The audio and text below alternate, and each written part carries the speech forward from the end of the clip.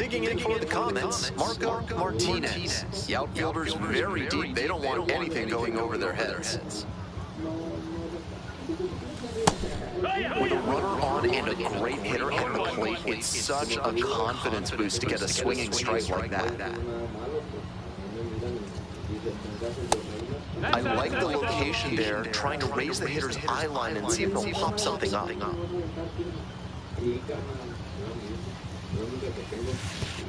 Oh my, right to the backstop. And now a runner in scoring position.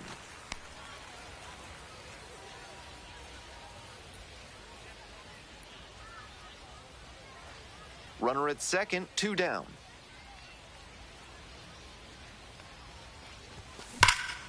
This out to center, going back pretty deep. That ends the inning. 1 runner left aboard. They're down 1-0.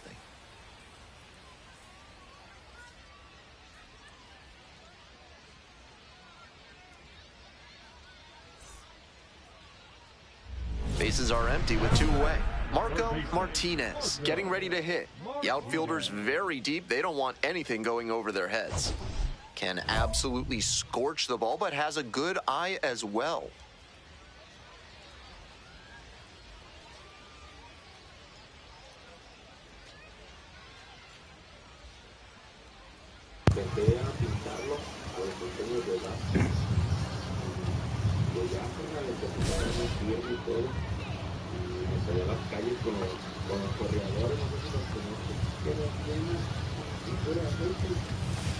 And that one fouled off. 2 outs, bases empty.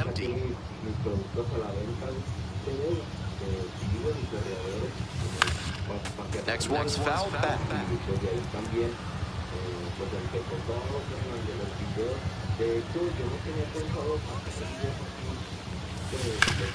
That one down the line, and it goes just foul.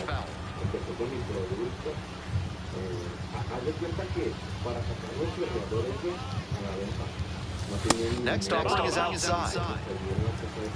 1-2.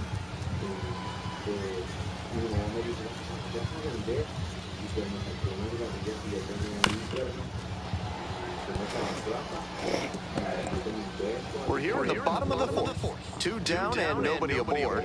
Here in game 1 of this 3-game series. Look at the stop here. Gathers and throws. Nicely done for the out. Offense held in check here. We've played 4 full. Albuquerque ahead in this game, 3-0.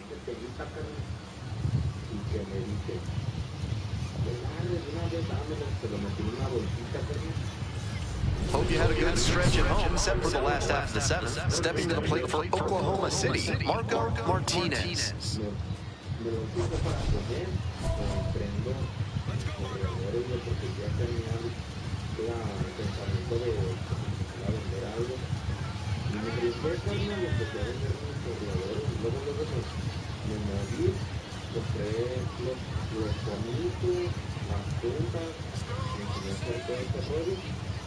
La pintura, pues ya tenía preparado el producto. Lo siguiente que hice, TikTok. Luego empecé a probar mi producto yo para que la gente lo viera. Y pues toda la gente, yo quiero. Y en el TikTok recuerdo que les dije, una raza, quizás los corredores. That one fouled off. Yo te lo dije, otro carnal. The 0-1. He swings and fouls one off.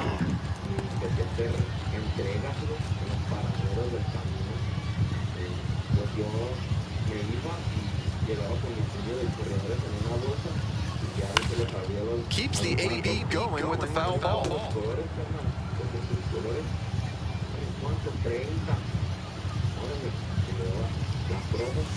That one not close.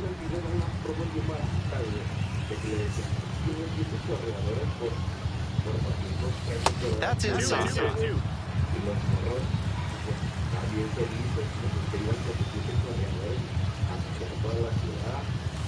Still 2-2 after the foul ball.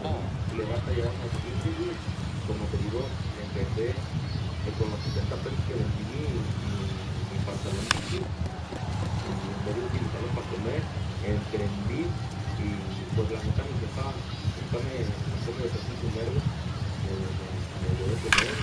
Huge swing, and this one sails out of here to right field. A towering blast to right, a solo shot, and they cut into the deficit. It's 5-1. Still behind, but a little more hope in that dugout now after the home run. That was a nice, patient approach in that at-bat. He let some bad pitches go, found one he liked, and didn't miss. Man on at first, coming up to the dish for Oklahoma City, Marco Martinez. Gibbs measures 6'1", just 21 years old, and he was a 5th-round pick in 2025. Chases a high fastball there. I'm sure he wanted a fastball there, but you can't be swinging at ones that are that high. Might be time to tighten it up. This one is labeled. Adios, pelota. A 2-run shot, his second of the night, and they close the gap. It's 5-3. This ball game isn't over yet. That home run closes the gap a little.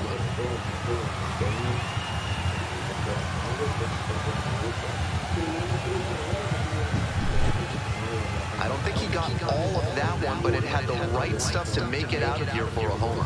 I'm sure he'll be just fine with that one.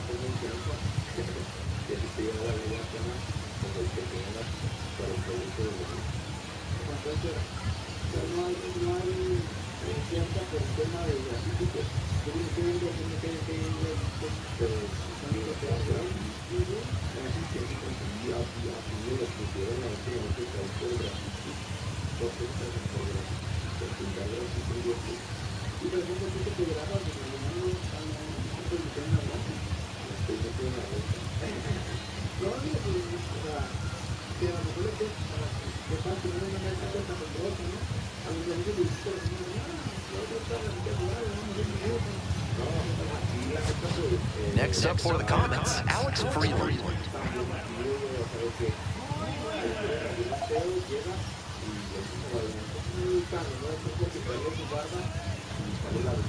And the time runs at the plate. Up the middle. And it's through for a hit. The tying run is aboard.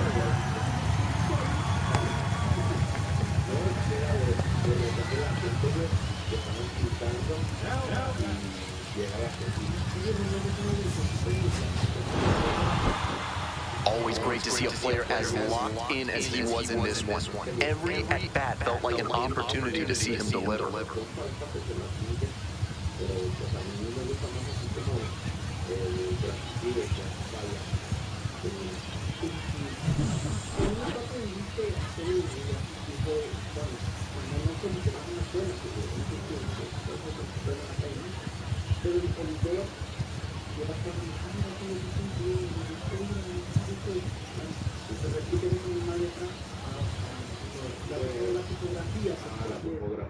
No, pero es que como va pasando el tiempo, vas agarrando más, como más práctica, y la tipografía, pues al pasar del tiempo va evolucionando tu graffiti y pues tú puedes inventar tu propio logo, y por lo que yo hice, yo creé mi propio logo, mi propio talent. Yo no le copié a nadie, yo aquí en mi tablet y pues así lo apunto de ahí, y cada que puedo. Sí, yo me gracias a una regla, porque no hay reglas de alternativa, pero nada, como si quiera. Y hacer de combinar, usar mucho el tema de combinar las minúsculas con mayúsculas. Y no, pues es como, yo pienso que es como sería más chido, yo digo, no, pues si así se ve más chido que una mayúscula, una minúscula, otra mayúscula, minúscula y mayúscula. Si se ve bien perro, pues ustedes, pues como que dice, como en el grafiti no hay reglas de qué minúscula, minúscula, oye, pero si una persona no se puede poner perro,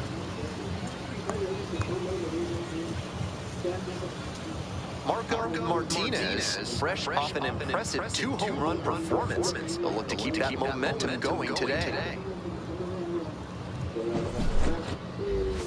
It's the Albuquerque Isotopes and the Oklahoma City Comets. Introductions wrapping up down on the field. First pitch just minutes away. Now it's the right fielder, Robert Callas.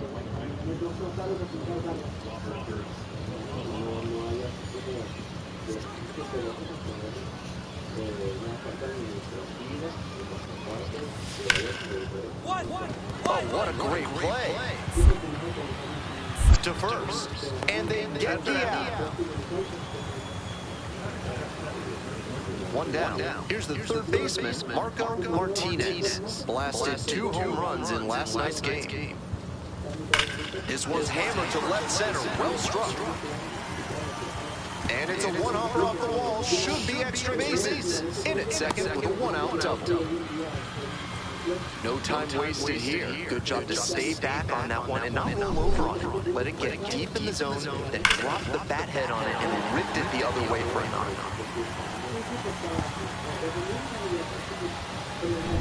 Here's the catcher, Kyle Higashioka.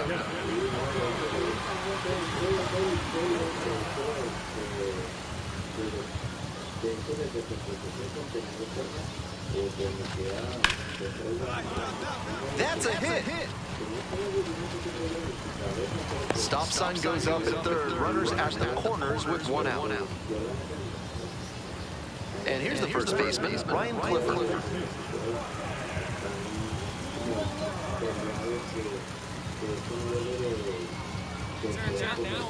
Goes down on strikes, and he knew he should have offered it that one.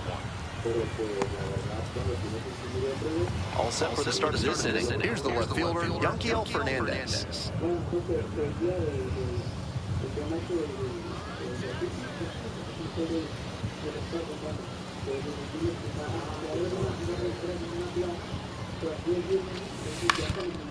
To third. And there's one away. 1 out and the base is empty. Martinez cracked a double the first time at bat. This one lifted in the air, left field, Fernandez. And there's 2 down. Stepping in, the long ball threat, Marco Martinez. 1 for 2.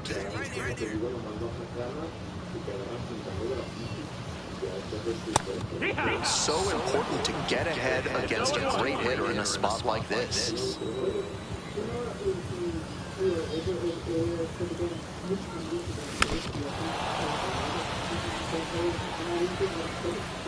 Oklahoma City with the tying run at the dish.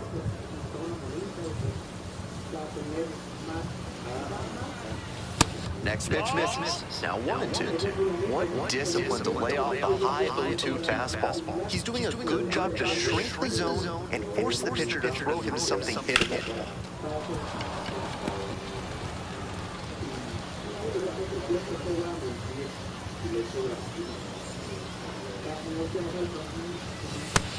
That's a ball.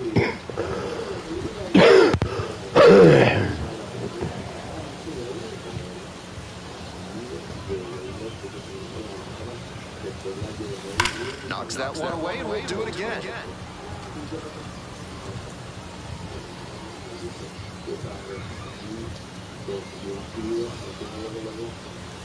Righty comes to the plate. Not close with that one. 8th pitch of this AB up next. Kyle Higashioka, the slugger lurking in the on-deck circle. Another full count pitch. Swings at the big bender for the K. They get a run on 1 hit, no errors, 1 runner left. 7th inning up next. Albuquerque with the lead, 4-2.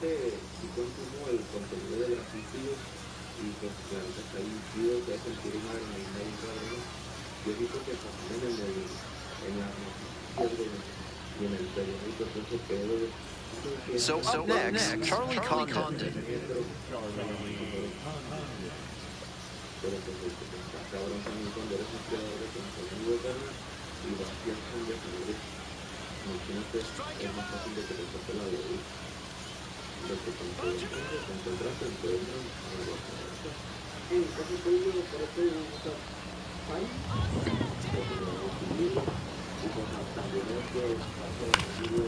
This to third, Martinez. There with plenty of time. Inning over. 1 hit, 1 left. Time to stretch. So 2 on and 2 out. Up next, the switch hitting third baseman, Marco Martinez. 1 for 3. Out to center. Makes the grab. The inning is over, and it could have been worse.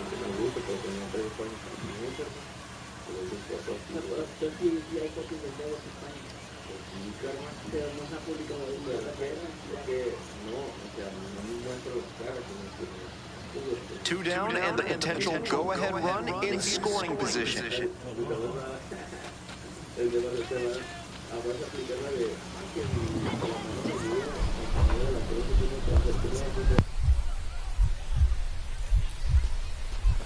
Drops it down the third baseline. Martinez. That ends the inning on the bunt attempt. No run.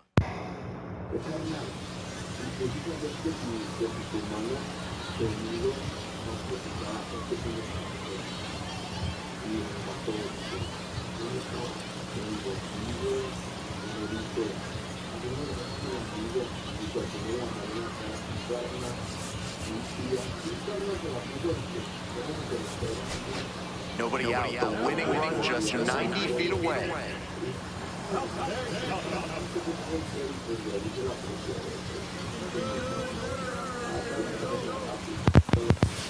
That one is absolutely pummeled.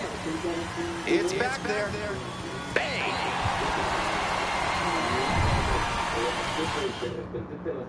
This one in.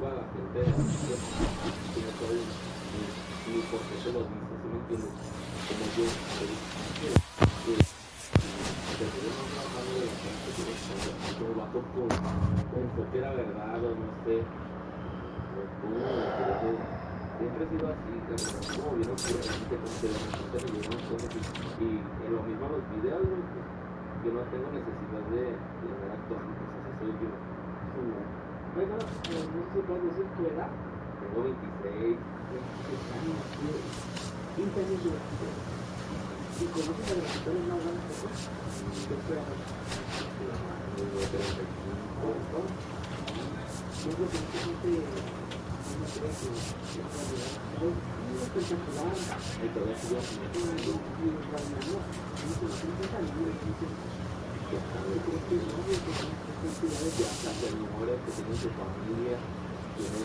que mantener la casa y todo, entonces donde sale en el día son hombres y en la noche son dos hijos.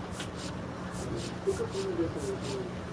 A esa edad ya se me digo que mi no van a hablar pero tú lo ves de hecho después de años entonces ya a lo mejor te eres grande te sientes la cosa pues yo me considero que ese día pues estoy la neta, estoy como en el mero punto donde hay que pintar, ya después, también me gusta seguir pintando, pero pues ya así más rápido, tenía un ritmo menos agresivo, porque ahora sí, pues salgo con un de esos 2-3, con la voz, con la ciudad, 2-3, y así me la estoy tratando con un chiquito, aunque algunas veces también, como te comento, se me apaga la cámara y tengo que grabar y poder contenido durante la calle. Oye, cuando ventas aquí la firma, ¿encima gente o pasa aquí? Nunca me ha gustado, la verdad. Digo, como que no hablan, entonces la firma, igual la que te pongas, nombre jugador, que no manda la persona para eso. Porque han matado gente. Es que en la justicia hay reglas muy estrictas, como por decir, si voy a llegar yo, si voy a entrar, como por decir, alguien tiene una firma, yo quiero entrar una bomba, la bomba es algo que está hecho en una calle extraña, por cosas más alegres, pues no, pero siempre intimada así a alguien, la verdad no me gusta, siento que no se me está viendo porque no me gustaría que también me dieran lo mismo que me lo dieran a mí. Pero acá, la neta sí no te digo que pues allá en la ciudad los tres brasileños también como que puras fibras y pues de repente amanecen mis brazos y todo ya sabes que de parte de ellos una más bonita que sí, pero o sea, pues allá en otra colonia de la tuya, pero si no se imagina también, pero esto es un problema. No, pues muy distinto y hasta los bajos de vista me piden a ponerse y aquí me conocen, güey, pues me hablan tiro, oye, es de lo que te dice el agua, pues dice que no, agua todo, si tomo agua, pero no, hay que pensar, y cada vez que te echas una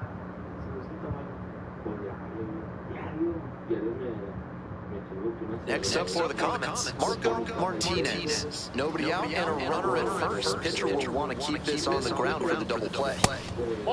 He, a 6'3" right-hander, 28 years old, and he was a 6th-round draft pick back in 2019.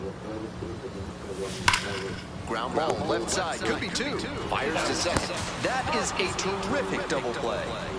That play looked smooth and simple, but it's anything but. Credit to them for an outstanding double play.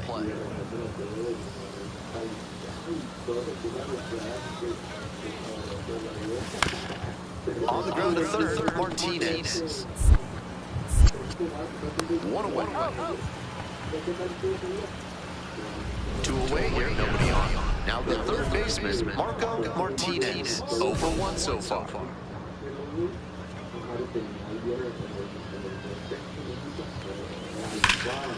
Huge swing, and this one sails out of here to right field.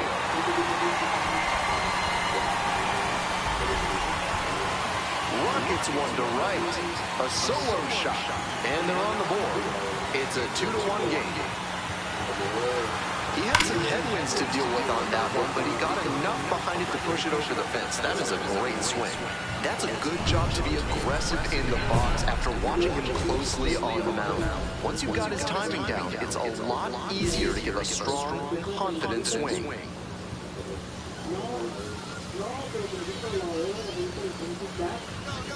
Martinez swings through it for strike one. This could be a big moment in this game. A hit swings it toward the offense, but failing to capitalize gives a lot of momentum back to the pitcher. The 0-1 offering. Chopper rolls foul. El señor trabajador de donde venden las lavadoras y me dice, yo he seguido tus redes sociales, 0-2 now. It's ball one. le digo, dice, sí, le digo, no, pues, oigan, no se encarga de cuidarse de la lavadora. Y me dice, sí, tengo, le digo, ¿cuánto me va a cobrar? 1-2 now. Spoils the two-strike offering, another coming up. First and second here with nobody out.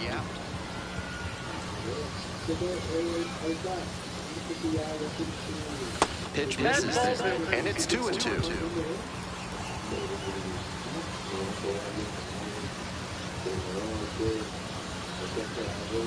And it's crushed to deep left. Way back there. Bang! A three-run home run. Second home run of the game. And they slide in front in the sixth. It is 4-2. That was a big-time blast in a big-time spot. Some hitters are just so good at covering the outer half of the plate. He did very well to extend his arms and use a whole lot of force to pull that one up and over the wall for the homer. Ready to go for the last half of the inning. Here's the third baseman, Marco Martinez.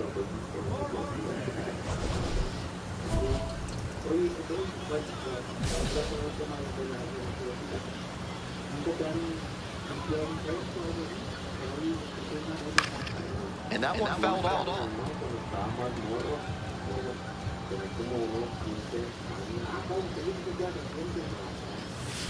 Foul ball there.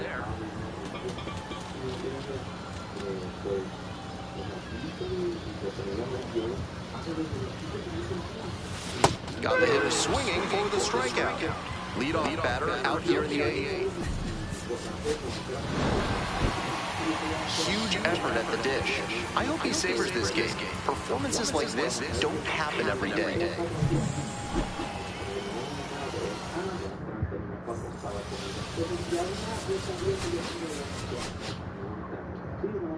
Ya fin de semana sí me pongo más chido, ya fin de semana pues cuando ando pintando, pues me gusta pintar, entonces ya pues pongo borracho, vámonos a la casa. A dormir, un ratito, señora, si te creen, ya no va a tomar. Pues la verdad, pues ya sabes que me gusta.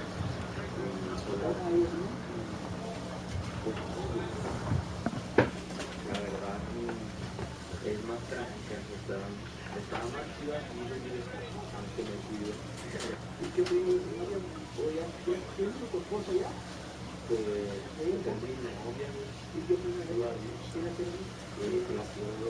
Mi morrita, mi bebita, mi lobita. Oye, claro, bueno, todo el mundo tiene el centro, ¿qué te entiendes? No, pues nada, yo siento que, pues como te comento, yo le empecé a poner la Mary Jane desde que estaba bien morrillo, güey. Y pues mi papá se sacó de onda porque no quería dejarla. Y pues me engañó, carnal. Me dijo, no, vamos a llevarte al anexo. Como allá en el anexo está la bota de mi casa. Y me fue y me llevó, güey. Pensó que nomás era para unas clásicas. Que me llevaron a una clásica, yo, un güey, van a querer estar a piedra, para una familia. Que ya, fuimos, y me metí ahí a la mesa, ya escuché a todos los que estaban ahí dando sus clásicas de una película, ¿verdad? Y de repente, tú, das tus clásicas. Yo tengo que decir, carnal, no, no sé de lo que yo estoy acá. Marco Martinez. Now, Marco Martinez.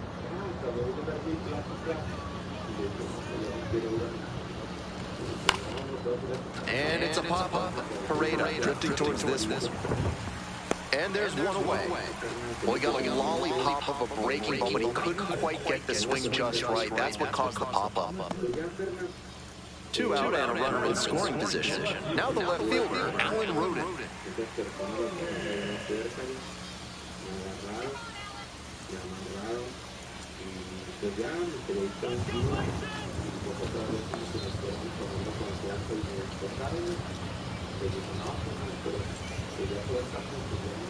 Here comes the 1-2 pitch. Swing lifted to left field. Urbina settles under.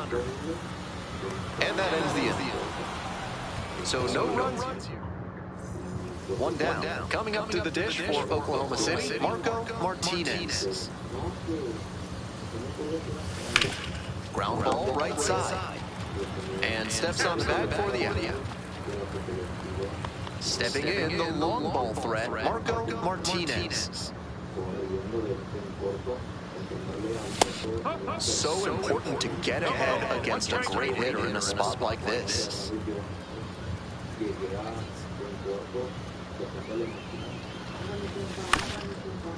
Up the middle to Jesus. Play made. That ends the inning. One hit, one left. 6, 7, and 8 hitters due in the bottom of the 6th. The Bisons lead it 4-1.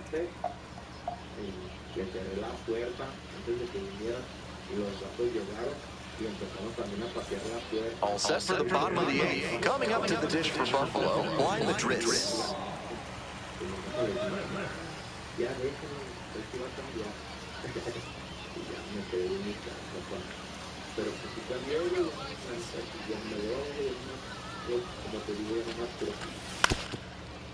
Grounder left side. On to first. Leadoff batter out here in the 8th.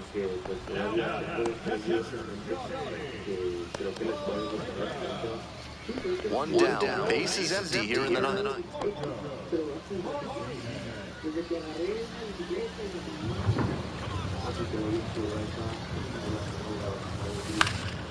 Foul ball there.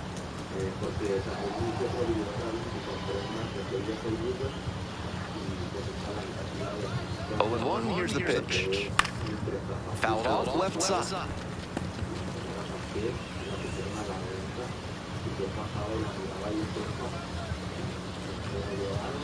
0-2, here's the pitch. Absolutely unloads on this one to left field. Forget it. A home run. Made the hurler pay for that one. A solo shot. And they're chipping away. It's 5-2. That long ball just added some more drama into this game.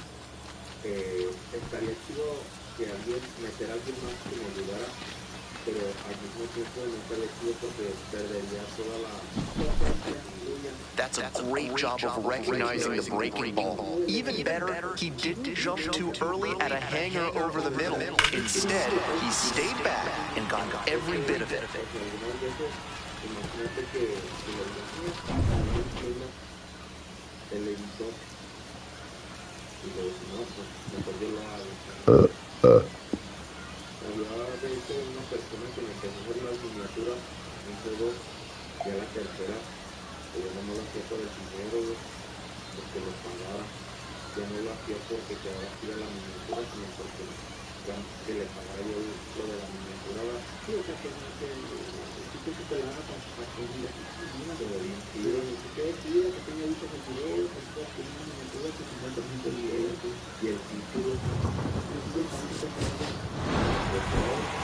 He was a difference maker for them in this one.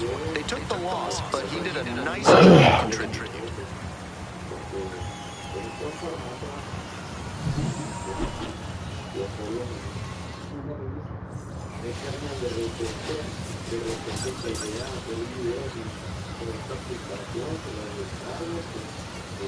So 2 down. Stepping to the plate for Oklahoma City, Marco Martinez.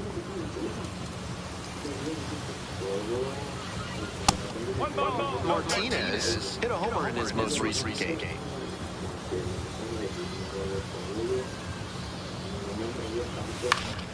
Swing and a foul straight back.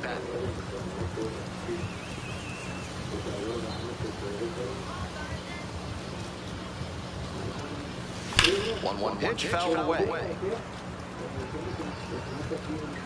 2 outs, bases empty.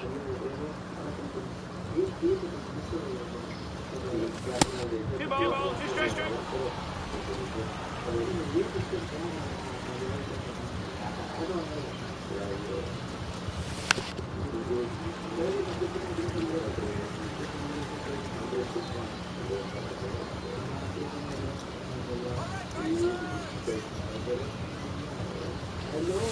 Got him swinging, chasing the changeup.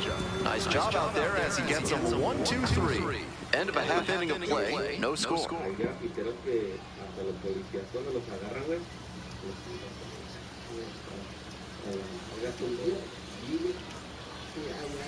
Up next, the switch-hitting third baseman, Marco Martinez. Homered in the ballgame yesterday afternoon.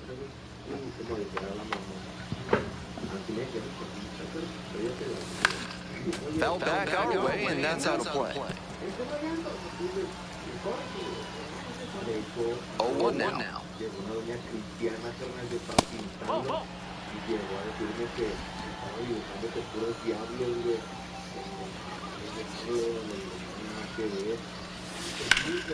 Out to center.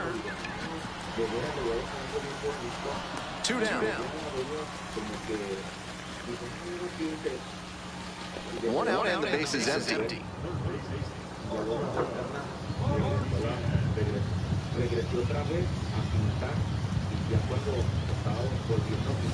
Up and in.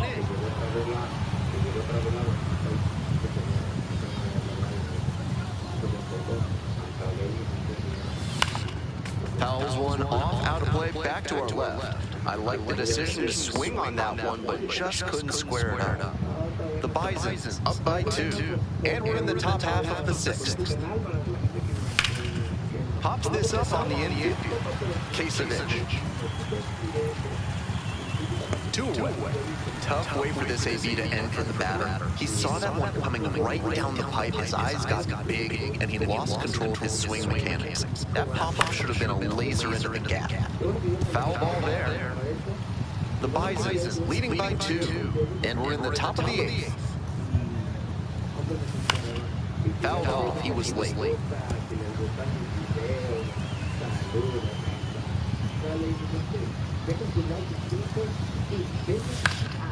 Fights that one off, we'll reset and do it again. Here's the 0-2 pitch. That one in the dirt.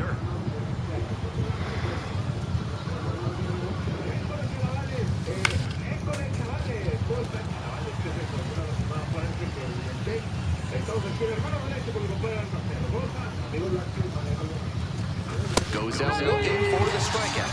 Hey fans, remember that when either team strikes out 10 times in the game, Big Kale Soda will send every fan in attendance home with a 6-pack of the healthiest soda out there.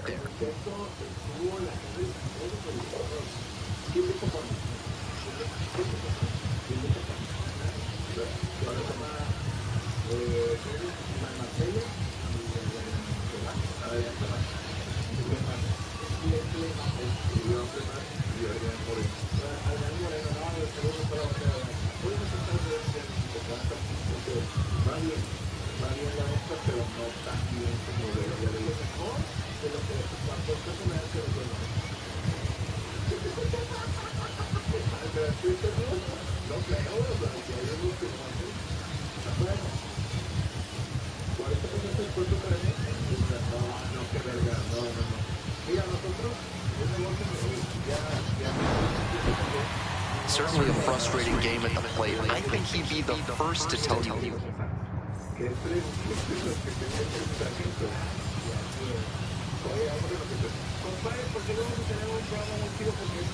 Top half of the second from Buffalo.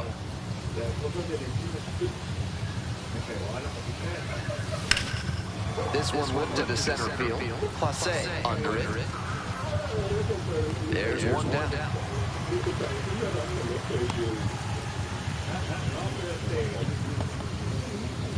Two away, and the bases are loaded. And next, the cleanup hitter, Marco Martinez. The outfielders are very deep. They don't want anything going over their heads.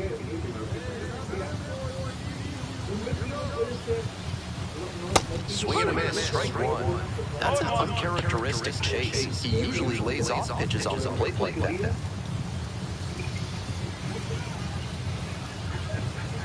Bases loaded, dangerous batter. And that one fouled off.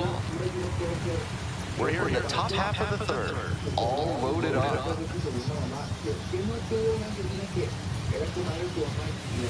That missed inside. It's a ball and 2 strikes.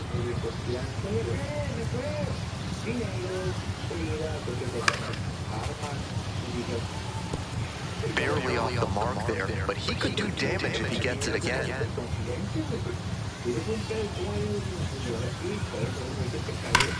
Hard contact, this one driven deep to right. Back there, bangs off the wall.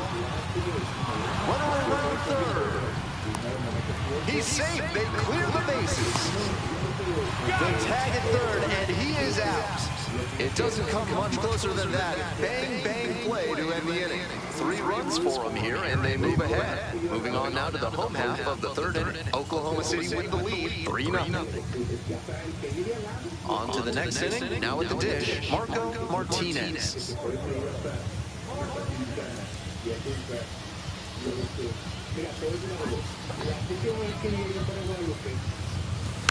That one fouled off.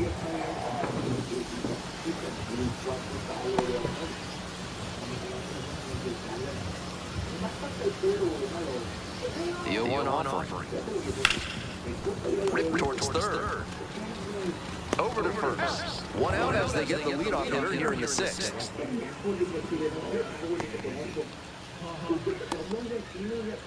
2 away here, nobody on. Martinez digs in now. 1 for 3.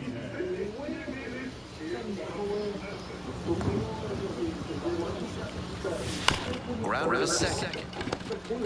They're in plenty of time, and not much going on for the offense that time. We head to the bottom of the 8th. Comets out in front, 3-0.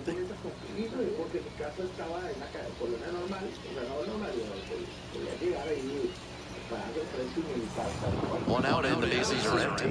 Johnny Parade getting ready to hit.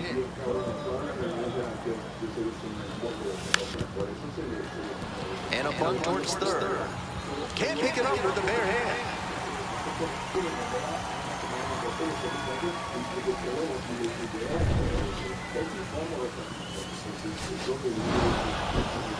This game shows just why.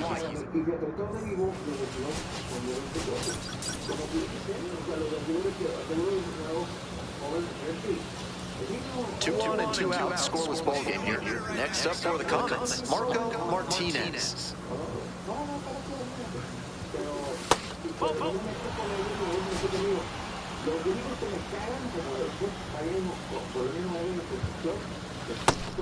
Advantage to the hitter right now. He's got runners on and a friendly count, so he should be aggressive on this next pitch.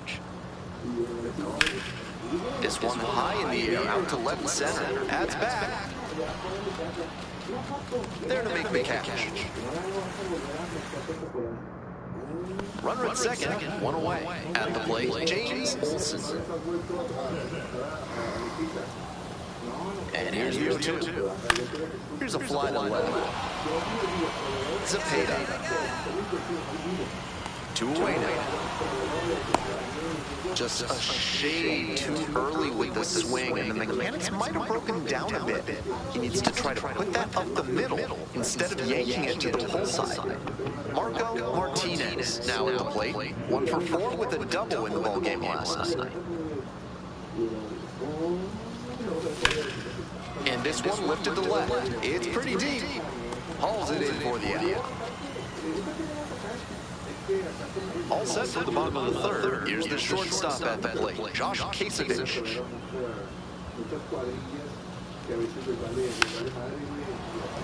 Trying to bunt for a hit, Martinez.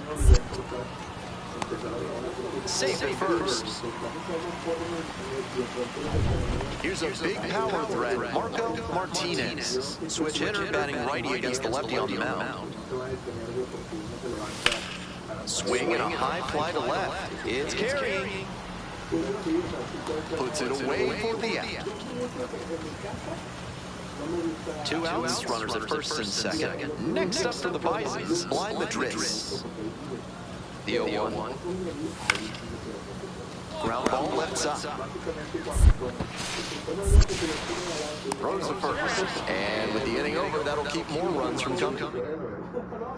And here at the plate, Marco Martinez. 0 for 3. He's blown out 3 times. Hit hard on the ground to short.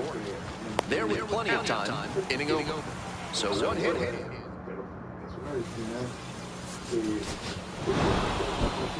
Tough sledding for him in this one for sure. Sure, they got the win, but this wasn't a day.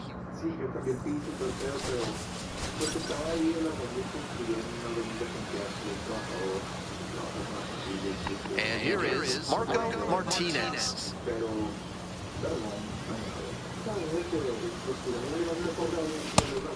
Can't focus on how this inning's gotten away from you. Just have to recenter and deal with this hit.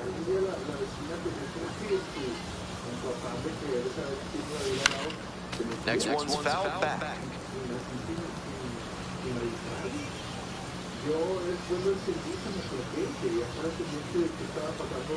Here comes the 1-1. Bash down the right side, but foul. Runners at first and second with 1 out. Outside. 2-2.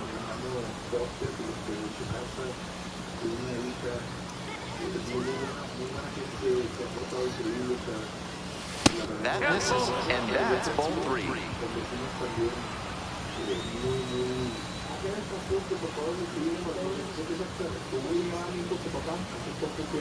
And that lowered the bases.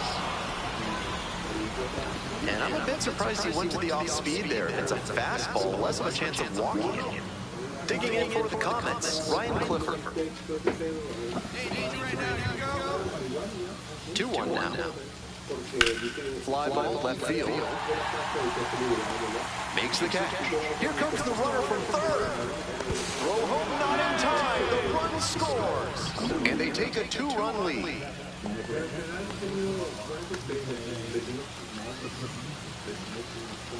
First and second, 2 outs. Here's the catcher, Jose Trevino.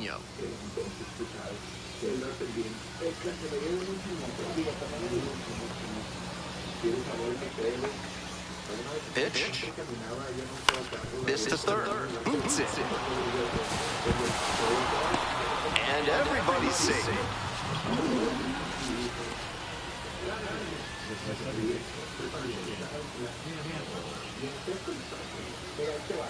Two gone and the bases loaded. Now it's the second baseman, Christian Campbell.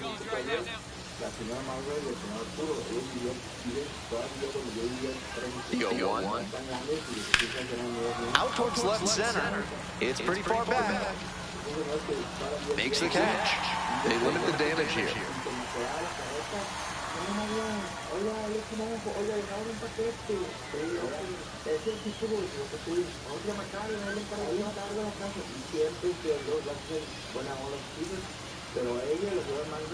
Two outs and runners at first and second. Martinez, the next to hit. Reached on a walk the first time.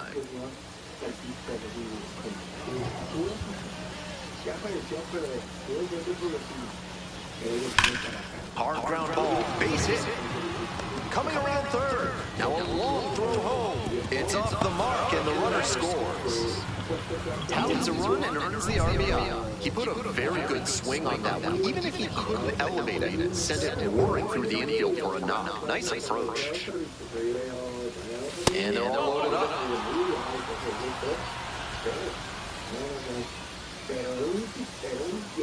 Stepping to the plate from Oklahoma City, Jose Trevino.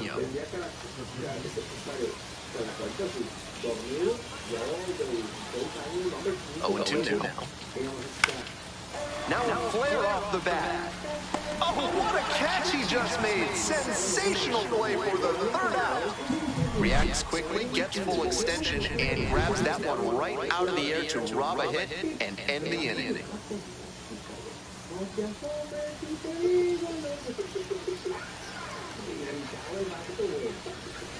Nobody on and 2 outs. Coming up to the dish for Oklahoma City, Marco Martinez.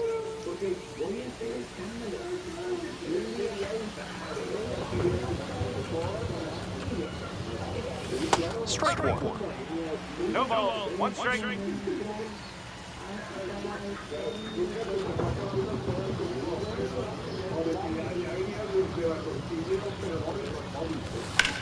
Swing lifted to left field.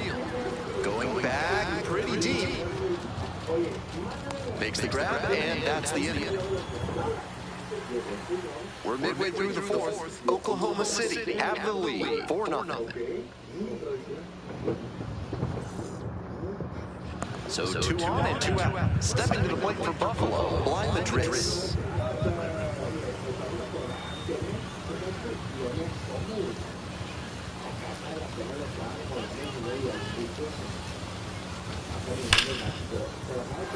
And foul ball. The batter now, Marco Martinez. 1 for 2. He swings and fouls one off. 1 out and the base is empty.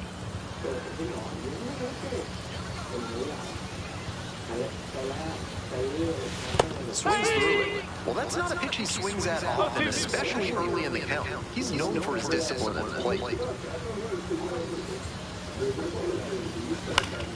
Fouls it back with 2 strikes.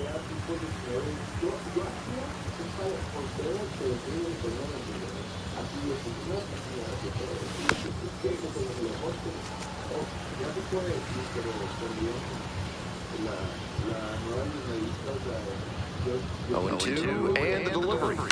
Gets a piece there, we'll do it again.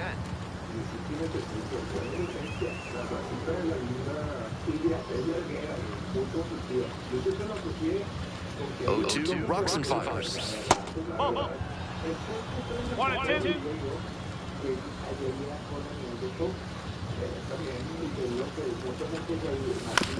On the ground to third. And there's 2 away. All set to start the 9th inning in this one. Now the third baseman, Marco Martinez. That's a ball. 1 and 0.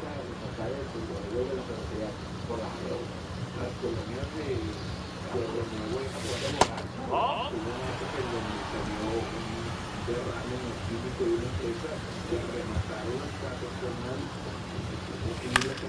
That one's spoiled, and it's now 2 and 1.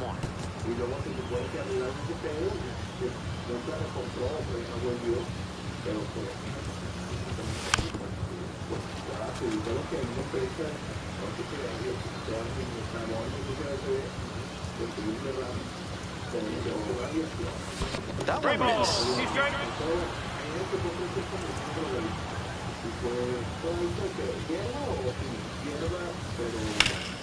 Punches that one away with 2 strikes. Now the payoff pitch. Swing and a miss. Leadoff man retired here in the 9th.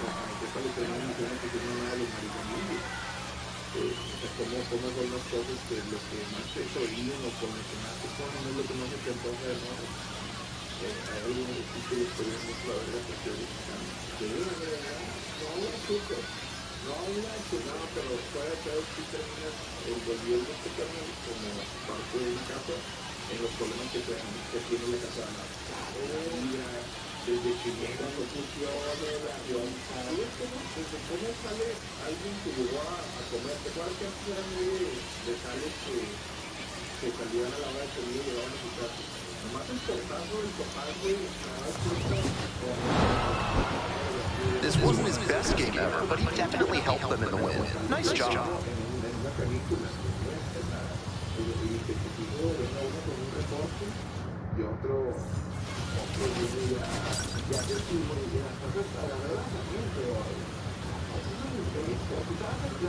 Here's the third baseman, Marco Martinez.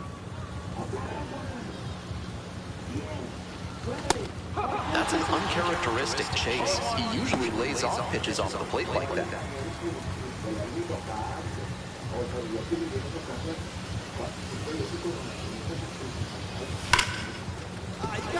And that's a one-out single.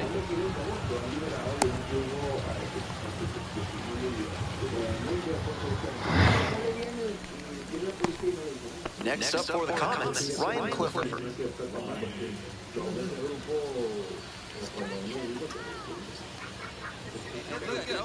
Here we go. Off the mark there, and the count is 1-2. Runner at first, one away. Throw over to the back, dives back in safely.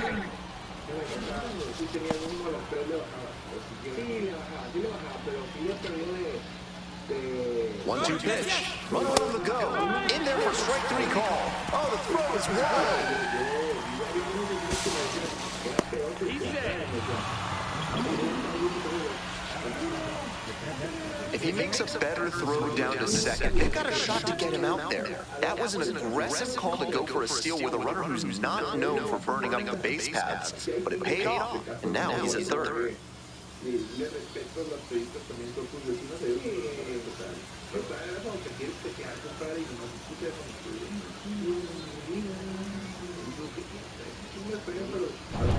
Two away and a runner in scoring position here. Digging in for the Comets, Jose Trevino.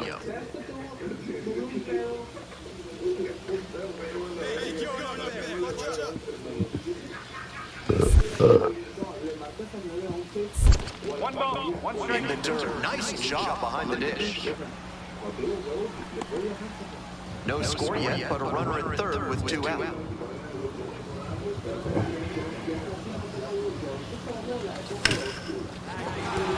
That's a base hit as a run scores.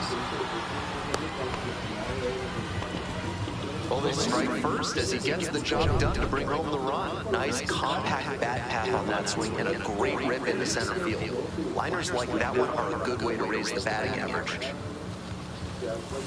Bunting for a hit. Barehands it, tough play. Safe at first, and an infield single keeps the inning going. Almost a highlight reel play on the barehand at third, but not in time to get the out. A for effort, though.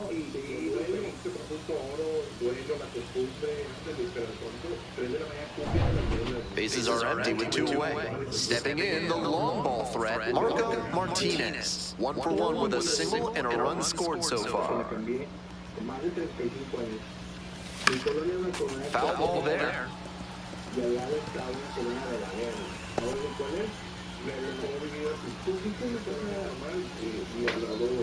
0-1. Yo abría la ventana, estaba mi vecino, el buena onda, decir, y las casas de al lado eran de un piso, nomás el de enfrente sí amplió, hizo para arriba. Se ve la colonia de atrás, que era la colonia de Malandra, sigue siendo ya vieja, pero no voy a decir también, no quiero que se ofenda, pero estaba de la verga cuando yo tenía 10 años, de la verga. Quiero que se ofenda. Pero estaba de la verga. ¿En qué sentido? ¿Bachecito? Casas así, obra gris, gente problemática, eran posesionarios. De esas cocheras que tienen reja aquí donde tienen que hacer así para que entre el culito del Monza. Del Monza. Sí sabes. ¿Cómo se llama? Mustiberg, así de un motor que se llama Mustang. Sí. Pero lo que te digo era, me acuerdo un chingo, nunca supe quién era, enfrente de mi casa, pero de la otra colonia se veía la casa, había una casa en obra gris, típica que el vato hizo un cuarto. 2 outs, base is empty.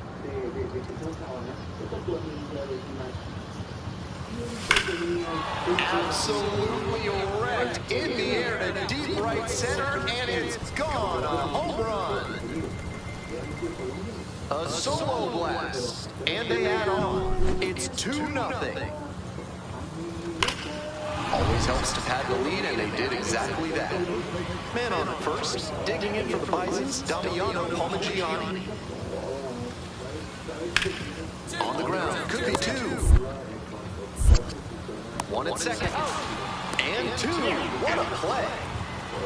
Always love a double play, especially when it's as smooth as the one they just turned. Up next, the switch-hitting third baseman, Marco Martinez. He belted a solo homer back in the fourth inning, which has proved to be a fairly critical moment in this game.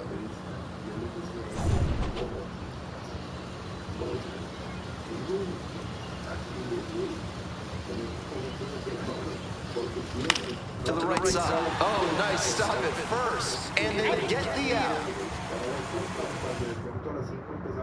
To the top of the order we go. Here's the second baseman, Alex DeJesus.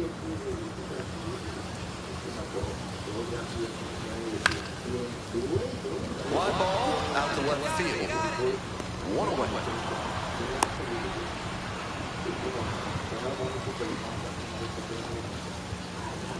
Marco Martinez will hit next. He's already homered in this ballgame.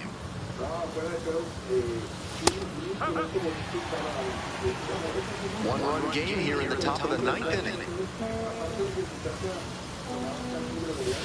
Late swing, foul to the left.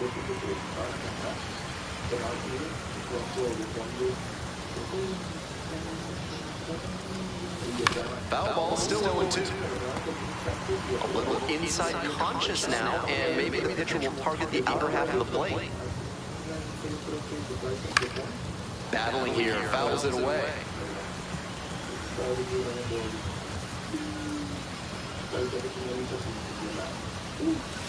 Swing and a miss, that's a strikeout. Only one out remaining. And this is the kind of work the manager was hoping for, calling him out of the bullpen to start this inning. Those two straight Ks really built confidence for the whole team that they can hold this lead.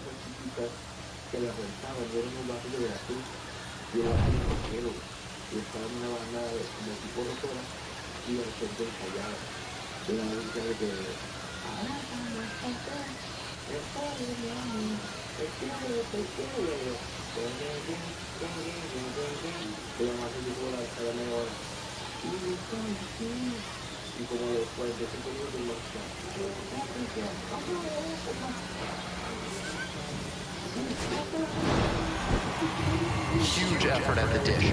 I hope he savors this game.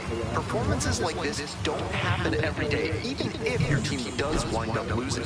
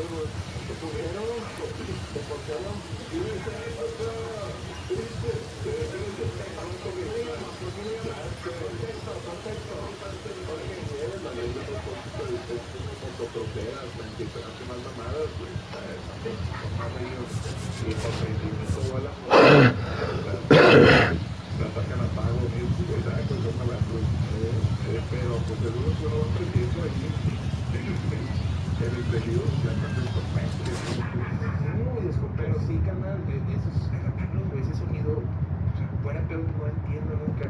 Que la estés arreglando, la tengas que cagar así, dos pinches chillidos. Pero, bueno, Chile, nunca tuviste un vecino que toda la tarde estaba calando un motor, güey. Che, estoy con tu puta madre, ya, güey. Tu mamá siempre lo justifica de que se dedica tiene otra línea. Es que él va a poner su grupo y dice, mira, la verdad se ha portado muy bien, cuando le dieron lo de las diálisis a tu abuelo, ahí va llegó la masacre, el vato nos llevó.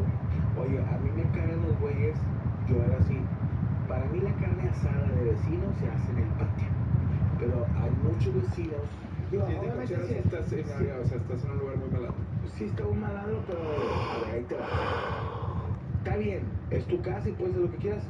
La cochera, sacas, es típico, sacas la tele, la mesita, te pones a hacer cargas, está bien. Pero hay vecinos que sí se pasan de verga, que se salen a la calle, güey, cuando tienen cochera. Yo me tocó vecinos que tenían frente bien para estar en el porche, pero no sacaban el carro. Y sacaban... No, pero ahí sí estás... Ya en la banqueta, güey. En tres caminos, compadre, si estás saliendo de eso. O sea, de cabrón. Te van a atropellar, te van a ir tus camaradas. Ahorita entró un vato bien pedo aquí a la colonia y se lleva hoy, güey. O sea, no, hombre, carnal. cosas de vecinos influyen también la guerra de bocinas. La guerra de bocinas, ¿tú has escuchado hablar de este pedo? Sí, güey, sí, sí, en la zona donde vivías.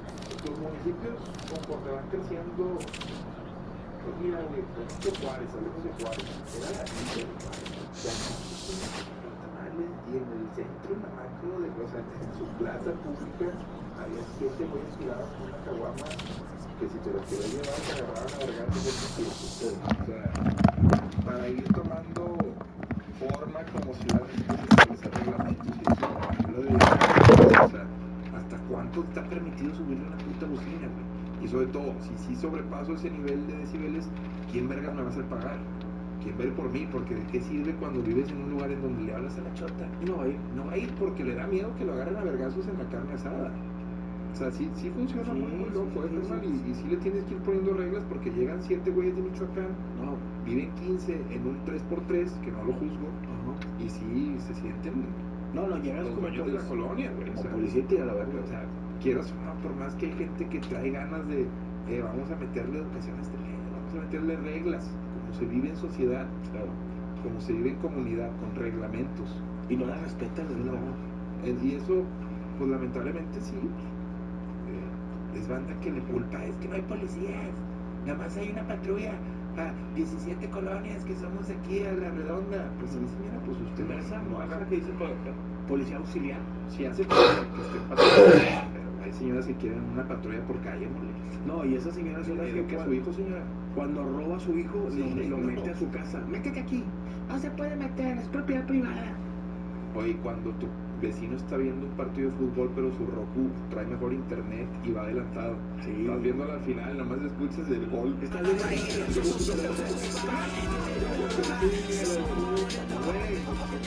Qué buena referencia. And welcome into the ballpark. Happy to have you with us. MLB The Show with a good one coming at you. It's the Philadelphia Phillies going up against the Cincinnati Reds.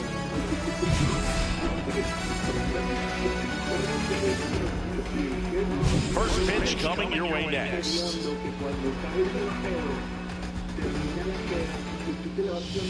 Just about ready to roll. And starting in this one, Hunter Green. He's someone you can rely on to provide quality innings in almost every one of the starts, Boo. He knows how to command the mound. His stuff is good, and sometimes it's even better than good. If he gets off to a fast start, look out. It could be a tough day for this lineup. Kyle Schwarber comes up to hit here.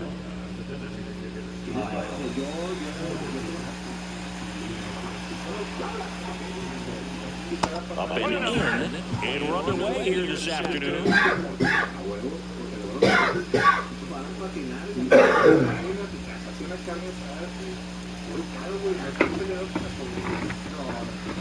And another ball.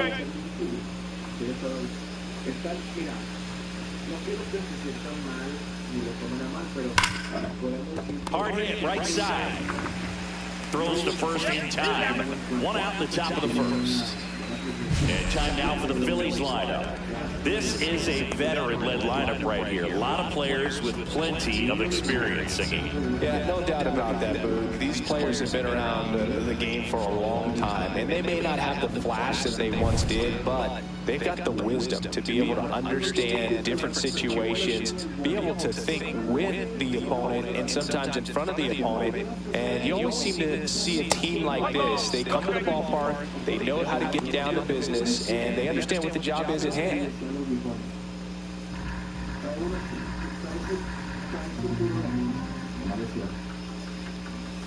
And a foul ball.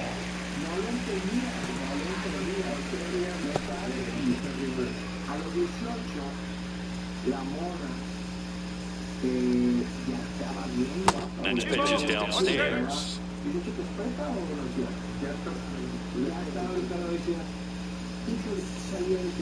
Gets him to chase after that one. I'm going to throw him another breaking ball. Try to go again with the fastball, slightly elevated. He's having a hard time catching up. And that's down and away.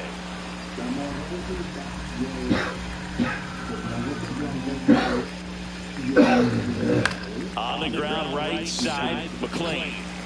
Over to first, and that quickly 2 away.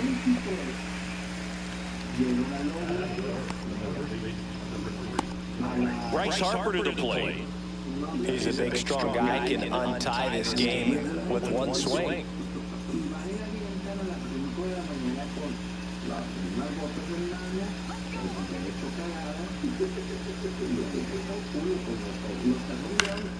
And first offering is fouled off. 2 outs, bases empty.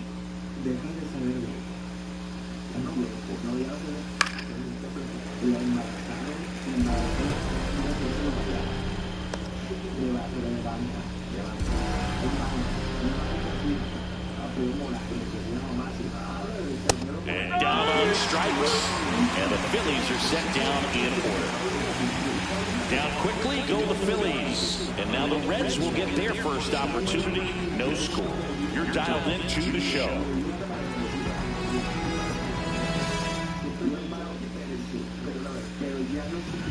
Back here in Cincinnati. And on the mound today, Zach Wheeler. It's always interesting to see how he utilizes all of his pitches and how many of those he has a good feel for on that given day. When he's right, he's really able to keep hitters guessing, and all of his stuff seems to be coming out of the same arm slot, the same tunnel, and that can make life very difficult on his opponents. Here's the center fielder, TJ Friedl. Pitch misses, and it's 1-0.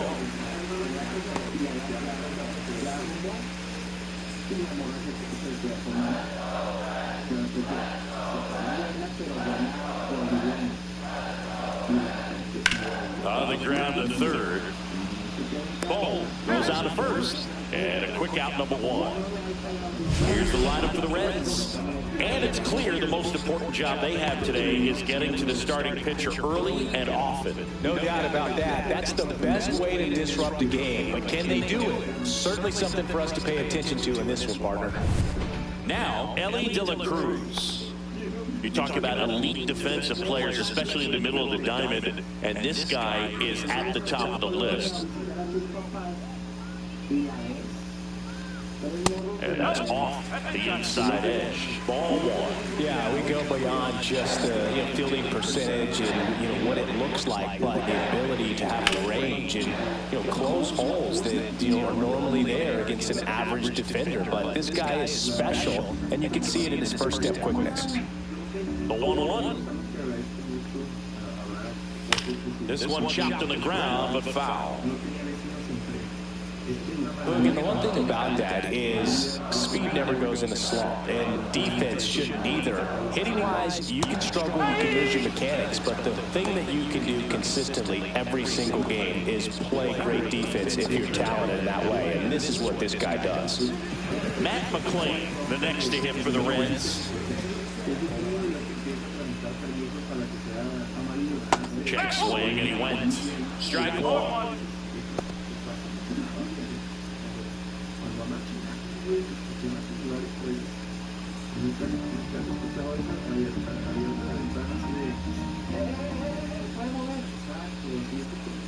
That one missed.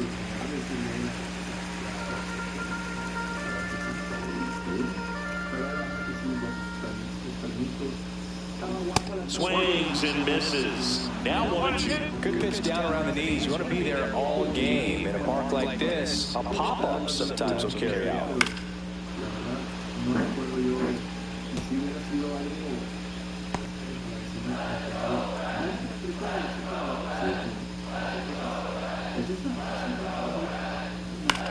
Headed towards the corner. And that is a foul ball.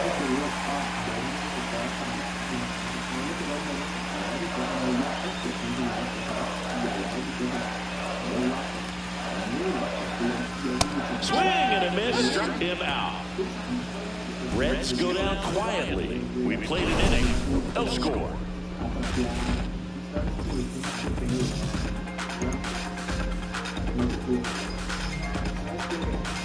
And welcome back to the ballpark. All set for the start of the inning. And now for the Phillies, Nick Castellanos. Green back to work. And that one fouled off.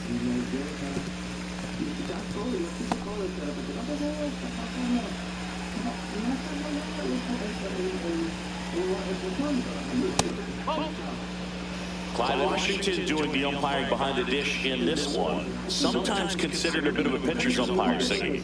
He likes the low ball, which traditionally favors pitching, but, you know, hitters get pretty good at dropping their barrel down, so we'll see how it goes in this one. Swing and a miss. And the count 4-2. That front door slider is such a devastating pitch. You don't want to get beat by the inside fastball, so you cheat a little bit, and then by the time it gets there, it's out of the swing plane. And that's outside.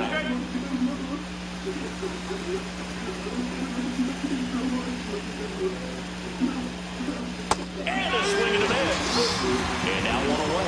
That's about as nasty of a splitter you'll come across, especially in terms of movement. I mean, that thing tumbles out of his hand and just drops off the table at the last moment. If he keeps it down, it's just so tough to put wood on. And here comes Alec Ball. And the first pitch misses for ball 1.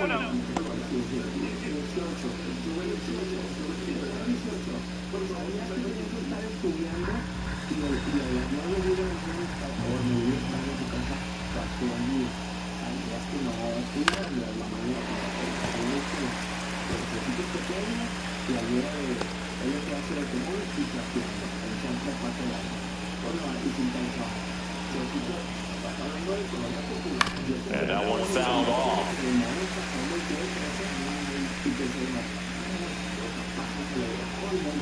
One down, base is empty.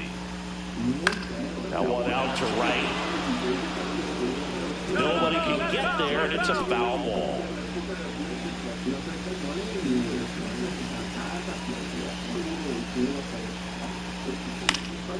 Fights that one away, still 1-2.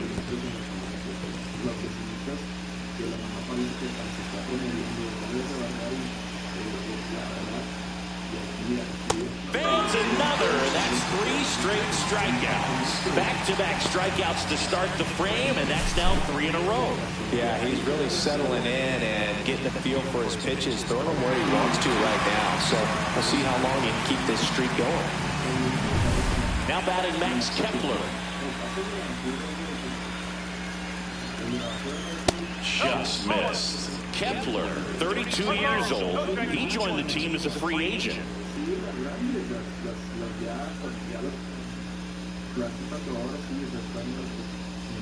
Righty delivers. That one the other way, and it stays fair. Makes the turn and heads for second.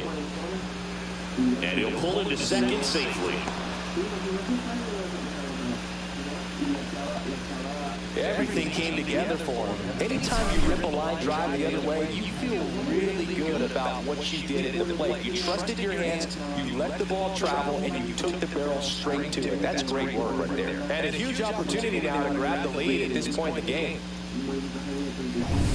And up to the plate is JT Realmuto. Check swing, and he went. And that's strike 1. Well, they're looking to get on the board first here after that clutch 2-out double made this inning interesting.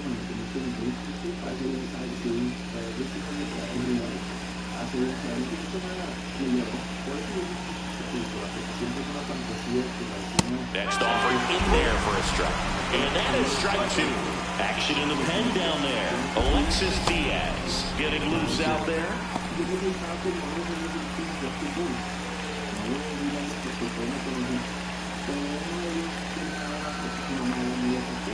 And it's fouled off. They'll do it again. Well, he knows they don't want to give him anything to hit, but when you've got opportunities to drive in runs, you've got to expand the zone. He's capable of going out there and doing damage with it. That one just misses. Just missing off the plate there, according to the umpire. And out there on the mound, maybe trying to get an explanation. Can't say he's convinced, but it looks like he's accepted it.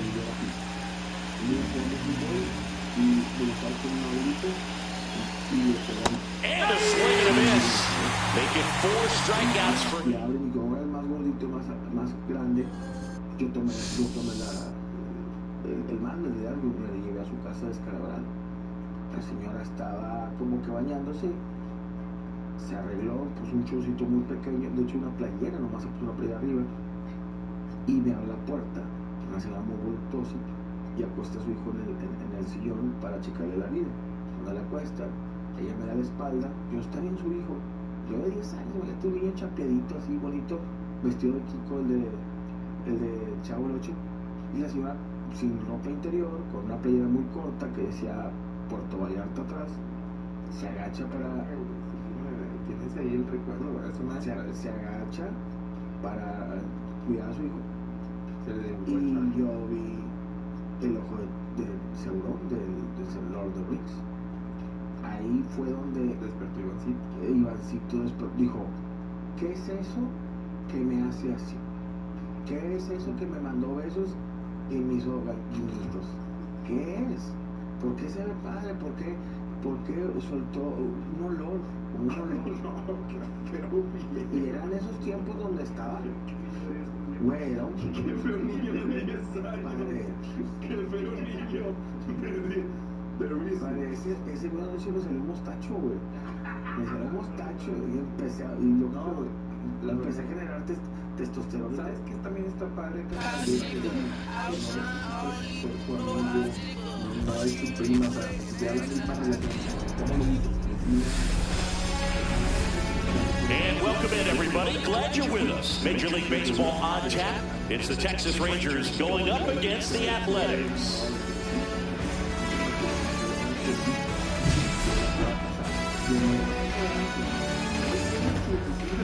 All right, we'll be back to get this one started after this.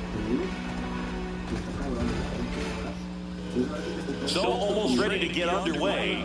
And on the mound today, Luis Severino.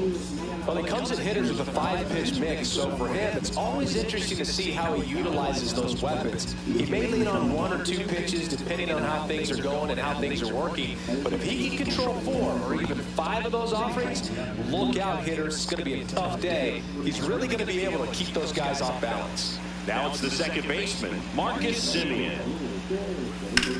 Swinging a ground ball and foul ball. It's so hard to slow yourself down when you see that juicy breaking ball, but the most success happens when you try to take that right back up the middle approach. Next offering is fouled back.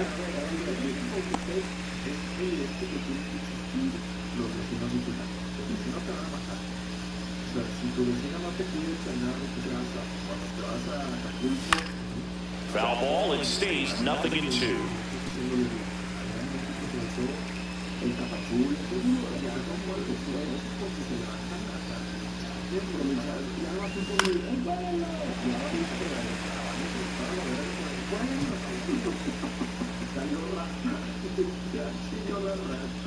And the righty deals. And takes low for ball 1. This guy's a fun guy to watch taking at bat. He just battles up there. He doesn't take a pitch off at all. Makes it so difficult on the pitchers out there. You can tell they get frustrated with how long it takes to put him away. And a pop-up, right side, foul territory. Langoliers puts it away for the out. And there's one down. And now we take a look at the Rangers lineup. Chris, this is a lineup offensively that could be really good for years to come. They're deep, first and foremost, but the way that they can manipulate their personnel for matchups and everything else, it's very intelligent the way that they use their team. And I think it creates a little bit of uncertainty for opposing teams, especially in a big game, big series.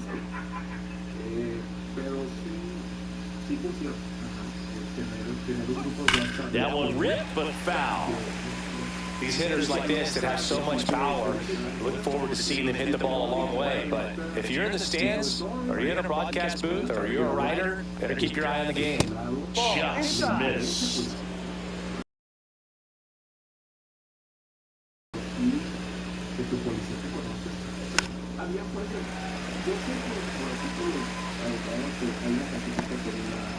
One out, bases empty.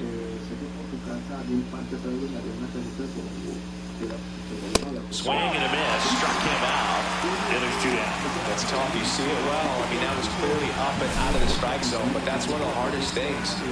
And when you see a pitch out of the hand at high level, that discipline to remember, I can't hit that pitch. If I can see it really well at high level, I can't catch up to that pitch when a pitcher's got this kind of velocity. Now the left fielder, Wyatt Langford. Tap foul to play. como dicen, son los grandosos, correcto. Pero sí era curar estarle dando un billete. 2 out space is empty. Se ponte aquí, termina a una tienda cerca de la casa y varias veces. The other way. Takes it himself, and it's a 1-2-3 inning. Nothing doing for the Rangers. And now the Athletics offense gets its first shot here. No score. You're watching Major League Baseball on the show.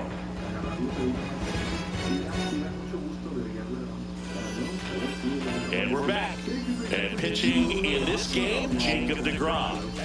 4-pitch guy, he's got some options to work with in terms of keeping hitters off balance. So we'll see how he decides to utilize those weapons through this start here, and whether or not he's able to mix them all in early, or if he wants to hold something back a little bit later, maybe second, third time through the order, and give them something they haven't seen. It's tough when you know a guy's got that in his back pocket. As a hitter, you really have to stay on your toes.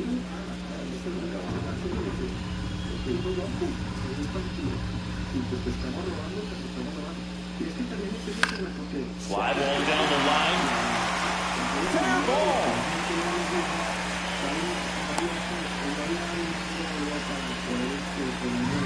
Hooked around that pitch on the outside, but he was still able to square it up pretty nicely. And that takes quick, strong wrist to pull that off.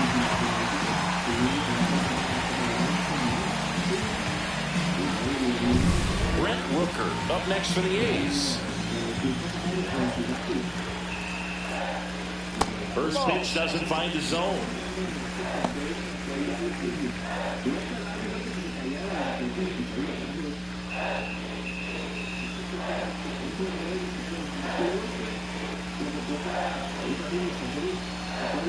Swing and a miss, strike one. 1 ball, 1 strike.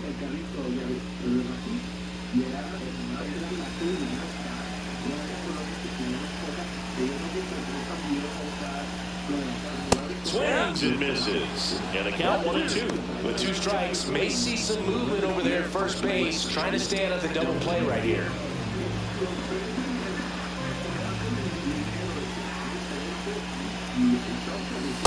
Ball.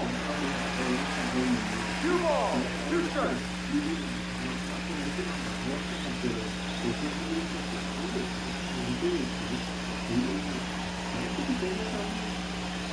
In the air, right field, pretty well struck. Back there.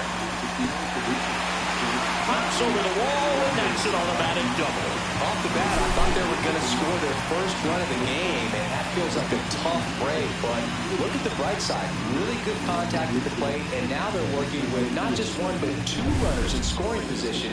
So they'd love another base hit right here. This is J.J. Bleday. High fly ball down the left field line. Back there. Gone! That ball was crushed. They must be going crazy in the dugout. It's 3-0. He only needed 1 swing to square it up. Not wasting any time in that at-bat, Boone. Aggressive, and it paid off.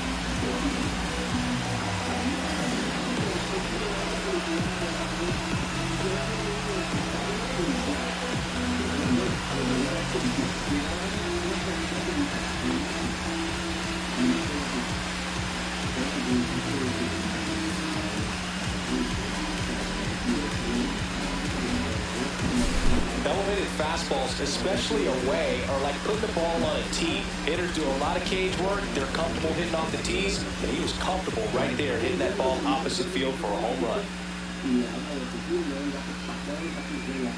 Here comes the manager out of the dugout, and he'll make a move for the bullpen. That'll be it for Jacob deGrom, and this is one he'd like to forget. Back with a new arm after this.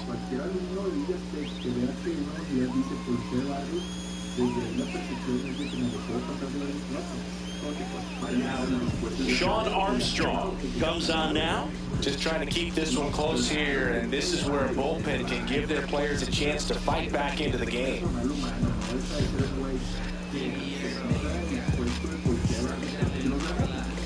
And now a chance for Shea Langoliers.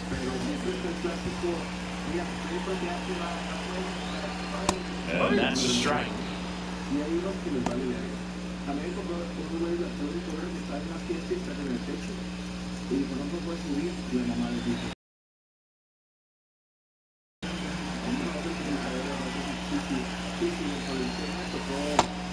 is outside, and it's a ball and a strike. Double-barreled action in the bullpen. Bobby Milner appears to be getting loose. Garcia warming up as well.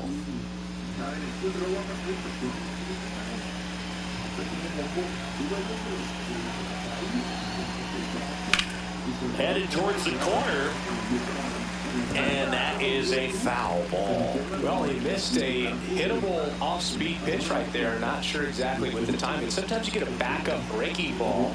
You're expecting it to be. Jumps, but it's off his glove. The throw is late, and they come away without it out. All over that one right there. That pretty much split the zone down the middle, and those are the ones where you got to make them pay.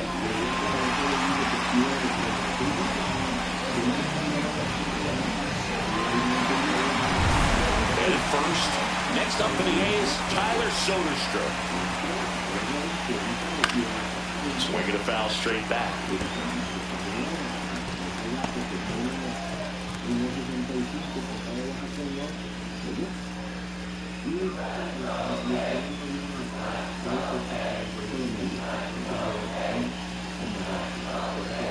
Swing and a miss. I think he was sitting off speed there. Next offering upstairs. Really good take, especially with 2 strikes.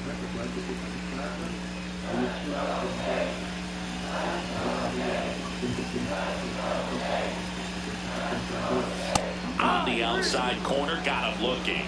Well, I'm not really sure why he let that one go by. I mean, out of the hand, it had a lot of the strike zone. Sure, it had some good arm side run at the end to move to the outside part of the plate. But with 2 strikes, you got to be ready to swing it there. You can't leave it in the umpire's hands. Here's the second baseman, Zach Geloff. Pitch misses. 1-0.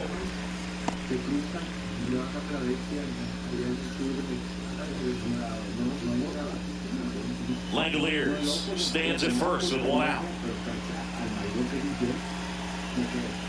And that is downstairs. Now 2-0.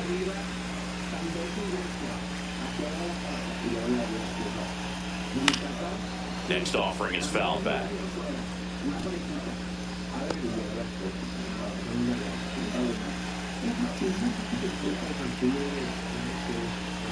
Close, but called a ball. And that's ball 3.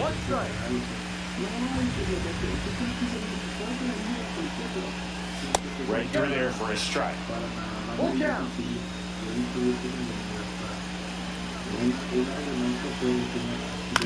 This one in the air. Berger. He makes the grab, and there's 2 away. And time now to check out the A's lineup.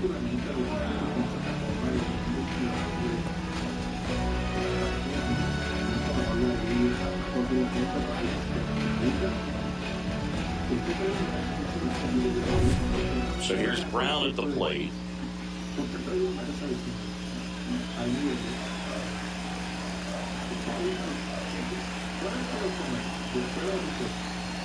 Yeah, big swing and a miss. No ball, 1 strike. There's a swing and a drive. And that's going to bang against the wall.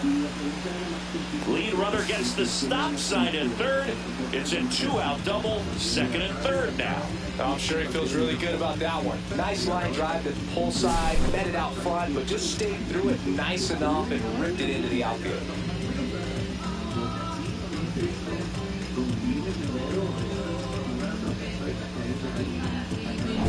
Here's Luis Arias.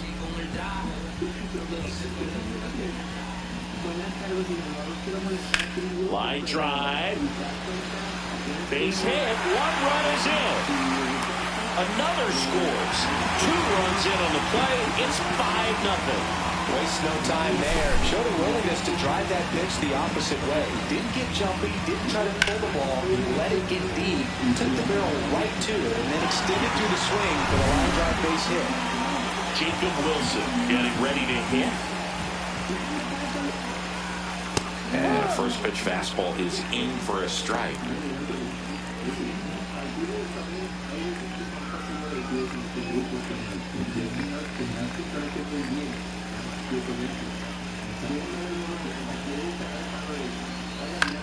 Swing and a fly ball in the air out towards right center field, and that's the third out. So 5 runs in the inning as they bat around. 1 inning in the books here. It's the A's 5 and the Rangers nothing.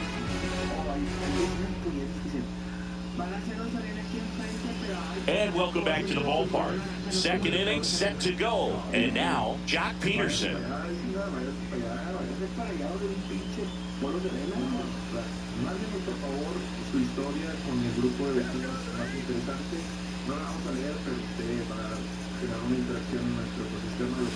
And first offering is fouled off. This is a very important inning here. After scoring all those runs, you want your pitcher to come out and just mow them down. The offense has worked hard. It's shut down anytime. Severino swings through that one for strike 2.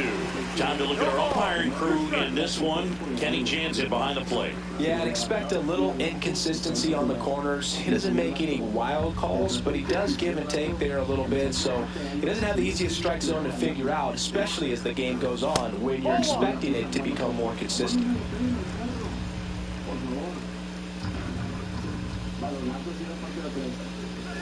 That's outside, and it's 2-2.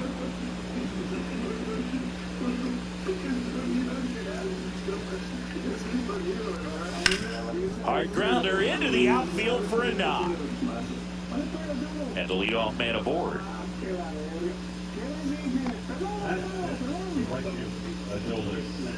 So up next, Adolis Garcia.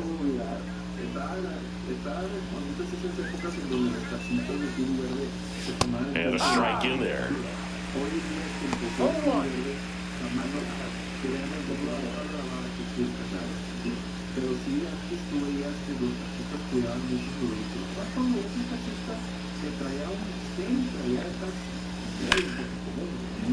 Foul ball.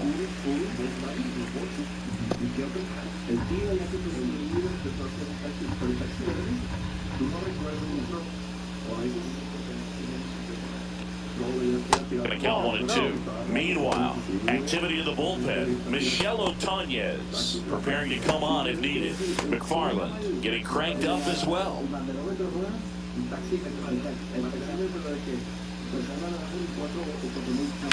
Hit on the ground by B2. Quickly to second for 1. Now to first, and it's a double play. Oh man, what a smooth double play. That was a thing of beauty from start to finish. 2 down, base is empty. Josh Young digs in now.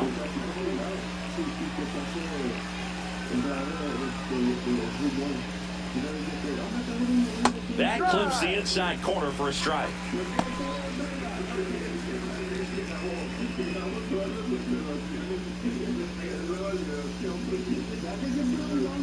Two down, nobody on.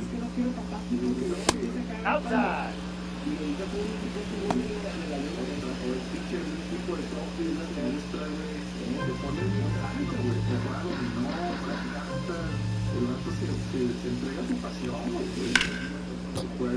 So a foul ball makes it 1-2.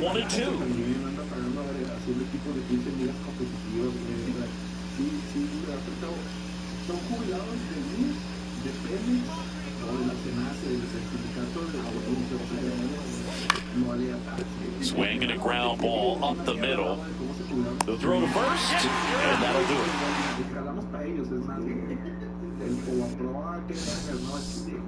O por ejemplo cuando el vecino su árbol, la rama más larga cae en tu patio, las hojas. Hijo, eso hay que ver mandarinas. Yo sé que hay gente que se está vergueando, güey, con su vecino por esto, güey.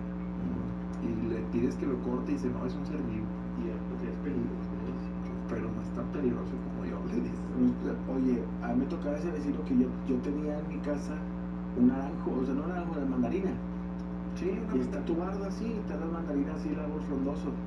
Pues no hay pedo, güey, puede ser pues, un chingo de mandarinas se caen. Y nomás así, 4 de la tarde estás en el patio lavando la ropa y estás tendiendo y nomás se ve la manilla así. El otro.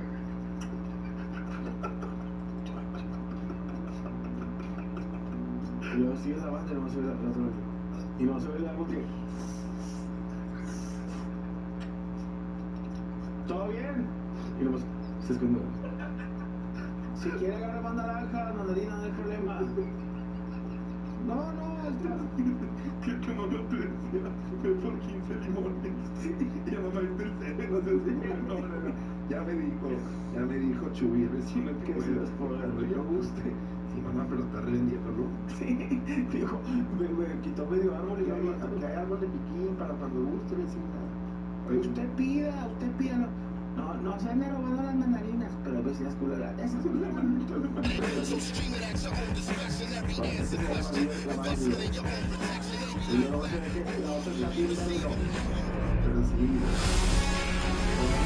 Hello and welcome. Thanks for joining us. We've got baseball on the show. It's the Washington Nationals going up against the Colorado Rockies. First pitch coming at you right after the break.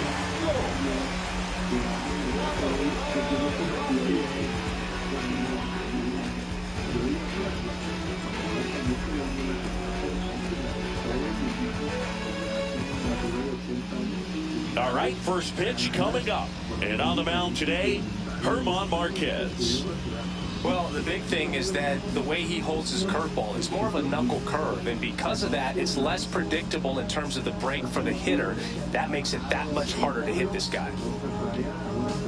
And now it's going to be C.J. Abrams.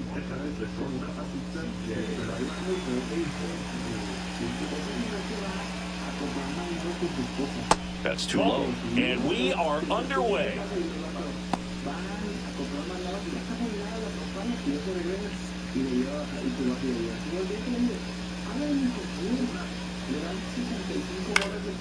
Fought off foul.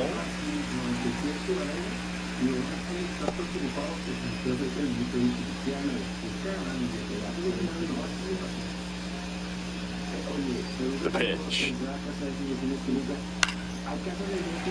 Swing and a foul out of play.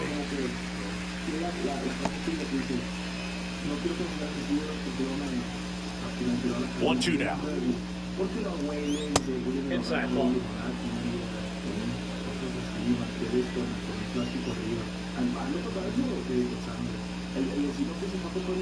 Swing and a miss, and he struck him out. And one away. Well, when you commit to throwing an inside fastball to your glove side across the strike zone, especially with 2 strikes, if you're going to miss, you want to miss off the plate in. You do not want to leave it out over the heart of the plate. So that was an excellent execution on that pitch. Really tied him up, and he couldn't get a piece at all. 1 out, bases empty.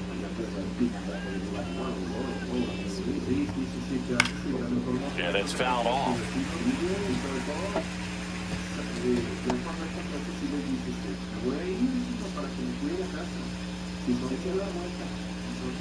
Pitch misses inside. It's a ball and 2 strikes.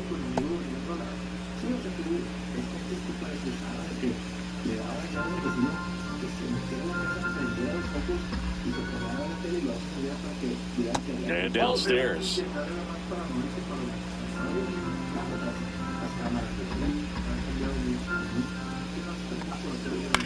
High fly ball lifted in the air right field. Bouchard snags it for the second out.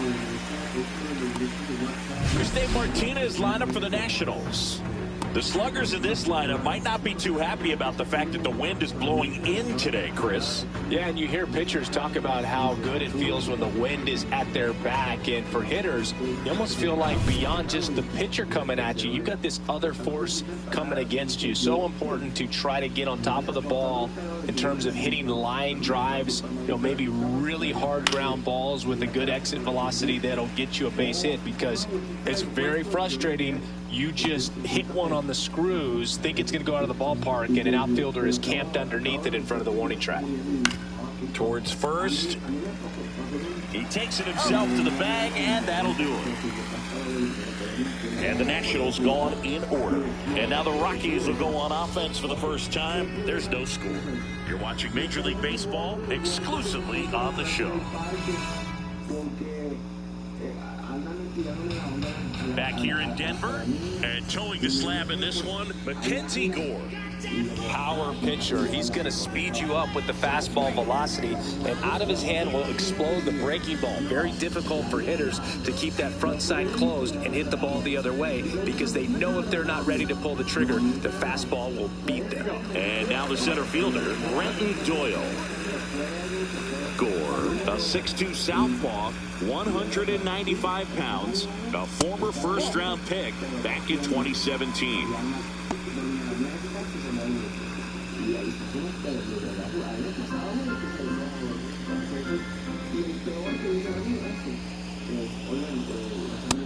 Nope.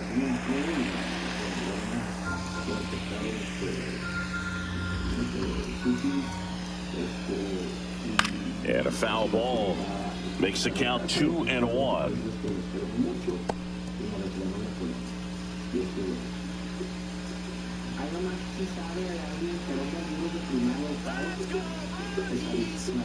And there's a ball. One strike.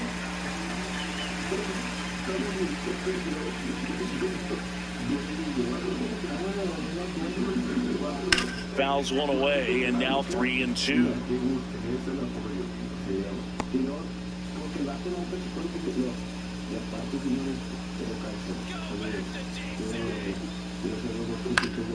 Battling here as he fouls it away.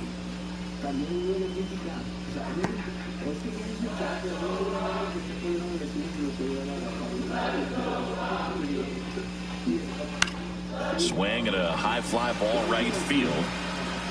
Long run, tracks it down. And there's one down. Here's Bud Black's lineup for the Colorado Rockies.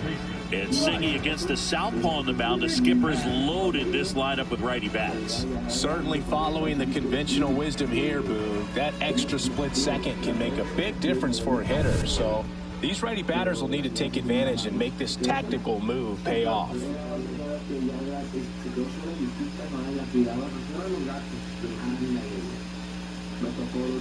Ryan McMahon stands in now and watches strike one. Well, we call that keyholing. Even though it's right there and looks pretty good, if he doesn't love it, he's not going to swing that early in the count. In the air to left down the line, and that will drop foul.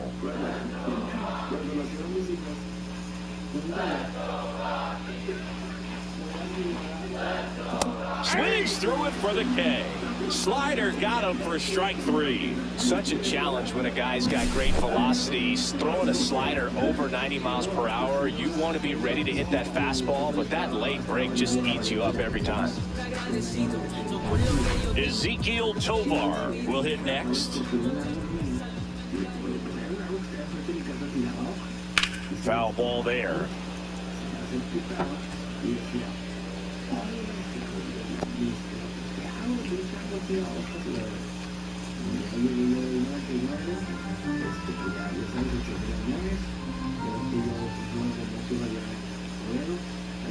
Fouled off. He was late.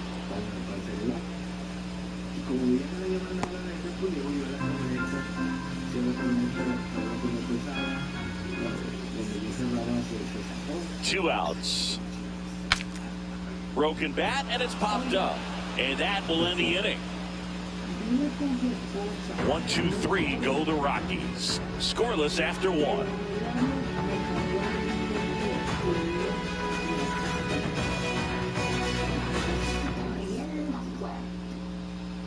Top of the second, and here's the first baseman, Nathaniel Lowe.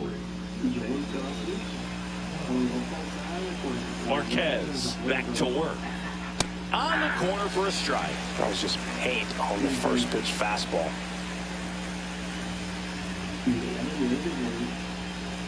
Way out front for strike two. James Kingsley, our plate umpire, consistent as you mentioned, and maybe a little generous on the edges.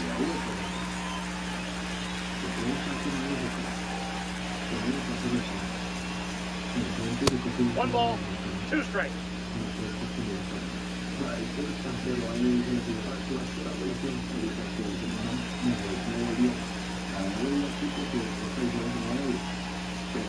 Not close with that one. 2 balls, 2 strikes.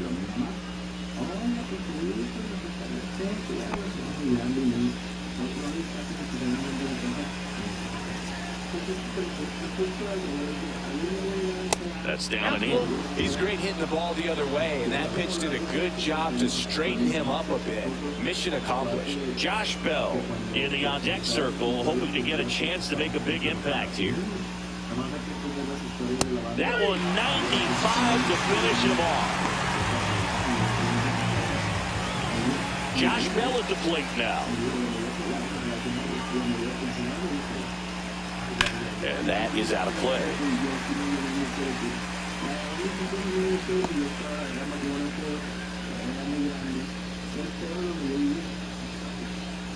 Second inning here, no score.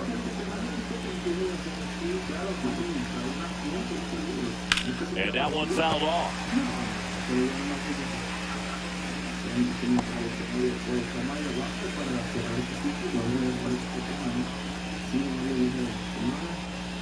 Pitch misses there, and that is ball 1 ball, 2 strikes. 0-2 fastball way out of the zone. I think he's trying to speed him up. Got to stay back. Off speed's probably coming. One down, base is empty. Ball, inside. Definitely got the hitter conscious of the pitch inside. Really think the outer half is open. Swung on, belted. Way back there. And it's out of here. Into the home bullpen for a homer. The Nationals strike first. It's 1-0. That's a fun way to take the lead. Just hit one out of the park.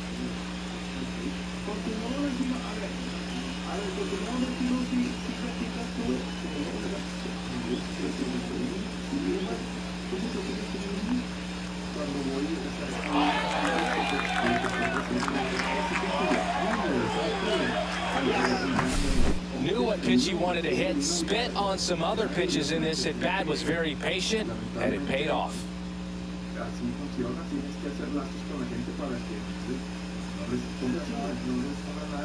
Here comes the skipper out of the dugout, and he's ready to make the move. German Marquez is done in this one, and he's not going to be happy with himself. New pitcher on the mound in a moment.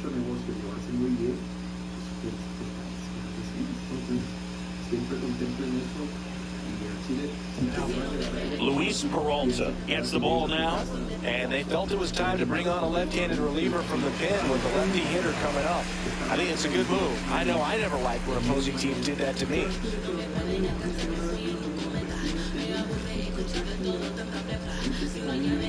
One down. And now it's Luis Garcia. That's in there. That's strike one.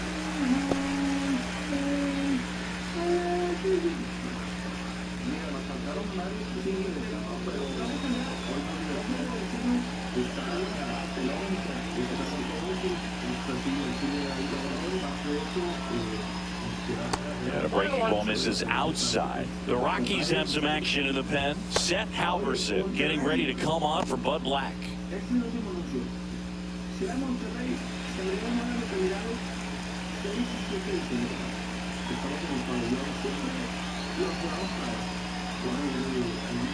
Swing and a miss as he was late that time. I would throw him another breaking ball. Try to go again with a fastball slightly elevated. He just is having a hard time catching up. Swings and misses, struck him out. Well, that's a curveball that people like to describe as a hammer or Uncle Charlie, and you can see why. It's not a looping slow curve. He throws it hard, and it gets plenty of bite on the end. And now it's Keibert Ruiz. And that drops in for a strike.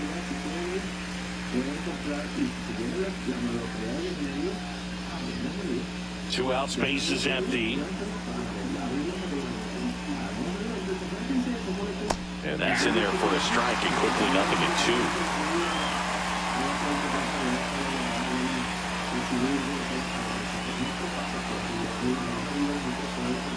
One ball, 2 strikes. Rarely will you see a pitcher just waste a pitch like that. The batter wasn't even tempted to swing. Every pitch needs to have a purpose so that it can set up a following pitch to help you get that out. Stays alive.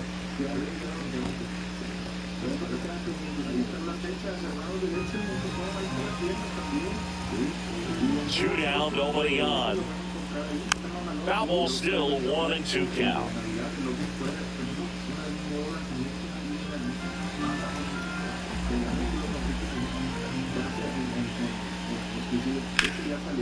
Lined, and that's a base hit. And that keeps the inning alive.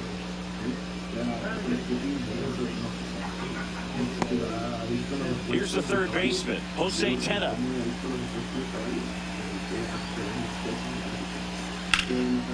Out towards right center. That's well struck. That's down. One hops off the wall. Coming home. Now a relay to the plate. It's offline. The run comes in, and they lead by 2. Well done. Drives in the run. Pretty much just a textbook double into the gap. And when you can drop one in there between the outfielders, you know you're making the turn at first. Just an excellent swing. So runner at second, 2 down. Digging in, it's the speedy outfielder, Jacob Young.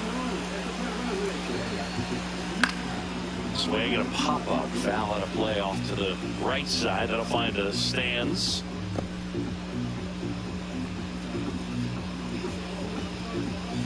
Two outs and one in scoring position.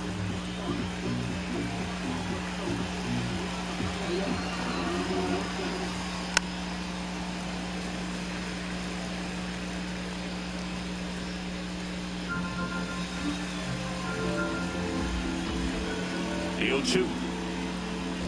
1 ball. In the dirt.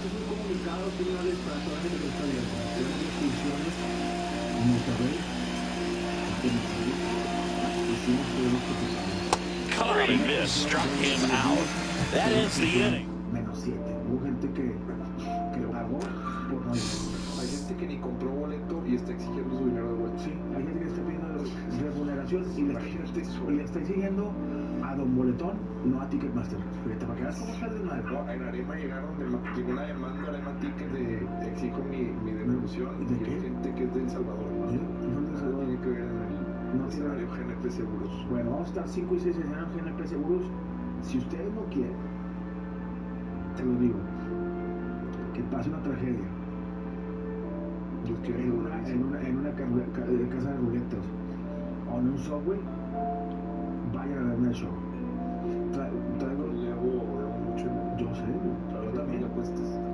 Traigo programitas de apuestas y yo necesito que se active esa venta. Porque luego también cómo vamos a seguir repartiendo nosotros júbilo y gozo si no nos motivamos. ¿Qué es lo que a ti y a mí nos mueve? El júbilo y el gozo. ¿Cómo decir esas dos cosas? El júbilo y el gozo. El dinero y el amor. En ese orden. La agencia. Ahora el amor al dinero. El amor al dinero. Pero ahora, nuestro grupo ya no está funcionando. ¿Anda? No tenemos no estamos en ese tema. Pero bueno, lo único que quiero hacer esto es, se los pido de favor. Si les queda un poquito de dinero, ya quedó el dinero. No, porque todos ya empezaron a mamar. Al menos mi círculo ya empezó a mamar. Quiero boletos. Sí, déjame dos. Y déjame dos acá. ¿Y qué onda? Oye, los de la Italia, los de el grupo, porque todos quieren que vayan. Hello, baseball fans, and welcome. We've got a perfect day for baseball. It's the Los Angeles Dodgers and the Milwaukee Brewers. With my partner, Chris Singleton, I'm John Shelby. Singing today, of course, will be treated to the sausage race and some really good baseball. Yeah, these fans love their Brewers, and I love the way they run the show here in Milwaukee. I mean, the fans are into it. They bring it just about every home game, and there's a lot of fun tradition carried on in this ballpark, as you mentioned. And we'll be back for the first pitch right after this. Just about set to go. And towing the slab, Freddie Peralta. What should we keep an eye on here? Try to stay back for that power changeup. Speed differential between the fastball and the changeup is huge. Hitters, they have a hard time staying back. Okay, all set to go. And at the plate for the Dodgers, Mookie Betts.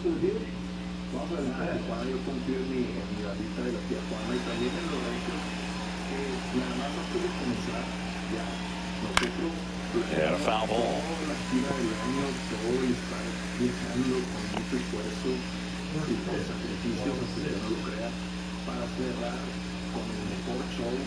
Tapped at the plate, but it's a foul ball. Es para nosotros bien importante. Este año lo vamos a cerrar en Tijuana. Imagínense el cariño que le tenemos a la banda de Tijuana. Hasta que nos haga. Sí, bueno, pues como es China. No, está mucho. ¿Podemos ir? Fights that one away. The count remains 0-2. I wouldn't throw him another breaking ball. Try to go again with the fastball slightly elevated. He just is having a hard time catching up. Foul ball still 0-2. Also really good at bat. What I like about this guy, his bat stays in the zone for a long time. Gives him the ability to foul off tough pitches. In the dirt, and it's 1-2. Well, this is a guy that can be frustrating for pitchers because he fouls off so many pitches and grinds out the at-bat. I'm sure there's some times where a pitcher would rather just give up a first pitch. That hit him. And the leadoff man is aboard to start the inning. Tommy Edman at the plate.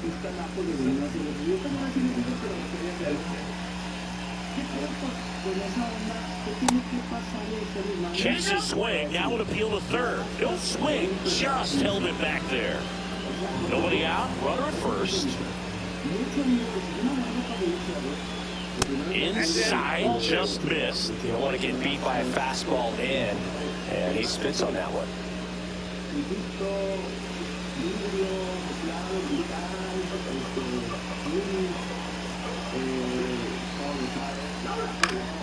And a foul ball makes the count 2-1.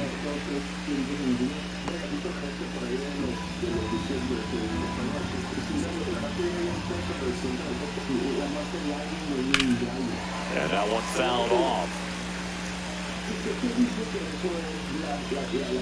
Runner at first with no outs here.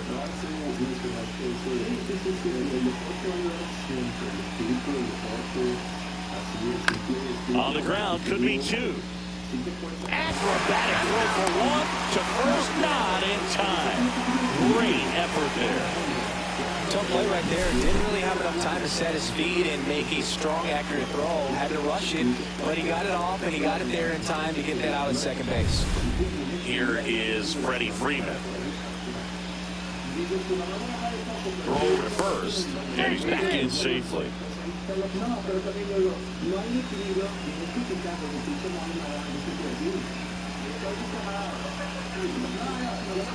Upstairs.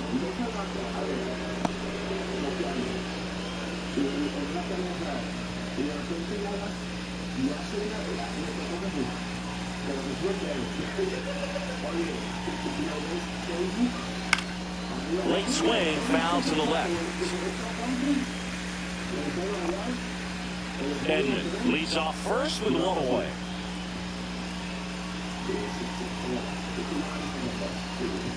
Falling behind 2-1. With a lay off that pitch down.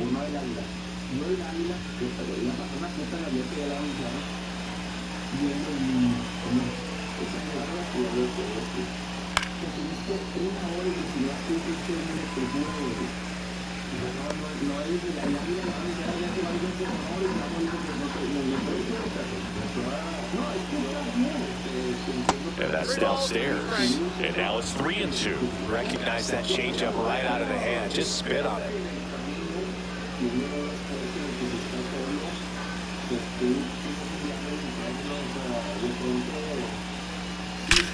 Drilled to right, way back there, and that is gone. He'll circle the bases, and they add a pair. It's 2-0. He absolutely crushed that one. No doubt about that one, Boog. We knew it wasn't coming back.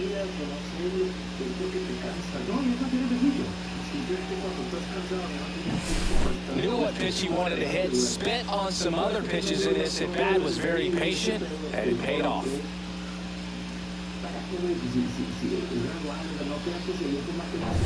One down. Here's the left fielder, Teoscar Hernandez. And that's through there for a strike. And it's 0-1. Peralta, a former All-Star. He features a 4-seam fastball, a slider, a changeup, and he occasionally uses a curve. One down, base is empty. Swings and misses at the pitch off the plate. Activity in the bullpen for the Brewers. Ryan Hudson getting ready to go. Ashby also getting ready.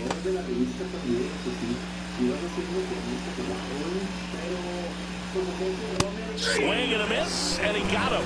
That's the second out. Just blown away in that at-bat. 3 fastballs, all strikes. He wasn't even able to foul one off. There's not much you can take away from an at-bat like that as a hitter, other than maybe there's something wrong with your eyes. He's got to have better timing on the fastball next time. He swings and fouls one off.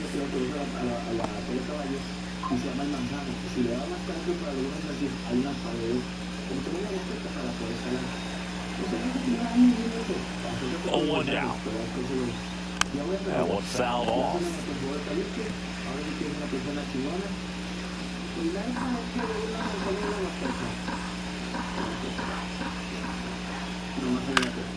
Gets a piece, and it stays 0-2. Man, he'd like to have that pitch back.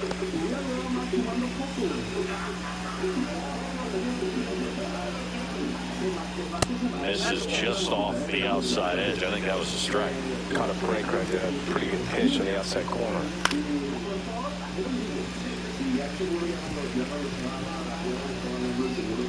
2 outs, base is empty.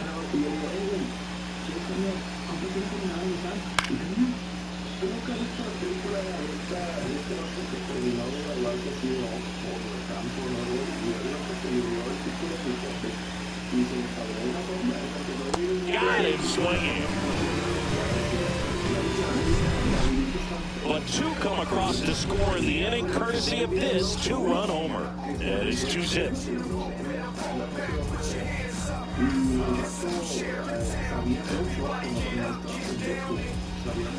Back here at American Family Field. And our pitcher in this game, Blake Snell. Well, this guy's got sort of a tweener. Not quite a slider velocity and not as slow as a curve. It's in between, and he adds and subtracts velocity on it, which makes it harder for the hitters to really get that front foot down and have the timing they need to be successful.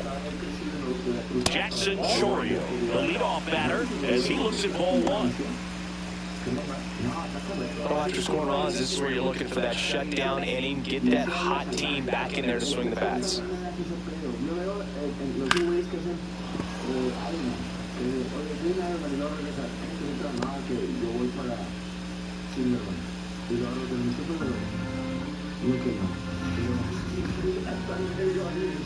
The lefty fires. That misses the zone. Ball 2.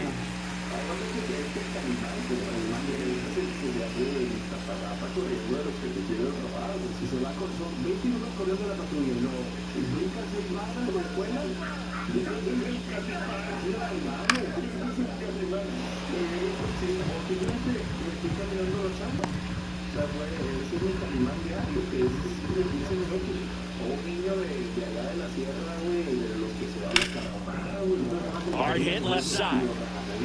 1 gone, bottom half of the first.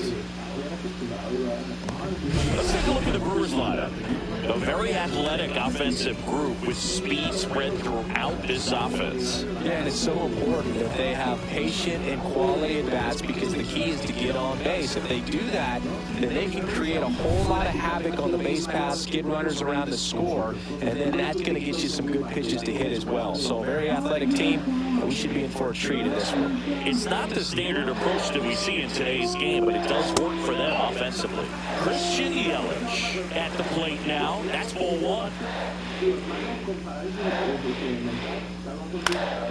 Fought off foul. 1 out, bases empty. A swing and a miss as he chases way out of the zone.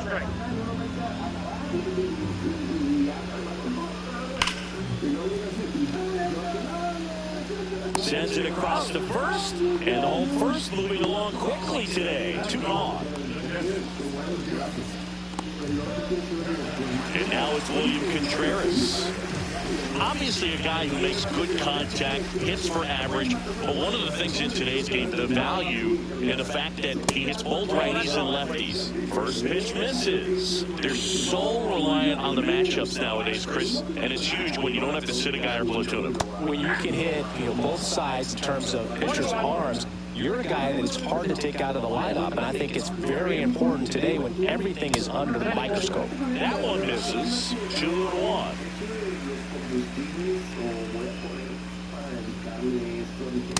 Ball 3. Garrett Mitchell in the Milwaukee on deck circle.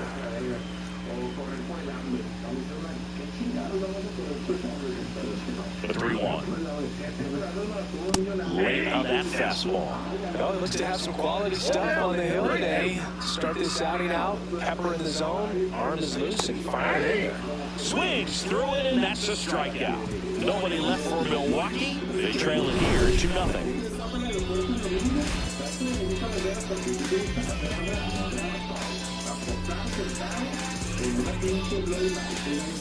Welcome back, and we've got a new arm on the mound to start the second. Ryan Hudson. Pretty tight game, so they're looking for quality pitches out of him right here. Got to do his best to keep the score right where it is. Here's Max Muncy. He's not going to get cheated up there. No, he's not. He's looking to do damage with every swing he takes. One thing with Max Muncy, and it'll be interesting to see what he throws here, he hammers the fastball. Yeah, that's way high, and that's ball 1. Hudson in his second season, 27 years old, and he was a third-round pick back in 2015. The lefty, the 1-0.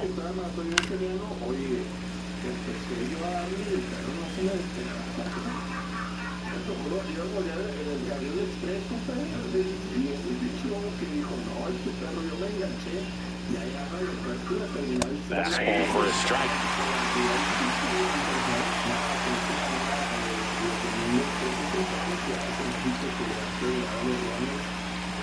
That one off the mark, and it's 2-2.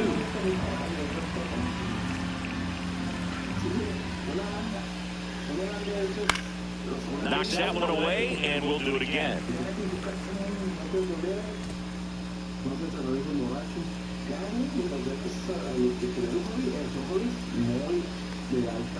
And the funky Muncy is stifled by the strikeout.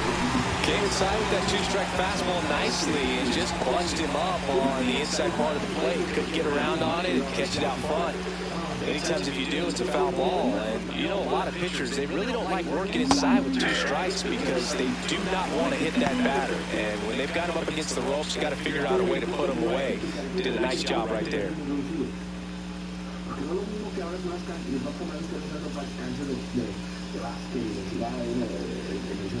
Oh, there. The first pitch, just a tough pitch at the knees on the outside corner for a strike, and then he went in on the next one. So he's got to move the ball in and out from pitch to pitch, up and down, and just try to keep these guys looking all over the place and never lock into one area because he just doesn't have the stuff to beat you that way.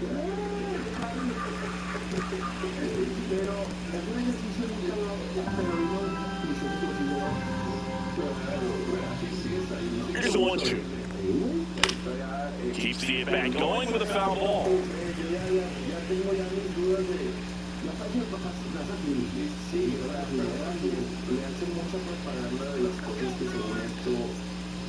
Went with the sweeper, but it misses.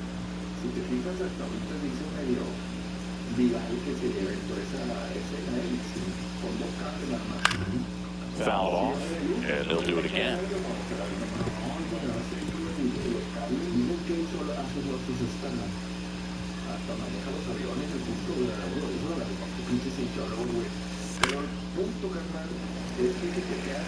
Now he's desperately looking for that swing and miss. He's going to have to just change speeds a little bit, try to move it around, create just a little bit of illusion at the end. Fights it off, you'll see another.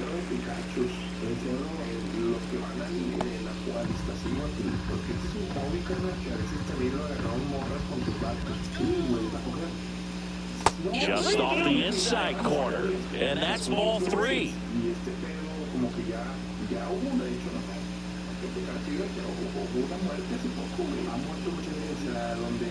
One down, base is empty. And a foul ball, he stays alive. About to see the 11th pitch of the at-bat here. That one to first. And he takes it himself for the out.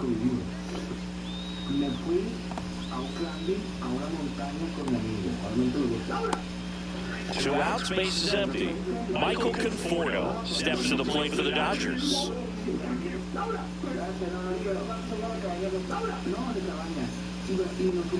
That clears the zone. Looked pretty good as far as being in the strike zone, but I'm sure as a hitter, not too good with where it was located. Very top of the strike zone, middle away.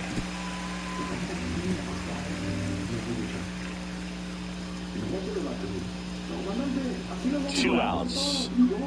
And ball one. 1 ball, 2 strikes, now.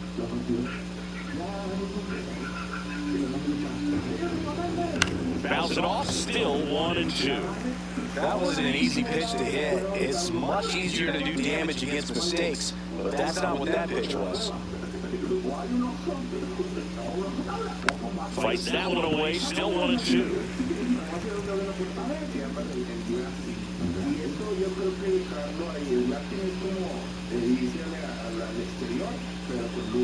That's a little bit low.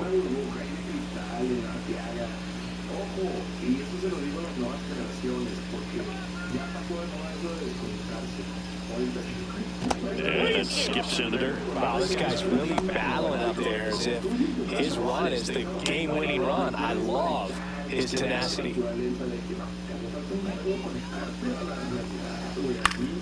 Swing and a pop-off in foul ground. Done. Sizes this one up, and that is that.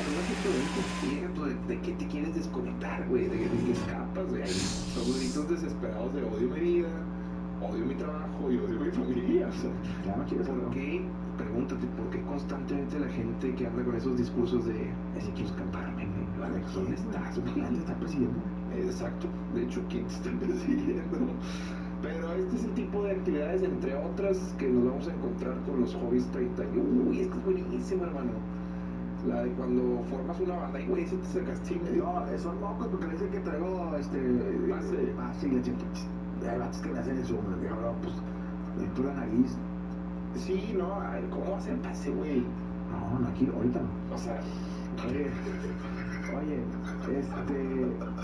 mira, vamos a tocar muchas fibras, Adrián, porque esto es muy de treinteros para arriba.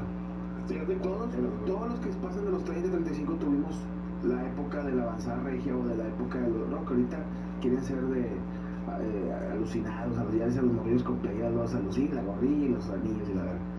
Pero la banda de rock es un poco, te comían más cara porque la guitarra es cara, el bajo es caro, la batería es cara, y los instrumentos, tener buen gusto es caro. Entonces te decían, para hacer esta banda, nunca lo lograste, no eras bueno para tocar un instrumento, te sabías nomás el círculo de sol. Y cuando agarras una lanita, te quieres quitar la espinita. Como el futbolista le gusta.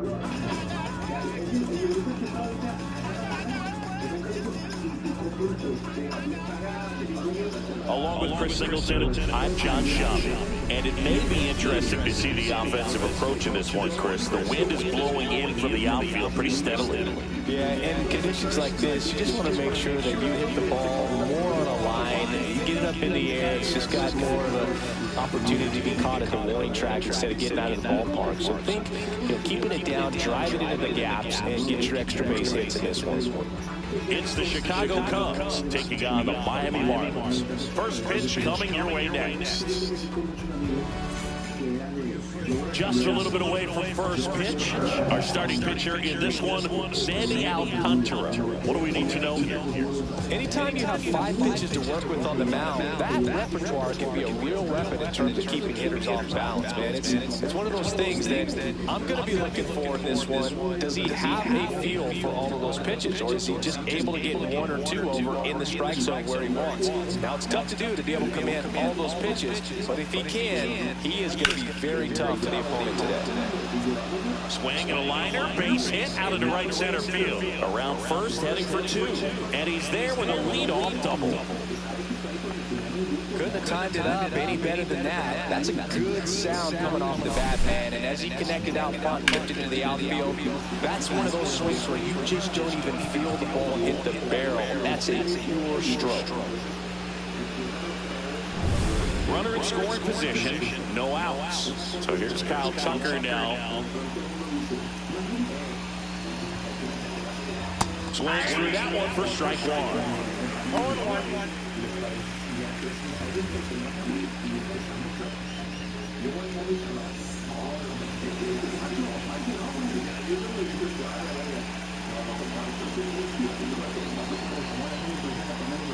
Pulled hard, but it's a foul ball.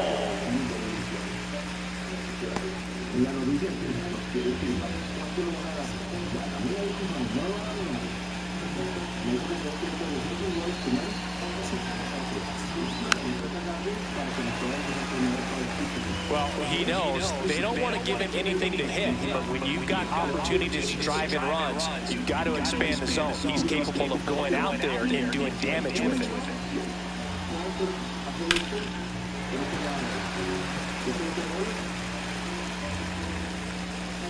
Hack stands at second with no outs.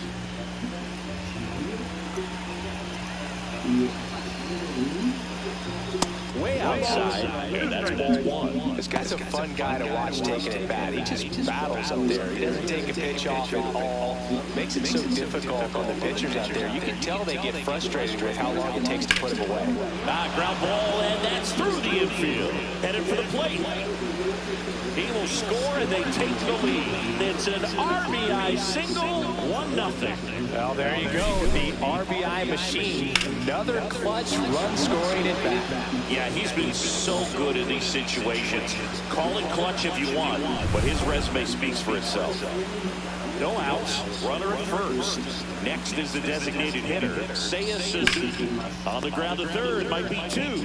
Goes to second for 1. Back to first, and it's over his head. Well, he hung in there in second to get the out, but the return throw to first was way offline, and I have to pardon that. You can't assume the double play, but because the batter moves up past first, he does get charged with the throwing error right there.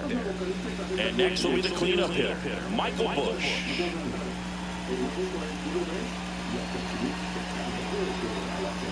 And a foul ball.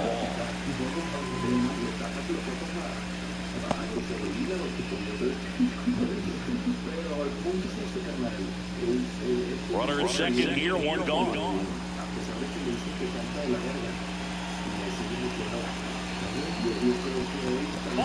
In the dirt, blocked.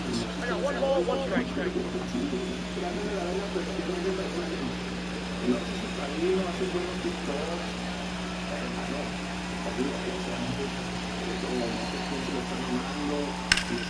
High fly ball, and that one curling foul down the right side.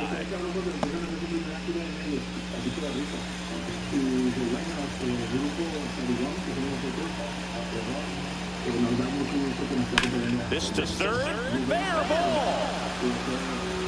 Rounds third, headed for the plate. The throw in, it's off the mark, and he scores. That's a good job right there. You got 2 strikes on, you just got to battle.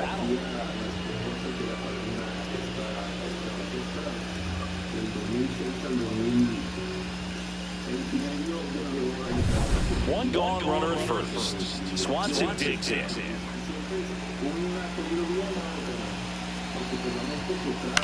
Popped up. Right. Makes the catch. That's out number 2. Time now for the Chicago Cubs lineup. And the challenge for this lineup today, Singing, finding a way to have success against the sinker ball. Yeah, it's a tough pitch to hit and even harder to elevate. Got to set your sights a little bit higher when you're at the dish. They're struggling with it. I'd expect them to make some type of adjustment. It won't take long to see how well that sinker is working today.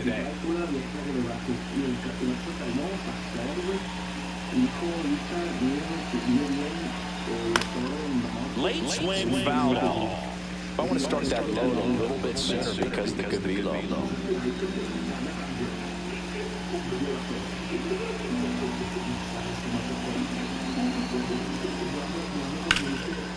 Line drive, and this might be trouble. And that's going to get into the corner. Lead runner around second.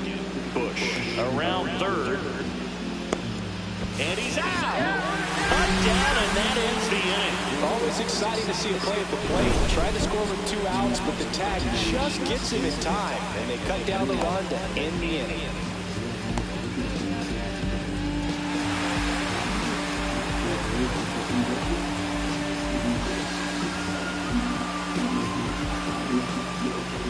Back here in Lone Depot Park. And starting this one, Shota Imanaga. What do we have on him? Well, that 12-6 curveball explodes out of the hand. And because he's able to throw the high fastball at the top of the strike zone for a strike, hitters commit to that pitch, and before they know it, they're swinging over the top of that curveball. The batter will be the shortstop, Xavier Edwards. Short the bunt and missed it. It's 0-1. Well, after putting up a nice inning on offense, got some runs across, this is where you look for the starter to go out there, have a shutdown inning. Don't give that other team any hope. You just hope that he can get through this inning, get the bats back up there while they're hot. Right side. And it falls. And a good start to the inning. Just a cookie down the middle. I mean, those are the ones you dream about. Ones in the cage, you're just hoping you get in the ball game. Right down the middle, not a whole lot of velocity, right on top of it.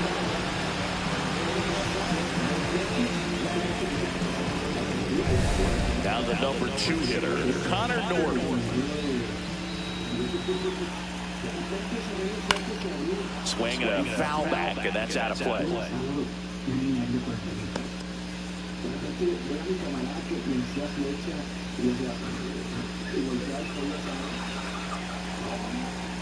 Now snap throw to first. Edwards back on a dive. Edwards gets his lead at first with nobody out.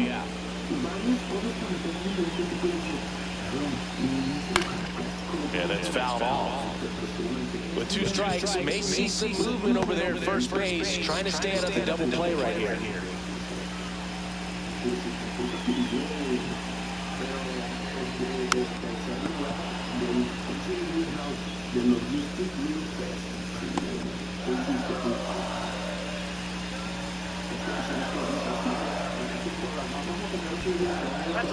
In the dirt, runner holds. Count goes to 1-2.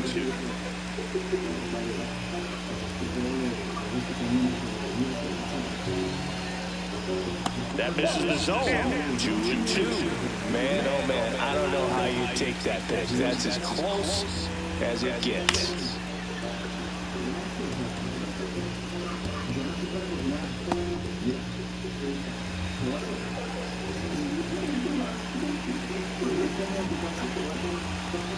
Runner takes off, spoils that one, and it remains 2-2. Good battle here, about to be the 8th pitch of the at-bat. Got him swinging for the strikeout. To second, but way too late, safe there. So a wild pitch allows the runner to advance. And here is Jesus Sanchez.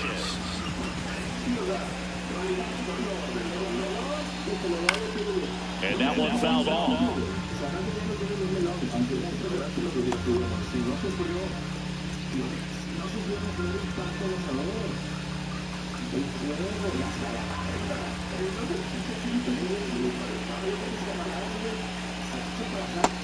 No.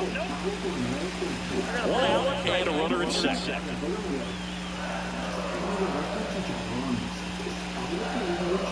And a count 1-2.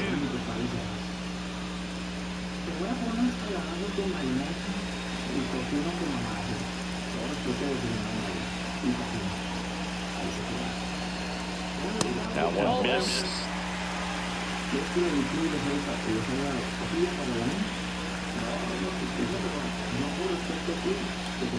Good job to fight that one off. That wasn't an easy pitch to hit. It's much easier to do damage against mistakes, but that's not what that pitch was.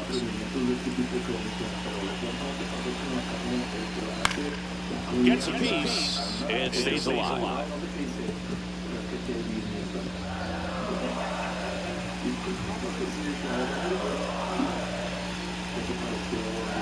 Foul ball, another 2-2 upcoming.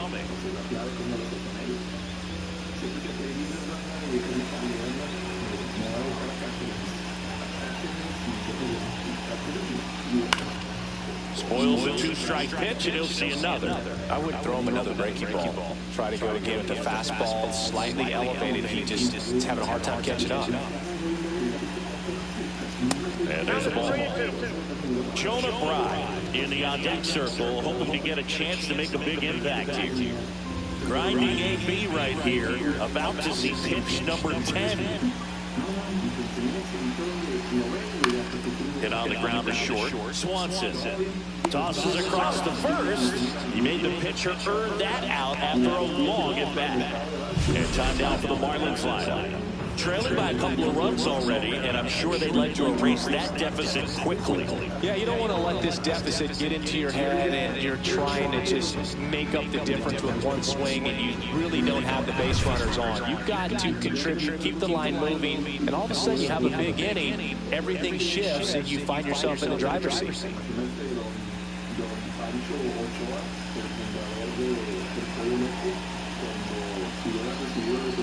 Jonah Bride in the box now, takes strike one. The Cubs bullpen with some action. Ryan Presley, the closer, getting cranked up for a possible save opportunity. Hodge getting loose as well.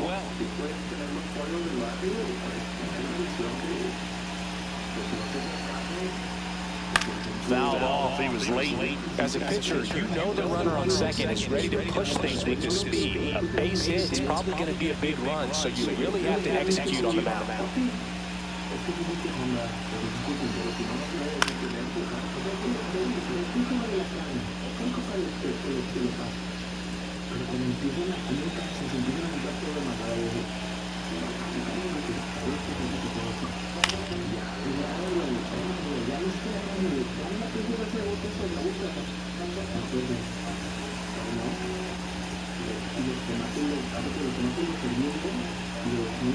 And a swing and a miss.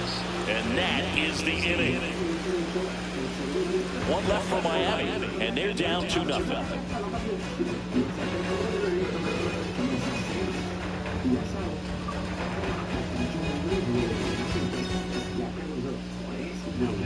Welcome back, and we've got a new arm on the mound to start the second. Andrew Nardi. Just trying to keep this one close here. This is where a bullpen can give their players a chance to fight back into the game. And now Pete Crow Armstrong.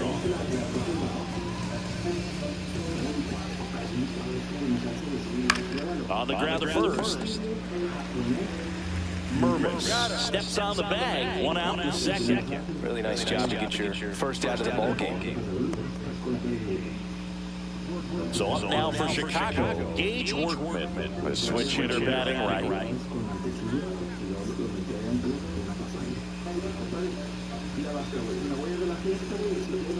And now one missing low. Signs of activity in the pen for the Marlins. Ronnie Enriquez up and loosening in the pen. Veneziano, the lefty, warming up as well. One down, base is empty. And that's a little bit high. Assigned to home plate duty is Ricky Holiday. Boog, and something I've heard players saying about Ricky's strike zone is how he will call the high strike. That could be something that's tough to deal with, especially if you've got a pitcher out there coming at you with high velocity. That one the other way, and a base hit right there.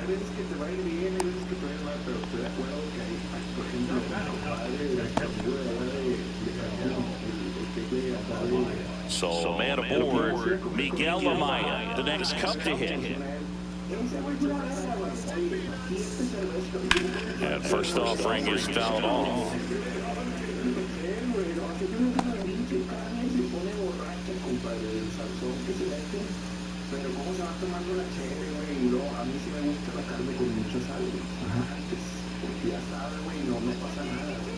And now the lefty lifted in the air, right field.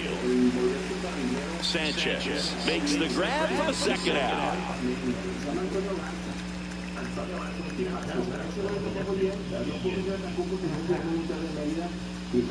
Ian Happ up to hit, doubled his first time up.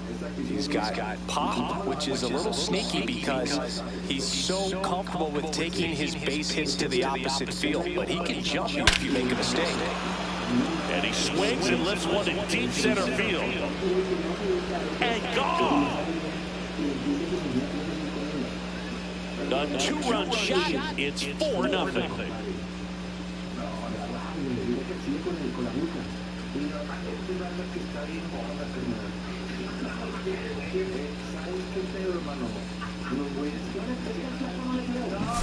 Love to see a hitter aggressive on the first pitch of an at-bat. You watch him from the on-deck circle, so when you step in the box, you're ready to pull the trigger wherever it's at. Really good job by the hitter. Total conviction on that swing. Base is empty with 2 away. Here's Kyle Tucker. That one misses. Ball 1.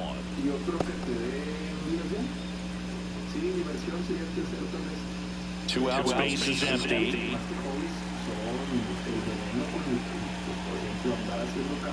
There's your strike, 95 of that one.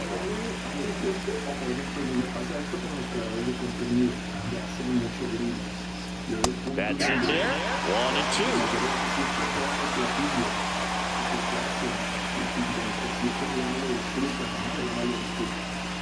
Cut on and miss, and it's a strikeout, and that. Un pinche mordisco al rival. Por ejemplo, yo veía mucho a Oscar Mesa. Es un pinche creador pasado de verga y de la capital. Es de lo mejor que hay en YouTube. Sí, lo ubiques. Sí, güey. Es un muy buen creador de contenido. Yo creo que es el mejor gastronómico. Pero lo he visto tanto desde hace mucho que ya lo veo morder un sándwich de brisket y ya no me sabe igual, o sea, ya no me antoja igual. Sí, el vato ya se le fue el alma ahí.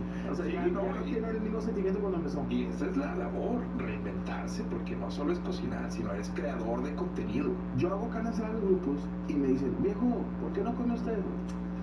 Compadre, digo, llevo haciendo carnes asadas 4 años, güey. Es lo que yo les decía, estás viendo que el muñeco chiflado y le partías la cápsula de mole, güey, eso es hacer carne asada, que no me lo chinguen, compadre. No, pero hay que llamarle, que ahora sea terapia regia, ya haciendo yoga, mole con los invitados. Haciendo ejercicio, puedo empezar jalando regios. Jalando regia. Esta a mí sí. Aguas. No, aguas con esta. Hay se llama un himen muy delgado, esa es la palabra, un himen muy delgado, entre asesino en serie, entre meterse a una escuela con una escopeta, entre apuñalar a un familiar y tener este tipo de hobbies. Son los hobbies de fotógrafos, blanco y negro, artistas incomprendidos. Pero más miedo da cuando era un güey que el ingeniero civil, era un güey que iba siempre a estudiar la mamá. Live from Arlington, Texas. MLB The Show with a good one coming at you. It's the Chicago White Sox and the Texas Rangers. All right, we'll be back to get this one started after this.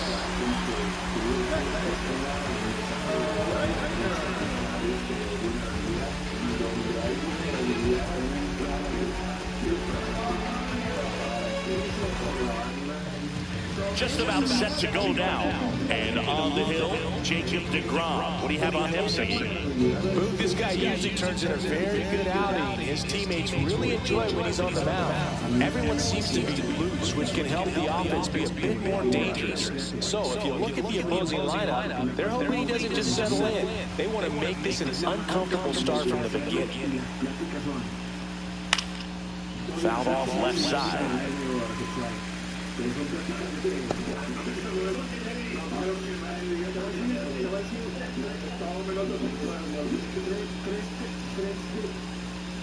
Edge of the zone, call the strike. 0-2 down.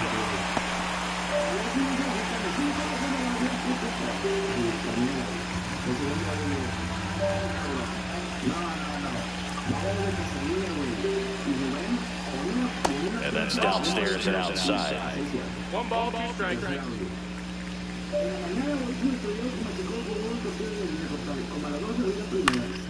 Lifted in the air, out to left. Langford under it. And he makes the catch. And there's one down. Time to check out the lineup for the White Sox. Big challenge for them today as they take on a pitcher who brings electric stuff and really racks up the strikeouts. Yeah, and it's all about making good contact against a pitcher like this. You're not going to get very many pitches to hit in an at-bat, maybe even in a game. So you've got to be ready, zoned in the spot where you think you've got the best chance and jump all over it. Might be the first pitch of the at-bat, so you better walk up there ready from the jump. If they can make early, consistent contact, I think they'll have a much better shot against it. And the 1-0. Foul ball there.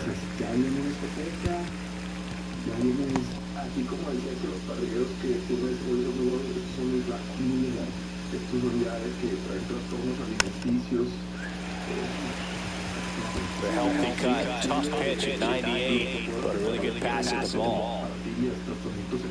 And here it comes. Popped up to the left, into foul ground. Has room, and he makes the catch. That was a good, hard fastball with some nice ride up in the zone right there. Hitter looked like he was on it, but I think that velocity at the end just beat him. Instead of a line drive or something hit deep, it's a pop-up and an easy out for the defense. Andrew Benintendi in the box with 2 gone, and takes a look at a called strike.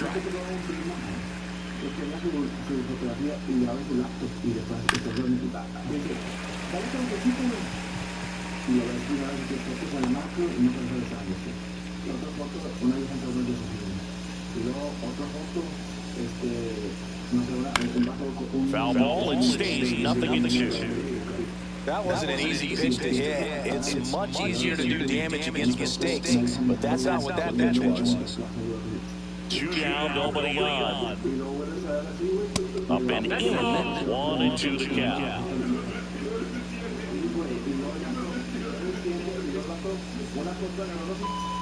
And misses inside.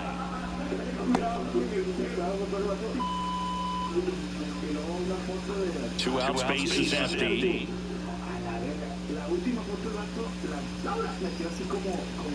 Next offering upstairs.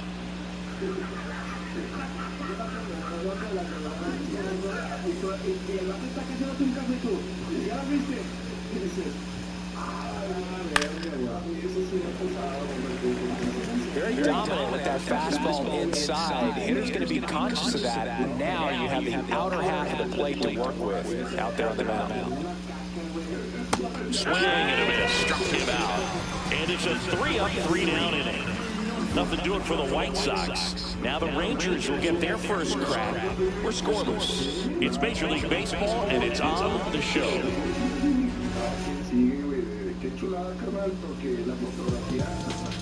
Back at Globe Life Field. And on the mound in this one, Martin Perez. How about a report on him, Chris?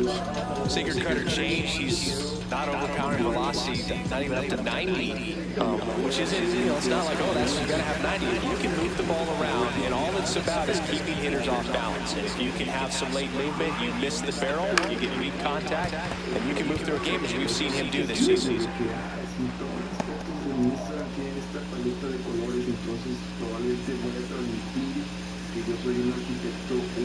Swing and a miss. And it's 0-2. 0-2.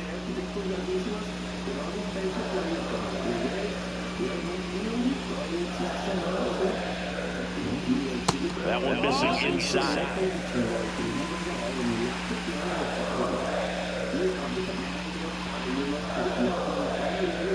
Down to the dirt, swing and a miss. Throw to first, in time to get him. 1 away on the strikeout. And here's Corey Seager to hit.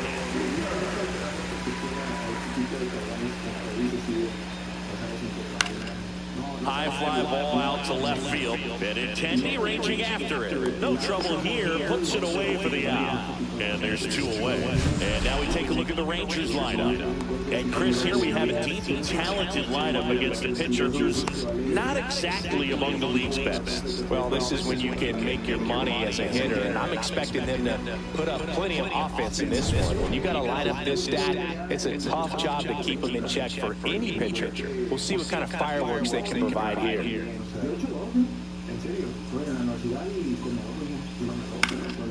And a foul ball.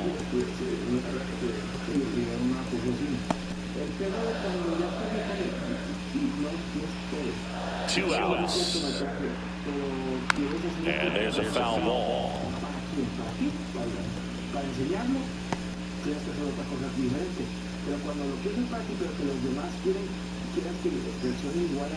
Got it. And good work there as he gets a 1-2-3. So the Rangers are kept quiet in the first. Inning number 2 from Arlington coming up. No score. New inning getting started. And now the first baseman, Andrew Vaughn. The number 3 overall pick out of Cal for the White Sox in 2019.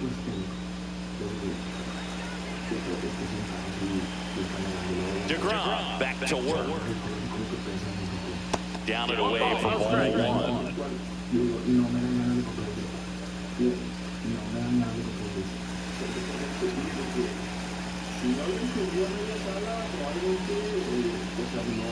Hit weakly on the ground. He steps on the bag and quickly one away in the second. Well, he's doing a nice job of keeping the ball out of the air. Lets the defense work behind him with another ground ball. Good execution. Here's Josh Rojas.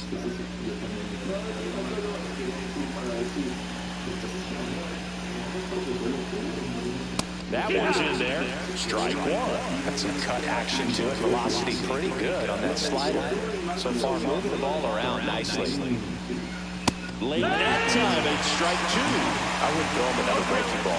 Try to go again with the fastball, slightly elevated. He just is having a hard time catching up.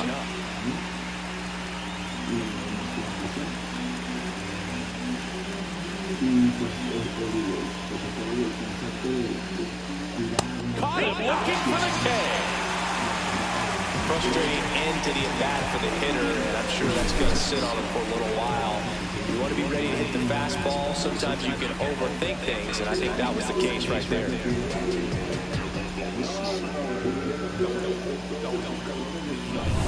And here is Sosa to the plate. Swing, and all the bat went flying there.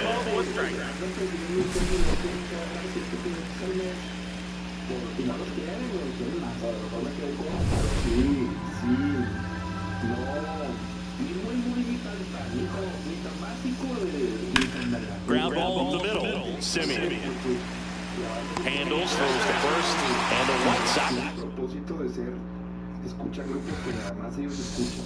De eso se trata, güey. Yo soy único. Yo soy único, soy alguien demasiado único. ¿Sí supiste que en Nueva York vendieron una obra de arte, una escultura invisible, y la compraron? Creo que ya... Es que el arte es un negocio, es como...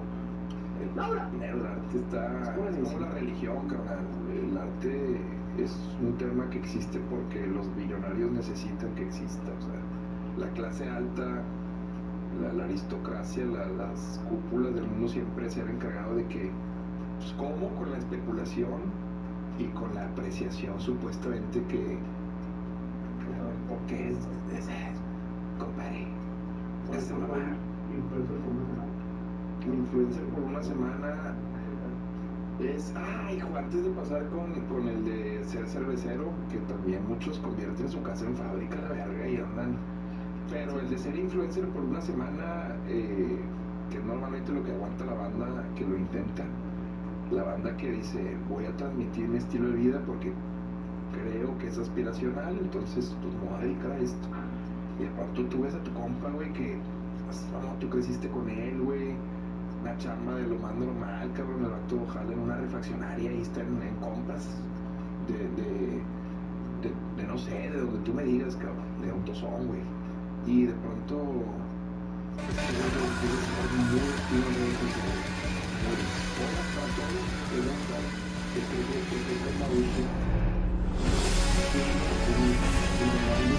welcome into the ballpark. Happy to have you with us. We're going to be treated to a gorgeous day for baseball on the show.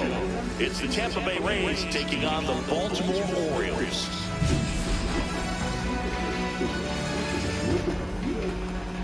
First pitch coming at you right after the break.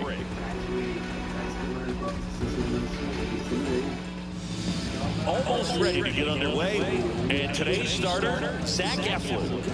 He really relies on working down in the zone with that heavy sinker he's got. You know, it's not as popular to throw that pitch today as it used to be because guys are looking to hit balls down in the zone, get them up in the air. It's very important for him when facing same-side hitters to be able to get it in, especially early in the count, and to opposite guys be able to throw it at that front hip and run it over the inside corner.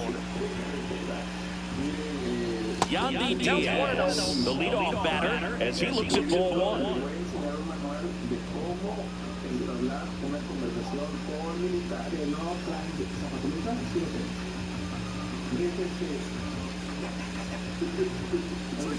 Next offering is fouled back.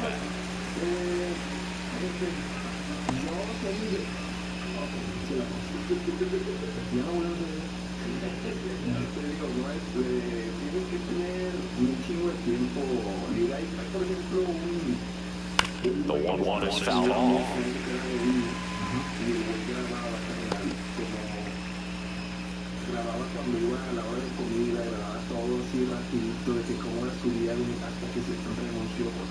That one way inside.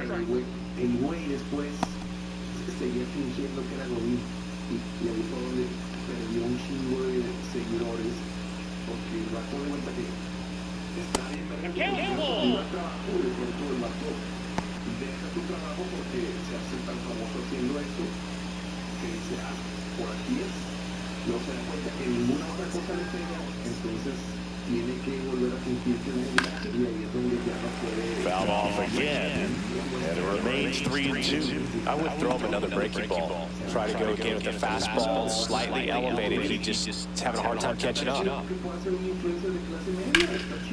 And a base hit into right center field. Man aboard on the leadoff single. You know, I was watching his rounds during batting practice today. So impressed with his ability to let the ball travel, go back up the middle and the other way. Sometimes when you step in the box during the game, you get a little anxious and you get away from that. But so far, I've seen him stay consistent with his pregame preparation. Brandon Lau in the box now. Takes strike one.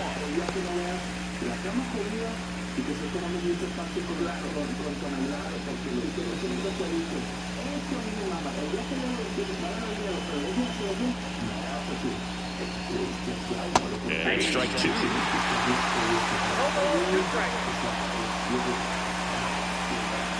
Diaz gets his lead at first. Nobody out.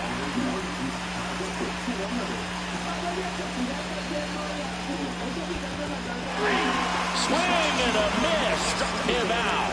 Nice job behind the plate there. Well, that's pretty much the dream two-strike curveball if you're the pitcher. Hard downward break at the very end that just dips below the swing path. And they say pitchers want to try to bounce that pitch right on top of the plate. So that was exactly what he was looking for on the mound.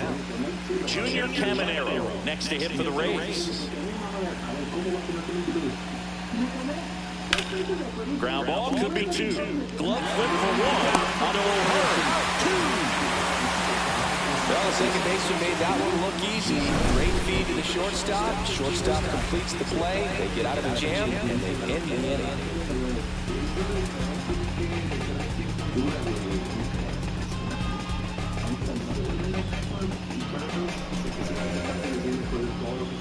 Back here with my pal Ziggy. And on the mound for Tampa Bay in this one, Shane McClanahan. Well, a pretty standard four-pitch mix. You got the fastball, change speeds, two breaking balls. You know, all can be really effective if they're coming out the same arm slot and really staying in that tunnel for a good bit. And into the box for Baltimore, Gunnar Henderson. You know, this is kind of a tough matchup as a left-handed hitter facing a left-handed pitcher. What you tell yourself is I want to stay square to the plate, try to hit the ball over the shortstop's head. Fall off foul. McClanahan, multi-time All-Star. He features a four-seam fastball, a changeup, a curve, and he works in a slider. No ball, 2 strikes.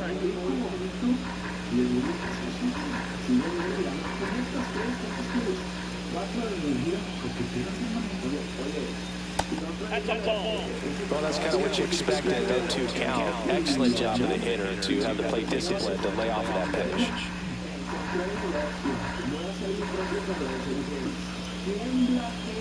Fouls that off to the left, and we'll do it again. Good zip on that fastball at the bottom of the zone. If he's there all day, it's going to be a tough one for the hitters. Got him swinging. Slider got him for strike 3. Well, we see it a lot more these days than we ever did when I played, but a slider in the 90s still catches your attention. Even if you're sitting on the pitch, good luck recognizing that tight spin and adjusting to the late break.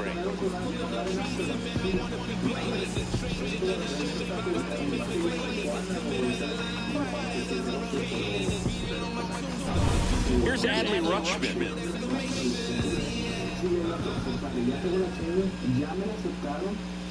All right, Boog. So I was scrolling through social media the other day, and a video of Adley popped up. It was a clip of him playing college football for Oregon State. How athletic is this guy? He tackled Stanford great Christian McCaffrey. Seriously, what can't Rutschman do on the field? Right through there for a strike. 1 out, bases empty.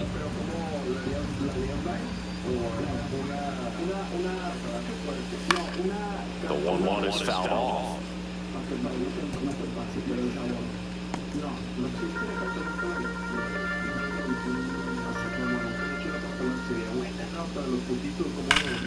Stays alive.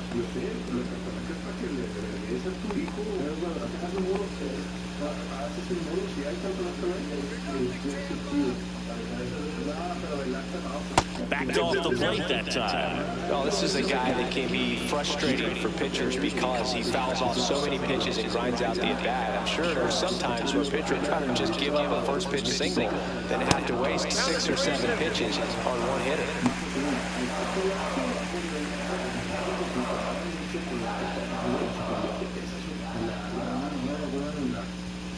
The 3-2 is outside, and it's ball 4. What a battle. It's not always easy laying off a 3-2 pitch, and I tell you what, he earned that ball. Ryan O'Hearn comes up to hit. Slice the other way and foul.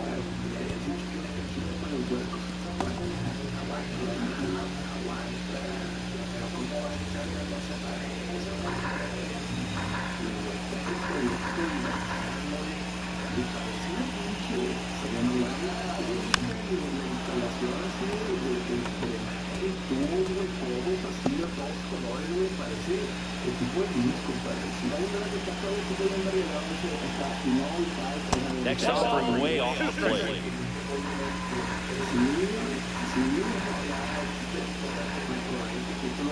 Now 1 miss. Man at first, 1 away.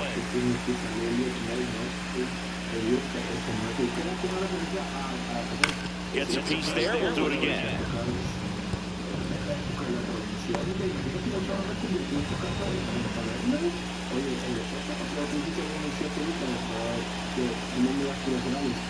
Still 2-2 after the foul ball. Well, he's desperately looking for that swing and miss. He's going to have to just change speeds a little bit, try to move it around, create just a little bit of illusion at the end. And it remains 2-2. 5 foul balls in this at-bat so far. These two are going head-to-head. You can see the crowd. They're starting to get into it a little bit more and more each pitch, even though there hasn't been a ball in play yet. Got him. He battled for a long time, but it finishes with a strikeout. You can't be mad at yourself after an at-bat like that one. Well, even though he strikes out, he saw a lot of pitches and he battled. Plus, he gave the guys behind him an opportunity to see more from the pitcher. Not the result he wanted, but that's still a good at-bat. Here's Ryan Mountcastle. Missed inside with the curve.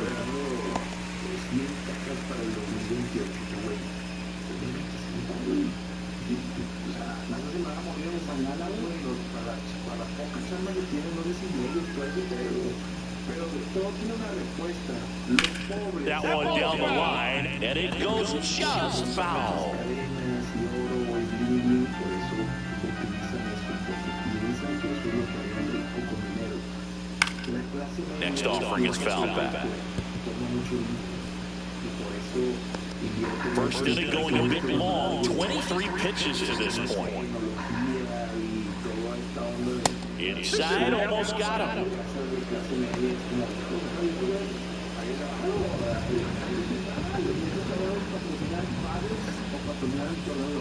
2 outs. And a swing and a miss. Down on strikes. And he's registered 3 Ks in this one. And the Orioles lead 1. We played an inning. No score.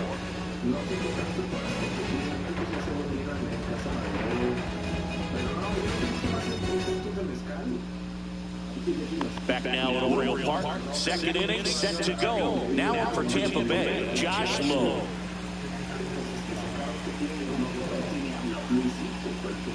That one's in there. Strike one. Movement in the bullpen. Felix Bautista up and throwing.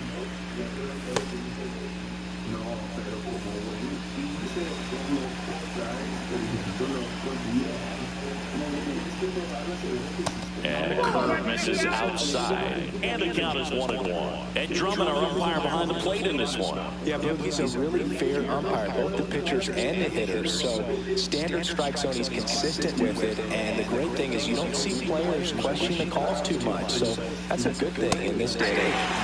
Next offering is in for a strike.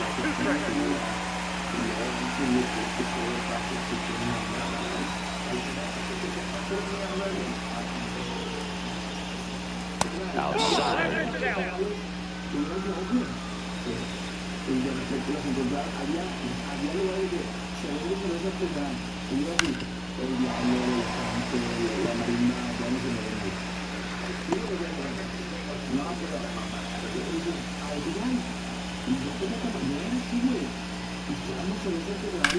Hit on the ground to short. Henderson over to first in time. Leadoff man retired here in the second. That's what a good sinker's designed to do. Get a guy to roll over a little bit, hit the ball on the ground, kill some worms while you're at it. Danny Jansen to hit here.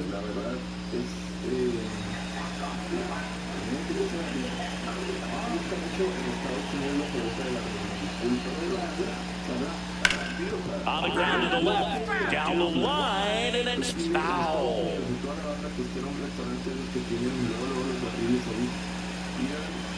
One down, base is empty. Swing and a pop off in foul grab. He's under it. Makes the catch for the out.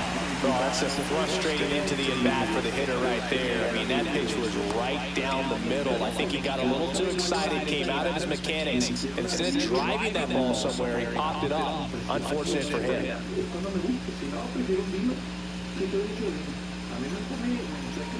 That one fouled off.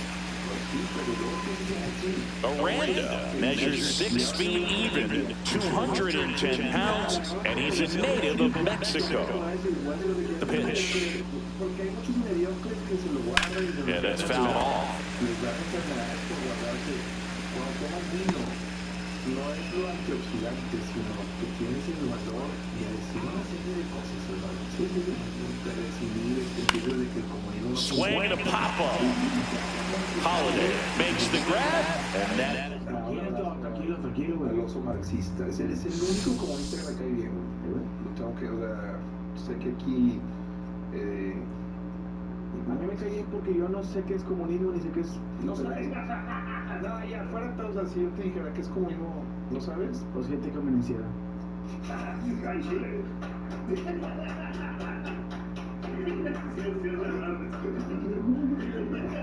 Gente convenciera.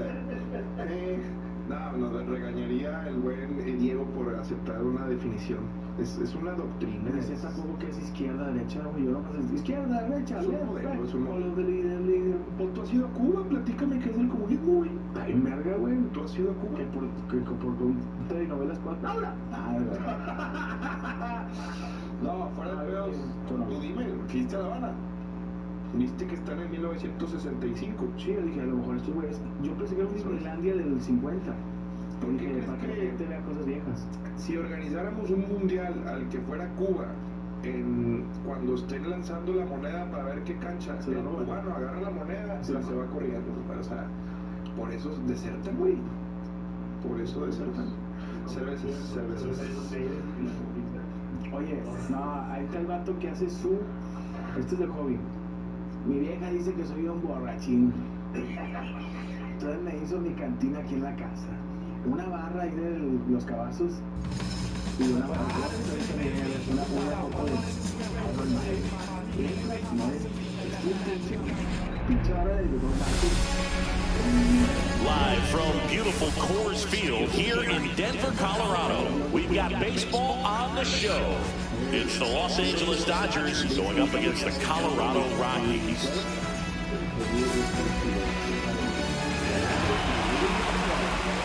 And we'll be back for the first pitch right after this.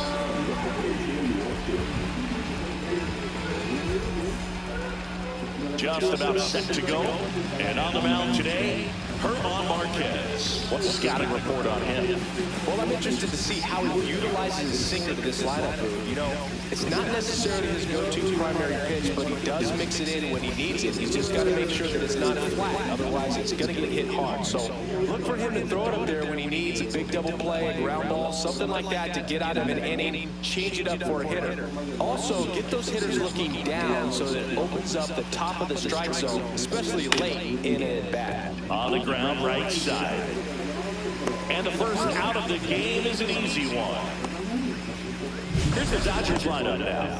All right, Siggy, how about all the talent in this lineup? They're deep, first and foremost, but the way that they can manipulate their personnel for matchups and everything else, it's very intelligent the way that they use their team, and I think it creates a little bit of uncertainty for opposing teams, especially in a big game, big series.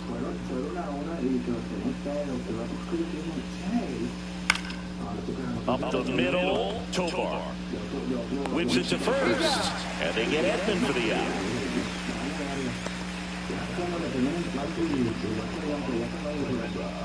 Here comes the 2024 World Series MVP to the plate. Freddie Freeman was good all postseason, but man, the World Series was something else. Yeah, probably the easiest MVP choice of any World Series, which is especially impressive with the amount of superstars on the Dodgers. Freeman tied a World Series record with 12 RBIs, and we'll never forget that walk-off grand slam in Game 1.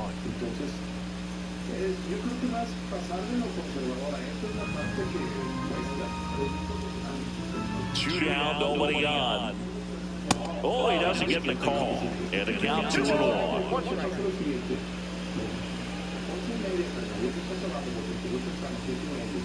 And there's a ball. First pitch strike from the pitcher, but then no panic at all by the hitter. Very patient, showing good discipline. Now he's in the driver's seat with the 3-1 count.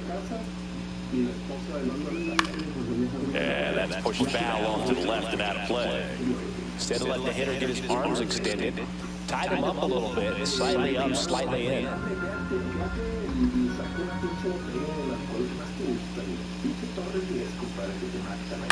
And he grounds one to the right side. Tolia tosses to the pitcher covering the bag. And the Dodgers are set down in order. It's the Dodgers nothing, Rockies coming up. Major League Baseball is on the show.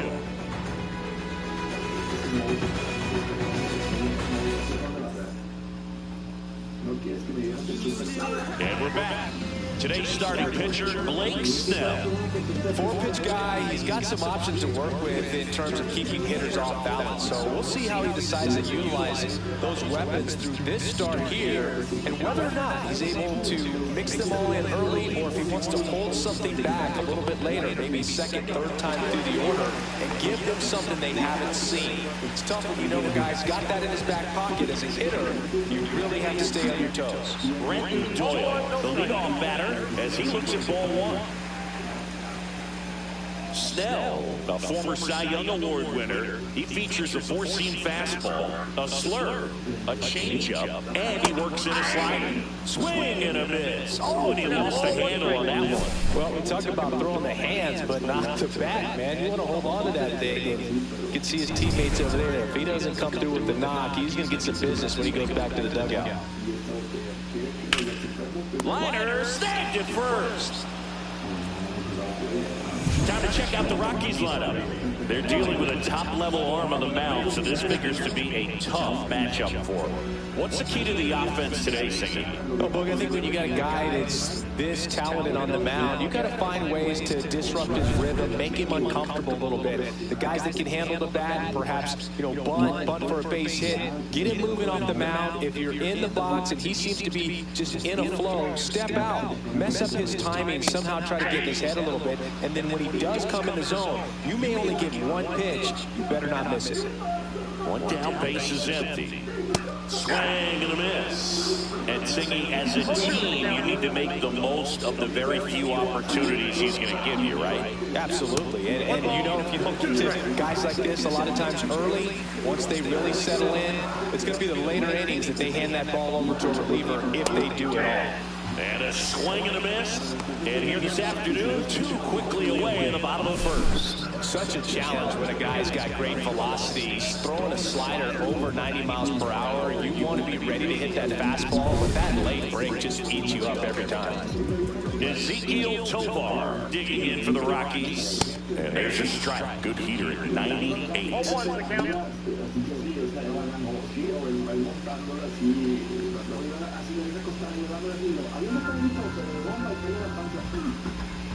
Two outs. Right down the chute, and it's 0-2. Looks like he's just sizing him up there. Really good pitch to hit, but he took it all the way. Sometimes guys just want to set their timing later on in the game. That may be a pitch that he turns on. Got him swinging. He chased the changeup. It's a 1-2-3 inning for the Rockies. So the Rocks are held in check their first time around. We'll go to the second for Denver. No score on the show. All set for the start of the inning. Here's Teoscar Hernandez.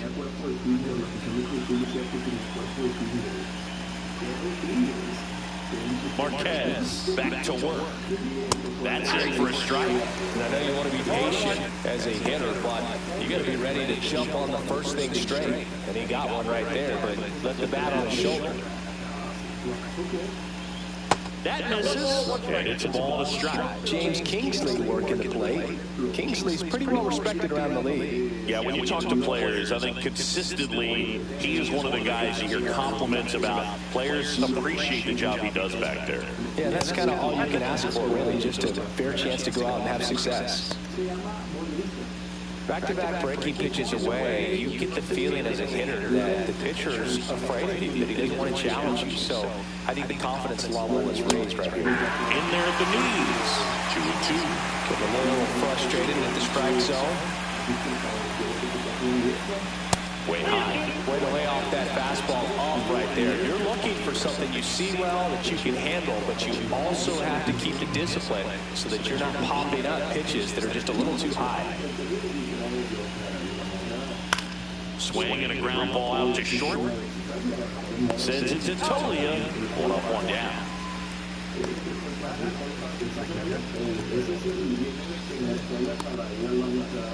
The batter now will be Will Smith. First round pick out of Louisville in 2016.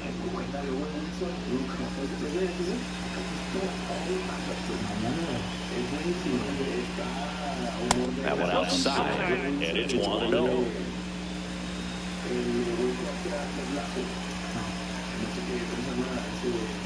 He was late there, strike one. 1 ball, 1 strike.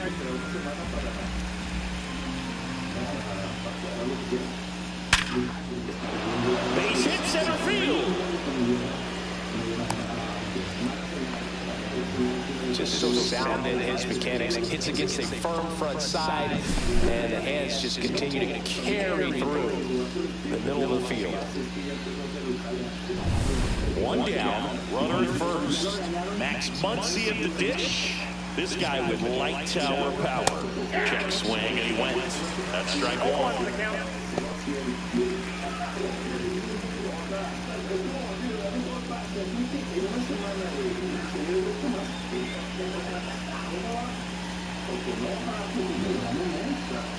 Ball one there.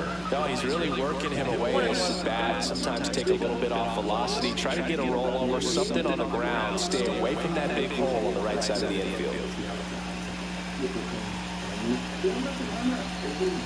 And now 1-2.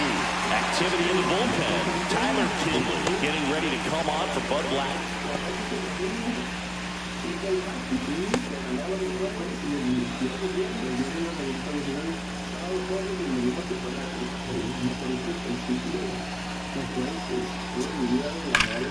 Battling here as he fouls it away. That wasn't an easy pitch to hit. It's much easier to do damage against mistakes, but that's not what that pitch was.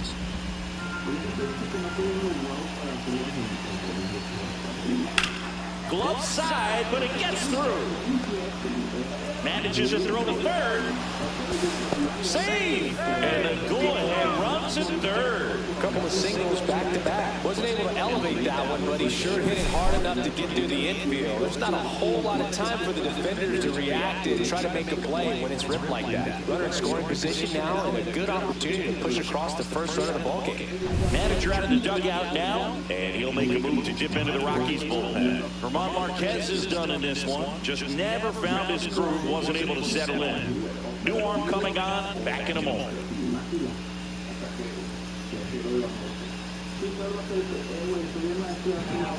New pitcher on now, Luis Peralta.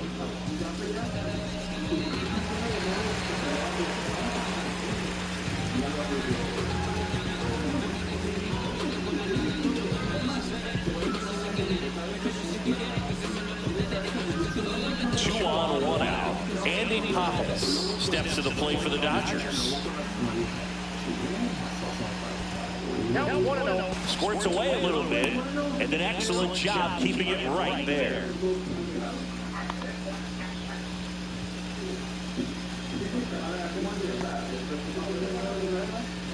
He's looking for a ground ball to get a double play and out of this jam. Lefty out of the stretch, runners at first and third. And it's even up. No score here in the second.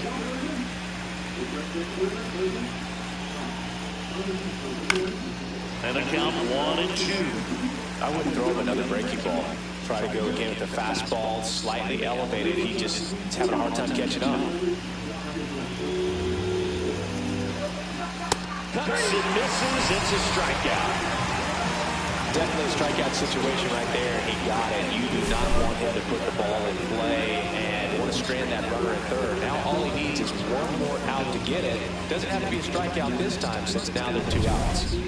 Michael Conforto will climb in.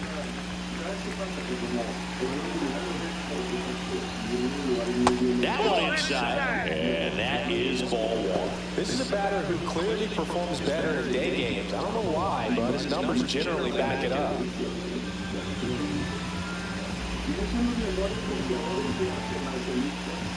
And another ball.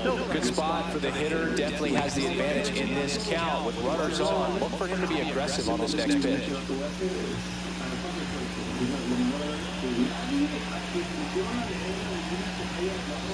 Way high there. And that's ball 3. Ha-Seong Kim in the on-deck circle, hoping to get a chance to make a big impact here.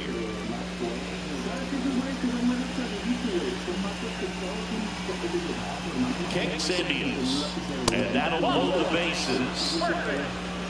Now that sets up a really big at-bat in this game. These are the moments when everyone in the stadium gets really locked in. 2 outs, bases full. Kim now at the plate. That one finds a corner. Strike one.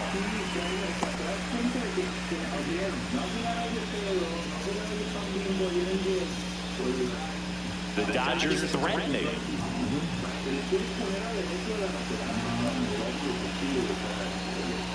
Strike 2, and there's a real chance they get out of this without allowing a run.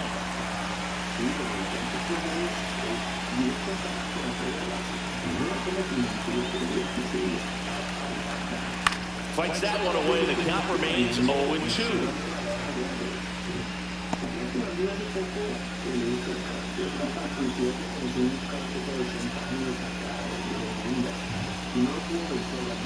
And ball one. See if you can go upstairs a little bit. Make sure you miss up and out of the zone since you're heading to count 1-2. Don't miss in the zone because that's where you can get hurt. Foul ball still 1-2 count. Definitely got the hitter conscious of the pitch inside. I really think the outer half is open.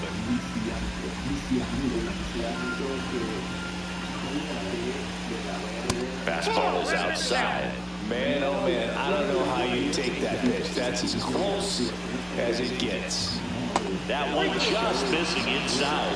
3 balls, 2 strikes. Good spot there, but didn't get the strike at the knees and doesn't seem too convinced by the call out there in the mound as he tries to get a better sense of the umpire strike zone.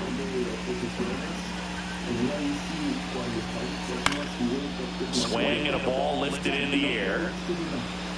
Squeezes it, and that's the 3rd out. De repente no se ve, pero cuando se quiere, ya cabrona, a la una tengo que jalar, güey. Te vas a echar un macho de néctar Ward saliendo, o sea, cuál vida complicada, güey. Te vas a echar un frappé del... Estás llevando 1500 por persona, güey. No, está chido, obviamente si te gusta, pero es para ser amigos. Sí.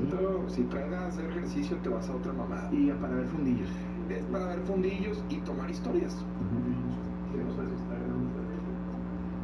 Sí, el jiu-jitsu, lo que decimos ahorita. Tú no sabes, subes una foto de jiu-jitsu y dices tú, el vato está perdiendo porque lo están ahorcando o está ganando porque, pues si lo están ahorcando pero el otro güey atrás está viendo que se está desesperando o están cogiendo. Sí, están enamorados. es de posiciones y de someter, pero te excita, o sea, de pronto es de que... Si es mixto puede llegar a ser erótico. Como la campechana. Imagínate, es como la grecorromana, güey, es como la grecorromana. Yo creo que lo entre peleadores, y esto ojalá algún peleador me lo confirme, ande cuando están haciendo el tatami ya solo y sin cámara, sí se avientan de que empiezan de poses de jiu-jitsu a terminar cogiendo. Sí, que sí, como que vamos a ver cómo termina este pedo. Sí, porque la morra te está haciendo una batallón y aquí la boca de la vagina, así aquí. Y ya tener confianza, o sea, que sean pareja. A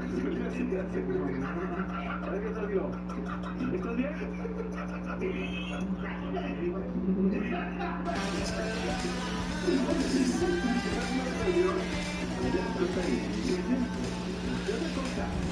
Me da mucho porque Hello from Arlington, Texas. We're live inside Globe Life Field. Major League Baseball on tap. It's the Toronto Blue Jays and the Texas Rangers. First pitch coming your way next.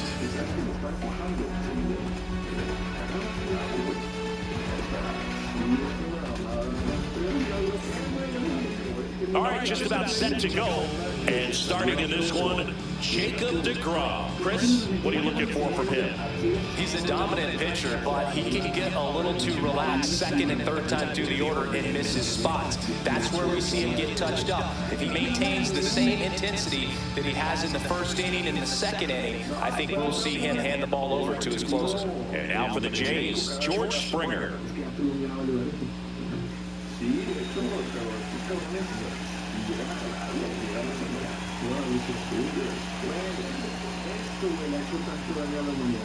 And that's it for a strike.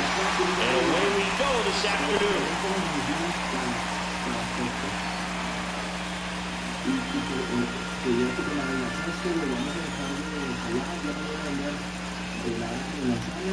To the left side, but it is well foul.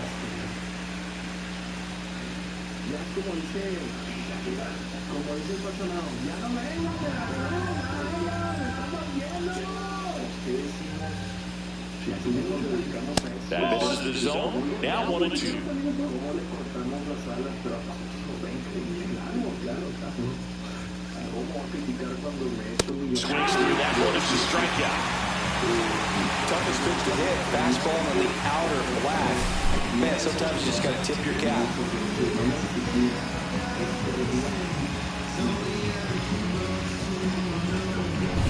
Bull Bichette up to the dish. No hay una verdad más absoluta que esta. and that is out of play. Always fun watching DeGrom go to work on the mound. He's so good, and as a two-time Cy Young Award winner, he's got the honors to back it up. Won those awards in 2018 and 2019, becoming the first National League pitcher to go back-to-back since Clayton Kershaw. Late with the swing there. Just a bit late on that 0-1 breaking ball. 0-2 hole now. He's going to have to shorten up, tighten things up if he's going to have a good at-bat.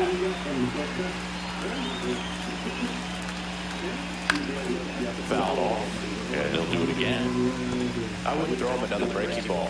Try to go again with the fastball slightly elevated. He just is having a hard time catching up. The shortstop takes the ball.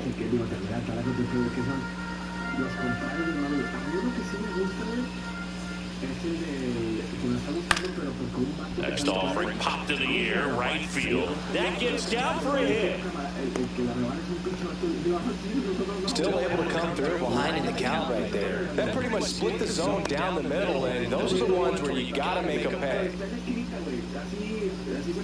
Runner on at first with one gone. Anthony Santander at the plate. Check swing, called strike.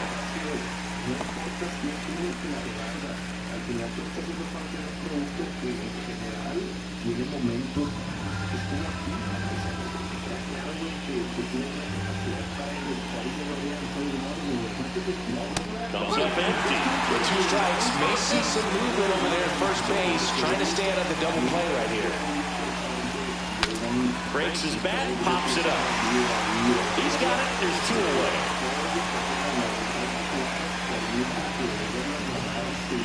Let's take a look at the lineup for the Blue Jays.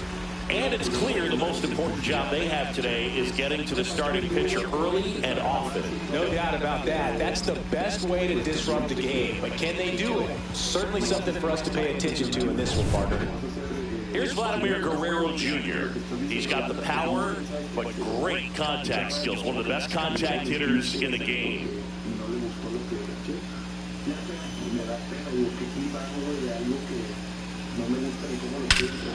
Drilled out towards left center field. That's back. That's long gone. Vladimir Guerrero Jr. goes deep. It's 2-0. 1 pitch, 1 swing, 1 home run. Yeah, you can say that's efficiency right there. Didn't need much time in the box to make an impact. Well, he went up there 0-0 looking to do damage. I think he had his sights set on that pitch. He went and got it and circled the bases.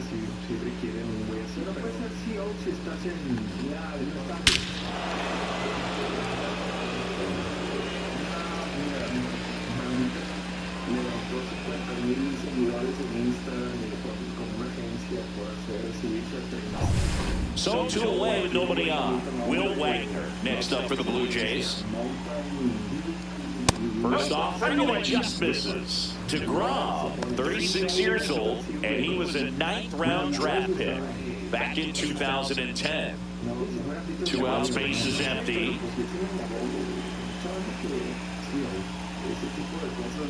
Swings through that one. They can live up in the zone all game, and hitters will chase it. That's just too much velocity. Hitters got to look down in the zone. Swing and a ball popped in the air. And that is foul.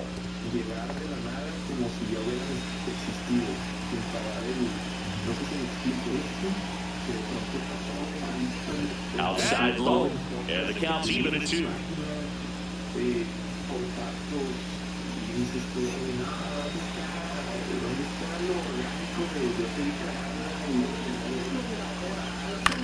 The other way, hauls it into Indiana. The Jays get a pair on this homer. It's now a 2-0 ball game. It's Major League Baseball on the show.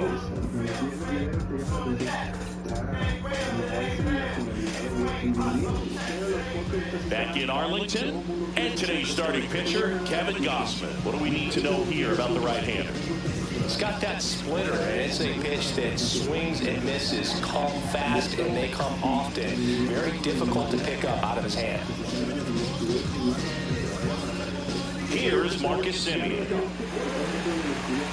For Marcus Semien, probably the biggest adjustment and improvement he's made has been on defense. Semien made 35 errors as a shortstop in 2015 with the Athletics, and by the time 2021 came around, he won a Gold Glove with the Blue Jays. Swing and a miss and a slider. Just a really nice slider down and in there. He wants to get the hitter thinking fastball, speed him up, and just subtract some velocity and add a little movement. The 0-2. In the air, right field. And it falls. So a runner aboard to start the inning. Really nice job of two-strike hitting and that at bat. Pretty good fastball location. Down and in on the corner, but that was just a nice job to handle it. Hit it hard. Very tough spot to get the barrel to most of the time. Seager stands in now. Just off the inside edge. Now this team is definitely looking for a big swing of the bat right here. Try to close that gap, but you know, at the very least, if you could find a way to manufacture that run from first, it feels like it's really important at getting back into this ballgame. Smash to the left side. There's one. To Guerrero, and they turn two. They made that double play look so easy, but it was far from routine. That's the one thing about big leaguers. They make tough plays look simple. Wyatt Langford stepping in for the Rangers. Just off the outside edge. Ball one.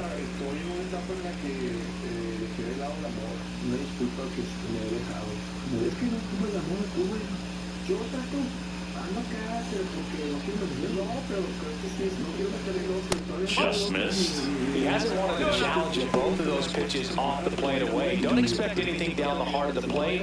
You may just have to be patient and take your walk here. The pitch. That one's spoiled, and the count down 2-1.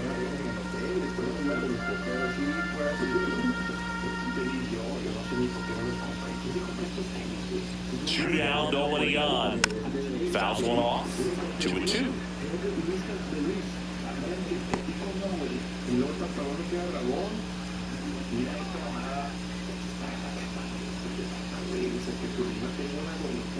Foul off the plate. They'll do it again.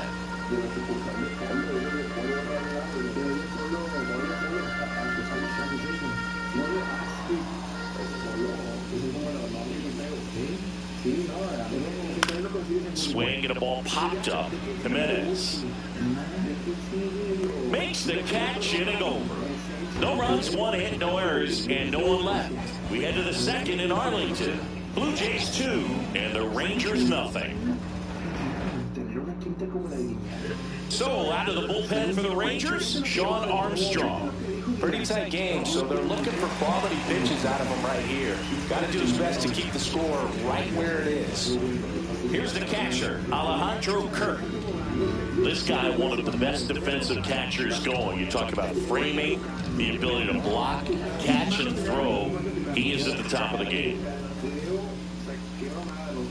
And the first pitch misses for ball one. Really good athlete, and many times we talk about the feet of infielders. This catcher as well, really quick feet. He's able to recognize the pitch, see the trajectory, and get into a spot where he can block those balls and keep them from going to the backstop. He swings and fouls one off.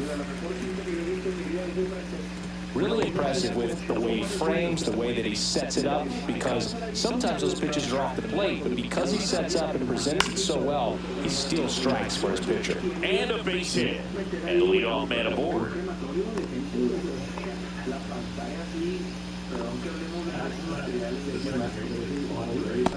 Here's Andres Jimenez.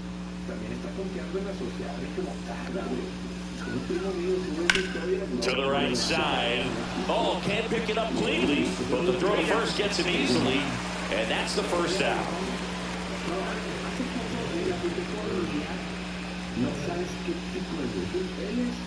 Ernie Clement next up for the Blue Jays. It's interesting, he plays kind of a power spot defensively, but runs pretty well. So when you're looking at that position, you're not expecting someone that has maybe above average speed, but he does. Kirk leads off second with one gone in the inning. Next offer in there for a strike. 1 ball, 1 strike. And I think that skill set really upgrades the position, because when you have that kind of speed, it makes the whole team that much better. Late on that fastball. What about playing another position on defense, one that would require a little more range? Absolutely, and I think if push came to shove where they had to make a move during a game, it surprised a lot of people. You might even be able to put him in center field. Man at second. Up the middle. Lays out, but he can't squeeze it. No throw, and they don't get an out on the play. We don't see this a whole lot anymore, where hitters with 2 strikes are willing to shorten up, tighten up, and try to hit the ball back up the middle other way. He was trying to hit that hole, I believe. Very good at bat with 2 strikes. Nathan Lucas, batting with 1 down, takes a strike.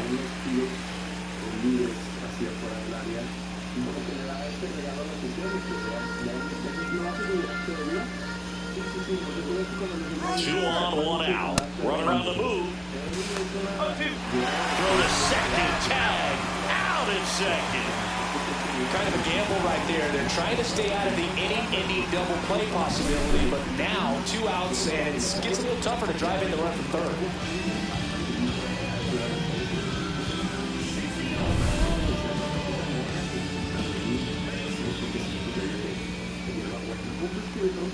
That's way outside. Now 1 and 2. Y eso fue lo que me hizo terminar de decir en mi mente que esto puede ser una buena, una Navidad buena para ti. And it's fouled off. They'll do it again. Cuando él ya está convencido, no hay continuidad con titular que diga,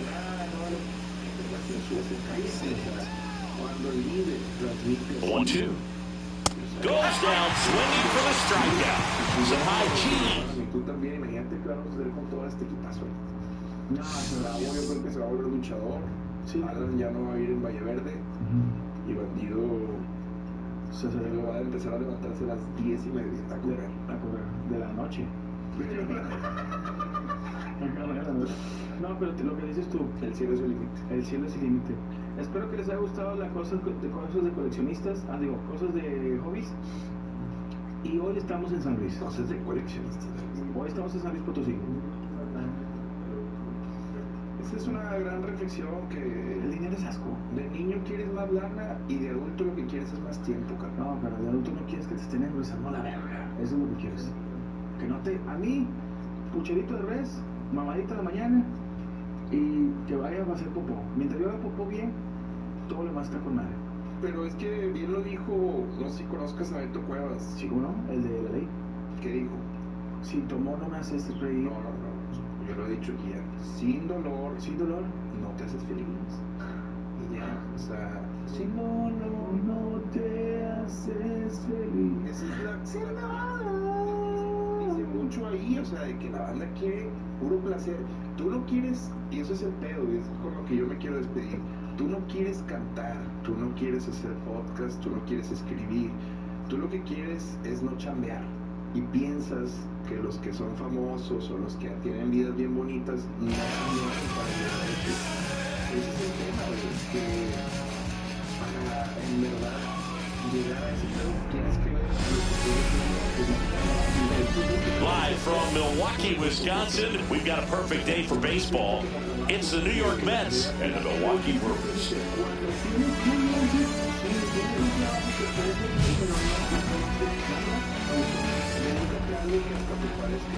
All right, we'll be back to get this one started after this. So just about set now, and towing the slab, Freddie Peralta. Trying to stay back for that power changeup. Speed differential between the fastball and the changeup is huge. Hitters, they have a hard time staying back. All right, ready to get underway. Here's Francisco Lindor. Popped up. Terang. Nabs it. One away. Let's take a peek at the Mets lineup here. We could be in for a power showcase today with the wind blowing out, a lot of lift and separate, Chris. We know hitters are in this era definitely trying to hit the ball in the air regardless of the conditions, but I think even a little more so there's margin for error if you can get the ball up in the air. So, you'll see at times, I'm sure, with 2 strikes, what looks like a half swing that can get out of the ballpark with a hitter who's got decent ball. Juan Soto now in the box, comes up empty with a swing there. Next offering is down low. There's no way around it. Soto is one of the most exciting players in baseball. His hitting skills are so advanced, you'd think he played in Major League Baseball in a different life or something.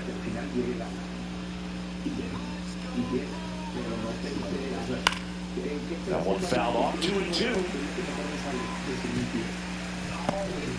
1 out, bases empty. Foul ball, another 2-2 upcoming.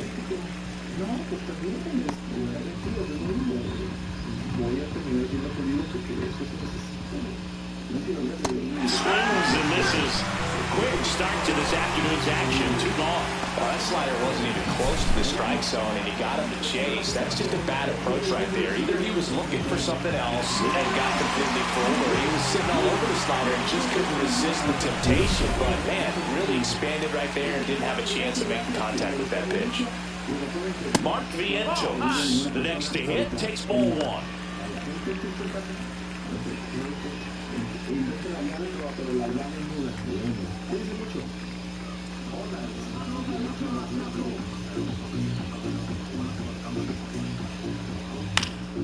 Next offering is fouled back.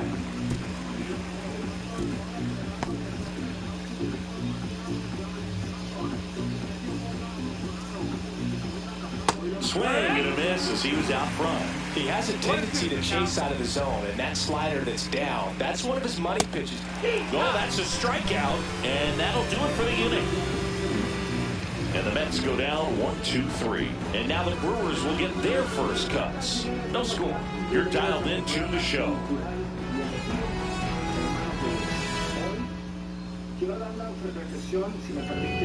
Back here in Milwaukee, pitching in our game today, Kodai Senga. What should we keep an eye on here? It's always interesting to see how he utilizes all of his pitches and how many of those he has a good feel for on that given day. When he's right, he's really able to keep hitters guessing, and all of his stuff seems to be coming out of the same arm slot, the same tunnel, and that can make life very difficult on his opponents. Bottom of the first. Up now for Milwaukee, Jackson Chourio. On the ground, and that's just foul.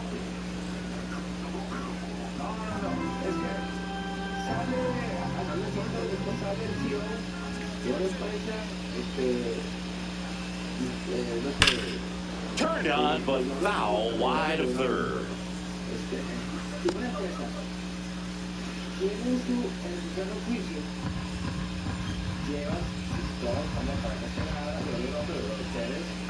The next pitch misses, and the count 1-2. Really good take, especially with 2 strikes. And a foul ball, he stays alive.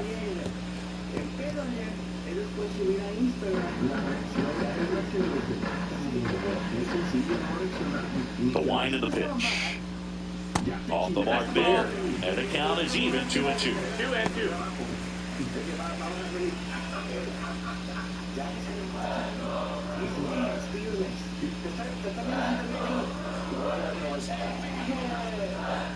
Got him looking. 1 out. Now it's Christian Yelich. And that's outside. And that's ball 1.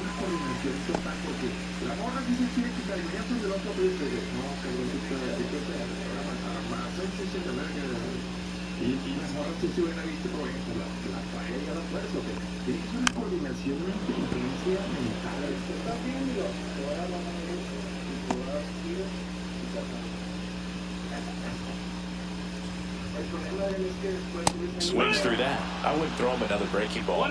Try to go again with the fastball slightly elevated. He just is having a hard time catching up.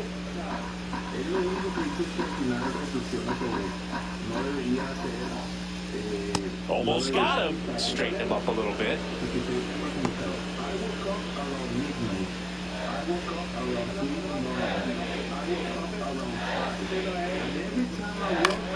Swing and a high fly ball left field.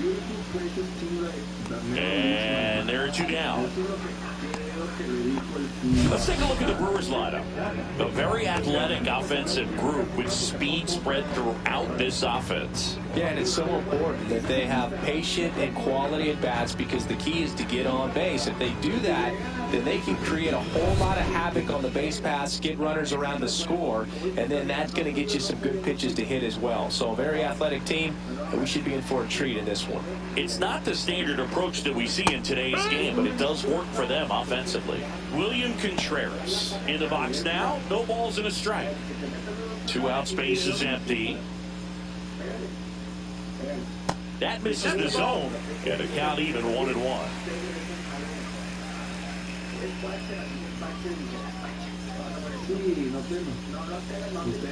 That one missed.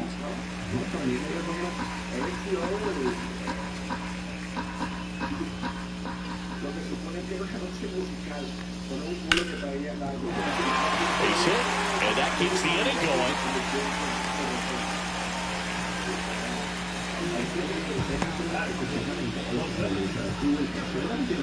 Here's the center fielder, Garrett Mitchell.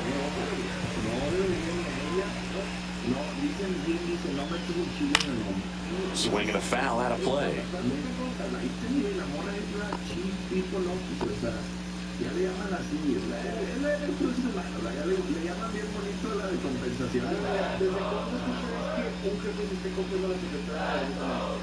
Two outs.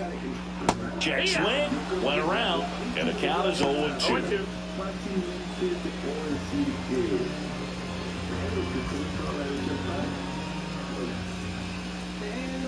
And that one upstairs.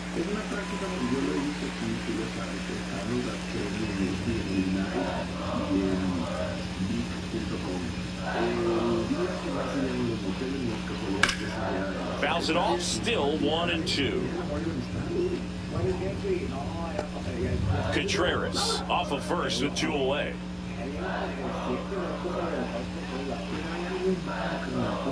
Swing and a miss, and that is that. Brewers come up empty in the first. Through an inning in Milwaukee. No score on the show.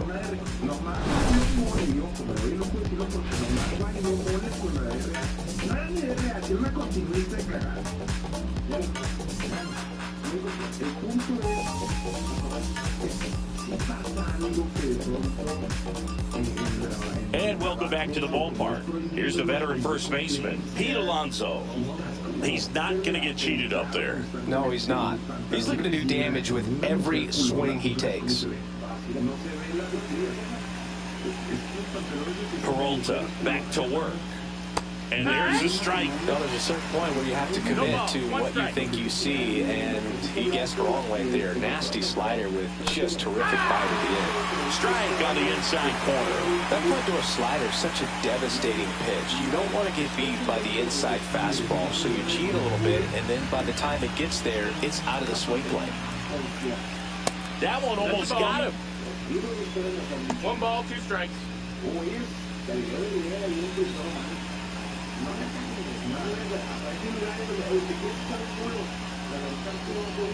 Fights it off, he'll see another. Definitely got the hitter conscious of the pitch inside. I really think the outer half is open. And a 1-2 again. Keeps the at-bat going with a foul ball. Well, he got challenged with a good fastball right there. Just couldn't catch up.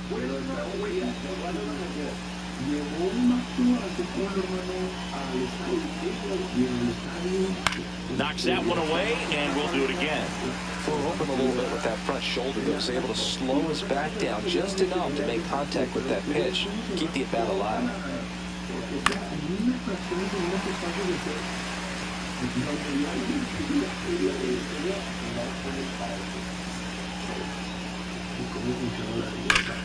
Up the middle, and that chance handled.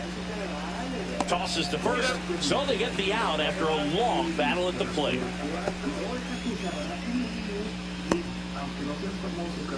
Here's Brandon Nimmo.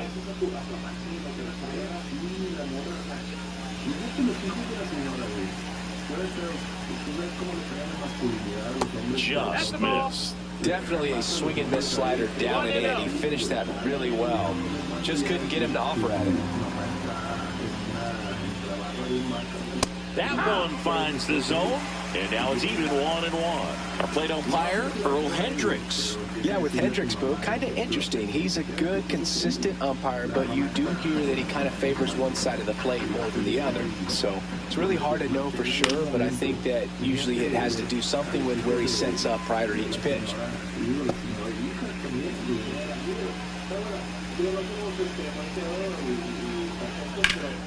Swing and a ground ball. On the run, throw to first, and very nicely done for the out.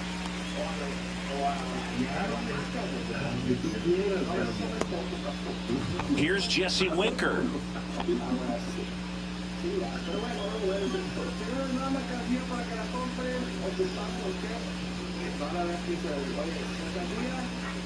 Just missed. You have to be creative pitching against bad ball hitters. You got to add some velocity, subtract at times. Just avoiding the heart of the plate isn't always going to be enough. Guys like this can hurt you with pitches you wouldn't expect them to swing at. Strike one. 1-1. Hard ground ball, base knock.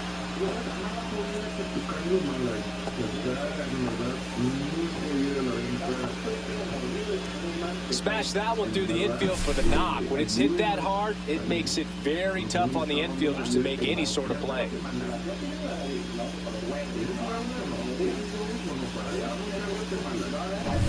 And stepping in is the speedy Tyrone Taylor. First offering misses badly for ball one.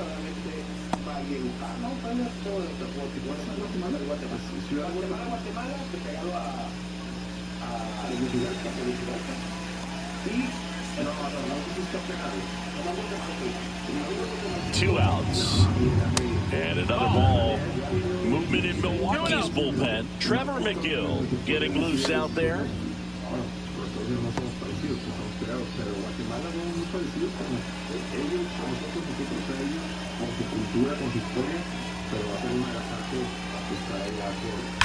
And a foul ball makes the count 2-1.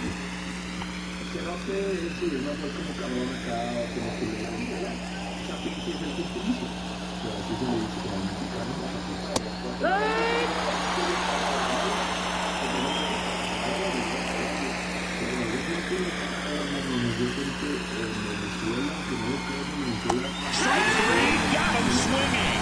And Hayes is en El Salvador, Salvador, en Costa Rica, pura vida, mae. Colombia va, En Chile. En Chile se sientan a vernos cada sábado, hermano.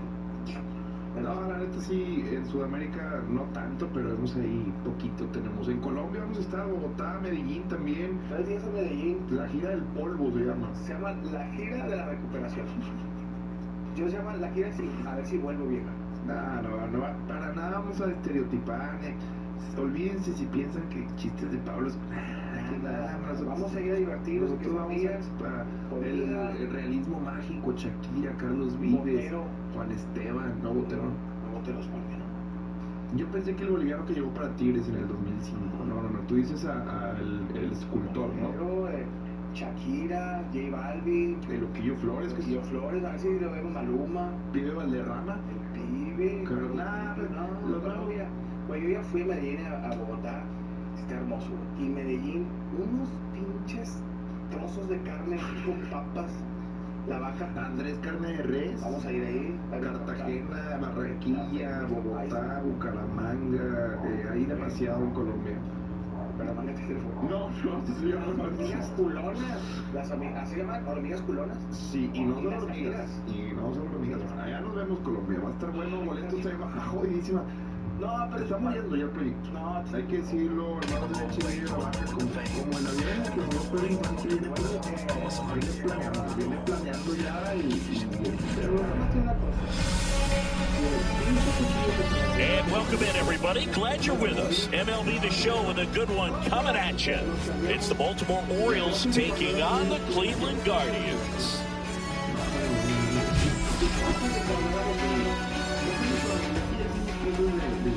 First pitch coming your way next.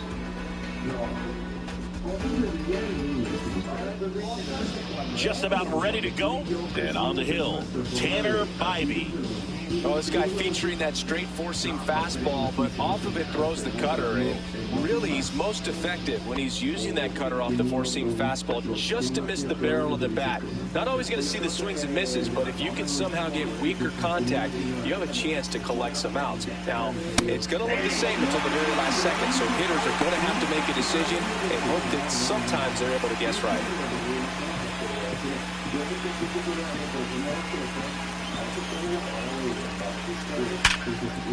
Liner, base hit. And a good start to the inning.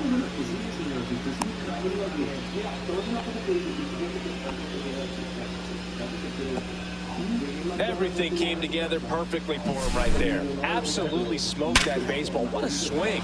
Sent it out way faster than it came in, of course. 113 off the bat, and no matter where you hit it at that speed, it's tough to make a play on. And now they've got some speed on first, so we'll see if they try to get him into motion.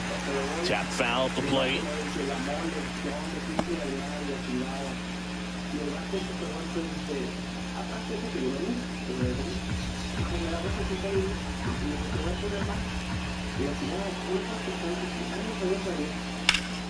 That one pulled foul. With two strikes, may see some movement over there at first base, trying to stay out of the double play right here.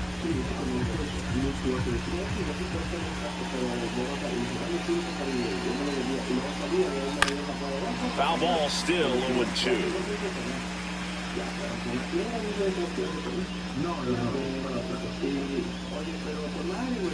Henderson aboard here at first with nobody out. Got him looking as the fastball runs back over the inside corner. A big strikeout right there, and maybe a little controversial with the call. I think he got a little bit of favor on the mound, no question about it. It's not exactly what you want to see in a big spot like that, and I'm sure there's some chirping going on from the dugout, making it clear that wasn't his best call behind the plate today.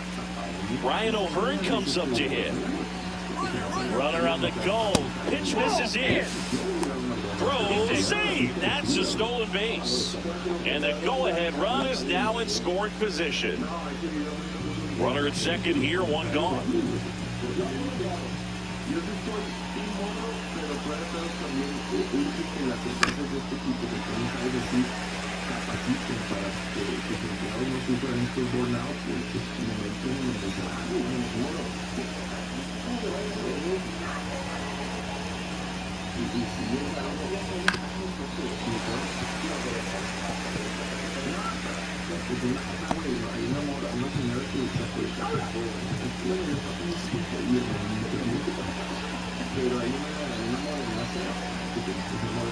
Strike three, and that's 2 in a row.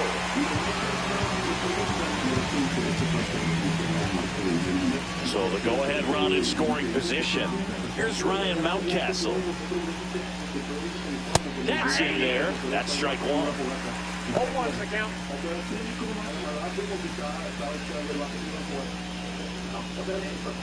Runner at second, 2 down.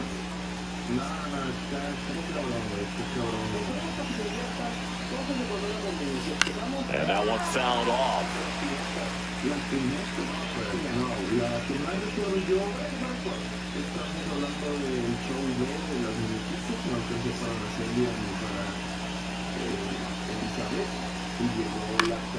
Stays alive.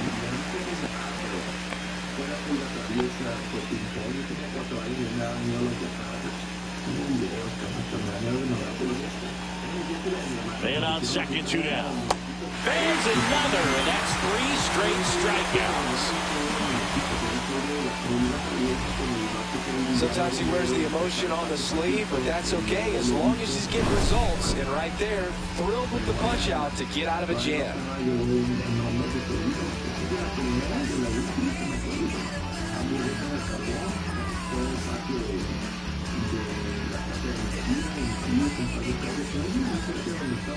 Back here in Cleveland, and on the hill in this one, Zach Eflin. Chris, what should we keep an eye on here with him?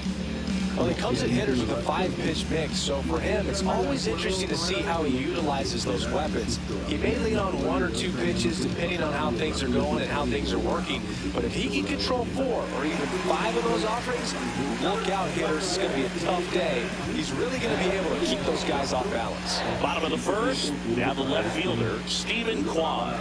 Check swing, and he went. That's strike 1. 0-1. Pero sí la que más recuerdo, no, peores cuando se pasan mis primos. Yo veo los videos de ese gusto y me da mucha nostalgia. La pulga todavía que saca el papá. That one is absolutely belted.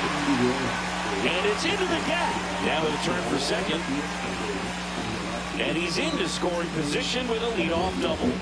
Maybe a chance for our first run here. He was all over that one. Solid swing from start to end. On time with everything. Really good balance. Nice extension. And he made it out front for the line drive knock. And now the DH, Kyle Manzardo.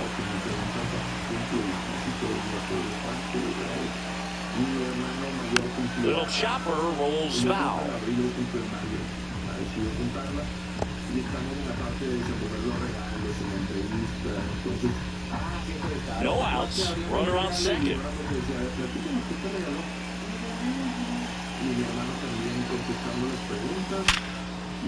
And he can't come up with it. Runner around third on his way to the plate. No throw, and he reaches safely. He'll score. Puts a run on the board and picks up an RBI. I know it was a ground ball, but it was absolutely hammered through the infield. That's not one you're excited to get in front of if you're an infielder. You know they used to say, charge it.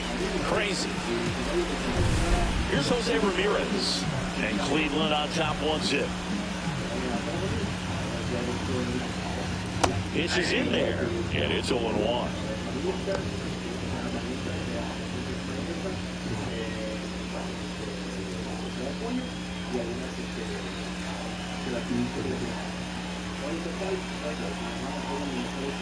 At the belt and fires. Swinging a foul straight back.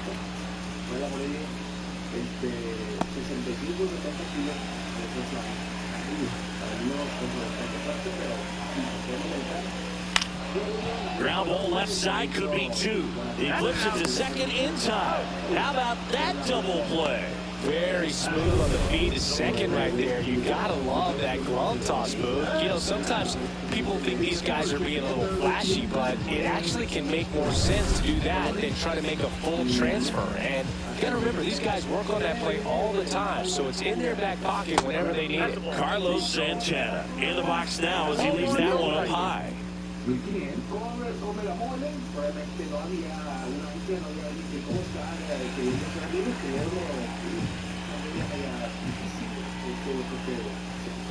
And now 2-0.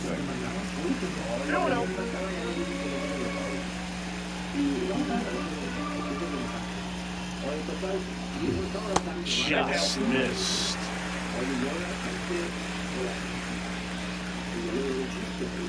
2 outs, base is empty.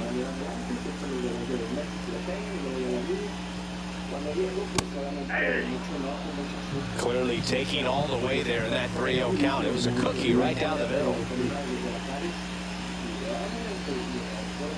And he walked him.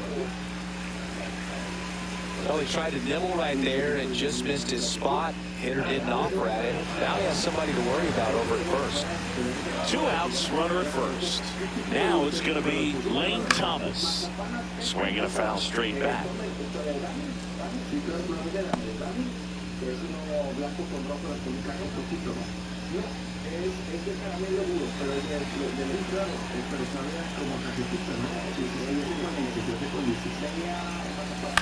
In the air left field. And that is that. So 1 run in the inning on this base hit. It's now 1-0. Back after this on the show. Top of the second, and now here is Tyler O'Neill.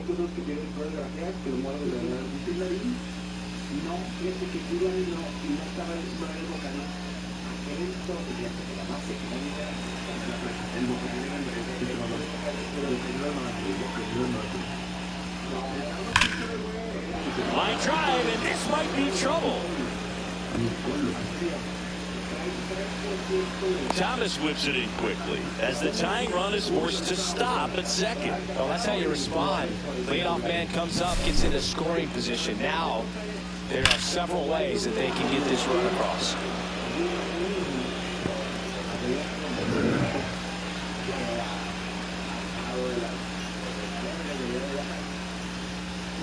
Manager out of the dugout, and he's going to make a change. Tanner Bybee done for the afternoon, and not his finest start. Never really looked comfortable out there. We'll have a new pitcher on the mound when we get back.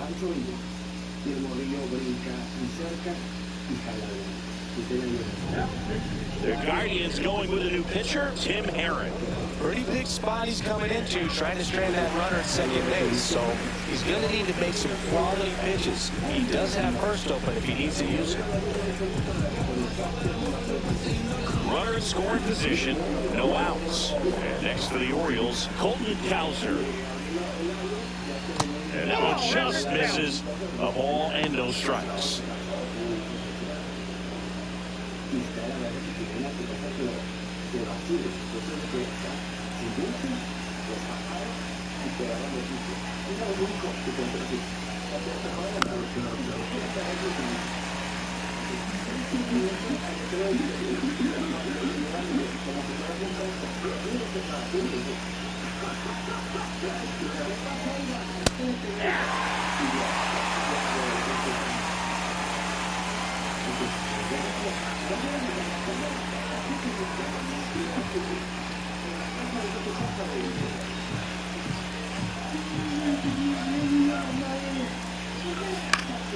Bounce that off to the left, and we'll do it again.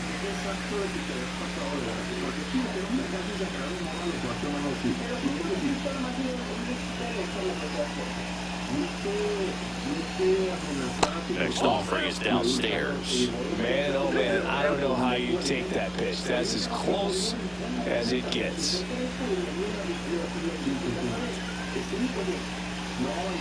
Man at second. Hacks and misses. It's a strikeout.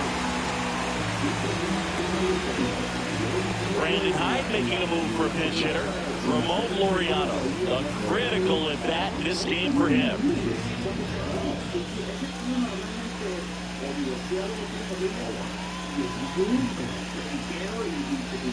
And that drops in for a strike.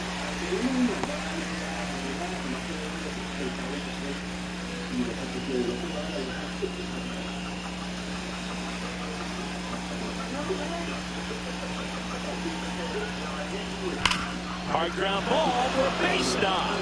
O'Neill flies around third. He scores to tie it up. It's 1-1. One of the hardest things to do in the game, to stay mentally and physically ready for the big opportunity, and he came through for his club right there.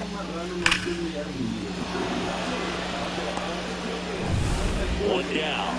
So next to hit for Baltimore, Jordan Westburn. Step off, throw to first. Laureano dives back in safely.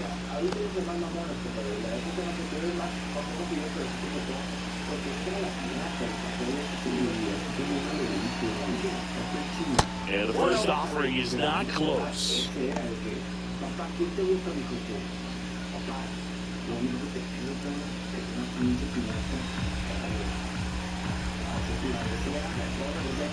Runner on the go. Pitching for a strike. Throw there. Safe.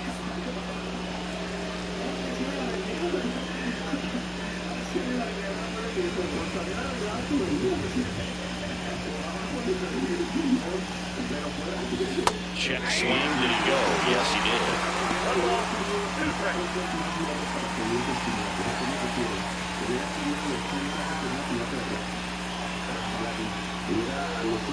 Got him.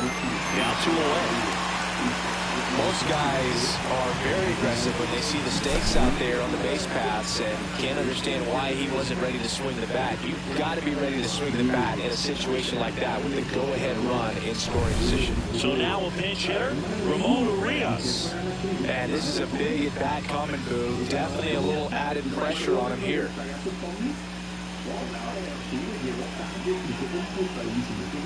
And look out, as that one ran in and got him. Here's the shortstop at the plate, Gunnar Henderson. 1 for 1 with a single so far.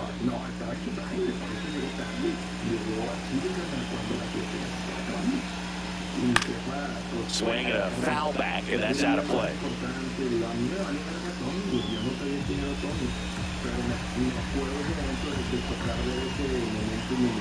Here comes the 0-1.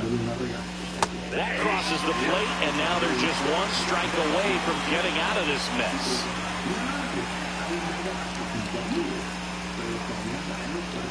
Go-ahead run at second, and Laureano in scoring position.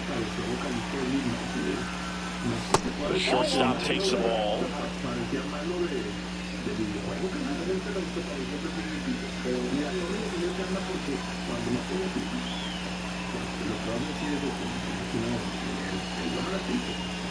And there's the ball.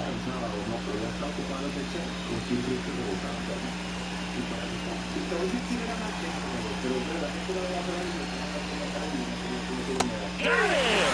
Good job of damage control right there. Era el caramito hecho, era ese sí le pelaba la verga a todos. La tira era agarraba los números y así los así con aquí los polígonos. Lo que se cae se queda. Le valía verga. Le valía verga. O los magos, ¿te acuerdas que crecimos con el mago Fragman? Sí. Había un mago así, creo que así se llamaba, güey. Que me acuerdo que iba al salón de fiestas de Julio Cepeda, donde está ahí Gustelitos. Tenía un fresas, güey. Ese era un salón.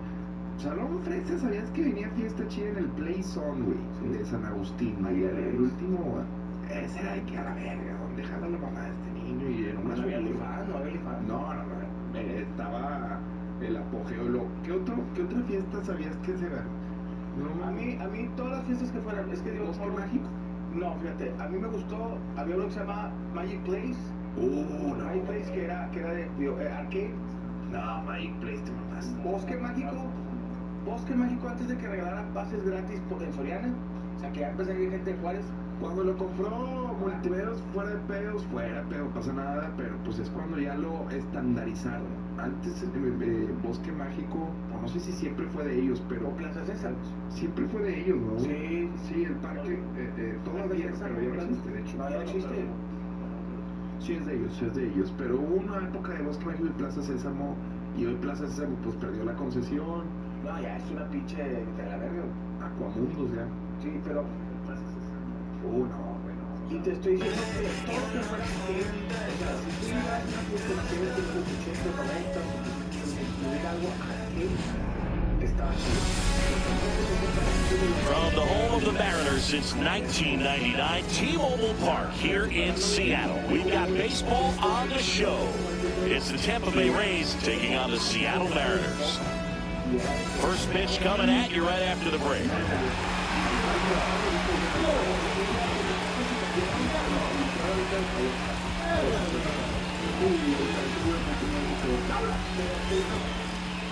Just about set to go. And taking the ball for Seattle, Logan Gilbert. Chris, having a scouting report.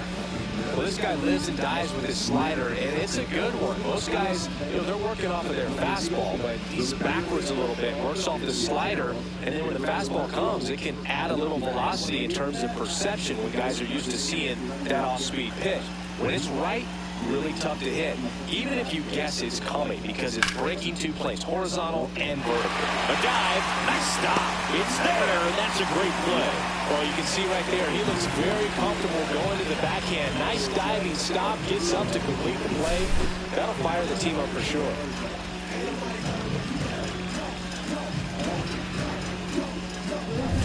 Lau at the plate.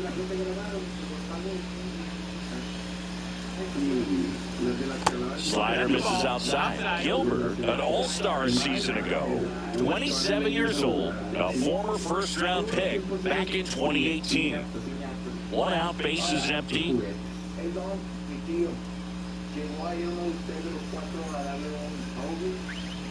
That's inside.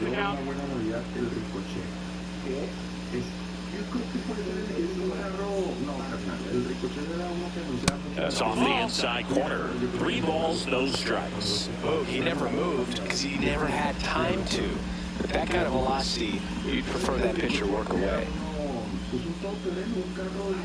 See velocity 97 with that fastball.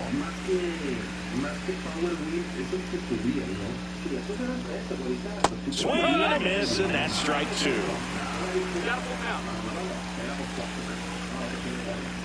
No, era imposible, aparte también mi hijito de mano era de que desde el inicio quiero esto. Y que Jorgito no, sabías que iba a ser, o sea, mejor que lo tuviera él. Pero eran los 4, la dinámica. To the right side. In plenty of time to first. Nice efficient start to the afternoon. That's 2 out. All right, let's take a look at the Rays lineup.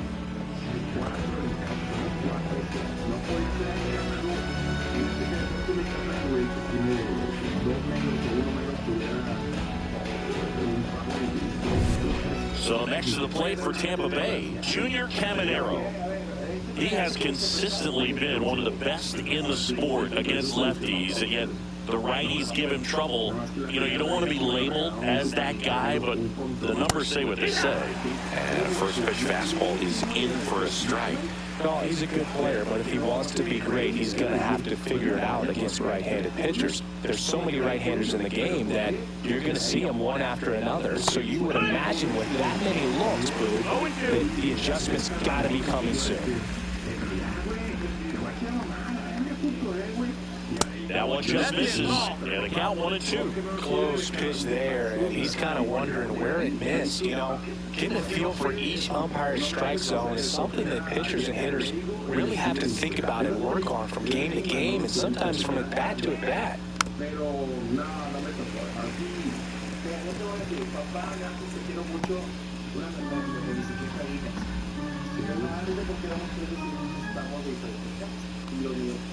That one ripped. And it's a one-hopper off the wall. Should be extra bases.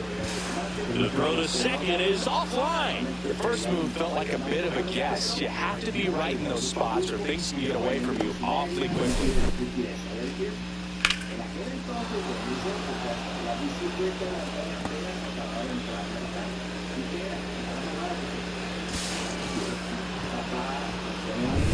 Josh Lowe getting ready to hit.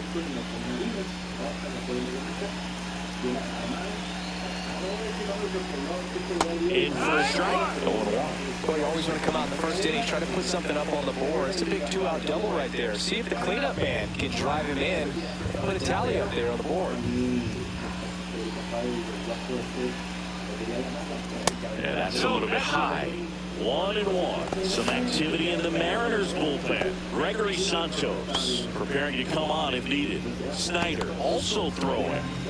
Caminero at second with 2 down.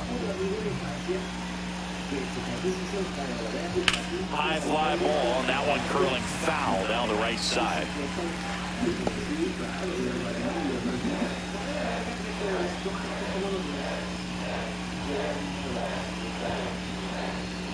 Swing and a miss. And he's down on strikes. That's out number 3. He's in a tough spot, had to make a great pitch, did it, got the strikeout, gets out of the jam. Clearly, he's happy with those results.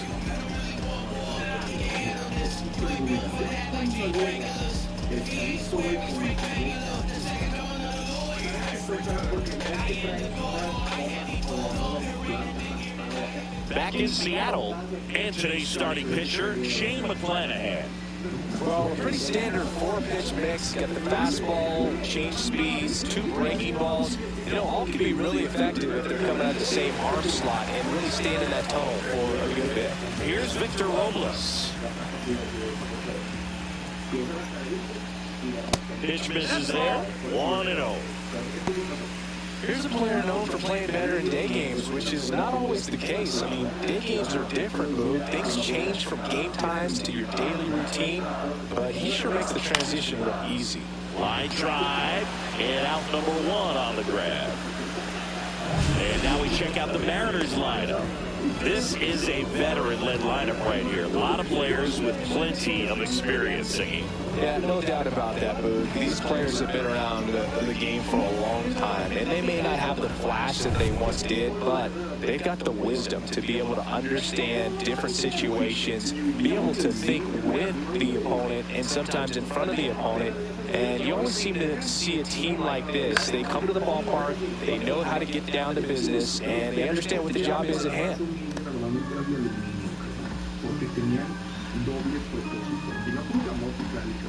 Deal 1.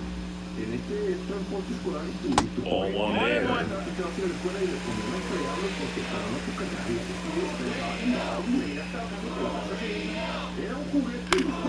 The 1-1 is fouled off. I would throw him another breaking ball. Try to go again with the fastball slightly elevated. He just is having a hard time catching up. Next pitch is downstairs.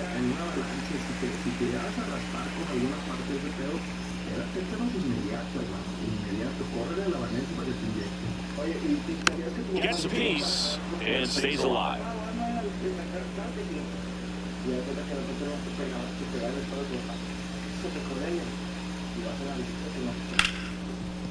Smoked on the ground a second. Lau sends it to first. 2 up, 2 down.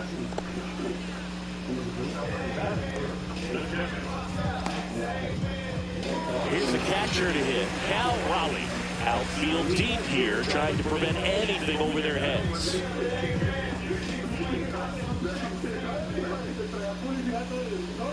This one chopped on the ground, but foul. 2 outs, bases empty.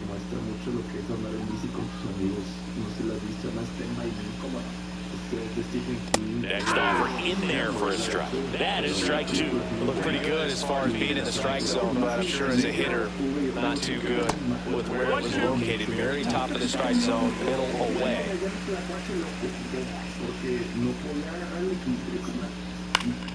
Fouls it back with 2 strikes. That wasn't an easy pitch to hit. It's much easier to do damage against mistakes, but that's not what that pitch was. Sugar Shane notches the strikeout. And 1, 2, 3 go the Mariners. Scoreless after 1.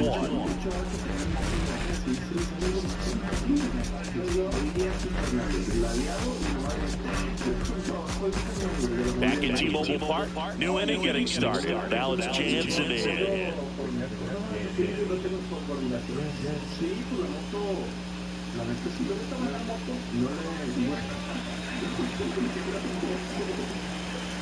Gilbert back to work. Swing and a line drive slicing into right field. There's 1-1. Clearly ready to hit right there. First pitch of the inning hits a bullet. It just is one of those bad luck ABs. Jonathan Aranda next to hit for the Rays.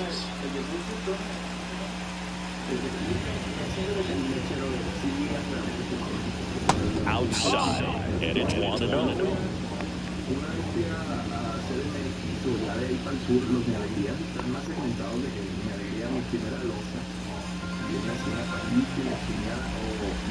One down, base is empty.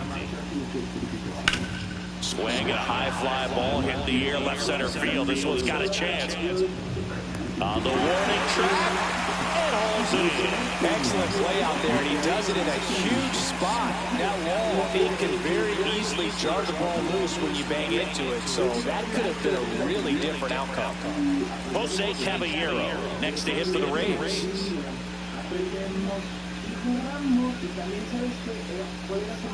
Swing and a miss as he was late. So hard to touch. I mean, at the top of the zone, 99, 98, even 97. As pitchers do such a good job of teasing that part of the zone, just elevating a little bit. It looks good because you see it for a good while as a hitter. Looks juicy, and by the time you swing, it's almost in the catcher's mitt.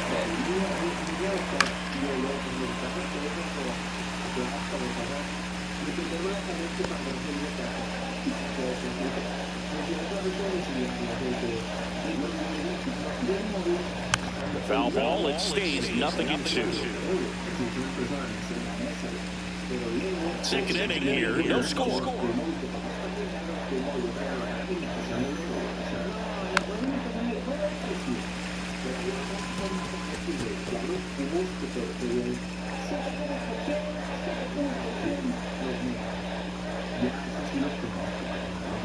And a swing and a miss there. Raleigh down to first with in time. Cuando Lego, yo no sé, pero le voló la mente a todos, güey. Todos hemos pasado por una generación en la que Lego a un niño de ahora le vuela igual la mente que a un niño. Mi carnal, por ejemplo, con el Lego. No, Ramona, tenía el mecano. A Jorge le encantan los Lego, pero al que le gustaban mucho y nomás estábamos ya dando sincronizadas abajo y nomás escuchaba arriba. No, o sea, jugaba con los monos y hacía ruidos.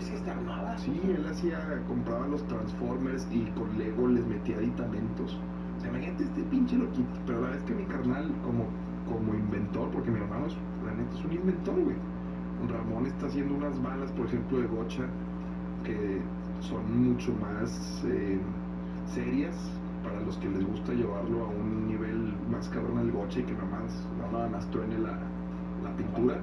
Ramón está haciendo una bala que es como una bala expansiva de escopeta, o sea que tiene varias gochas, o sea, es un pinche loquito. Mi hermano es un inventor y la vez que sí me sorprendió, es ingeniero de FIME, pero de morro decía yo, este güey va a hacer algo, porque con Lego hizo una pistola, carnal, pero con ligas, o sea, le hizo unos aditamentos con ligas de esas que las cajas de ligas, ¿te acuerdas?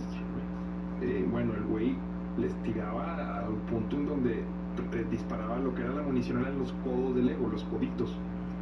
Te lo juro, güey.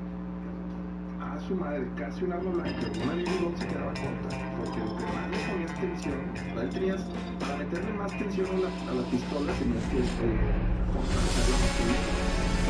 Coming to you live from Southern California, we're going to be treated to a gorgeous day for baseball on the show. It's the Texas Rangers and the Los Angeles Angels. First pitch coming your way next.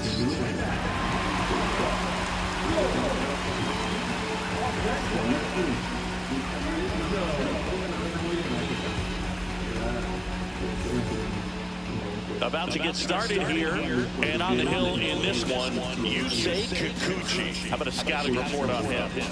Power pitcher. He's going to speed you up with the fastball velocity, and out of his hand will explode the breaking ball. Very difficult for hitters to keep that front side closed and hit the ball the other way, because they know if they're not ready to pull the trigger, the fastball will beat them. Marcus Semien, the leadoff batter, as he looks at ball one.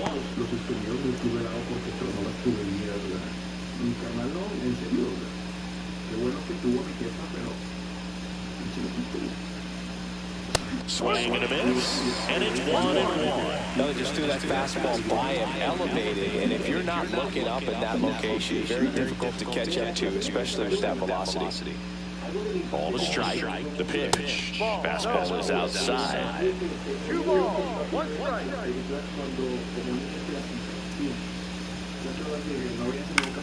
Swing and a high fly ball out towards right center field. And makes the grab.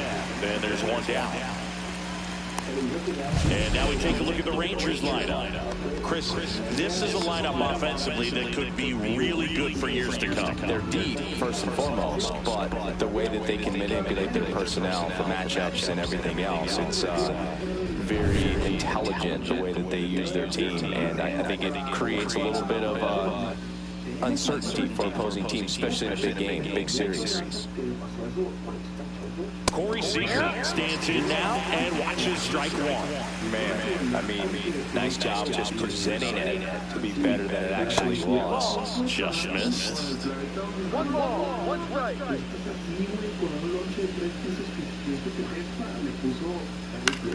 Swing and a high fly ball left field. Ward. He's got it, and there's 2 down.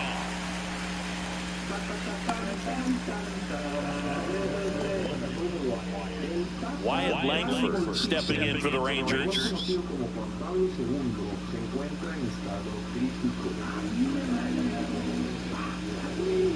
Yeah, he swings and misses, and it's nothing to one. Good fastball going early until they show they can make some good contact. You keep on throwing the pitch. 2 out, space is empty. Rim, but it curls foul.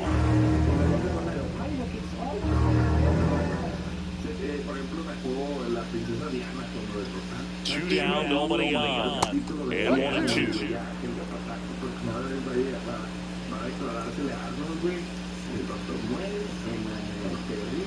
Cut and miss, struck him out. And a nice inning of work there as he sets him down 1-2-3. Rangers nothing. Angels coming up. You're watching Major League Baseball exclusively on the show.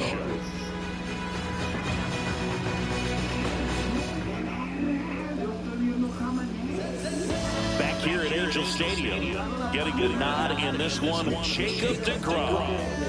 4-pitch guy, he's got some options to work with in terms of keeping hitters off balance. So we'll see how he decides to utilize those weapons through this start here, and whether or not he's able to mix them all in early, or if he wants to hold something back a little bit later, maybe second, third time through the order, and give them something they haven't seen. It's tough when you know a guy's got that in his back pocket. As a hitter, you really have to stay on your toes. And that one pulled foul.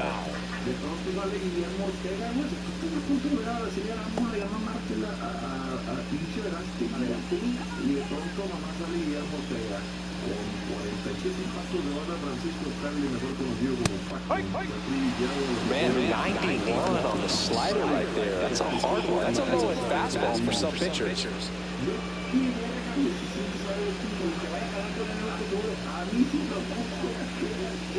On the ground at first. And he handles it himself for the out. All right, let's take a look at the Angels lineup. And saying I'm a bit surprised to see this many righties in the lineup against a right-hander. Yeah, you're not the only one, Gordon. I'm a bit surprised as well. And, you know, some hitters work well against same-handed pitching. You know, just back in 2024, Bobby Witt Jr., Vlad Guerrero Jr., and Aaron Judge all had higher batting averages against righties than they did against lefties. So maybe they got a plan after all.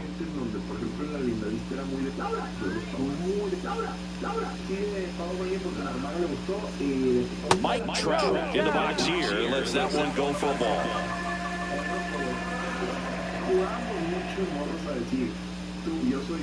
Trout is one of the best players of his generation. He's a fan favorite because he brings a rare combination of speed, power, and all-around talent to the team. He's exactly the type of player you want to build around. Swing and a miss. Ugly swing right there. Clearly he was sitting on a fastball right there and just ended up out in front of the slider. Hey, you can't fault him for his commitment. Now he's just going to have to battle for 2 strikes.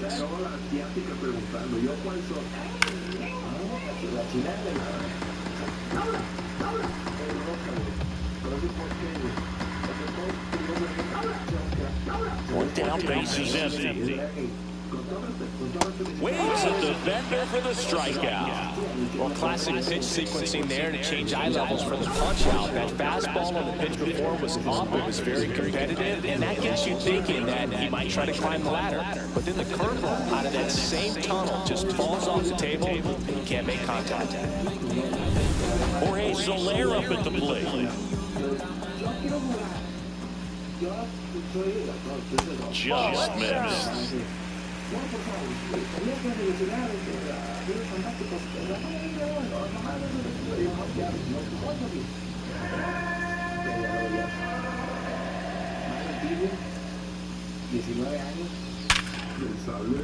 That's a base hit. So he gets on base and keeps it going.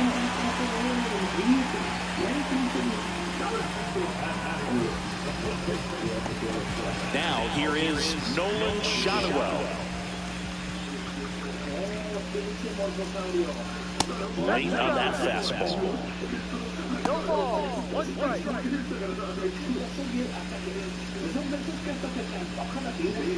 Soler leads off first, but 2 down to the inning. Swing and a miss. No balls, 2 strikes. He's in a great spot right here. Ahead in the count 0-2. All 4 pitches in play right here, partner.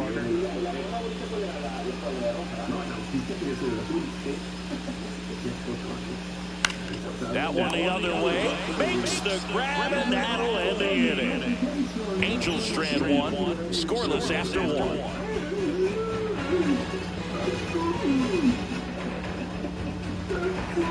Second inning set to go. And the batter now, Josh Peterson. Kikuchi, a former All-Star, 33 years old. He joined the team as a free agent.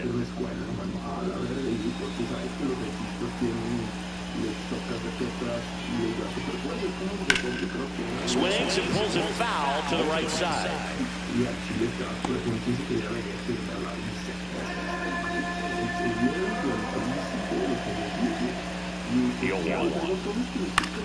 This one in the air, right field. Trout is there. Balls it in, and there's one away.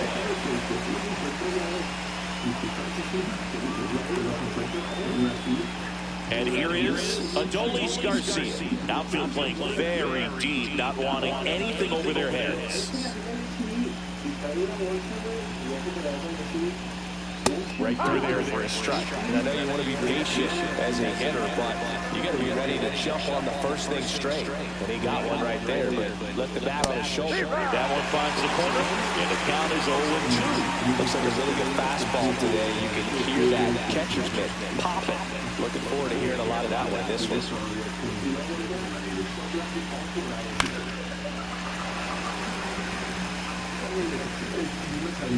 Y a mí me gustó, yo estuve en una escuela estilo Montessori, ahorita mencioné formos, siempre me gusta mencionarlo, porque sí, es chingón. That missed by a lot, and that's ball one.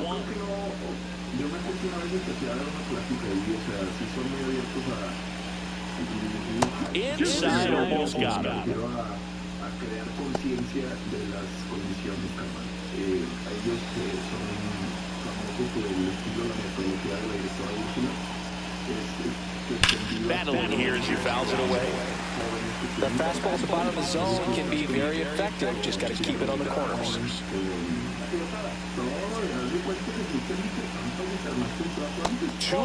And it's ball three.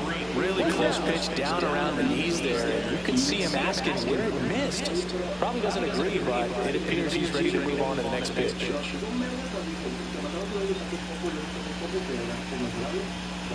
He goes down looking. Really good battle right there. That final pitch probably could have gone either way. He was hoping he'd get ball four. Instead, the umpire rings him up for the backwards K.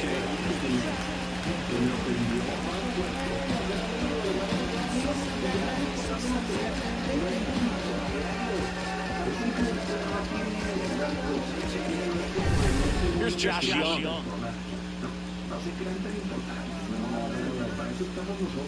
Ground ball, left side. Moncada tossed to first. Out. Si usted anda apagado y de pronto lo mencionamos aquí, un segundo, el capítulo no tiene las reproducciones que tiene por mencionar gente. Y la dejo ahí nada más porque sí, oye, uno del póker me dijo, pero eso fue en otro espacio. Es que te digo, me ha estado pasando mucho. ¿Por qué dices que soy el jugador de póker, el mejor jugador de póker borracho? Pero pues es que lo eres, güey. O sea, porque estás peleado con... O sea, ¿sabes qué pasa con esa banda? Les calientan los huevos. Cuando escuchan que eres nomás, te pasaron de verga la mano derecha. No se te pasaron de verga, te mencionaron nada más, güey.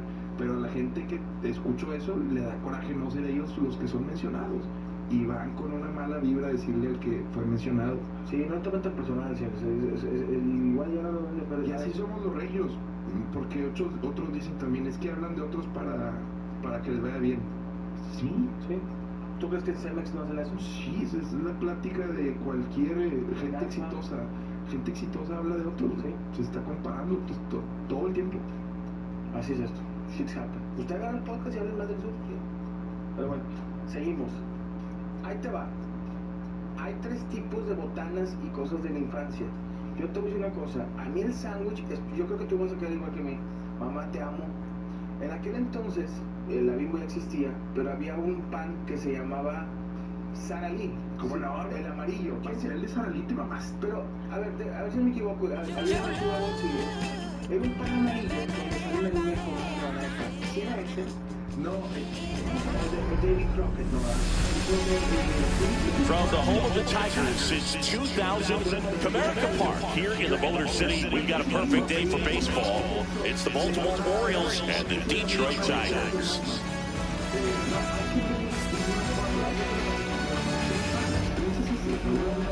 All right, we'll be back to get this one started after this.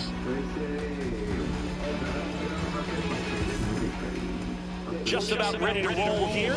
And on the hill, the lefty, Eric Skubal. What do you have on him? Anytime you have 5 pitches to work with on the mound, that repertoire can be a real weapon in terms of keeping hitters off balance, man. It's one of those things that I'm going to be looking for in this one. Does he have a feel for all of those pitches, or is he just able to get 1 or 2 over in the strike zone where he wants? Now, it's tough to do to be able to command all those pitches, but if he can, he is going to be very tough for the opponent today. And there's a rocket into the outfield. Makes the turn and heads for second. And it's a double to start the game.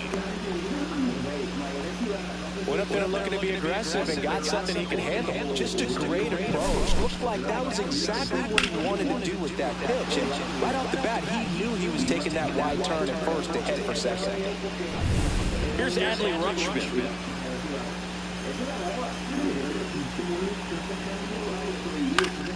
And that one is lifted in the air. Green settles under it. Makes the grab, run away.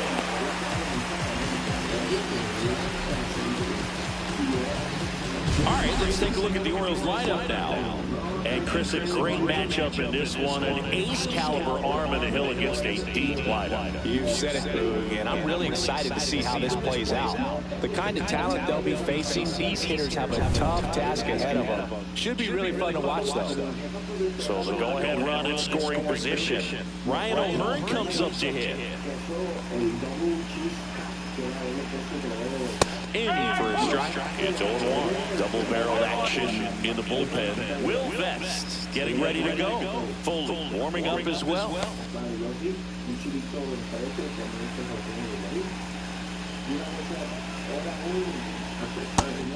Outside.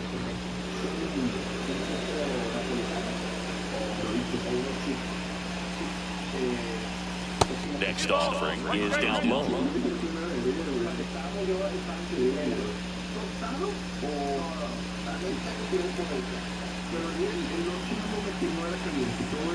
Skubal checks the runner. Back in save, really close.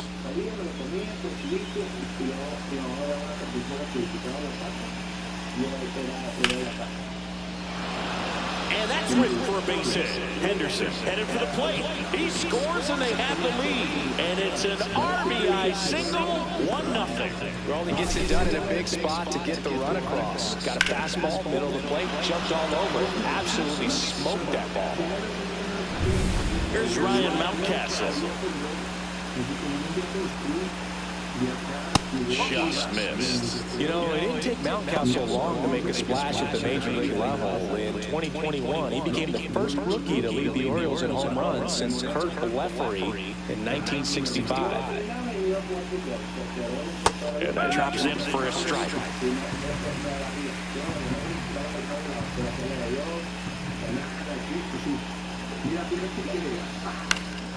Next offering is fouled back.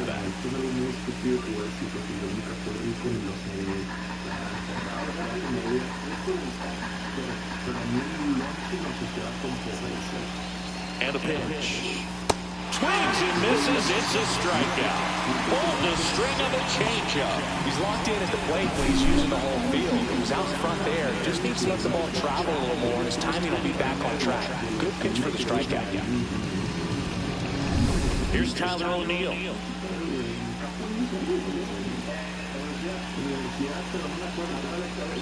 Right through there for a strike.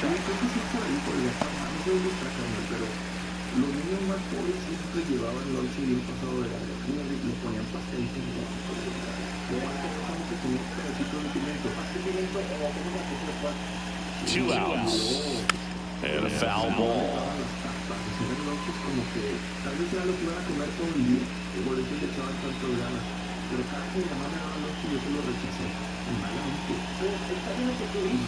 That one drifts inside. Oh, he never moved because he never had time to. But that kind of velocity, you'd prefer that pitcher work away.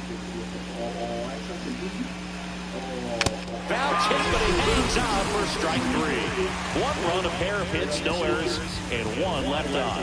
On to the bottom of the first. It's the Orioles 1. The Tigers coming to bat.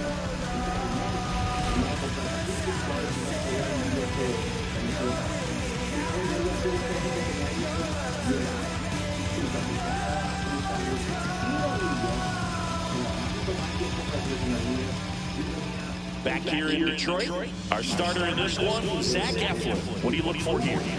Well, he's got great stuff, but what makes his stuff even better is his delivery. Hides the ball for a very long time, high leg kick, and by the time the hitter sees it, it's right on top of him. And now the center fielder, Parker Meadows. We talk about guys with good speed, and definitely he has it. But pushing the offense aside for just a second, Chris, it's the defensive side that I think the speed factors in the most.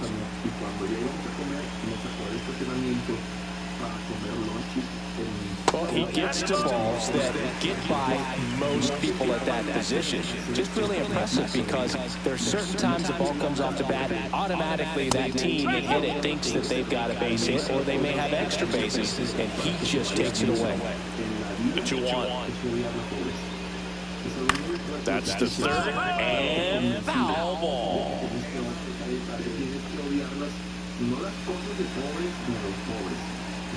2-2 now.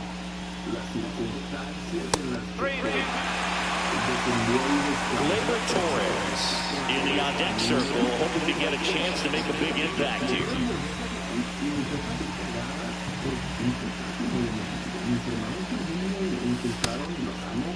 Tried to check his swing, appeal to third. And he punches him out. He went around.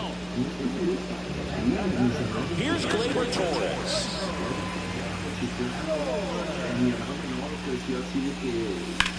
Swinging a ground ball up the middle.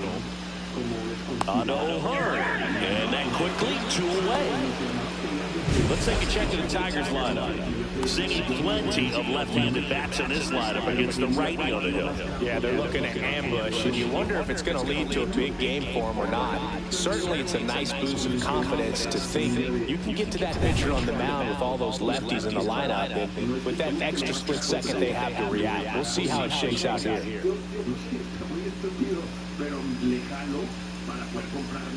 Riley Green in the box with 2 gone and takes a look at a called strike.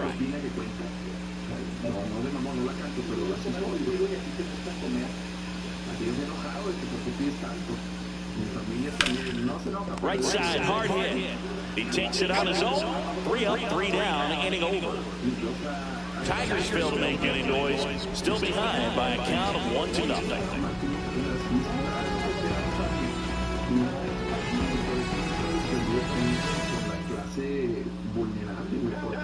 So they turn things over to the righty, Will Vest.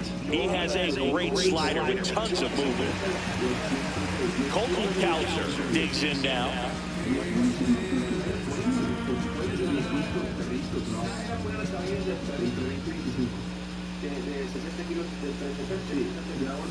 A swing and a miss, and that's strike 1. It might be time to choke up a little bit, get that front foot down early, maybe even just spread out. He's really late right now. There's your strike, 95 of that one.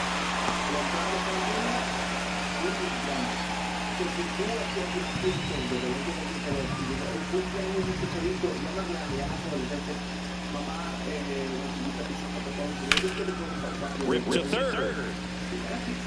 Throws to first. 1 out in second.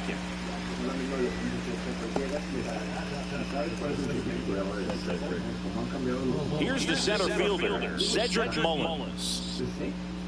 It's no surprise they call this batter a day player. He statistically performs better in these games, and he's hoping for a big performance in this one. And that one fouled off. Vest fills up the zone, forces contact, so not a huge strikeout guy, but he's going to make the hitters beat him. Doesn't issue a lot of walks, so the pressure is really on the batter to make something happen.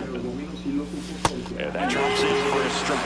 And although you like the fact that the guy throws strikes, guy gets contact, and not always great contact, the fact that when you have runners on, if that ball's in play, there's still a good chance that a run gets pushed across, whether it's earned or not. 1 out, bases empty. Command in the zone is such a crucial part of it, right? You know, it's not just throwing strikes, but it's throwing quality strikes. He's having quality misses as well. What's a quality miss? Missing just off the plate rather than over the plate. Jordan Westburg, the next to hit.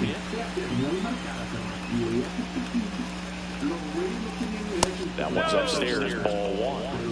1-0.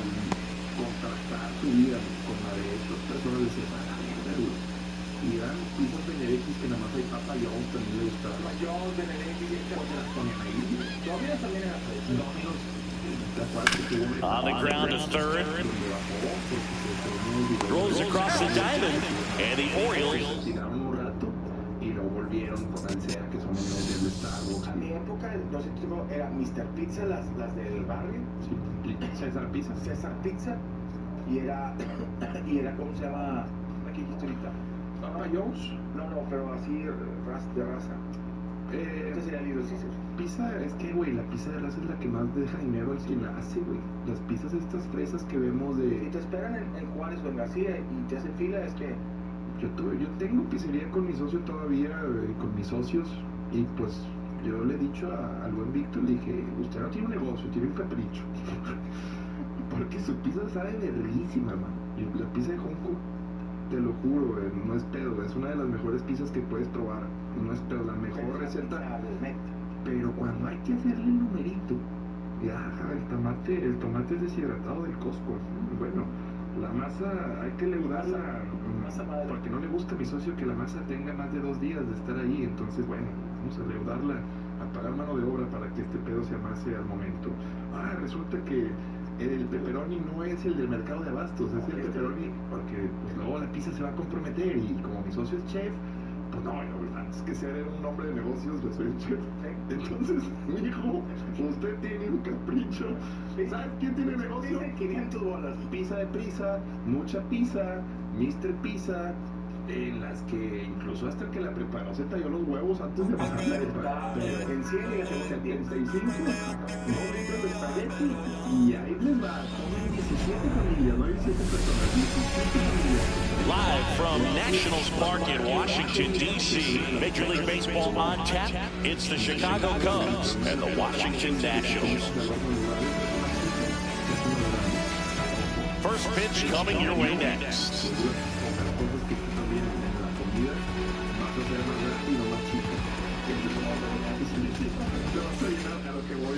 So just about set now. Today's starting pitcher, Mackenzie Gore. Well, that 12-6 curveball explodes out of the hand, and because he's able to throw the high fastball at the top of the strike zone for a strike, hitters commit to that pitch. Before they know it, they're swinging over the top of that curveball. So up now for Chicago, Ian Happ.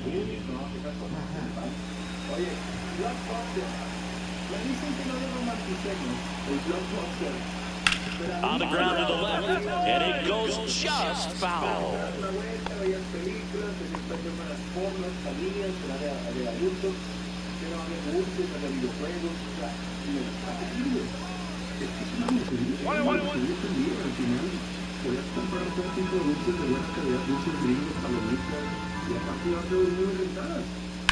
Hit in the air, center field.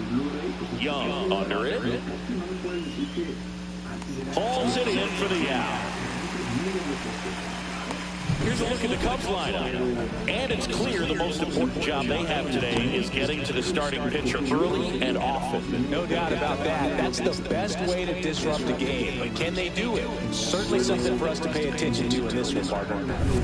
So here's Kyle Tucker now. He's a big, strong guy, can untie this game with one swing. para adelante y ya atrás venía la película que iban a aventar, o sea, que traía la And the ball onto the right fielder. Tucker, a former Gold Glove winner, batting second in today's lineup, and they went out and made a trade for him last season. That's a bullet, but it goes foul. Tucker, who's been an all-star and a Gold Glover.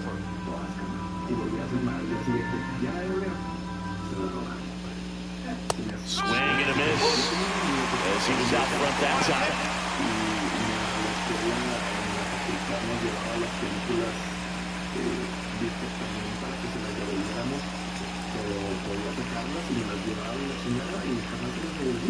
Got him, Smith.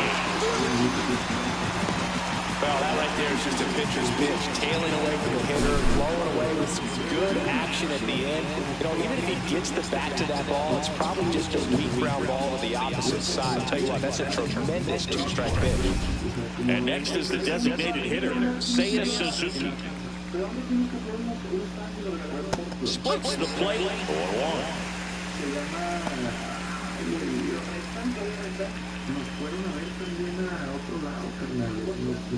Two outs, bases empty.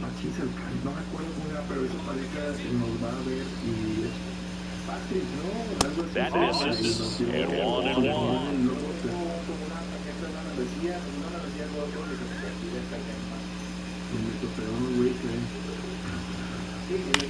On the ground, right side, Garcia sends it to first. That's the third out. End of a half inning of play. No score. Back in Washington, D.C. and getting the start, Shota Imanaga. He's got that splitter. It's a pitch that swings and misses, come fast, and they come often. Very difficult to pick up out of his hand. Ready to go for the last half of the inning. Now it's the shortstop, C.J. Abrams.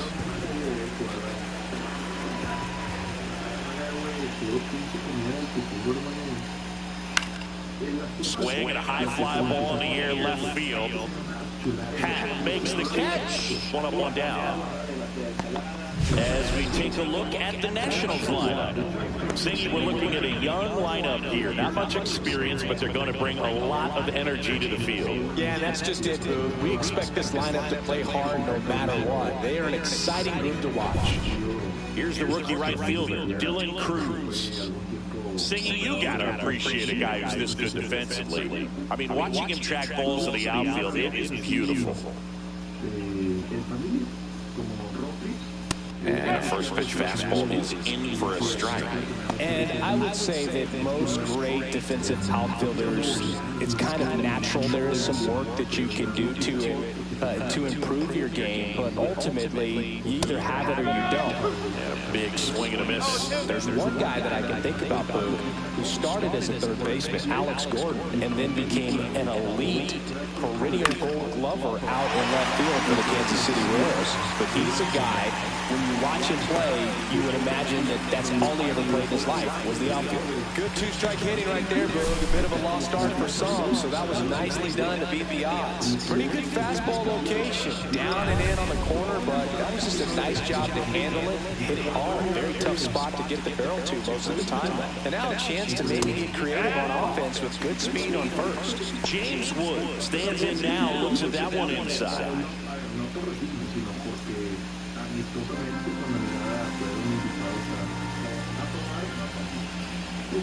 And a pitch. And a swing and a miss.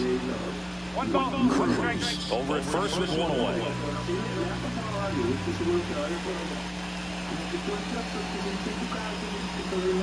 Next pitch is outside.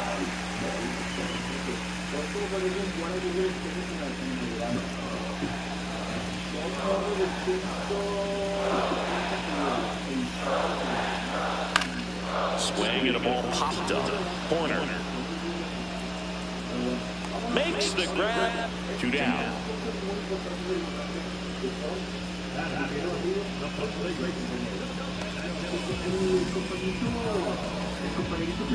Nathaniel Lowe up to hit.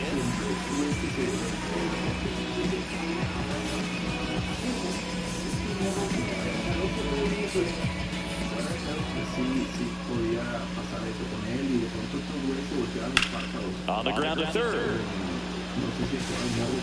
In time to Bush. That's the inning. Nationals lead 1. Scoreless after 1.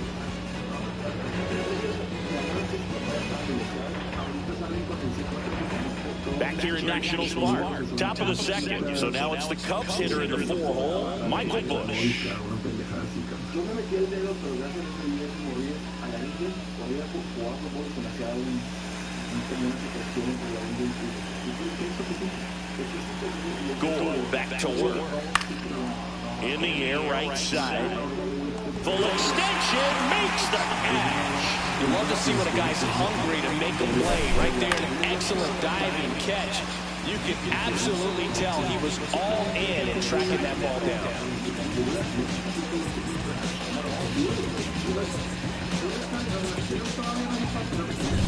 And here comes Dansby Swanson.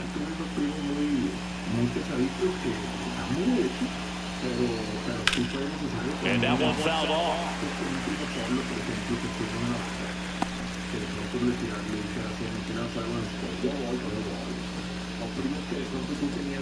One out, base is empty.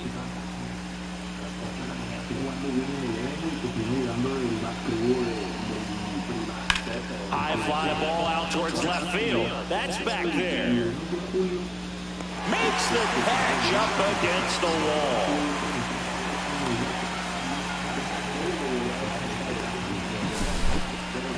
That's a really nice job right there. Great awareness, making the catch up against the wall. You see the perfect technique, feeling for the wall with the bare hand while keeping his eyes on the baseball as it's coming down, his glove in a good position to make the catch.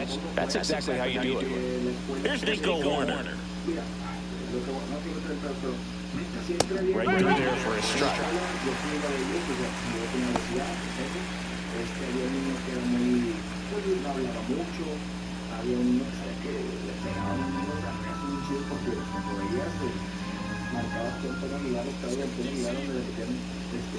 That one down the line, and that's just foul. No score here in the second. Gonna count 1-2. That's a really good job of laying off the 0-2 high fastball. Is going to make that pitcher really have to respect this hitter, even though he's behind in the count.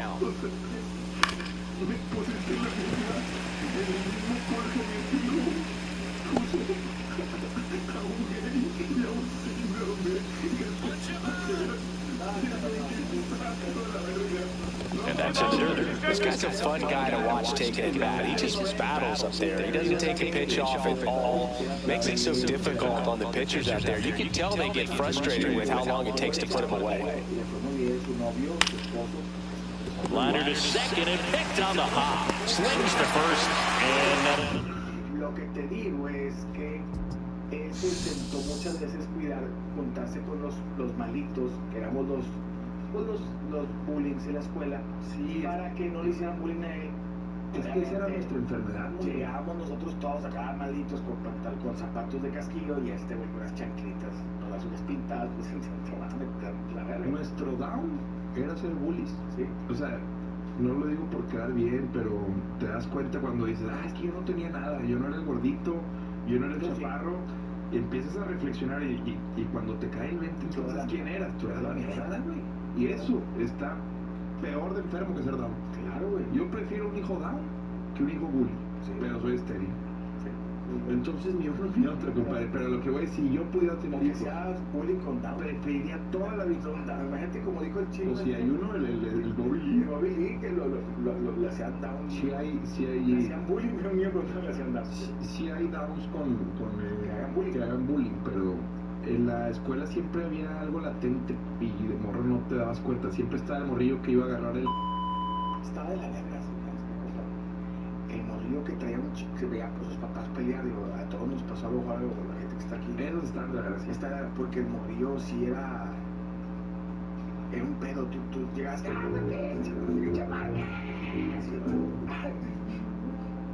¿qué pasó, Márquez? Y el morrillo. 8 de la mañana, no fue la maestra de mierda. Me la desmadre. Márquez, ¿estás bien? Hello, baseball fans, and welcome. MLB The Show with a good one coming at you. It's the Minnesota Twins taking on the Baltimore Orioles. And we'll be back to the first pitch right after this.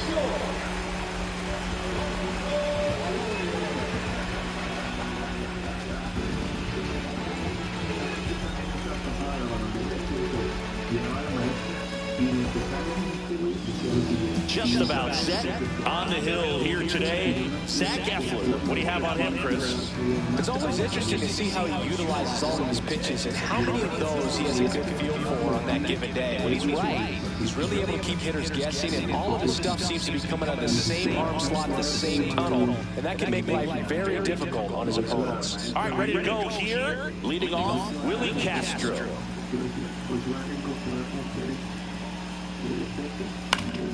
Fought off foul.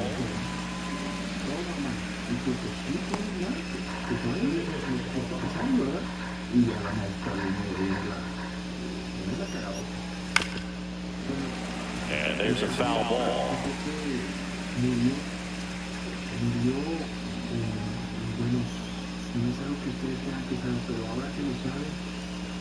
0-2 now. And ball one.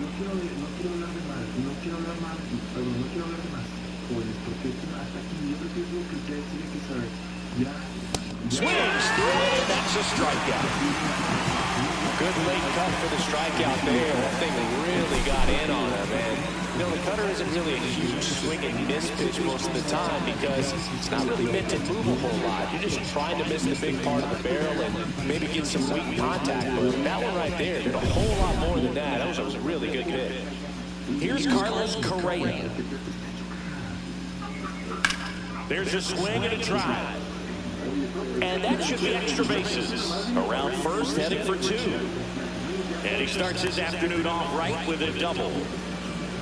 Everything came together for him. Solid double down the line, and that was a pretty decent pitch that he just turned on. Not really out over the plate. He was inside, but he was more than ready to get that back through the zone. One out, runner at second. Here's the left fielder, Trevor Larned.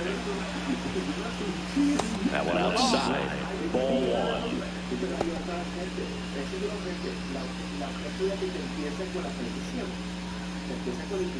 Correa over at second, one down.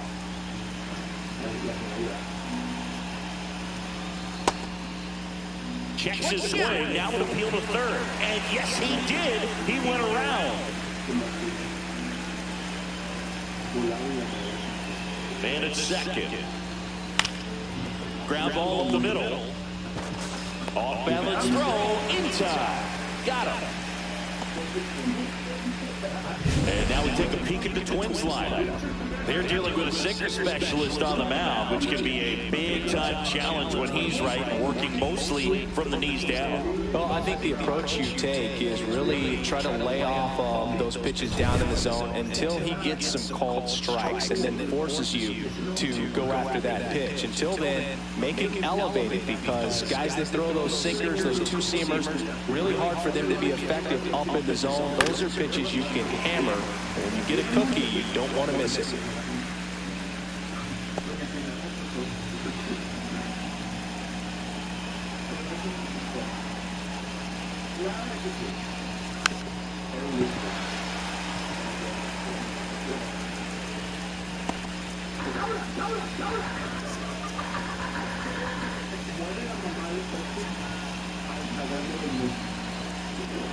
That one missed.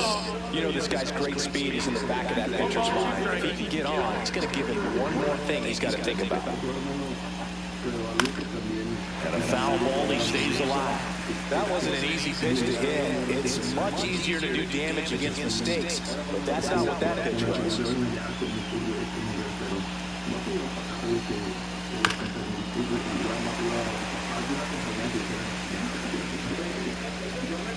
No score yet, but a runner at third with two away.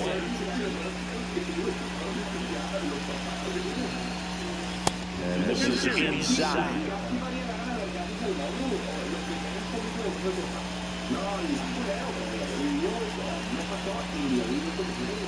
Now it's belted deep to left. Way out of here. Home run.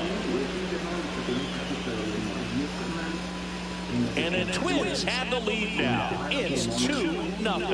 Boog, his plan was to hit the ball hard, and he was going to figure out the rest later. You can't argue with those results.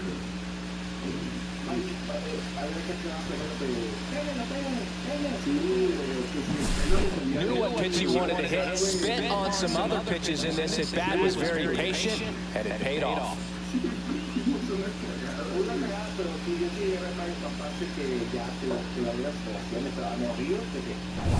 So 2 down, Matt Waller, the next Twin up to hit. That one finds the zone. Strike one.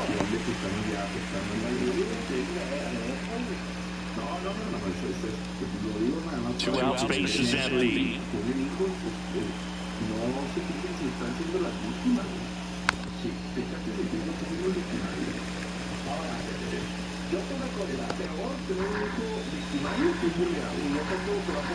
And a pitch. Foul off, and they'll do it again.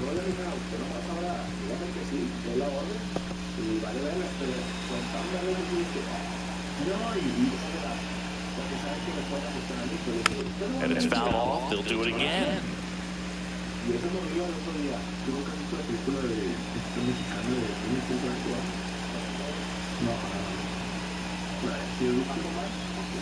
Inside, and that is ball one.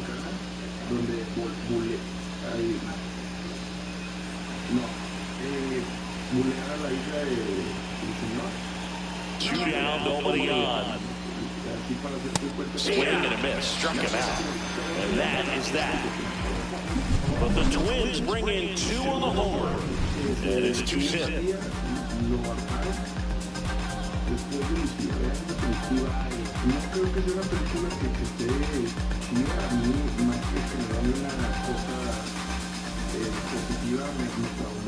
Back here in Baltimore, and today's starting pitcher, Pablo Lopez.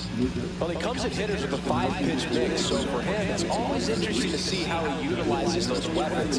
He may lean on 1 or 2 pitches depending on how things are going and how things are working, but if he can control 4 or even 5 of those off-rates, look out, hitters. It's going to be a tough day. He's really going to be able to keep those guys off balance. Zips it across. 1 gone, bottom half of the first. Time now to take a look at the Orioles lineup put together by manager Brandon Hyde. Trailing by a couple of runs already, and I'm sure they'd like to erase that deficit quickly. Yeah, you don't want to let this deficit get into your head and you're trying to just make up the difference with 1 swing and you really don't have the base runners on. You've got to contribute, keep the line moving, and all of a sudden you have a big inning, everything shifts and you find yourself in the driver's seat. Hammered, base hit. So they get a man aboard with a 1-out single. Well, clearly he was ready to hit right there. Nice job of driving that pitch the other way on the line. You know, hitters, they take so many reps in the cages, working on going to the opposite field, and it doesn't always translate into the game, but right there it did, and he did it perfectly. Ryan O'Hearn comes up to hit.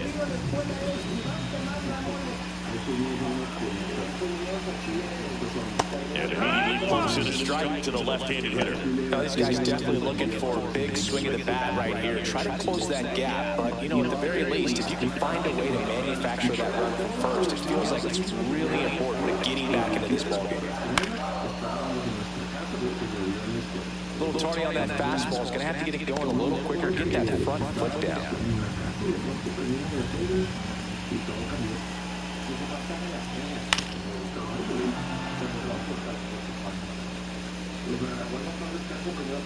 Man at first, 1 away.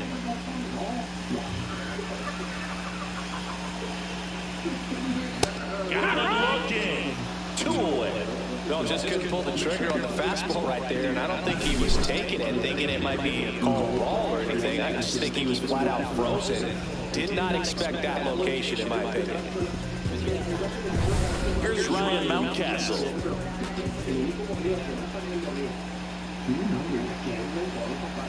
And that one upstairs, ball 1. mi clase tienes y de pronto llega el Paco Zambrano. ¿Qué falta aquí? Estoy grabando y tú eres el único pendejo ahí. ¿Qué falta aquí? Mira, niños, pues, sin nada. Pero ahora con la nueva administración se suspenden clases por todo. O sea, cada fin de mes, si tienes junta de maestros, quisiera ver los videos de la junta de maestros.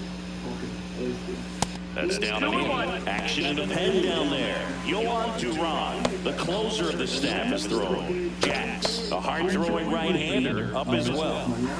Rutschman off of first with 2 away.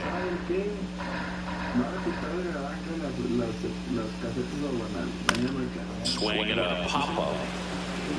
And that'll get down for a hit.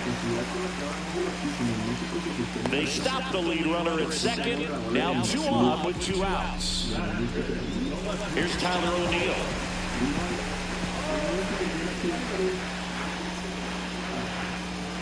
There's the strike.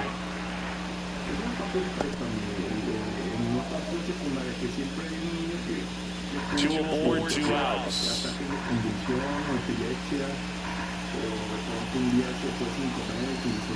Next pitch misses, and it's a ball and a strike.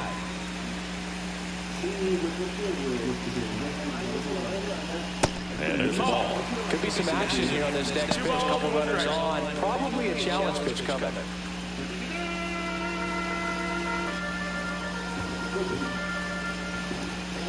Two on, 2 outs. Late swing, fouled off. I wouldn't throw him another breaking ball. Try to go again with the fastball, slightly elevated. He's having a hard time catching up. That was the sweeper, but it missed. So both runners should be on the move here on the full count pitch. Yeah, this is a good chance to tie up this ball game. See if he can find some open grass in the outfield.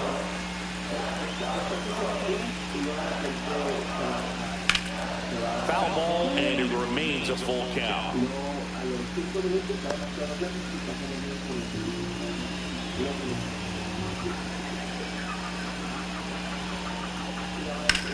Down the line, and it's foul.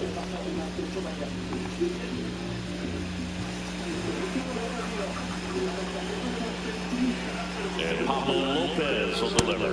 And they're all loaded up. Well, that's a nice job of grinding out that at-bat. Saw a lot of pitches and ends up drawing the wall. Very gritty. Colton Cowser, the next to hit for the Orioles. Swing and a miss. 0-1.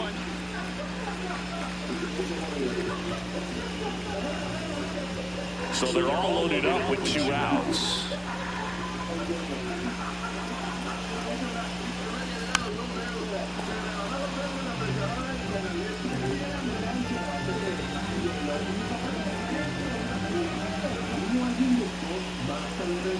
To the right side, boots it. Still able to fire over. Save. It was never going to be easy after the misplay.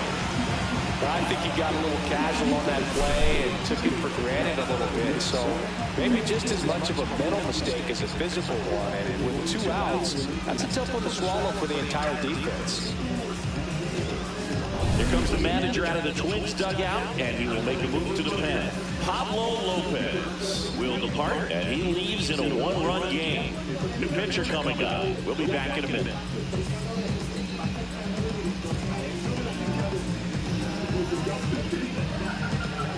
Now on the bump, Danny Coulomb. Well, no margins for error in terms of throwing strikes with the bases loaded. Just has to execute 1 pitch at a time to try to get out of this.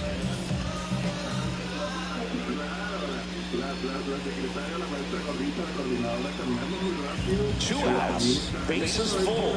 Now here is Cedric Mullins. There's a strike.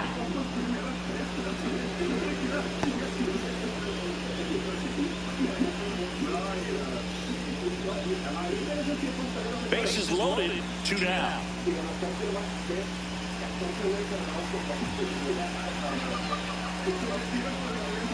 And it's fouled off.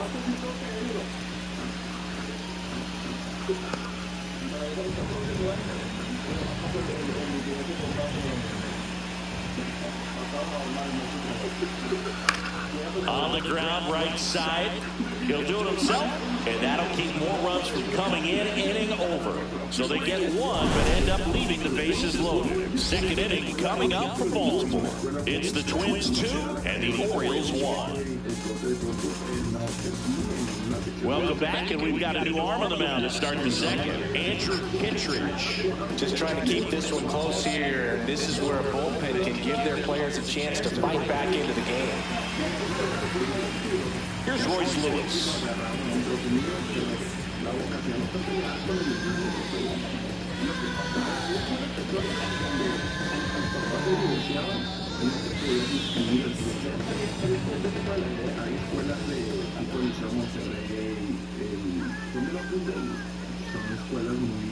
And that is cut out and missed. Moving in the bullpen, Keegan Aiken is up and throwing for Brandon Hyde. Dominguez, a right-hander, loosening up as well.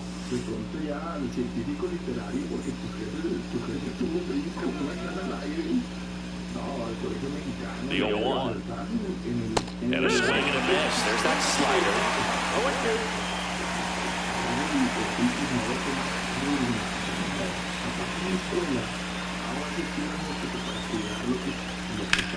That one is hammered right field. That's back. Gone into the flag court. And they add on. It's 3-1.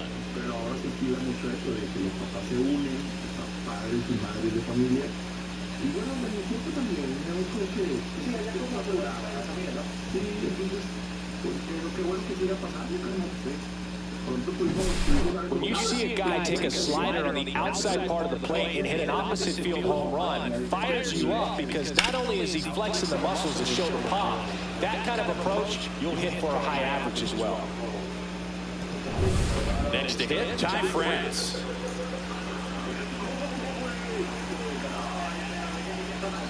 First pitch doesn't find the zone. Always exciting to see a leadoff home run in an inning. Kind of gets the offense fired up, and you start to expect a big inning. Kittredge, a former All-Star. He features a slider, a sinker, and he works in a four-seamer. Foul ball there.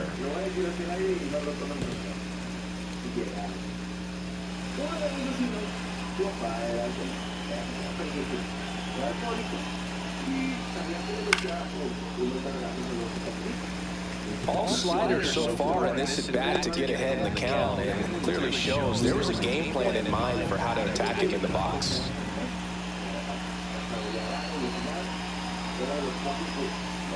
And they'll do it again.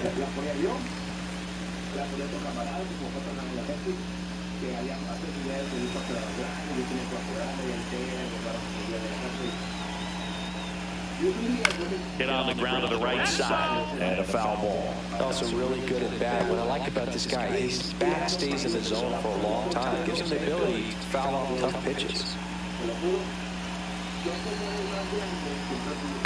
Fights that one away, still 1-2.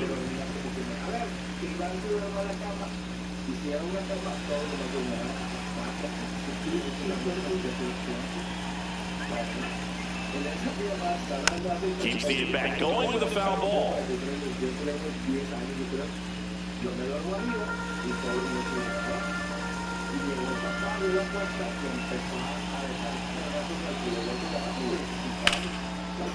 That's a laser base hit.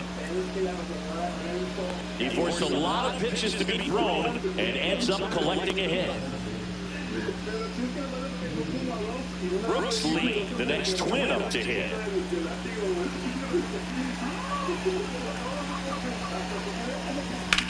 Swing and a drive, deep right field. Kowser ranging back. Won't get to this one. It drops foul.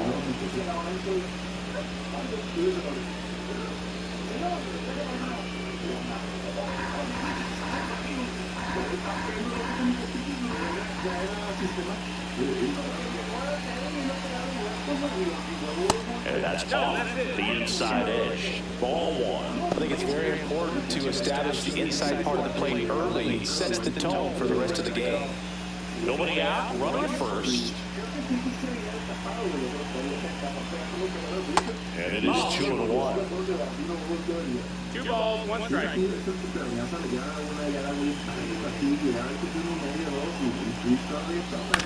To third might be 2. Slings to second. Onto O'Hearn. 2. Oh, man, what a smooth double play. That was a thing of beauty from start to finish.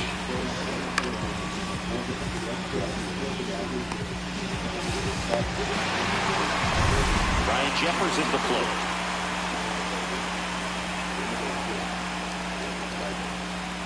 And first offering is fouled off.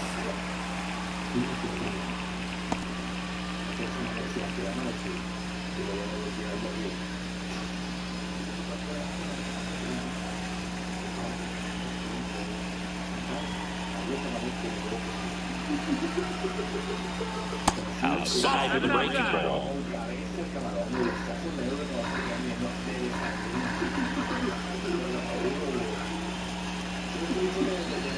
The 1-1. And a base hit up the middle. So now back to the top of the order. Couldn't have timed it up any better than that. Once you get the ball by the pitcher, there's a lot of base hits up the middle, even on ground balls. So a nice job to use that big hole and get himself a hit. Back to the top of the lineup. This is Willie Castro. That clips a corner. No ball, 1 strike.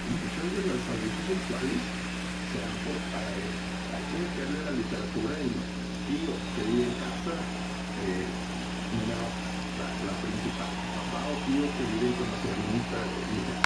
Pero una también de las incidencias más cabronas es que el hermano mayor de un amigo. O sea, Jeffers, the runner at first with 2 gone.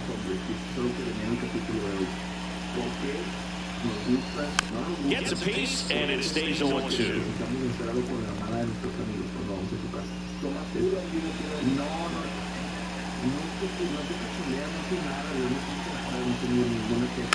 Gets a piece there, we'll do it again.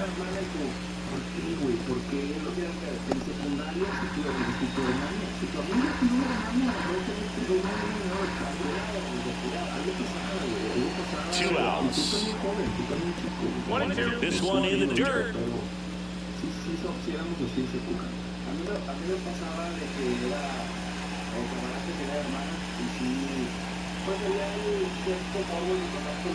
The 1-2. Fights it off, you'll see another.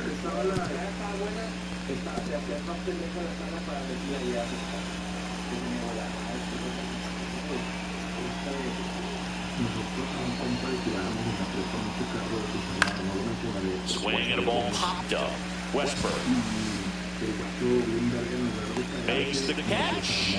And that decir ya más grande de que a mí me molaría que tú seas el novio de mi carnala, güey. Pues qué mejor, güey, eres mi mejor amigo. Y entonces como que el vato, en lugar, sí, una psicología inversa muy de que el vato decía, qué mejor, güey, que tú seas quien se lleve a mi carnala, güey, y que se case con ella, pues te vería más tiempo. Entonces dije, ya no le tenías ganas a la carnal. No, ya era así como que, no, güey, me estás intentando meter a tu familia.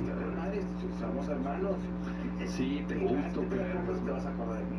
Sí, casi te sembraba yo una idea rara, carnal. Pero sí, las hermanas de los amigos son temas delicados. Ese es cuando se divorcian. Ok. Vamos a hablar de estas dos. Estas son los tipos. En cosas de infancia.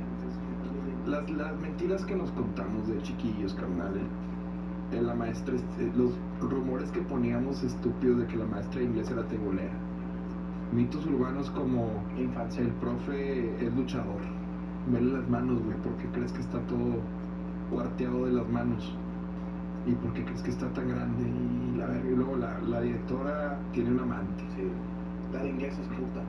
Sí, güey, porque las de inglés siempre nos metíamos con ellas. Como el profe de física se coge a la inglés. Que normalmente sí es verdad. Y en la colonia de niños, compadre, inventamos un chingo de mamadas. Siempre había una casa abandonada, que era un güey que vivía en Estados Unidos y la dejó. Una viejita que vive sola, que dice que tiene su mamá echándose a perder. La bruja, pues la bruja del 71, la bruja del 71.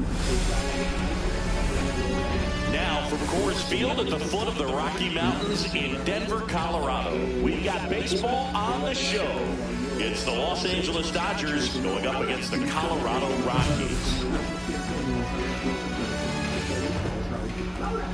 First pitch coming your way next.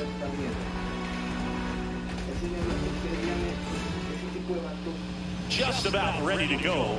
And on the mound today, German Marquez. What should we keep an eye on here? Well, I'm interested to see how he utilizes his sinker to this lineup move. You know, it's not necessarily his go-to primary pitch, but he does mix it in when he needs it. He's just got to make sure that it's not flat. Otherwise, it's going to get hit hard. So look for him to throw it up there when he needs a big double play, a ground ball, something like that to get out of an inning, change it up for a hitter. Also, get those hitters looking down so that it opens up the top of the strike zone, especially late in an at-bat.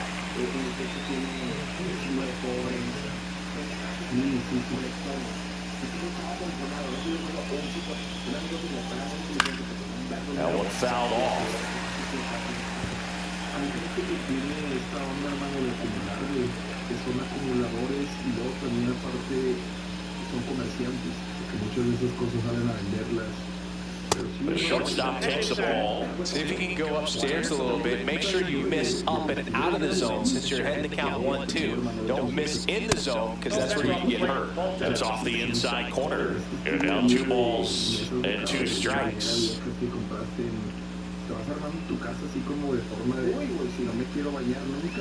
That one ran inside, almost got him. Me vinieron a la mente varios perfiles de banda que les gusta hacer su vida. Si de pronto un vecino tiró un mueble A sharp grounder, that's through for a base hit. So a man on base to start the inning. Man, those are the types of hits where you don't feel any vibration in your hands whatsoever. Such a good feel. Absolutely punished that pitch. Wasn't fooled in the slightest. 109 off the bat. That means you put a pretty good swing on it. And here comes Tommy Edman. And that is out of play.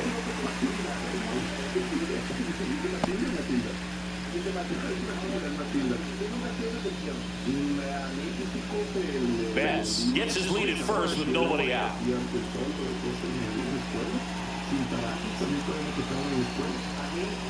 Strike 2.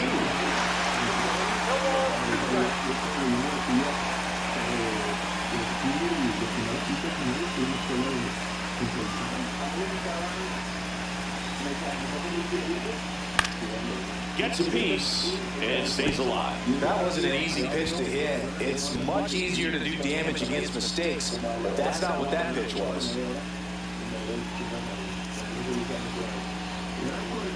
Swing and a miss, struck him out. One gone here. Well, classic pitch sequencing there to change eye levels for the punch out. That fastball on the pitch before was up. It was very competitive, and that gets you thinking that he might try to climb the ladder. But then the curveball out of that same tunnel just falls off the table, and you can't make contact. Here comes Freddie Freeman up to hit.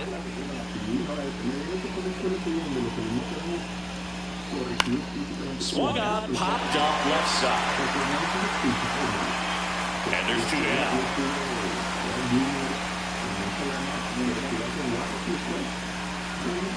Time to check out the Dodgers lineup. Now, with their ace on the mound today, they're just looking to provide him a little bit of run support. They'll see what they can do for him.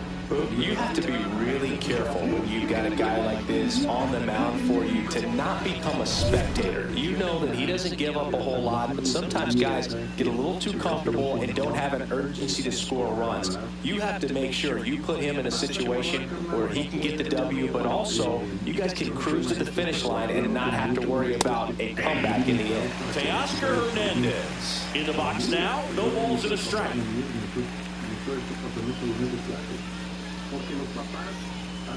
That's off the mark, and now it's even 1-1.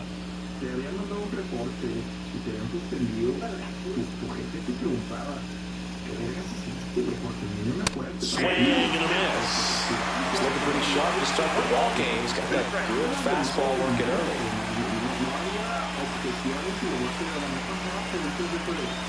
Swings and misses, struck him out. So no runs here and a base hit, no errors, and one left. The Rockies coming up. We've got no score.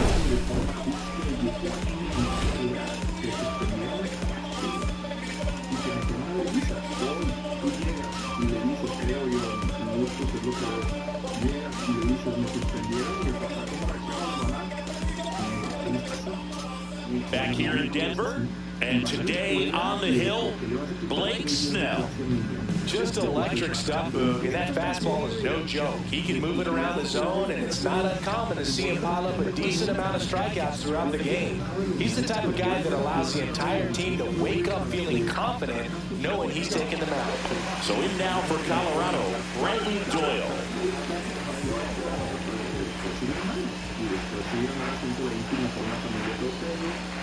Snell, a multi-Cy Young Award winner. He features a four-seam fastball, a slurve, a changeup, and he works in a slider.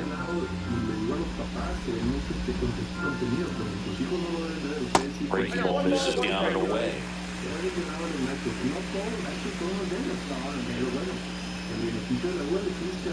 Comes up empty. That's strike two. 1 ball, 2 strikes.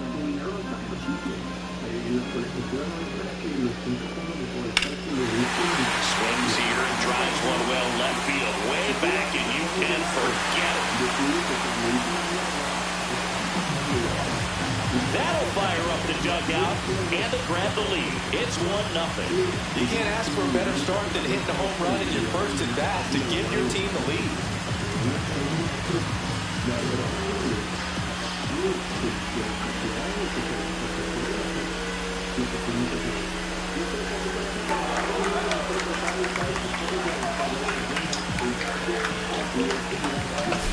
He's so good at getting his arms extended, and that's exactly what he did right there.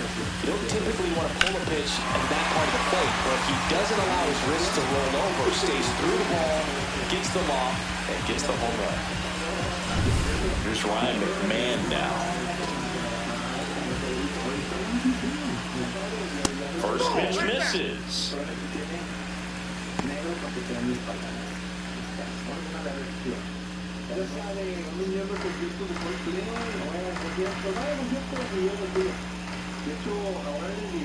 And here's a strike. The real threats are coming up. Already giving up a home run in this inning. He's going to really have to bear down. Next offer in there for a strike. 1-2.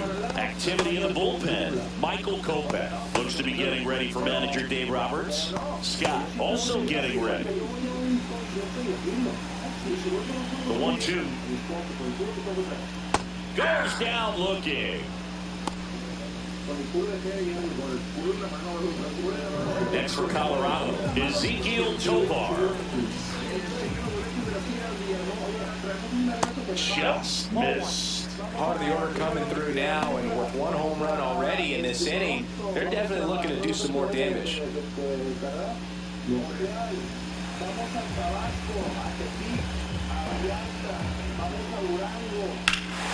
Warning track, ball, and you can touch them all, baseball man.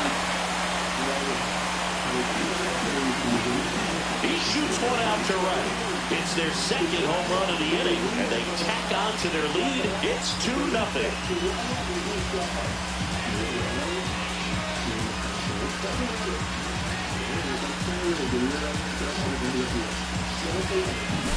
Well, he did a tremendous job of letting that pitch travel and get deep. That's the only way you can hit it hard the other way. A swerve on the outside corner of the plate, he gets rewarded for it. Here's Michael Tolio, a switch hitter batting right. First pitch, not close.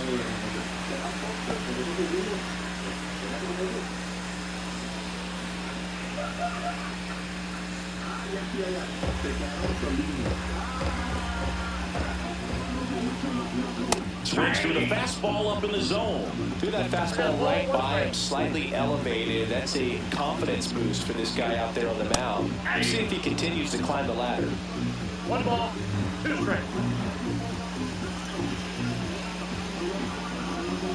Foul ball still 1-2 count.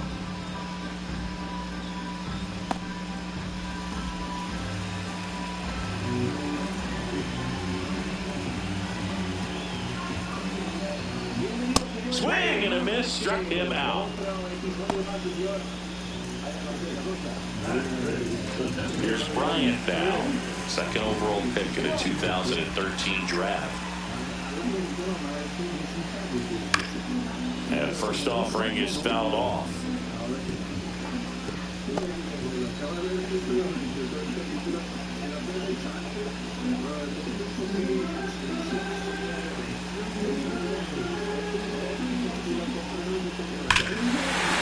Here's a swing and a drive left field, and he knew it.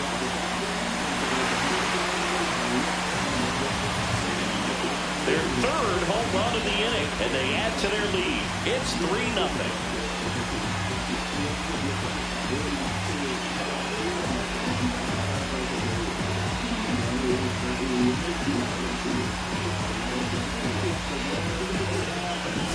Well, you can see he was out front just a little bit. Maybe didn't recognize the changeup earlier, but he got the bat head to it, hooked it down the line, and was able to keep it fair for a long, long run.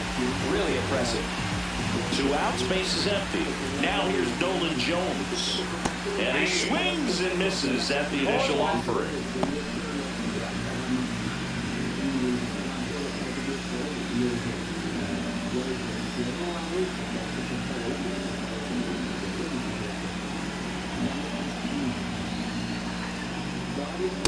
Ball, inside.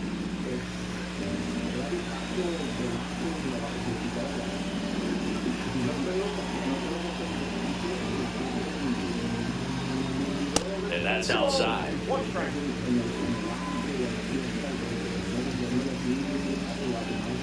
Two outs, base is empty. Rips that one to right. Drops in for a hit. Couldn't run it down. And he starts his afternoon off right with a double. Showed some really nice patience in that at bat. Worked himself into a good count. Nice line drive to the pull side. Fed it out front, but just stayed through it nice enough and ripped it into the outfield.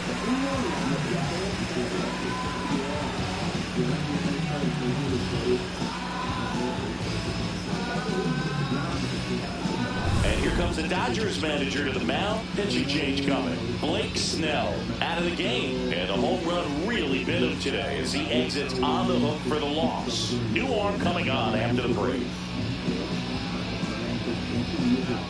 To the mound now, they turn to Blake Trinan.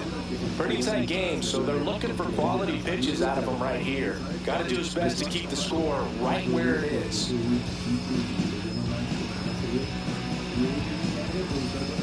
So, runner at second, 2 down. Digging in, Tyro Estrada. There's a strike. 0-1's the count.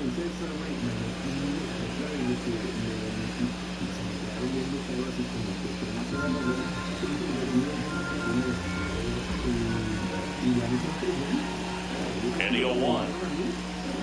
Tapped at the plate, but it's a foul ball.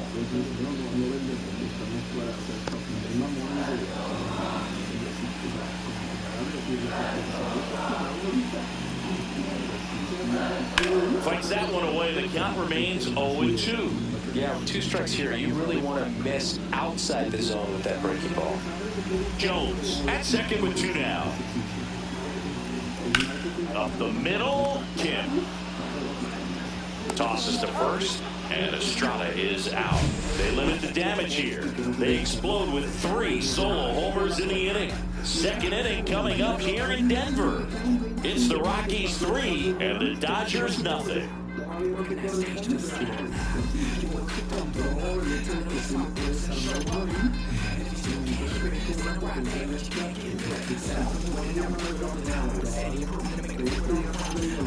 Back here at Coors Field, all set for the start of the inning. At the plate, Will Smith.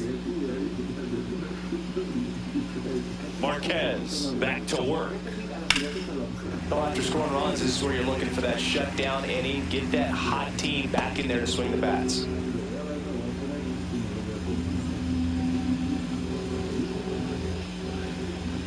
Swinging a foul out of play.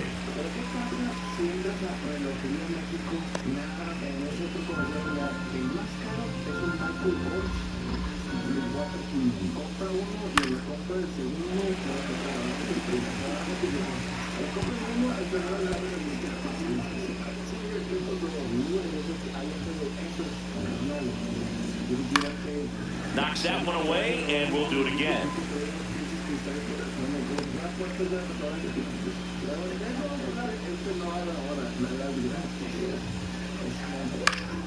Stays alive.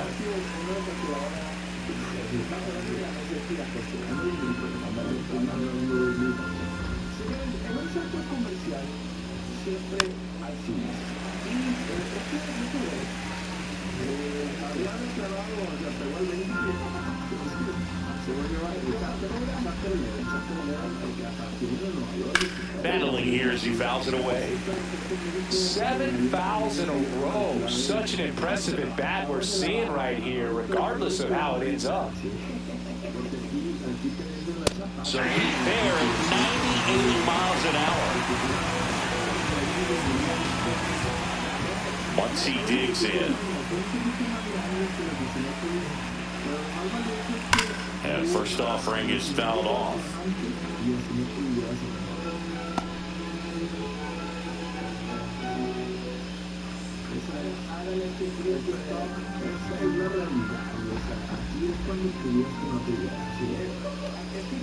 And the pitch is outside, ball one. James Kingsley, our plate umpire, consistent and maybe a little generous on the edges. Yeah, but he'll give a little bit on the edges, like you said, but from what I've seen, he usually does that when a pitcher is just commanding those parts of the strike zone, and essentially they've earned it. The umpire rolls with it. 1 out, bases empty. That one missed. 2 balls, 2 strikes.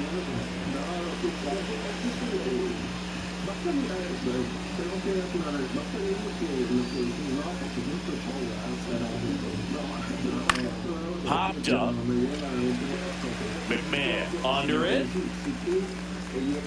And it's caught for the out. That was a good pitch to hit right down the heart of the plate. Had pretty good timing on it. Just got underneath it a little bit and popped it up. 2 down, bases empty. And next for LA, Andy Pajes.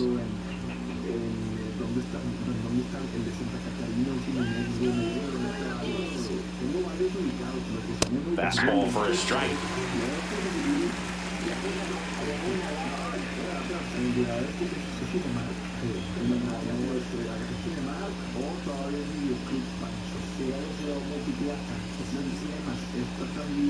Strike 2. More and more guys are looking to slump regardless of the count. In this situation, we'll keep a close eye on this approach.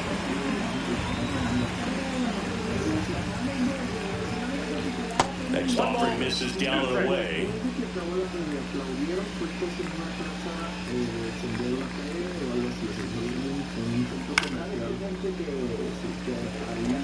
I would throw him another breaking ball. Try to go again with the fastball slightly elevated. He just is having a hard time catching up. Next offering is downstairs.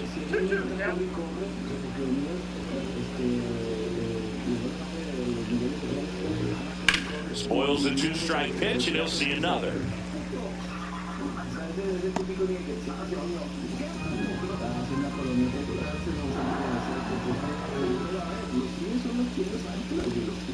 Wow, this guy's really battling up there as if his run is the game-winning run. I love his tenacity. Payoff pitch. Swing and a high fly ball out towards right field. Bouchard makes the play, and that is.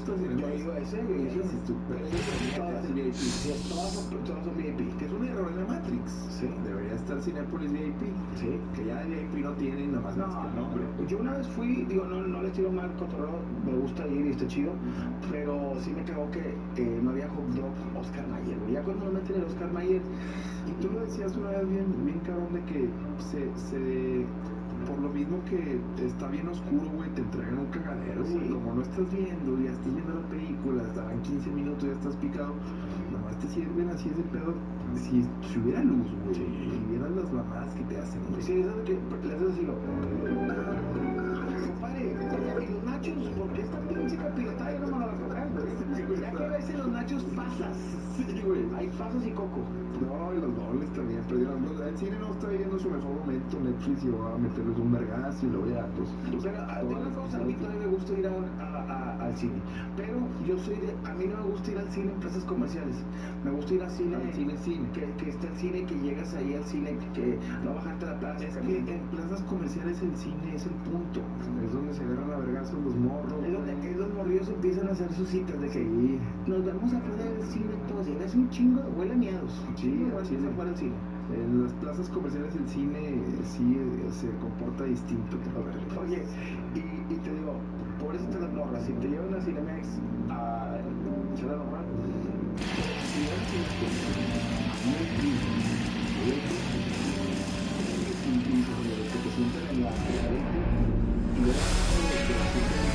Here at the friendly confines, Wrigley Field. Major League Baseball on tap. It's the Washington Nationals and the Chicago Cubs.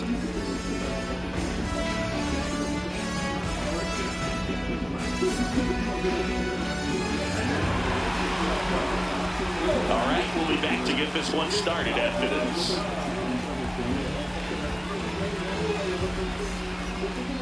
Just about set to go now. So here's the lefty, Shota Imanaga.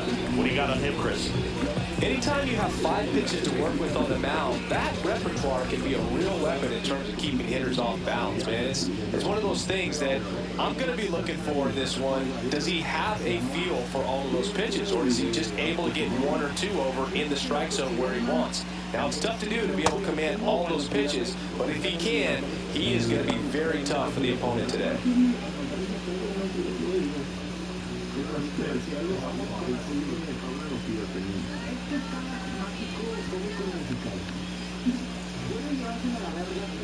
Misses the zone and he gets him to chase. Gonna really need to hang in there with that front side against this left-handed breaking ball. Swing and a miss. That's strike 2.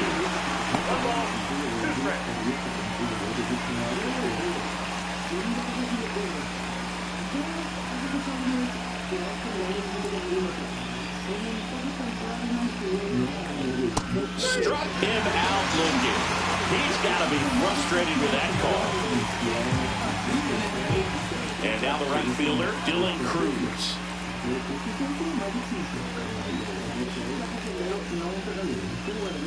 That one misses, and that's ball 1. Shota, an all-star a season ago, 31 years old. He joined the team as a free agent.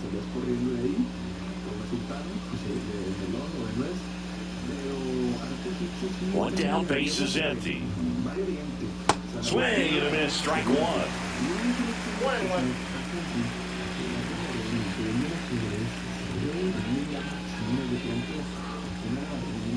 A little bit low, and it's 2-1.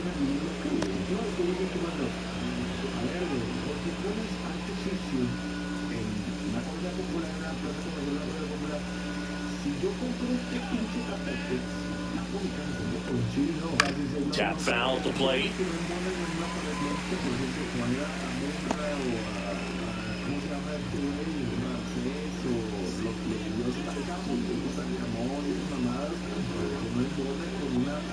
Strike 3, and that's 2 in a row.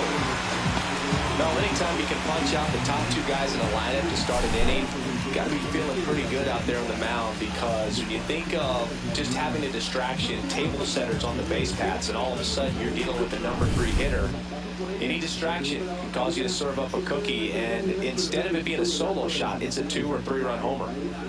Now at the plate, James Wood. First offering, and it just misses.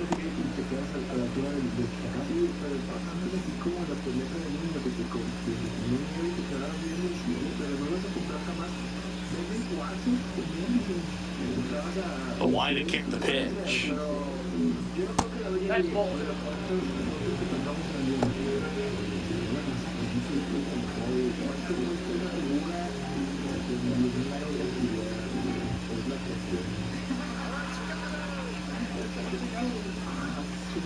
There's a strike, and it's 2-1.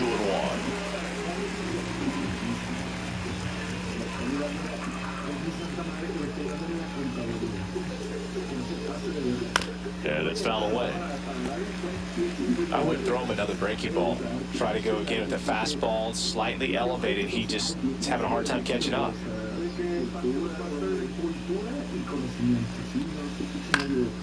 Left field, Happ sizing this one up, makes the grab, and that's the inning. We'll go to the bottom of the first, 0-0.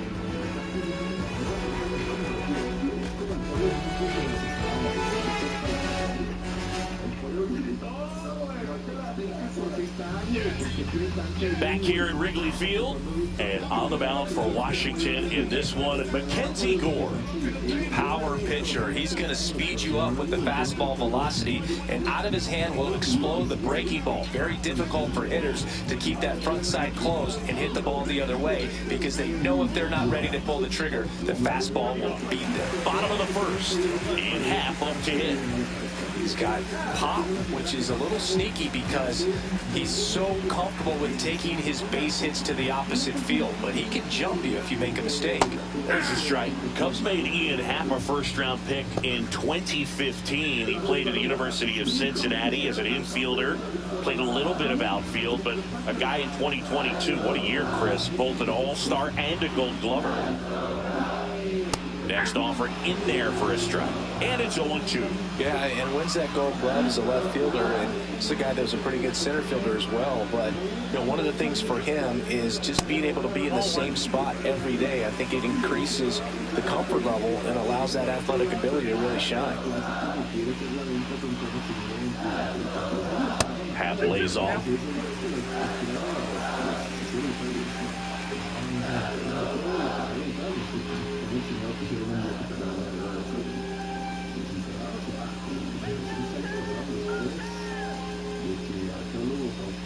Sets him down on strikes. Called strike 3 and a fastball up in the zone. Here's Kyle Tucker.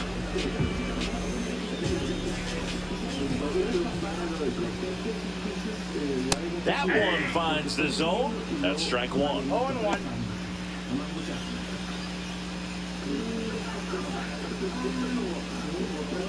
One out, bases empty.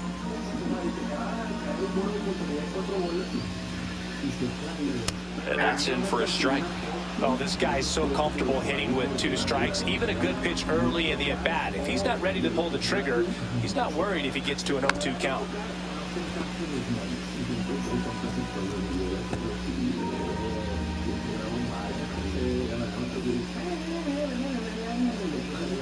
The 0-2. And it's fouled off. They'll do it again.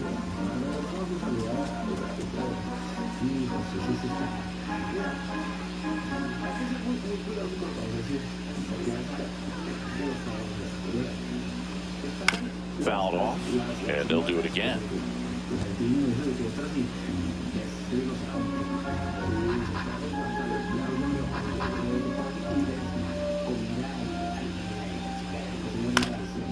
And right back to the mound. To first, and Tucker is retired. Time now for the Chicago Cubs lineup. The sluggers in this lineup might not be too happy about the fact that the wind is blowing in today, Chris. Yeah, and you hear pitchers talk about how good it feels when the wind is at their back. And for hitters, you almost feel like beyond just the pitcher coming at you, you've got this other force coming against you. So important to try to get on top of the ball in terms of hitting line drives, you know, maybe really hard ground balls with a good exit velocity that'll get you a base hit, because it's very frustrating. You just hit one on the screws, think it's going to go out of the ballpark, and an outfielder is camped underneath it in front of the warning track. In there at the knees. 0-2.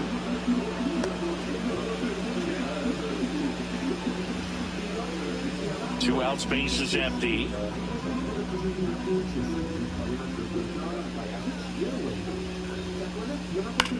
Swings and hits one in the air out towards right field. And it drops in, but a good job to keep it in front.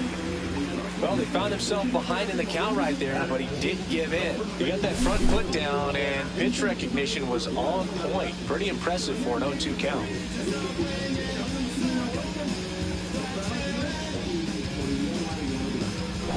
And next for the Cubs, Michael Busch. Step off throw to first. Suzuki back in on a dive.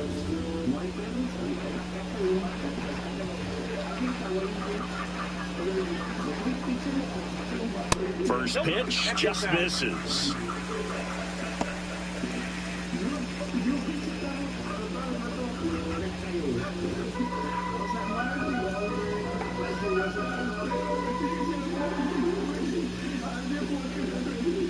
And downstairs.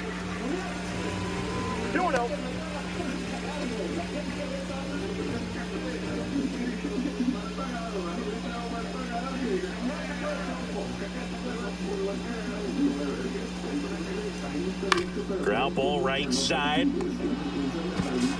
Over to low. And that's the inning. So nothing on the scoreboard through one. We're back on the show from Wrigley in a few. Here at Wrigley Field, new inning getting started. Here's Nathaniel Lowe.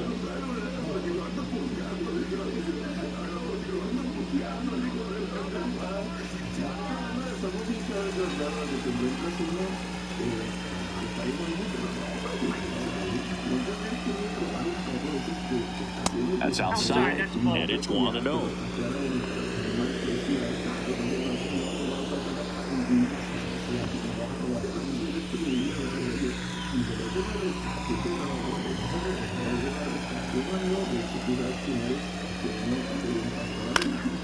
Swing and a foul back, and that's out of play.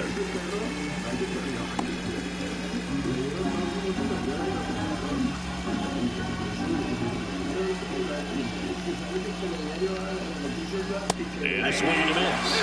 Really going after him here. All fastballs to get ahead in the count. Hangs and misses. It's a strikeout. Here's Josh Bell.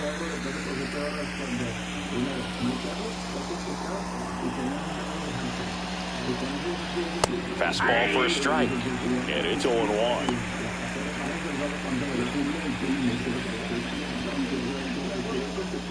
Second inning here, no score.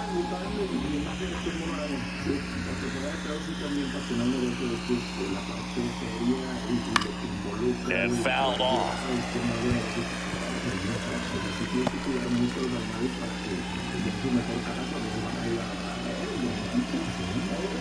One down, base is empty. Foul ball still 0-2.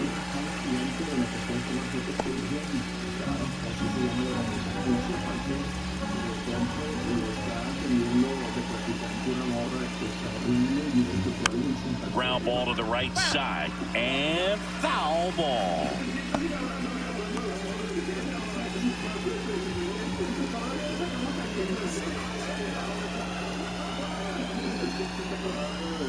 Can't connect on the curveball, struck him out. Man, it's so tough to let a slow curveball like that one just travel all the way into the contact zone. You see it out of the hand, and you're telling yourself, off speed, stay back. But you just get too excited, you think you're going to hammer it, and you still end up way out front. And now it's Luis Garcia.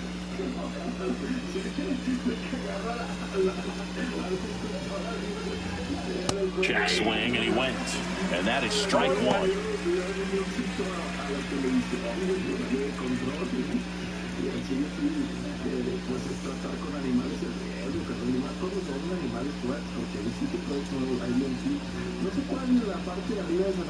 Just missed. I got one ball, one strike.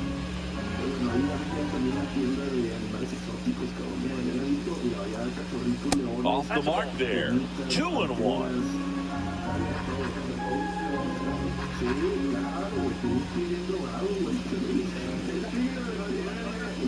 On the ground, and it goes just foul.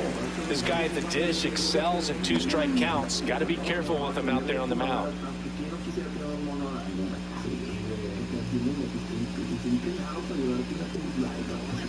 That's down and in.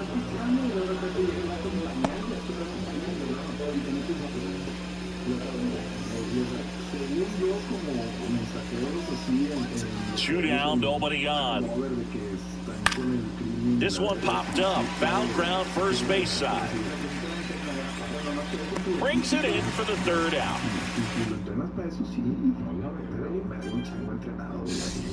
Si algún día me va bien, voy a comprar un chango. Que te ponga. Sí, con la de chango, una yarjita de chango. Sí, changuero. Ah, bien, soy personaje, no tengo correcto. La silla, sí, no tiene mascotas, ¿cómo no? Sí, estaba la que te leía las cartas y el tarot afuera, ¿no? La bruja del pasillo. ¿Sabes por dónde estaban las hamburguesas del pionero también? Ahí en la entrada. Güey. Eran buenas, eran muy buenas, güey. Sí, jugando. Tipo amarillo. Sí, con rojo dice pionero. El pionero. Hamburguesas y papa Crisco. Al chile, yo no sé si el que hacía esas hamburguesas jaló el Carl's Jr., pero es lo mexicano más cercano a Carl's Jr.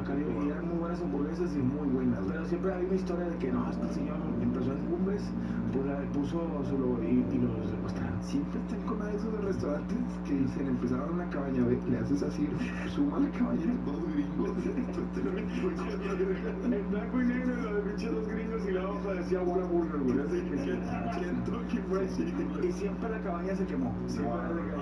Siempre desde que empezó la cabaña se quemó. Ahí estaba, hombre, chinga, sin conflicto. ¿Te acuerdas que antes las alitas, güey? En el menú venía la cabaña que decía, así empezamos, y luego la foto donde se quemó y tal, los rollos ahí volteándose como chile capeado. Hacia adoramos nuestras alitas.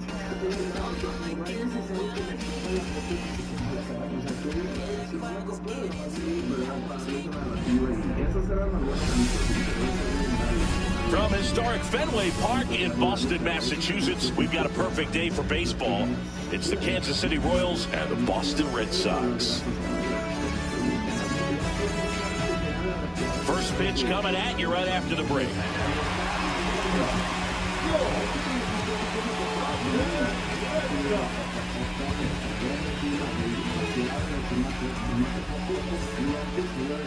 First pitch moments away. And on the mound in this one, Garrett Crochet. What do we have on him? Trying to stay back for that power changeup. Speed differential between the fastball and the changeup is huge. Hitters, they have a hard time staying back. Ready to go? Now it's the DH, Jonathan India.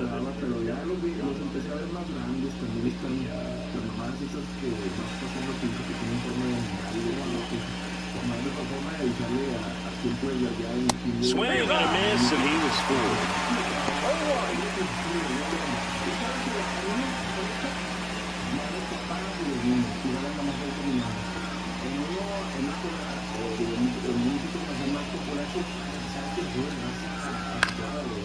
Oh, he botches it. Still fires to first, and they get him. The misplay made it a bit messy, but they cleaned things up for the out. All right, let's take a look at the lineup.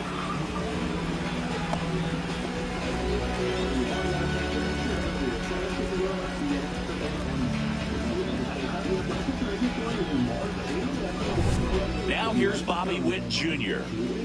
Singh, you talk about a guy that has all the skills. The range is really good, but the arm just stands out. He makes all the plays. That finds the mark on the inside corner. And because of that big power arm, he's able to play a little bit deeper, make throws from the outfield grass all the way across the diamond, and still get a pretty good runner. That's impressive. You know, Boo, this is a player with some serious speed. In 2023, he became the first player in 20 years to record 2 infield hits and an inside-the-park home run in the same game. And that one almost got him.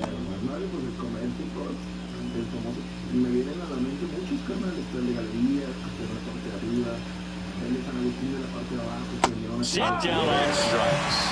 That was pretty nasty. Vinny Pasquantino will hit next. There's a strike.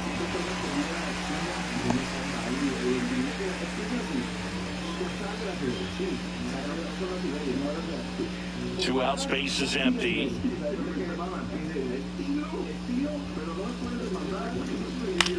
Grounds one to short. Dives, and he can't hang on. No throw, and the defense comes away with nothing.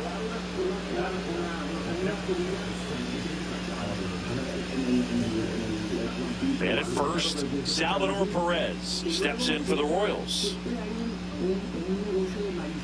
First offering misses badly for ball one.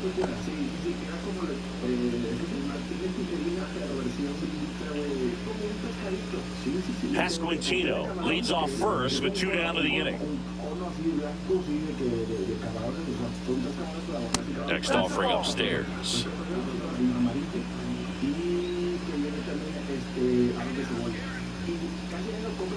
In the air, left field, down the line, and a foul ball.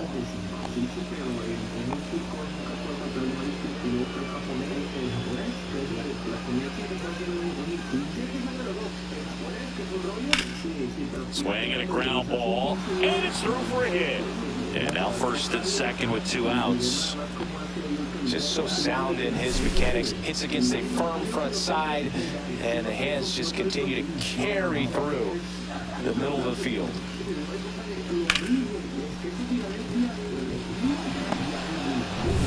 So digging in, Michael Massey.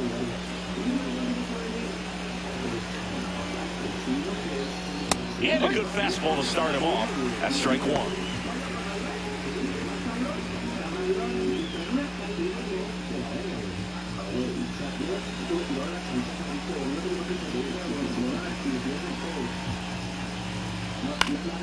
And it's fouled off.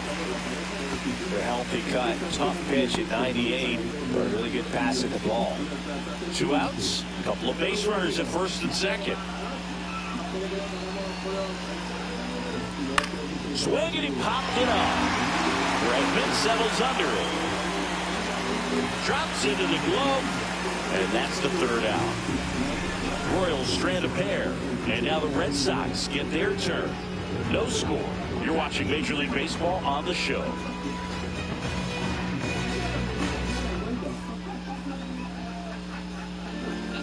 And we're back here at Fenway Park. Now the starting pitcher in this one, Seth Lugo. Great sinker. Although it's not his primary pitch, it's really a pitch that he can go to. Misses the barrel of the bat, gets ground balls, and lets the defense work behind him. Now a chance for Jaron Duran.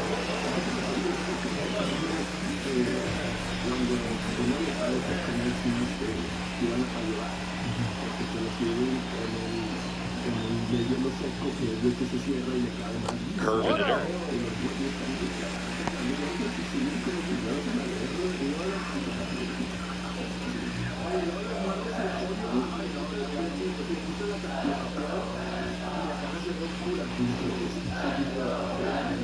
And he bunts, but that's a foul ball.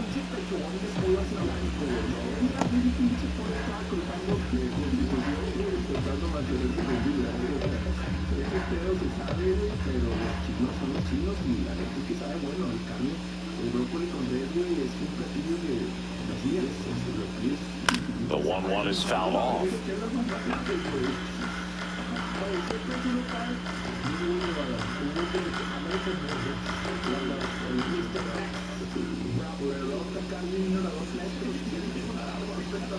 And down on strikes he goes. Now 1 away. Here's Alex Bregman.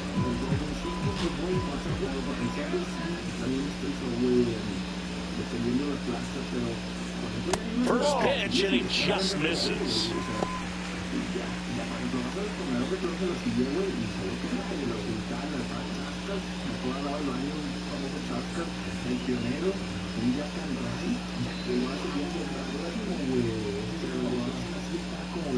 Check swing, he went too far, and it's a strike. 1 ball, 1 strike. 1 out, base is empty.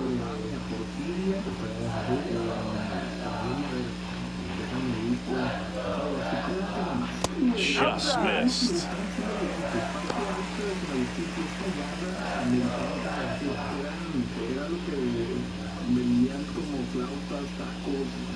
distintos, o sea, también era una... Fouls one off. 2-2.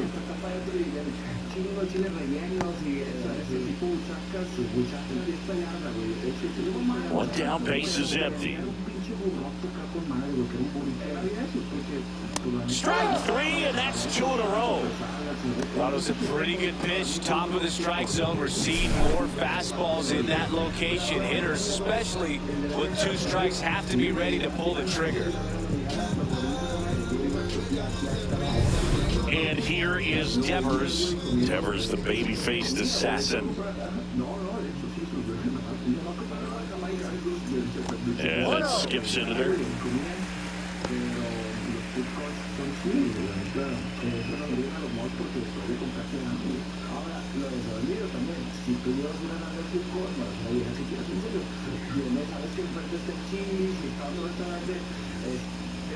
Next offering upstairs. Looks really sharp at the start of this one. This is how it's going to be today. It's going to be a tough one for this lineup. That one's spoiled, and the count now 2-1.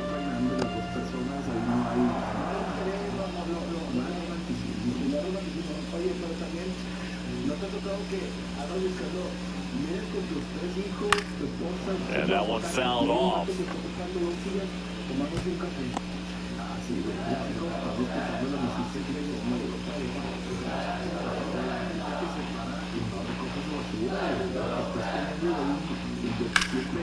Up the middle, whips it to first on the run, and that's a nice play to end the inning. On to the second from Fenway Park.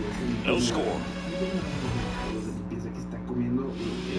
So the Red Sox bring on a new pitcher, Justin Slate.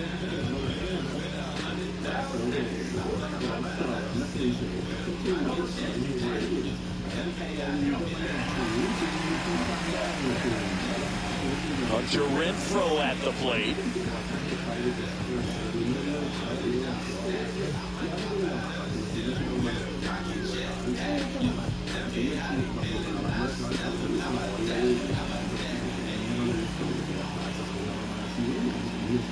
Ball one, no strikes. Meanwhile, activity in the bullpen. Liam Hendricks up and loosening in the pen. Chapman, the power lefty, up as well.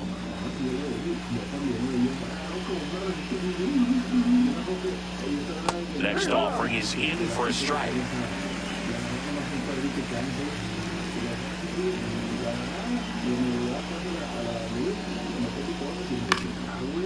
Up the middle, Bregman. And quickly one away in the second.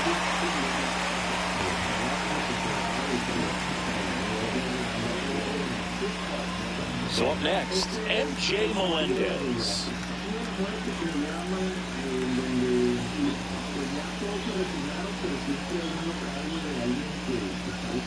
That catches the top part of the zone, and that's strike one. Well, we call that keyhole. Even though it's right there and looks pretty good, if he doesn't love it, he's not going to swing that early in the count. Making the calls behind the plate in this one is Woody Keller.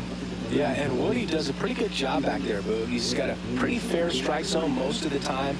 Maybe some inconsistency here or there, but usually he's back there doing a solid job. 2-1. And that one almost hit him.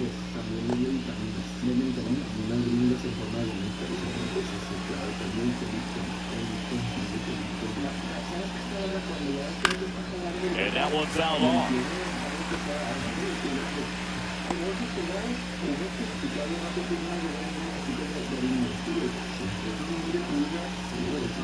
Ouch. He had 2 strikes on him, and he hit him. Substitution now at first base. And here's the pinch runner, Dairon Blanco. Michael Garcia steps in for the Royals. Moves to first, and he's back in there.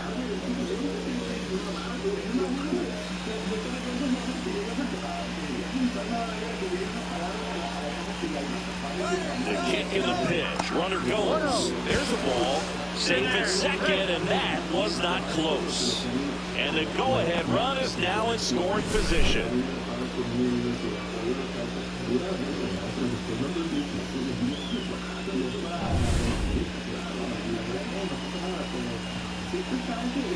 Check on the runner. Good wheels out there on second, and he's getting a pretty big lead right now. Definitely looking to score on any hit to the outfield. The pitch. In the dirt. Save! And the go-ahead runs at third. So a wild pitch allows the runner to advance. Well, that right there can be a tough read as a runner on second to see if the ball's gotten away enough to move to third. You have to be sure you can make it because you're already in scoring position. Well, he was sure there, and now he's only 90 feet away from scoring. Blanco takes his lead at third with one away.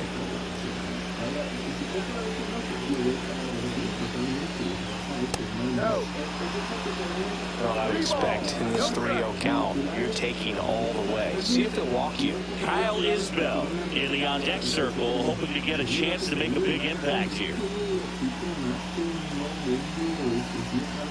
That's in there. And the count is 3-1.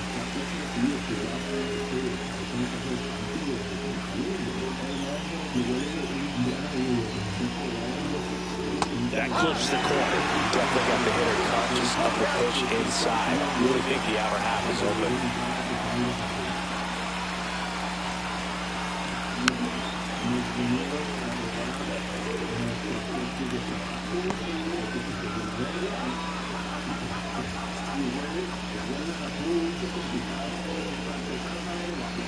And the 3-2. And ball forward to a board. Very close off the outside corner. Could have easily been called a strike in that location. And now it's Kyle Isbell. There goes the runner. Fought off foul.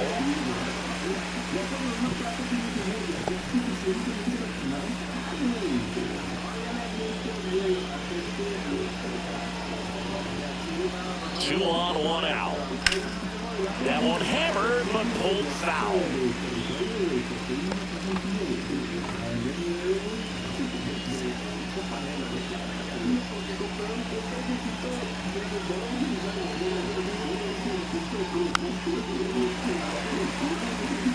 That wasn't an easy pitch to hit. It's much easier to do damage against mistakes, but that's not what that pitch was.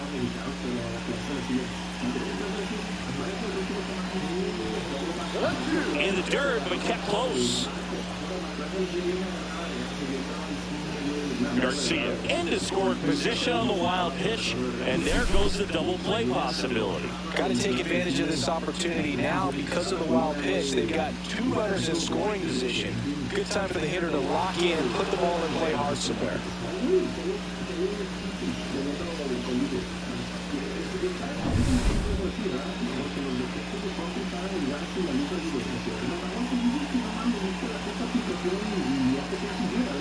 Close, but called the ball.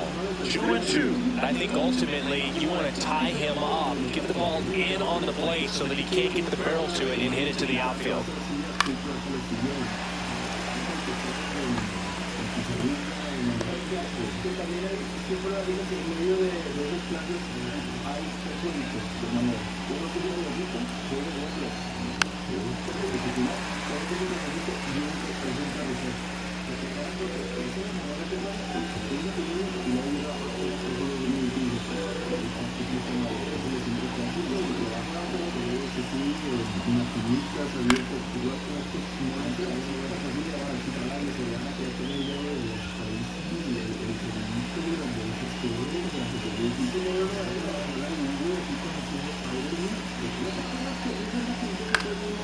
And a foul ball, he stays alive. Grinding AB right here, about to see pitch number 10.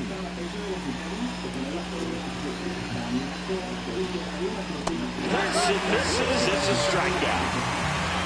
That's a huge strikeout right there. Big second out. Infield was in. They were playing the full court press, and he got the swing and miss.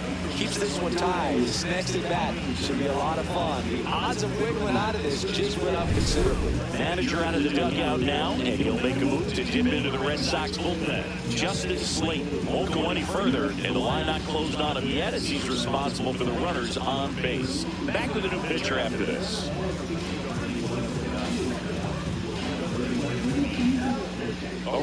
Chapman on the pitch here.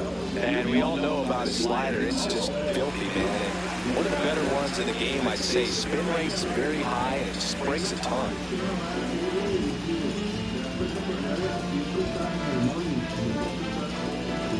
Jonathan Indy at the plate. 0-1 so far. First pitch misses.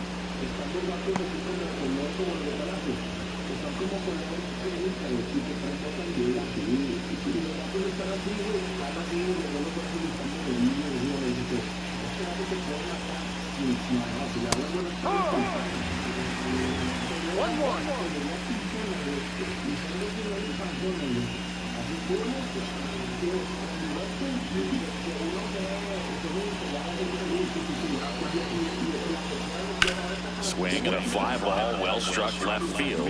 Rafael sizes this one up, brings it in, and that's the third.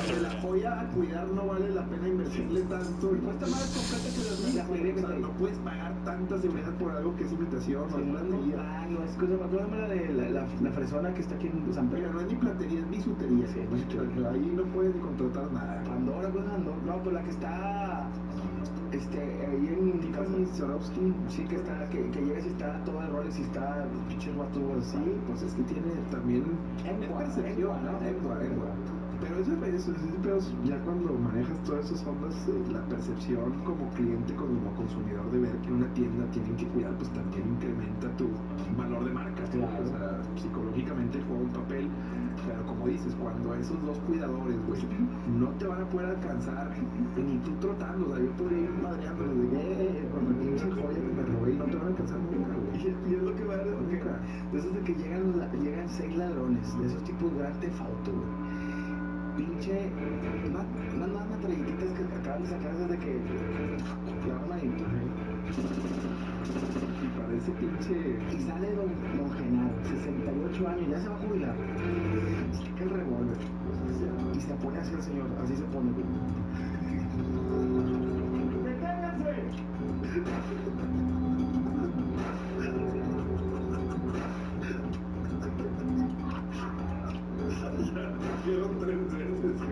El vato le dio a 2 paqueteritos de Soriano.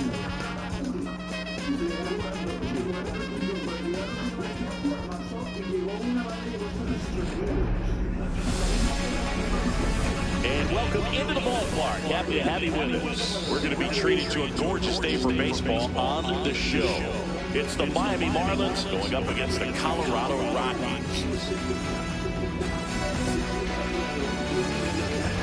And we'll be back to the first pitch right after this.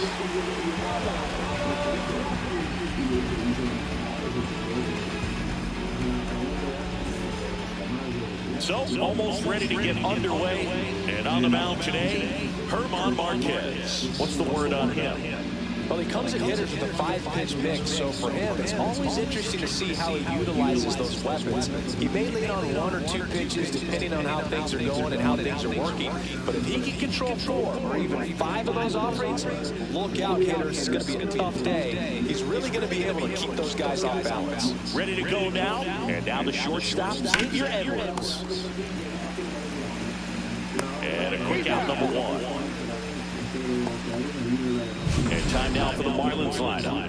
We could be in for a power showcase today with the wind blowing out, a lot of lift and separate, Chris. We know hitters are in this era definitely trying to hit the ball in the air regardless of the conditions, but I think even a little more so there's margin for error if you can get the ball up in the air. So, you'll see at times, I'm sure, with 2 strikes, what looks like a half swing that can get out of the ballpark with a hitter who's got decent pop. Connor Norton, batting with 1 down, takes a strike.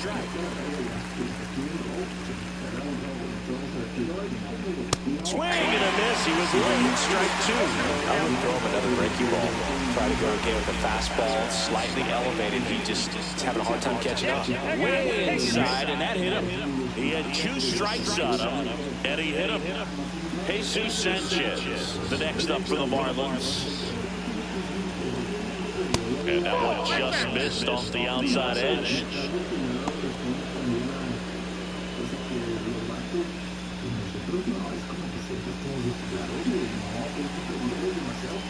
Marquez over to first. Norton back on a dive. Norton at first, one gone.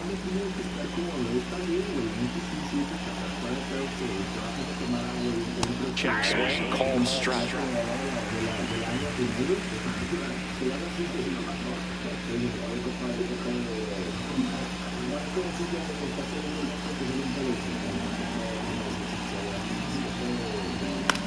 The other way, down the line, and it's foul. With 2 strikes, may see some movement over there at first base, trying to stand on the double play right here.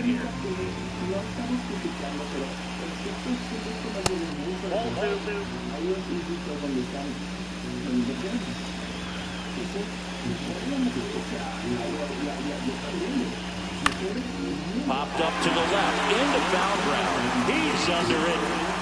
Squeezes it, 2 away.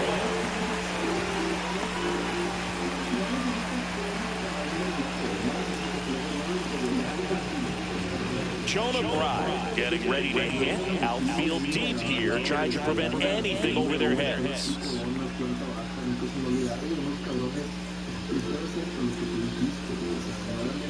Here's someone, historically speaking, that prefers day games over night games, so I'm excited to see what he does in this one. Inside, just missed.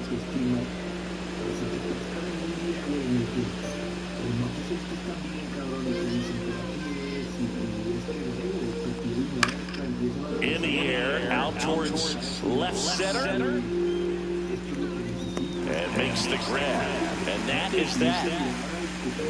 Marlins lead 1. And now the Rockies will go on offense for the first time. There's no score. It's Major League Baseball, and it's on the show.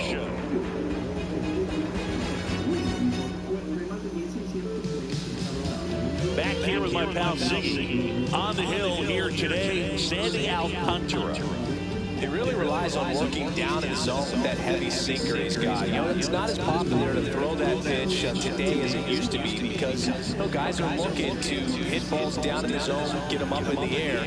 It's very important for him when facing same-side hitters to be able to get it in, especially early in the count, and to opposite guys be able to throw it at that front hip and run it over the inside corner. Swing and a high fly ball out there towards left field. Kona makes the grab, 1 pitch and 1 out.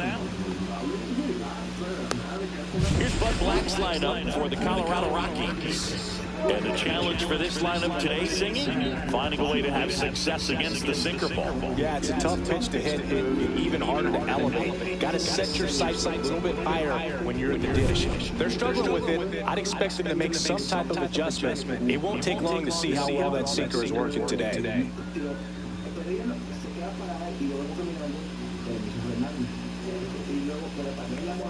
Ryan McMahon stands in now and watches strike 1. There's a swing and a miss. 1 out, bases empty. And that's downstairs and outside.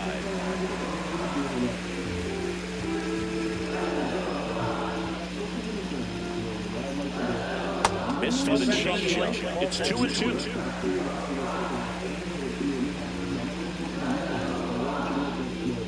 Breaking ball misses down and away. Really good take, especially with 2 strikes. Ground ball right side. What a stop! Fires to first, and that's a great play for the out. Well, he makes a great decision to go ahead and dive to stop that ball. Nice little flip to the pitcher covering. Those PFPs, pitchers fielding plays. So 2 down now, and here is Ezekiel Tovar. Just off the inside edge.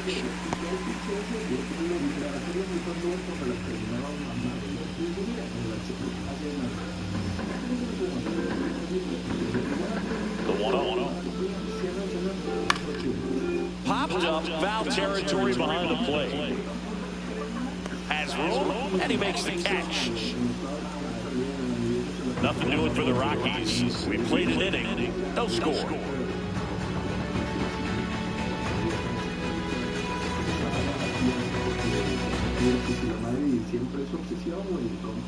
And we're back. And here's the first baseman, Matt Mervis. Marquez back to work. And fouled off.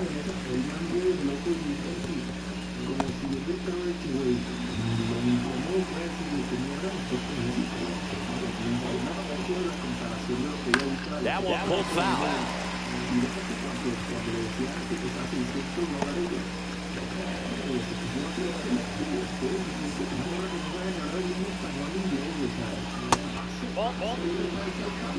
One ball, 2 strikes.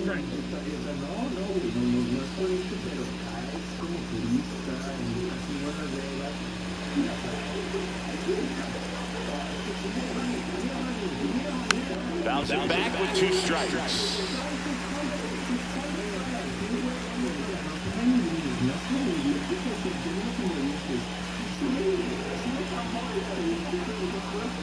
Struck him out looking. So digging in, Griffin Conine. First off, 3 and it just misses.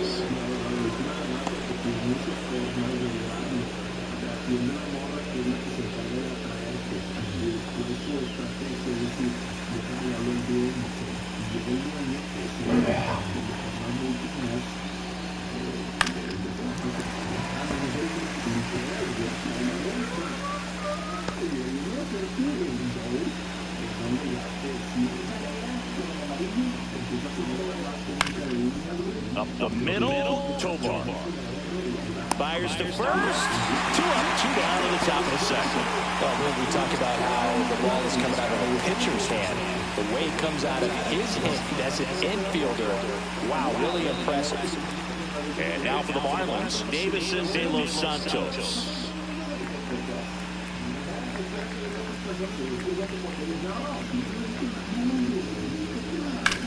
On the ground, out to short. Sends it to Tolia. Marlins set it. Llegando a la casa cuando como puse las cremas, las saqué de la bolsa y dije, pero tengo dinero para pagar este pedo.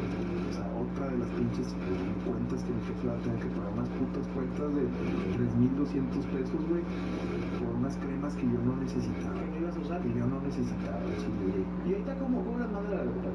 No, pues pasas y directo, sí, no tengo tiempo, no, jalo, o sea, no puedo y la verga, o sea, les dices que no, güey. El rechazo es lo que necesitan esas personas para que se sientan mal con su trabajo y dejen de hacer.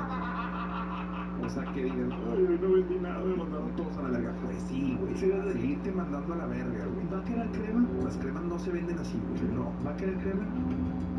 Ahorita, nomás a las rodillas. ¿Crees que le puedas poner hasta 380 crema? No, señor. Así, ahí termina la transacción inmediatamente, que así no se venden. Así no se venden, las cosas se venden diferentes. Vamos a ver, son las islitas del medio que venden cositas como las del, fíjate, las de molde gringo siempre venden, me da risa porque son juguetes chinos porque y te apendejan a tu hijo. Vas caminando y de repente un vato te pone un pinche helicóptero eléctrico. Y yo, ándalo para allá, compadre. Y estás tú comiendo la nieve y luego está tu niño así y le pasa el helicóptero. Sí. Ya, güey. Compras el puto helicóptero, güey. Porque eso lo hizo mi papá conmigo. Llegas a la casa, lo prendes. Hay que ahorrar, ¿verdad? También tenemos que venden From the home of the Pirates, we're at beautiful PNC Park. MLB The Show with a good one coming at you. It's the San Diego Padres going up against the Pittsburgh Pirates.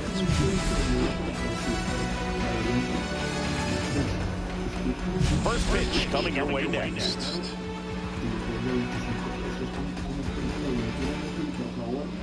Just about set to go now. And on the hill, the big righty, Paul Steves.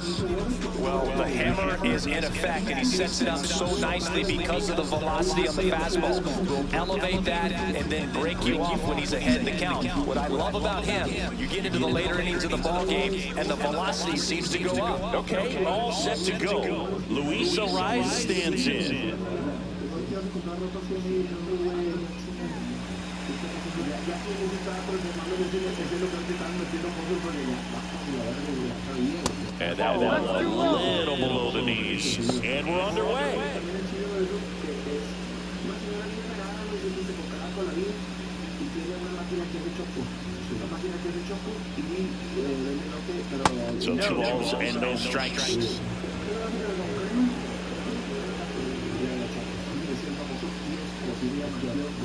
And another ball. Third pitch of this ball game, that one right in the zone. It's called for a ball, man. That's frustrating, but you got to stay focused. Keep making that pitch. You're going to get the strike call.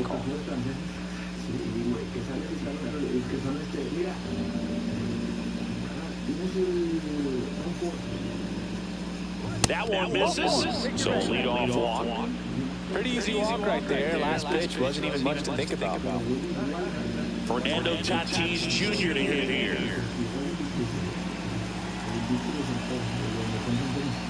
That one catches the zone. Strike one.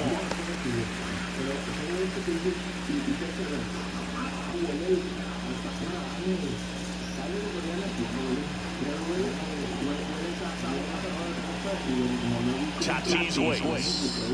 And he swings through that one.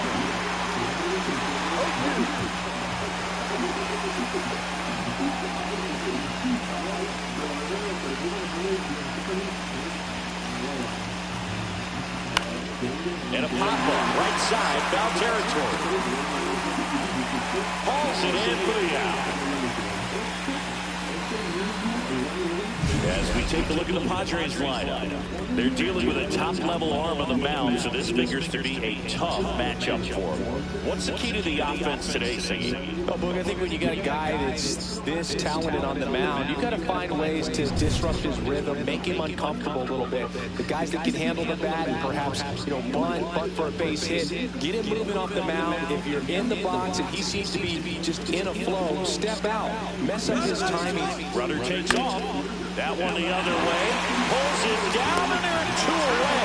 Throw behind the runner, and they've got him doubled off. So they make short work of him there. And now the Pirates will get their first opportunity. No score.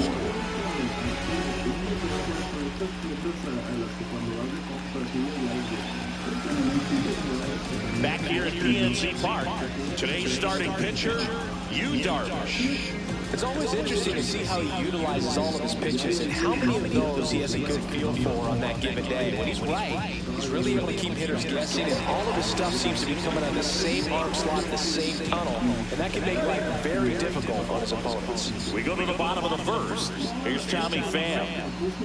Just missed. One of my favorite stats all time, 1997, the Hall of Famer Craig Biggio played in all 162 games for the Astros on AstroTurf, and he never hit into a double play. Swing and a miss as he chases that one darting out of the zone.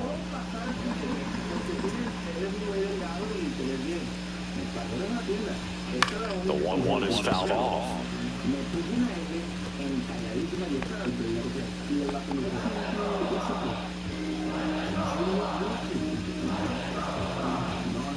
Darvish kicks the lips.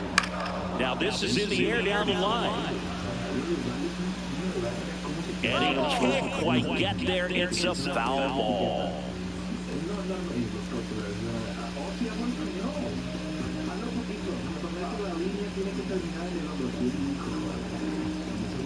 Gets a piece and stays alive.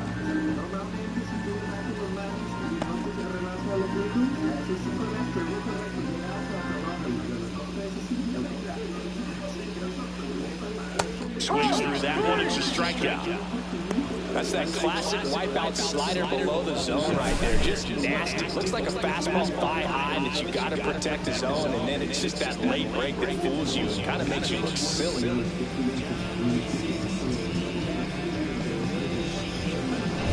Ryan Reynolds here.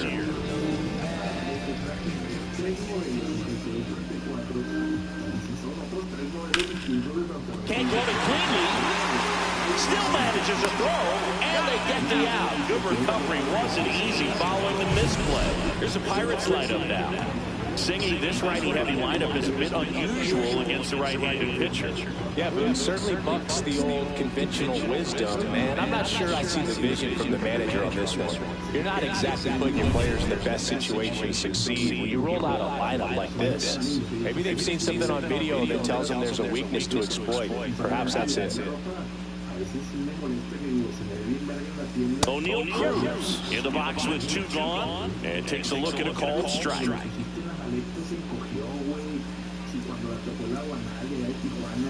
Next offering is down low, and the count is 1-1.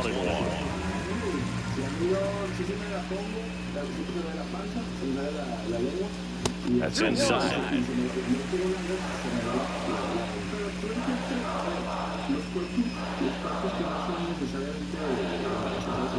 And strike 2. 2 outs, base is empty.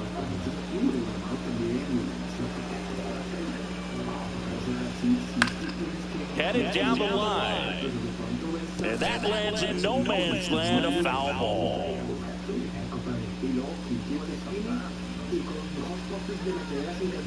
The 2-2 now. Good job to fight that one off.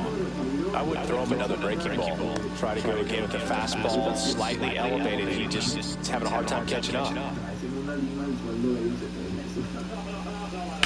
Hit hard on the ground to the right side, and that's just foul. Flew open a little bit with that front shoulder, but was able to slow his bat down just enough to make contact with that pitch and keep the at-bat alive. Hot shot to first base, and he snags it to end the inning. Down in order go the Pirates. Scoreless after 1.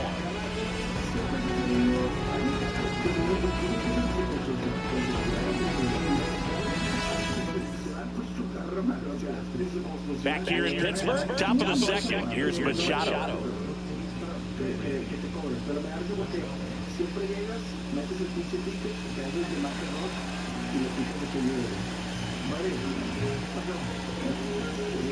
That one in triple digits. Going, come and get me a fastball right there. He didn't look ready for the velocity. I think it'd be a mistake to throw him anything off speed right here. And that one in the air center field. Cruz settles underneath it. And there's one down.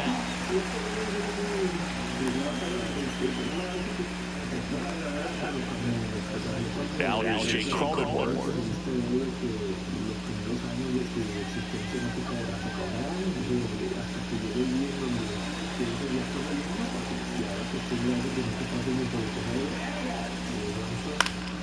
This one popped up.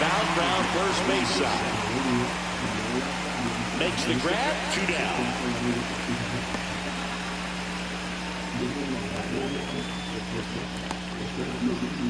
Right here's Xander Bogaerts now.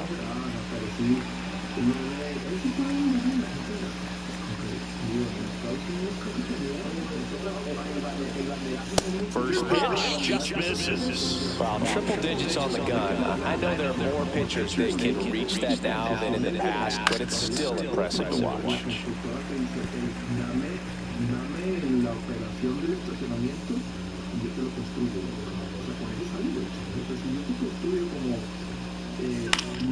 The 1-1 is fouled off. No score here in the second.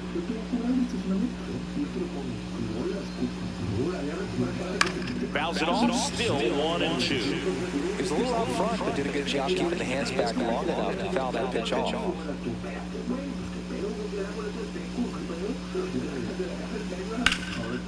Oh, look at the stop. Takes it himself, and he got him. Nicely done.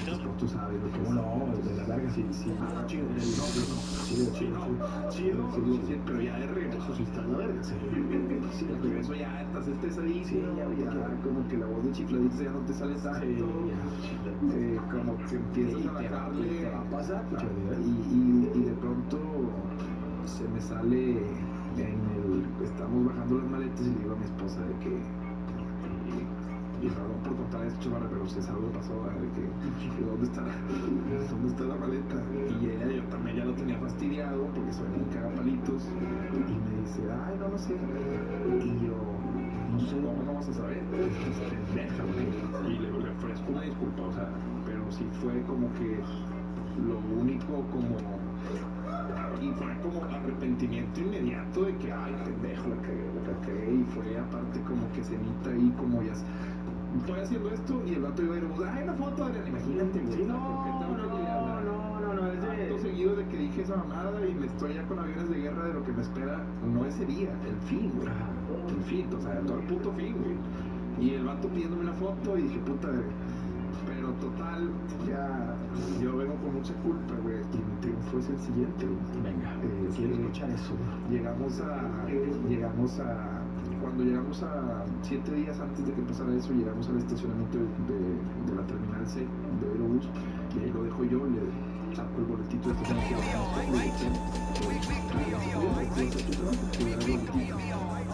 Llegamos ese día después del incidente de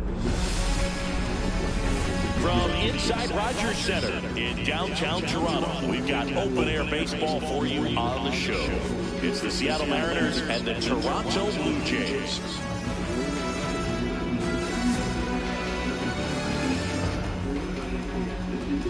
All right, we'll be back to get this one started after this.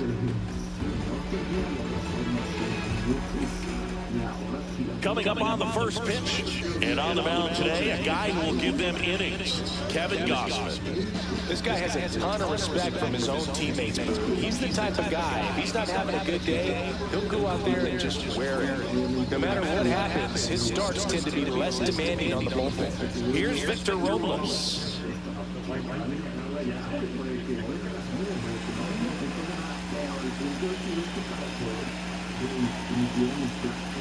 And that's through there for a strike. And that's how this game gets started.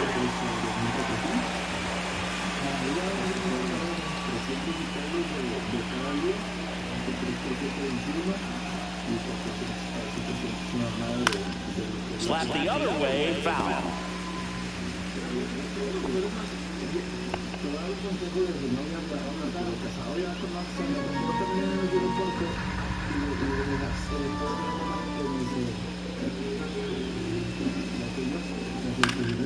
In the air, out towards right center. Lucas makes a move towards the gap. Makes a nice running catch.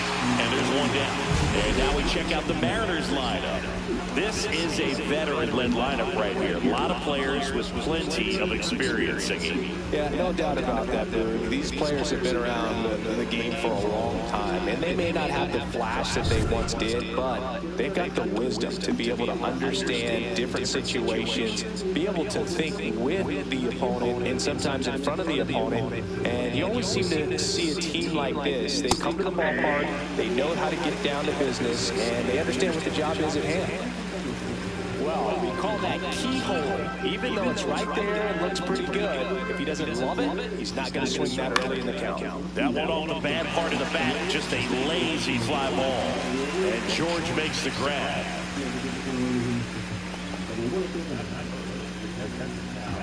Cal Raleigh up next for the Mariners. He is at the top of the game in terms of defense at the catching spot. Inside corner, and that's called a strike. It's so impressive because these guys have to do so much study and preparation for their pitchers, for opposing hitters, and really their #1 job is to guide that staff through a ball game. And so when you also can turn it up offensively and be a force there, that is a win-win, every manager's dream.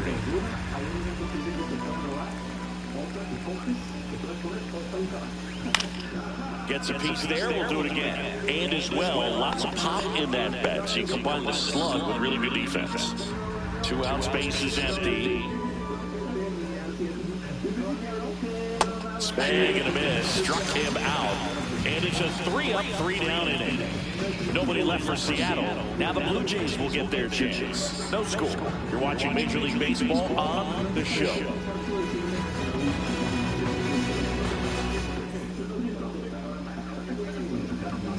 Back now in Toronto. And today's starter, Logan Gilbert. Well, this guy lives and dies with his slider, and it's a good one. Most guys, they're working off of their fastball, but he's backwards a little bit, works off the slider, and then when the fastball comes, it can add a little velocity in terms of perception when guys are used to seeing that off-speed pitch. When it's right, really tough to hit, even if you guess it's coming, because it's breaking 2 planes, horizontal and vertical. And the batter is George Springer.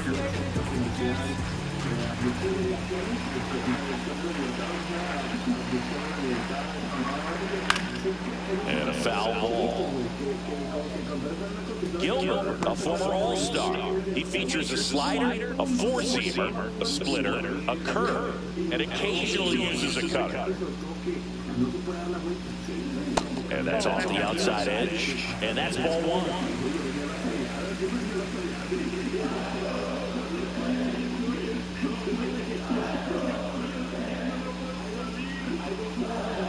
Just missed.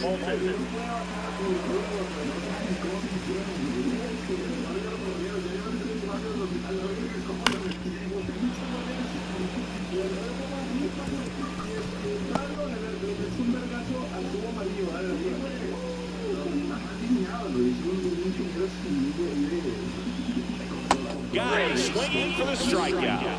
Slider got him for strike 3. No, that slider was way out of the zone, and for me, it just comes down to not seeing the pitch out of the hand, not tracking it into the zone, and then also being a little bit anxious, not confident in your 2-strike approach. And so when a guy's in that position, you get him to commit early, and a lot of times you get the swing and miss, as you did right there.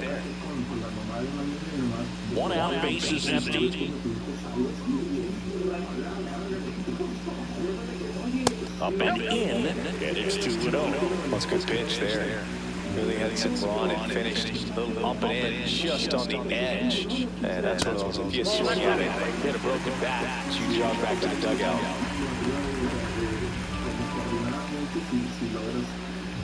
Fastball for a strike.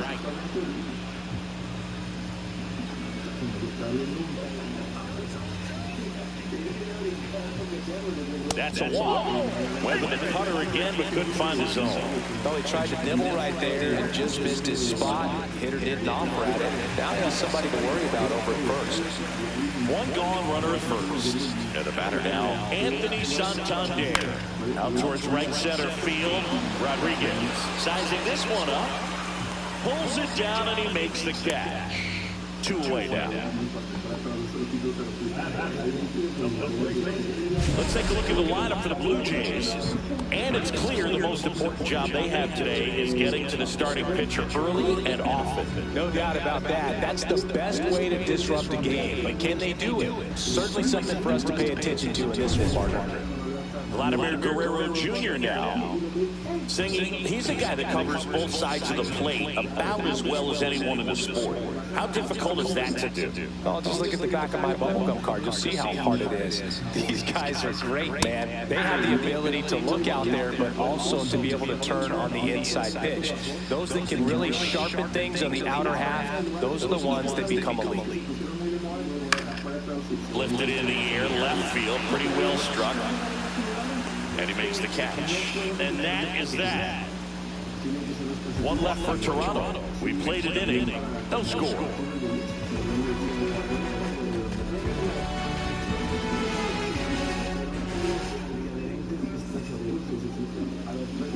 Back here at Rogers Center. Now it's Randy Arozarena. Gosman, multi-time All-Star. More than 100 career wins on the mound. A former first-round pick back in 2012. Gosman back to work. This hitter loves attacking the first pitch, so not giving him something to hit is a good move. There's a strike.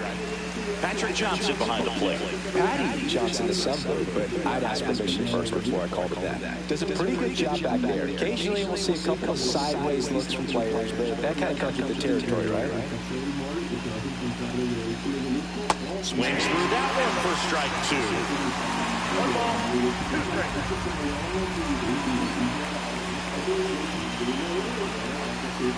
Swings through it, and that's a strikeout. He's really good hitting the baseball the other way, so credit the pitcher for having him out in front of that pitch. Clearly, he had him fooled.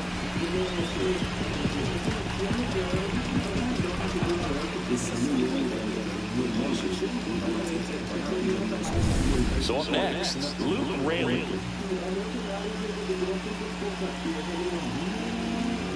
That misses the zone, and that is ball one.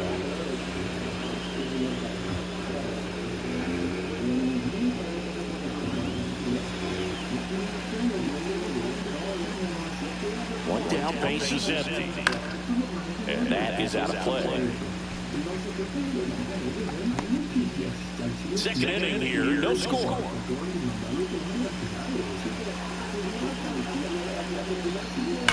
And a ground ball to first, and that's a fair ball.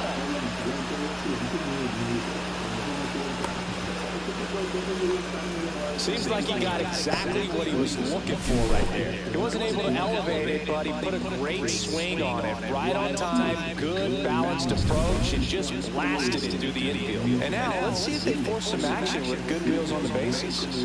Now batting Mitch Haniger. Runner on the move. Pitch misses.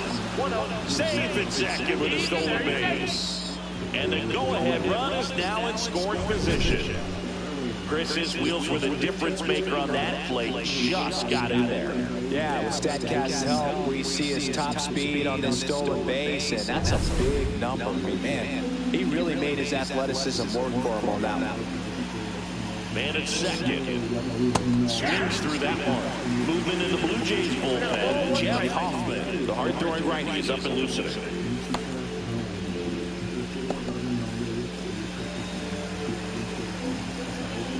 Gausman throws over, and he's back in easily. You know, moving through that base runner at second base, you want to be quiet out there. Not bouncing around, not distracting your teammate, the hitter. Make sure that he can clearly focus on that pitcher and that release ball. And a swing and a miss. 1 ball, 2 strikes.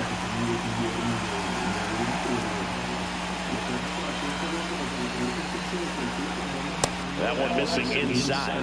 Man, oh man, I don't know how you take that pitch. That's as close as it gets. Swing and a miss. Struck him out on a splitter. If you can set up a good two-strike splitter with a fastball on the previous pitch, it's going to be so tough to recognize and adjust your swing to get a piece of it. Clearly had him reaching for it right there.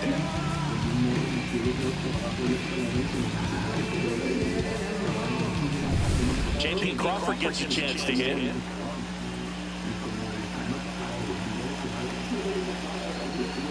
That one's upstairs, ball one.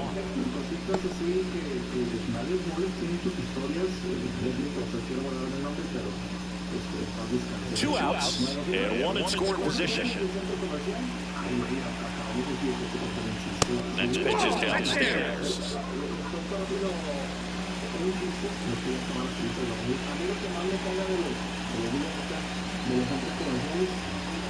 That's a strike across the top of the zone. Looked pretty good as far as being in the strike zone, but I'm sure as a hitter, not too good with where it was located. Very top of the strike zone, middle away.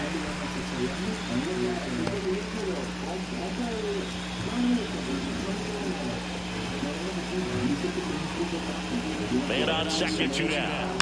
Foul ball left side, he'll see another.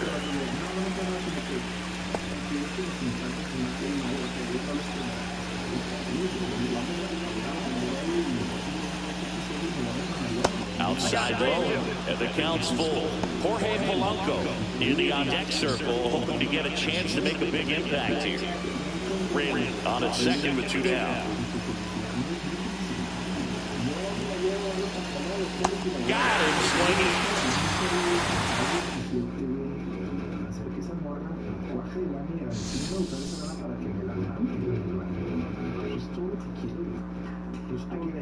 Aquí, solo son las que se titeran la píldora roja y la azul. La azul, novia o esposa, la roja, ruletera. Ahí se las dejo. Vamos, compadre. Es que la ruletera trae una demanda de cocaína muy alta. La esposa es lo bueno que no anda en esos pedos. Saludos a las ruleteras. Bueno, saludos a los que venden coca. Bueno, nos vamos, señores. Esto fue Hermanos de Leche. Uno de los mejores. Bueno, Sí, como pasa, uno de los mejores, gran bandido. Buen tema, buen tema, dio mucho.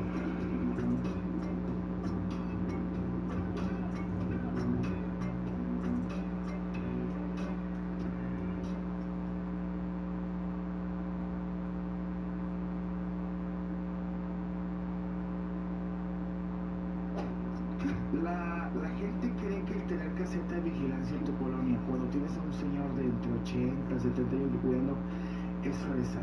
No. Es seguro. Es seguro. No, tampoco. ¿Tú crees que ese señor con su bicicleta, rondando con un silbato, un día que se mete un comando armado, va a cuidar tu integridad? Oye, un comando armado, se mete luz y cagada, güey, tu ex y lo verguea al viejo también, güey. Tiene un comando armado. Ahora el señor tiene un silbato, señor. Se lo van a meter en el pico, se lo van a meter en el señor y el otro le van a meter en el asiento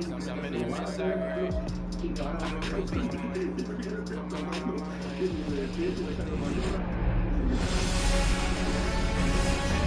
Welcome to Houston, Texas, and Dyken Park. We've got baseball on the show. It's the Seattle Mariners taking on the Houston Astros. John Shabby and Chris Singleton with you. Well, Singy, this ballpark's still among the game's best. When the roof is open, it feels like an outdoor ballpark, and then you have the shade and the cool when the roof is closed. Yeah, and formerly Towles Hill out there in center. You still have the Crawford boxes in left, a unique setback in left center field, which causes the left fielders to have to play differently, but there's a lot of character to this place. First pitch coming at you right after the break. So just about set now, and towing the mound for Houston in this one, Framber Valdez. The spin rate on the curveball is incredible. Hitters know they're going to see a lot of them today. Stay back, be patient, and hit the ball the other way. All right, ready to get underway. Now it's the veteran outfielder, Victor Robles.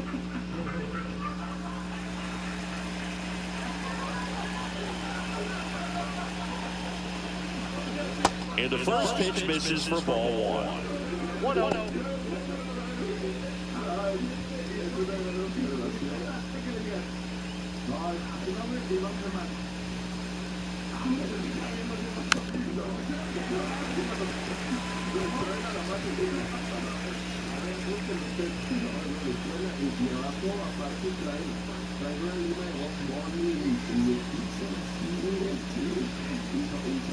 Swings through that one out front that time. See if you can go upstairs a little bit. Make sure you miss up and out of the zone since you're heading to count 1-2. Don't miss in the zone because that's where you can get hurt. Swing and a miss. Struck him out. One away. And now it's Julio Rodriguez. That's down and a slider missed. The Mariners knew what they had. Signed him in July of 2017 for a little under $2 million when Rodriguez was just 16 years old out of the Dominican Republic. One down, base is empty. This one blasted the other way, down the line, and it's a foul ball. Well, pitcher's probably thinking he's a little late on that pitch, so what I'm going to do is I'm going to speed him up, not give him something off speed that he can handle. Not even close there. 2-1. Fast forward to 2022. For Julio Rodriguez to win the Rookie of the Year, the Seattle Mariners were then compensated with the 29th overall pick in the first round of the draft in 2023. And now we check out the Mariners lineup. They're dealing with a sinker specialist on the mound, which can be a big-time challenge when he's right, working mostly from the knees down. Well, I think the approach you take is really try to lay off those pitches down in the zone until he gets some called strikes and then forces you to go after that pitch. Until then, make it elevated because guys that throw those sinkers, those two-seamers, really hard for them to be effective up in the zone. Those are pitches you can hammer. When you get a cookie, you don't want to miss it. The 0-1. And that one fouled off.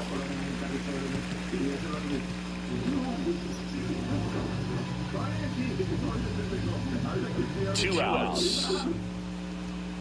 That one not close. It's a ball and 2 strikes.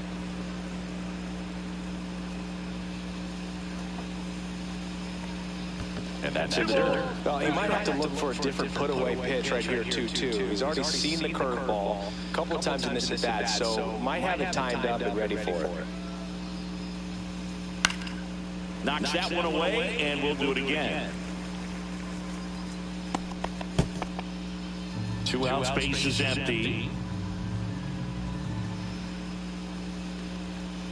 And that one hit to first, and foul ball.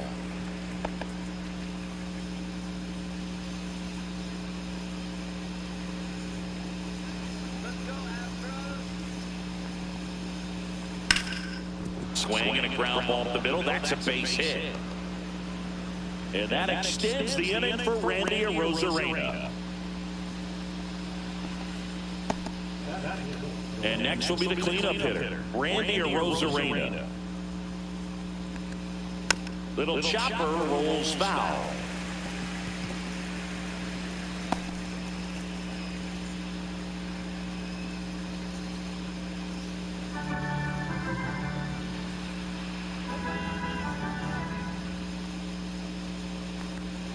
Missed inside with the curve.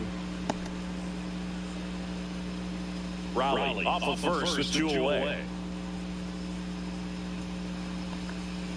The 1-1 is fouled off. Nothing but curveballs so far in the at-bat. Kind of makes it difficult as a hitter to know what to look for, because you start wondering if they'll keep coming with it or if they'll try to speed you up. Fights that one away, still 1-2.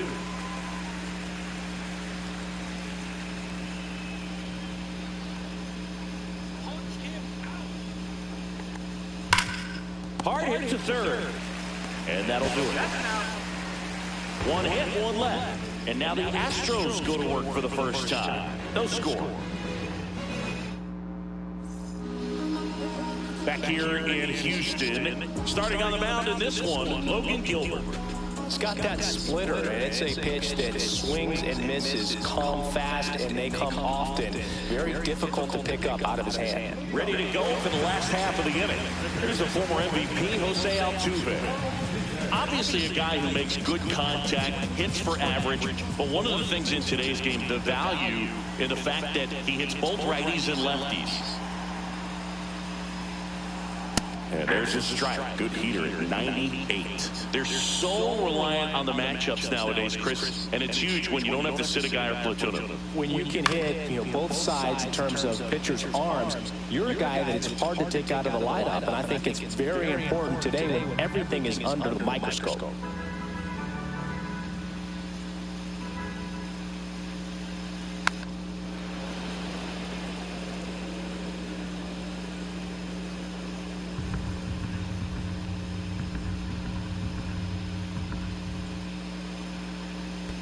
Swing and a miss. That one in the dirt. Gets to it, on to first. Gets him. 1 away on a drop third strike. Well, that's the moneymaker right there. 2 strikes, slider down and away from the same side thrower as the hitter. I mean, that's just tough. You're looking to protect with 2 strikes, and very difficult to lay off. Isaac Paredes up next for the Astros. And that's in for a strike. Gilbert, an all-star a season ago. He features a slider, a 4-seamer, a splitter, a curve, and occasionally uses a cutter.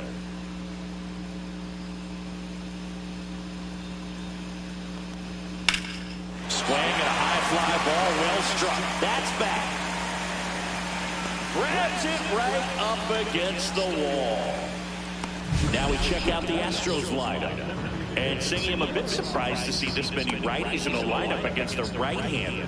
Yeah, you're not the only one, Boog. I'm a bit surprised as well. And, some hitters work well against same-handed pitching. Just back in 2024, Bobby Witt Jr., Vlad Guerrero Jr., and Aaron Judge all had higher batting averages against righties than they did against lefties. So maybe they got a plan after all. Popped in the air, left side.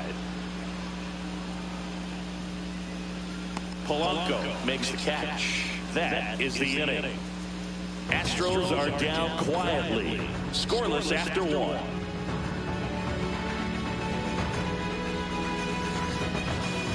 Back here at Dyken Park. Second inning set to go. And now Luke Raley.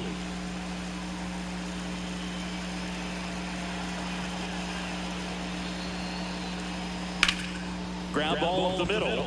Lays out. Oh, it's off his glove. No throw. He's in safely, and now there's a runner at first. No waiting around right there. He was ready to swing it on the first pitch. And now they've got some speed on first, so we'll see if they try to get him into motion. Manager out of the dugout now, and he'll make a move to dip into the Astros bullpen. Framber Valdez won't go any further. Just never found his groove, wasn't able to settle in. New arm coming on, back in a moment. They hand the ball over to a new arm, Ryan Brady. And we all know about his slider. It's just filthy, man. And one of the better ones in the game, I'd say. Spin rate's very high, and it just breaks a ton. No outs, runner at first. And stepping in for the Mariners, Mitch Haniger. Pitch misses, 1-0.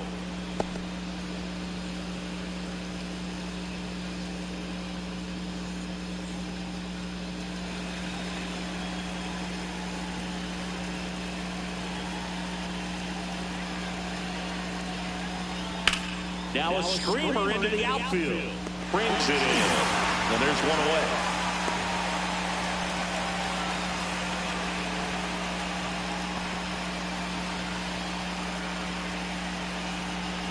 Here's the veteran shortstop, J.P. Crawford. Definitely wants to stay out of the double play here. Ball on the ground in the infield. Should be an inning-ending double play. The shortstop takes the ball. Raley, the base runner at first with one out. Pickoff throw. Raley dives back in safely.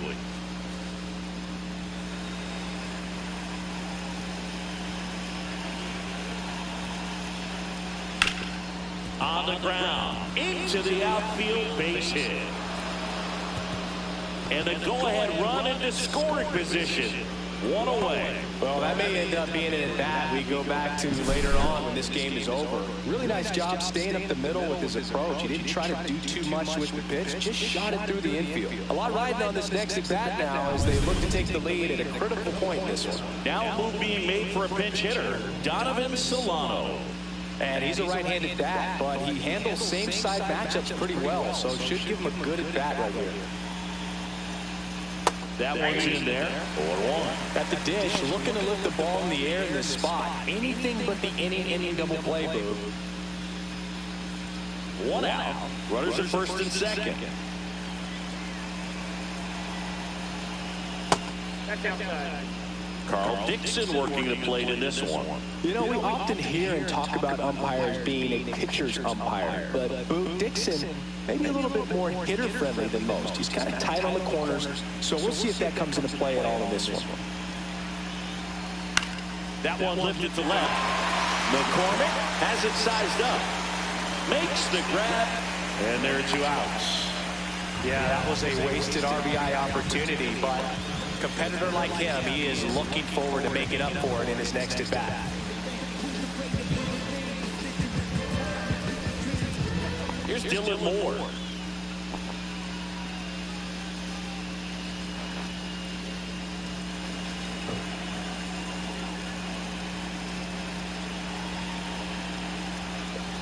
And that clips the inside corner. 2 on, 2 outs.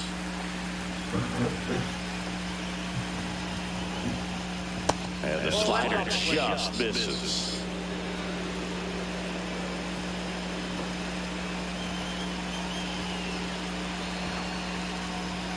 And he pumps it a strike. Wow, that's 89 on the gun, and it's a changeup. It's like good hitting if you're looking for it, but because of the speed differential between the fastball and that pitch, really hard for a hitter to get on time with it. The 1-2. Foul off the plate. They'll do it again. That wasn't an easy pitch to hit. It's much easier to do damage against mistakes, but that's not what that pitch was. 2 on, 2 outs. Comes up empty as he chases that one in the dirt. On to first, and they get out of the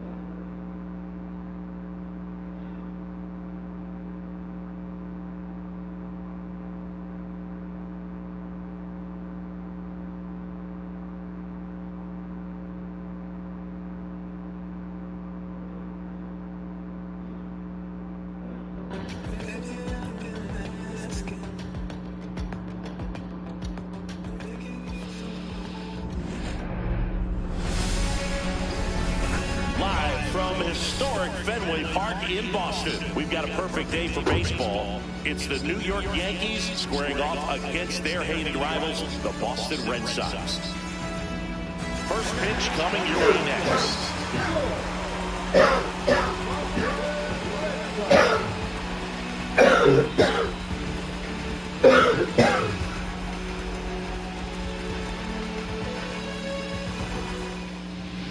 All right, just about ready to go here at Fenway. And on the hill today, Garrett Crochet. What do we have on him? Well, you're going to see good velocity between the four-seam fastball and the cutter. Better be ready to hit. It's going to be fairly straight, but just because it's straight doesn't mean it's easy to get the barrel on it. All right, ready to go here. And stepping in for the Yankees, Anthony Volpe. And that one's a little bit low. And we're underway from Fenway.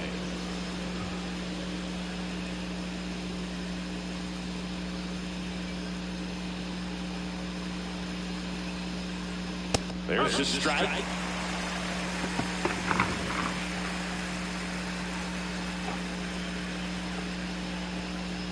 Just missed. 2 balls, 1 strike.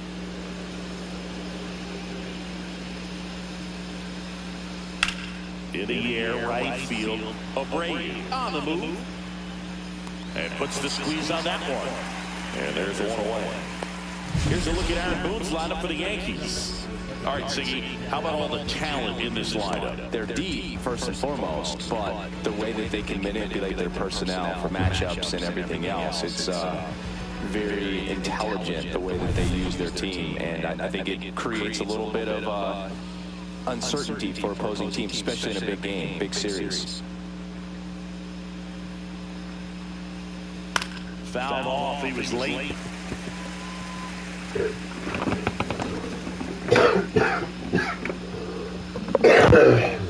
One down, base is empty.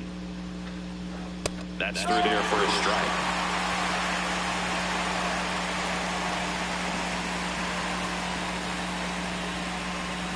Next pitch is outside. See if you can go upstairs a little bit. Make sure you miss up and out of the zone since you're heading to count 1-2. Don't miss in the zone because that's where you can get hurt. The pitch. And that one is downstairs. Now 2-2. And that's down and away. Okay.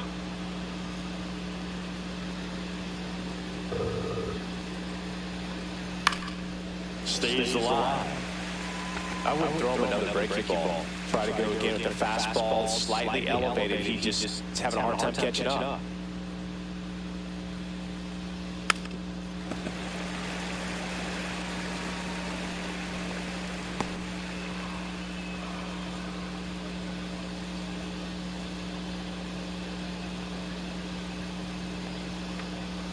And that's too high, ball 4. That's a great at-bat. Saw a lot of pitches and earned a walk.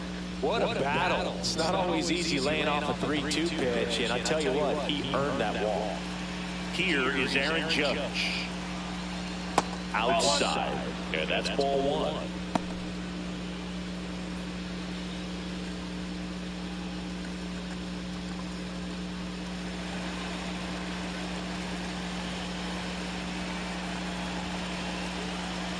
Judge waits. And that drops in for a strike.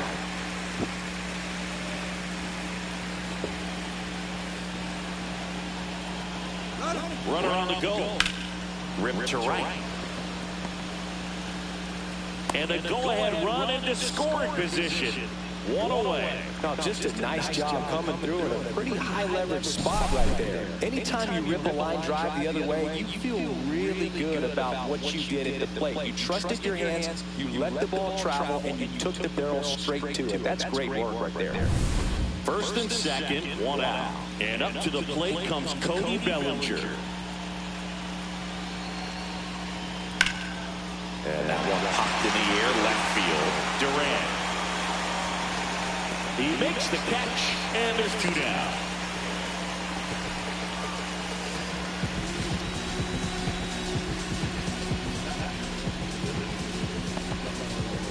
Giancarlo Stanton at the plate. Got to be careful with a slugger like this because he can turn it into a 3-run game in the blink of an eye.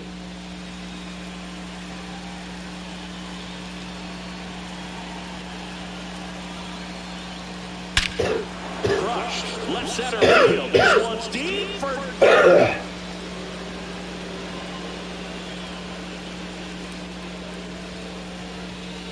A 3-run homer, and they lead it. It's 3-0.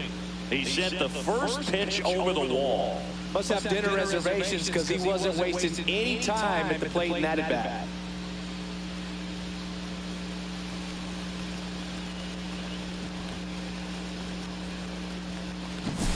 That's as big as it gets right there. You take advantage of a mistake. That is an ultimate. Here it is. Watch it. I'm going to jog around the bases.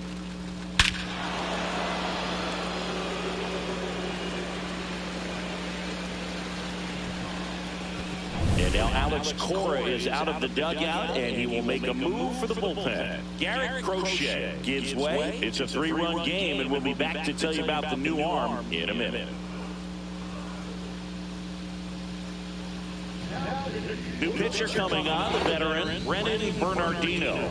Just trying to keep this one close here. This is where a bullpen can give their players a chance to fight back into the game.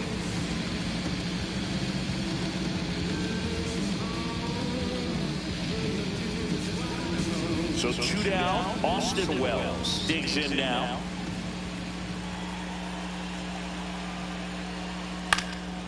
This one popped up. Bregman. He's got it, and that'll end the inning. Another look at the long ball for the Yankees. It's now 3-0. You're dialed into the show.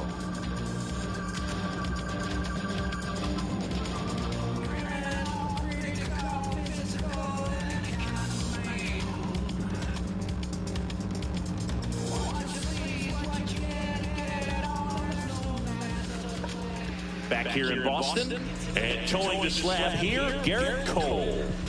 Well, the big thing is that the way he holds his curveball, it's more of a knuckle curve, and because of that, it's less predictable in terms of the break for the hitter. That makes it that much harder to hit this guy. Bottom of the first, still stepping in for Boston, Jarren Duran. The Red Sox in striking distance, but have some work to do. Boog, it starts with the leadoff man. I need a good at bat out of him right here. And there's the strike. Well, after putting up a nice inning on offense, got some runs across, this is where you look for the starter to go out there, have a shutdown inning. Don't give that other team any hope. You just hope that he can get through this inning, get the bats back up there while they're hot. Next offering is in for a strike.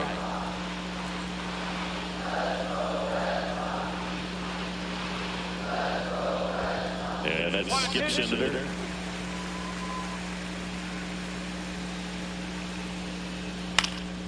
Spoils a 2-strike pitch, and he'll see another.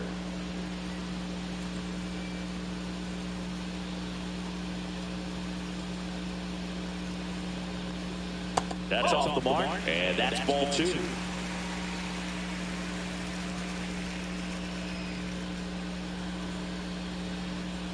Swings and misses, struck him out. Bogey just ran out of patience there. He took a couple of pitches to even that count up at 2 balls and 2 strikes, but that time chased outside the zone. And now it's Alex Bregman. Swinging a foul straight back. Bregman, a former Gold Glove winner, a member of the 1,000 hit club. He joined the team as a free agent. You know, Boog, it's nice to see Garrett Cole on the mound today. He finally won a Cy Young Award in 2023, and for a while there, he seemed like the best pitcher in baseball without the award. And Cole's Cy Young Award season wasn't a huge surprise either. He led the American League in innings pitched and ERA. Good things usually happen when you put those two things together, and it certainly worked out for him. 1 out, bases empty. In the dirt, and the count now even up. Now one missed.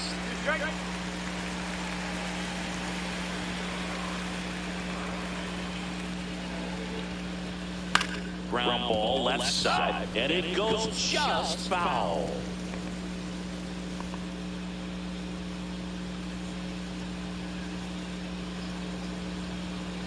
Strike three, and that's 2 in a row.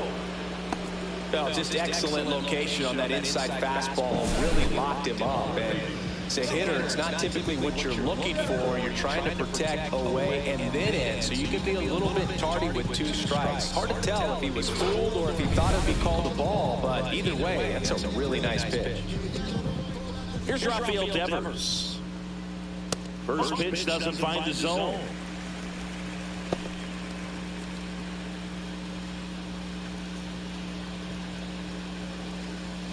Two out, space is empty. Hard grounder into the outfield for a knock.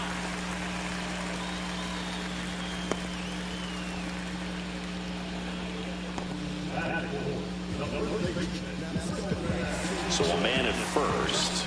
Now batting Tristan Casas. First pitch misses.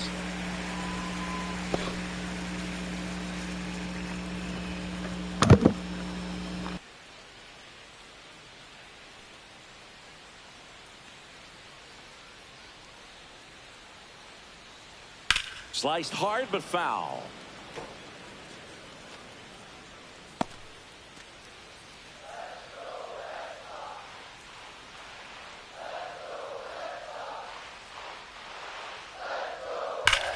That one is blasted left field towards the monster. Oh, that ball was crushed. That should put a jolt into this home crowd. And they throw a pair on the board. It's 3-2.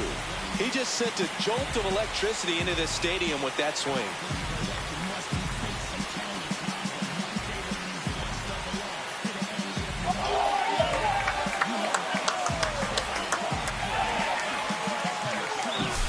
Well, he put a really nice swing on that one, and everything was on time, took a direct path to the ball, excellent extension, and just drove it out of here. Nothing better than when the ball jumps off your bat like that. Trevor Story comes up to the plate. And that's off the inside edge. Ball 1. He's given up a couple of runs, but the pitch count really not as high as you would think. Might be able to get through this one under 25 pitches. 2 down, nobody on.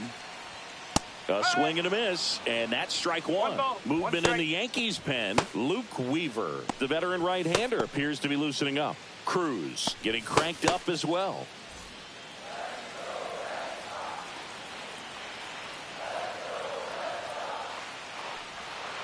Just missed. 2-1.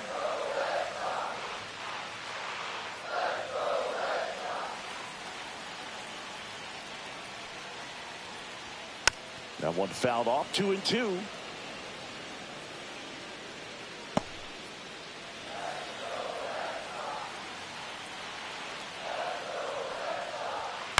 Line drive, and there's a base hit.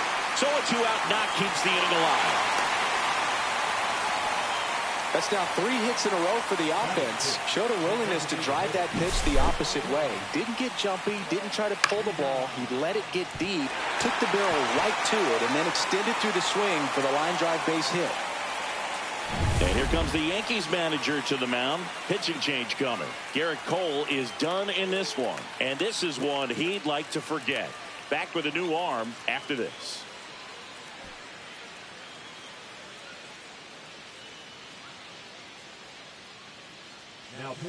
Out of the bullpen for the Yankees, Tim Hill. Number 41. Hill.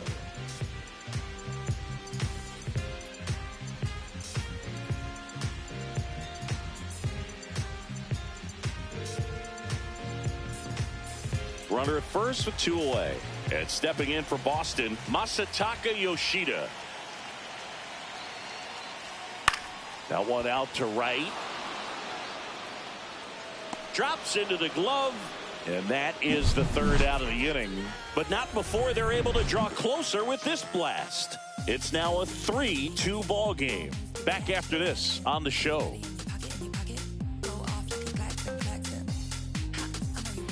Back here in Boston. New inning getting started. And now the first baseman, Paul Goldschmidt.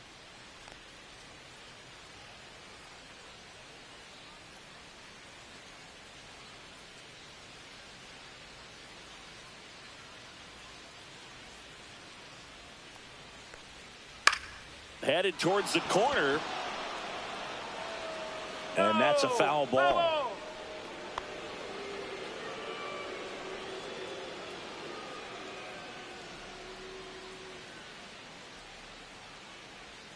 Check swing. Did he go? Yes, he did.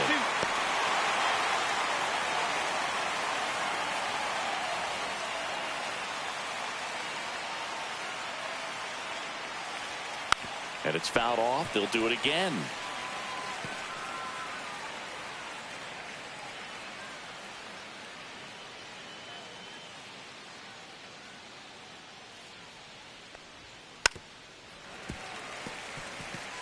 Pretty good pitch there to take a rip at. He wants to get his arms extended. He likes the ball away from him a little bit, just not able to square it up.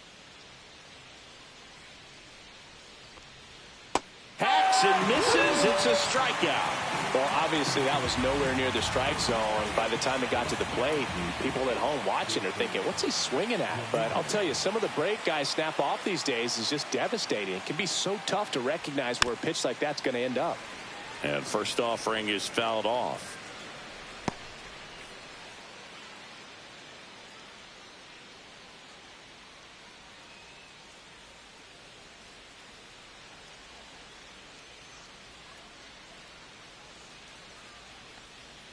Swing and a miss, and that's strike two. Clyde Washington with home plate duties in this one. A little bit of a low zone move from Clyde. Nothing crazy, though. Pitchers that work consistently down around the knees and are able to command their off-speed stuff tend to have some pretty good success with him back there behind the plate. Next pitch inside, and the count is 1-2. 0-2 curve right there. Hitter kind of expects that, and good job of just showing that confidence and trying to get back into this count.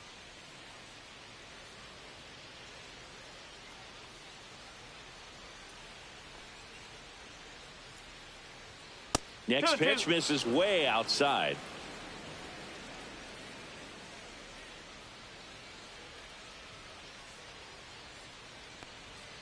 On the inside corner for called strike three.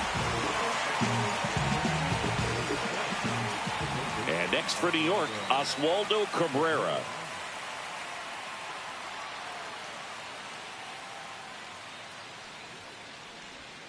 In there at the knees. It's 0-1.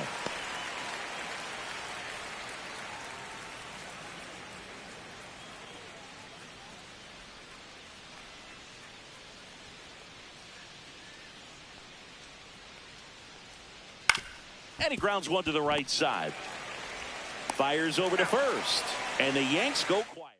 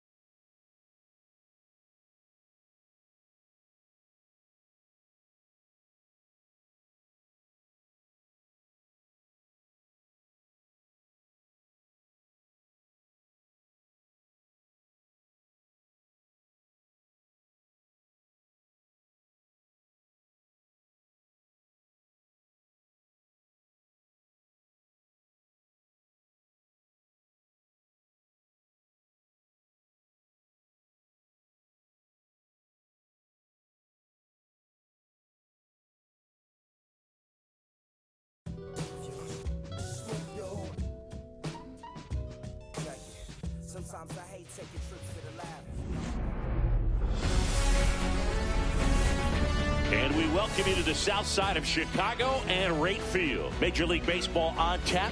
It's the Los Angeles Angels going up against the Chicago White Sox.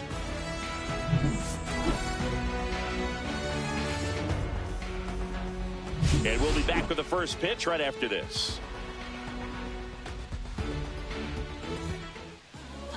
Just about ready to go.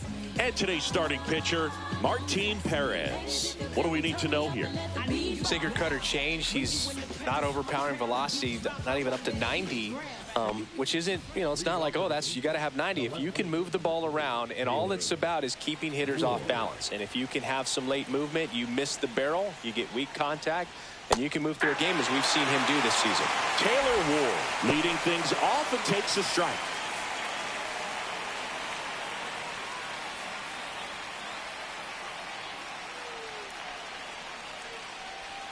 A little out front there as he swings through it. This guy's got such a good sinker. As a hitter, you've got to look up in the zone. If you look down, you're going to be chasing stuff in the dirt.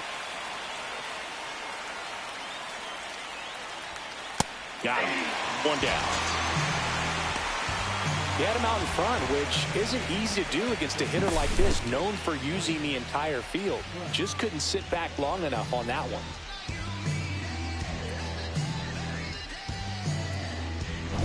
Here's Trout.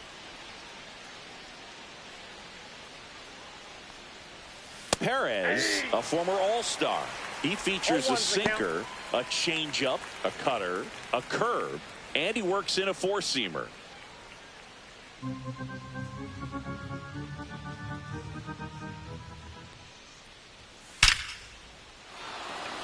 Swing and a base hit.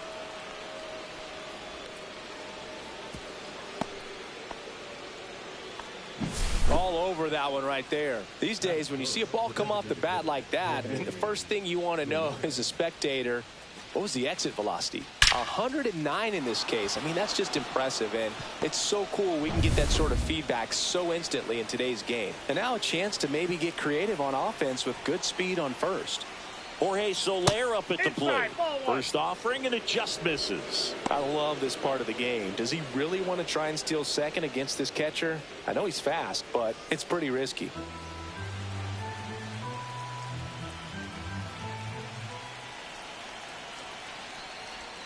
Out in front with the swing, and that is strike one. This guy's sink has so much drop in it. It's almost like a split finger fastball. Instead of just weak contact and balls on the ground, he gets swings and misses. 1 ball, 2 strikes.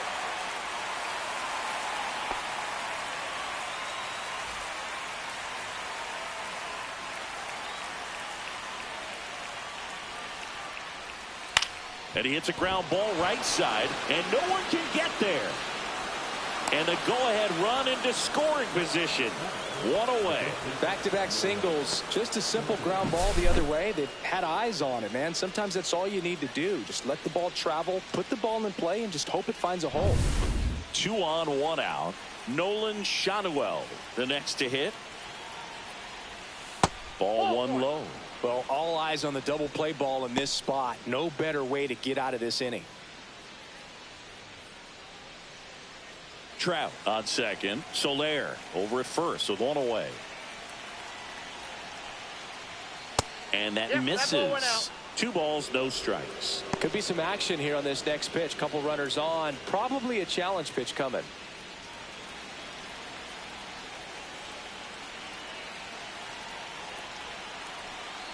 Two on, 1 out. And a foul ball makes the count 2-1.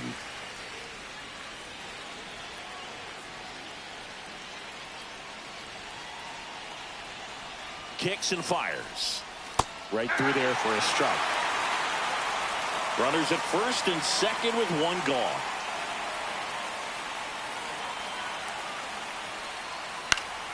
Up the middle. Steps on the bag for 1. And that's 2. So no runs on 2 base hits. No errors and 1 man left. Bottom half of inning number 1 coming up. No score after a half inning.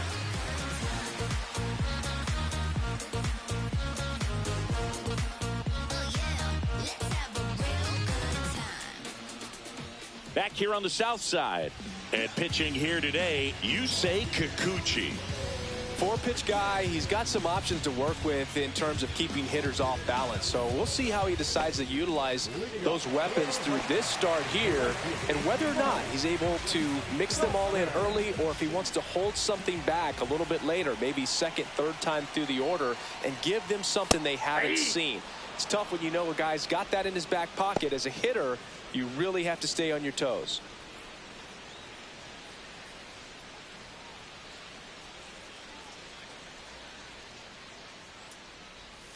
Just missed.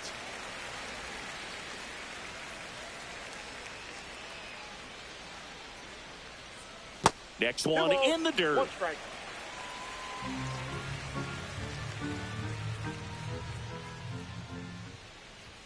Way inside, gets out of the way. Straighten him up a little bit.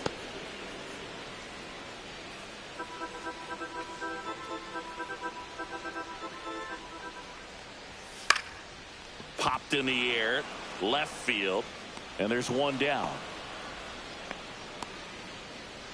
Time to check out the lineup for the White Sox.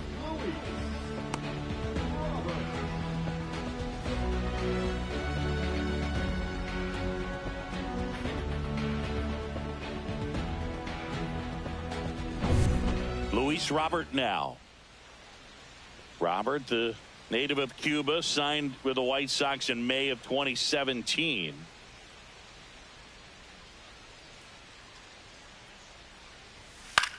Fly ball down the line. Flashes the leather on the run and catch. And there's 2 away. Well, those can be pretty fun as an outfielder. Got to put it into his highest gear and go a long way to track that one down. Nothing better than that. You feel like a wide receiver playing football.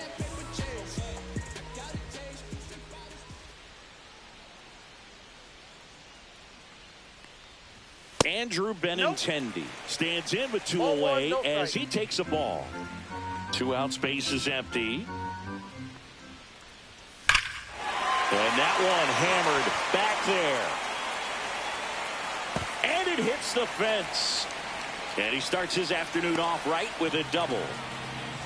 I'm sure he feels really good about that one. That pitch came off the bat really well into center field, and he clearly put a nice swing on it. And anytime you can get one to drop in out there, you know you stung it pretty good, because it seems like center fielders these days, to a man, these guys can run down just about everything hit their way. Andrew Vaughn now. And ball 1. Well, you always want to come out in the first inning, try to put something up on the board. It's a big 2-out double right there. See if the cleanup man can drive him in and put a tally up there on the board.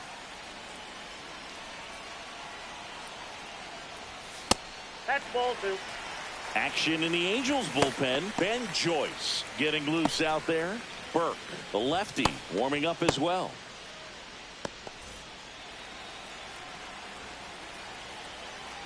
Man at second. Yeah.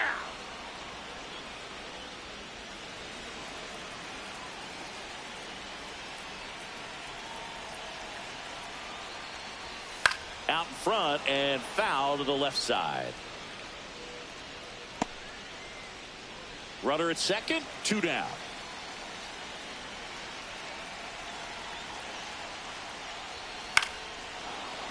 Still 2-2 after the foul ball.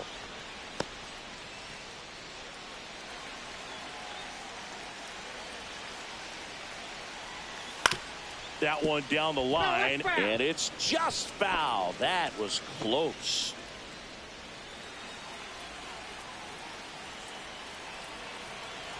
Here's a 2-2. Blows the high heat past him. That's a strikeout. Sometimes he wears the emotion on the sleeve, but that's okay as long as he's getting results. And right there, thrilled with the punch out to get out of a jam.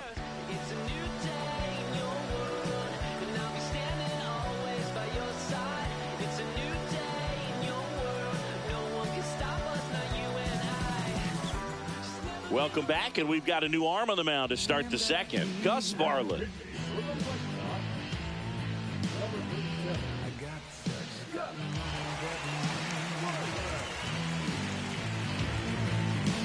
Here's the shortstop at the plate, Zach Neto.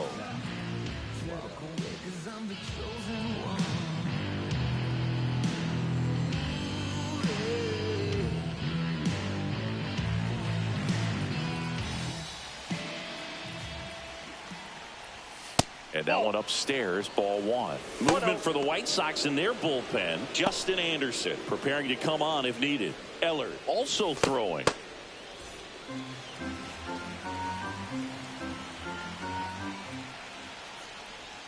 And a big swing and a miss. I'd say that stayed in the tunnel for a long time. No chance of even fouling it off.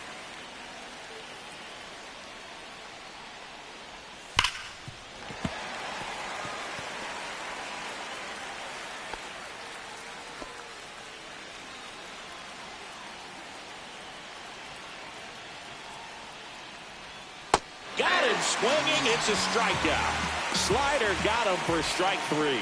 Nice. Doubled up with the slider for that punch out. The one before just caught the zone. So as a hitter, you have to protect right there. Great pitch to just expand a little bit more. He got that chase he was looking for. That right there is good pitching.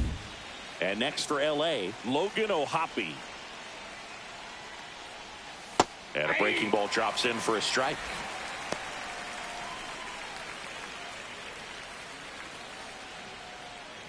One out, bases empty. Strike two. It might be time to choke up a little bit, get that front foot down early, maybe even just spread out. He's really late right now. Patrick Johnson calling the balls and strikes. Pretty standard zone for Johnson. Sometimes he might get a little jumpy, a little excited and expand the zone, but usually you at least feel like the pitcher on the mound is earning it, and that's important because you got to make players earn it.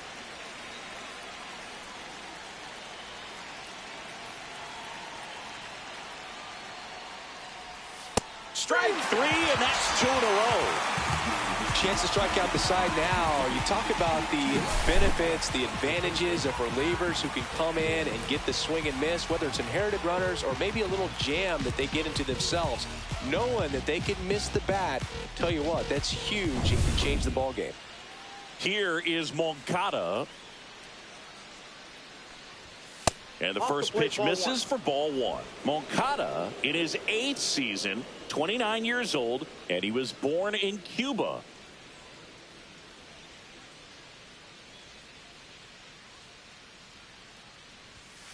Swing, and that ball smashed on a line. Robert right there to make the grab.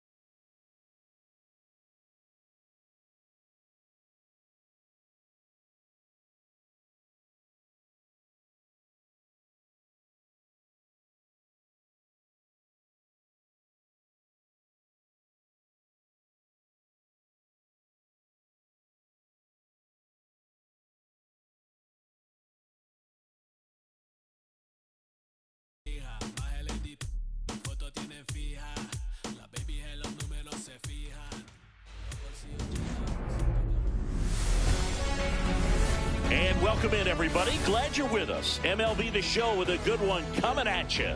It's the Texas Rangers and the Detroit Tigers. First pitch coming your way next.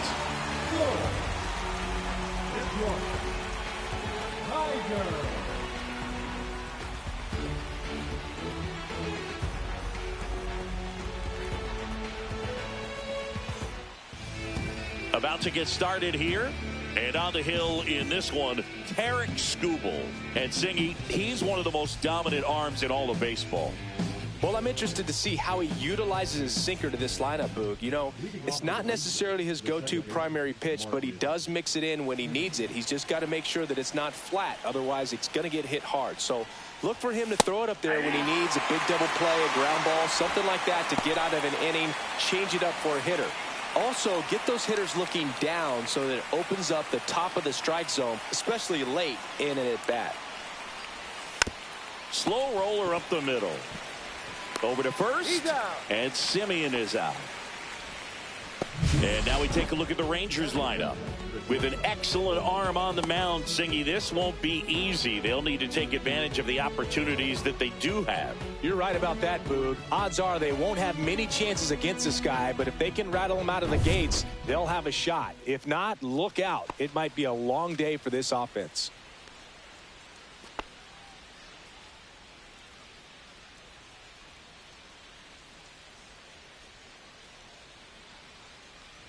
Corey Seager in the box with one away as he takes ball one.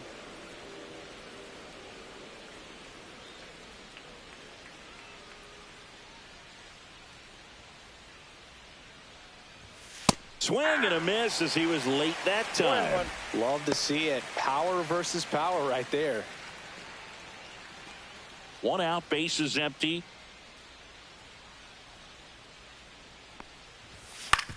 On the ground right side, throws to first in time, and a couple of quick outs.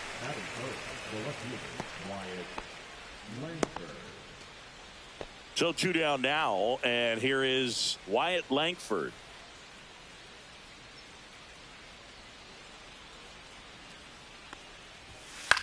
Softly in the air down the line, and that's a fair ball.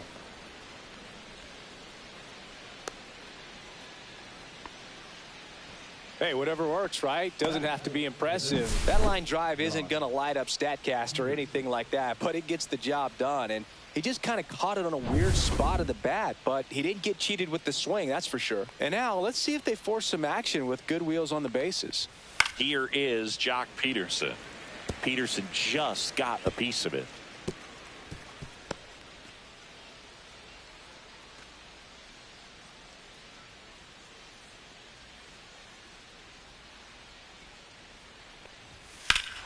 Fly ball down the line. This has got a chance, and it is foul. Oh, it's a really good pass of the ball right there. Just a little bit too quick. He's got to find a way, just let it travel a hair more. Now snap throw to first. Langford back in on a dive.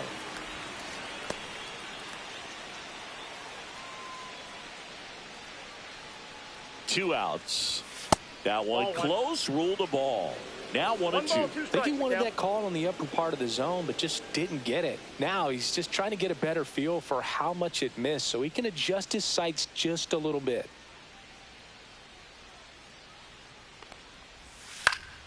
Keeps the at-bat going with a foul ball. That wasn't an easy pitch to hit. It's much easier to do damage against mistakes, but that's not what that pitch was.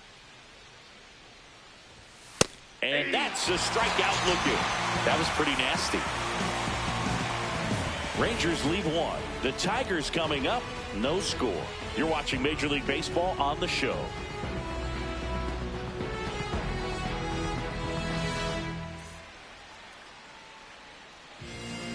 Back here in Detroit, and starting in this one, Jacob deGrom.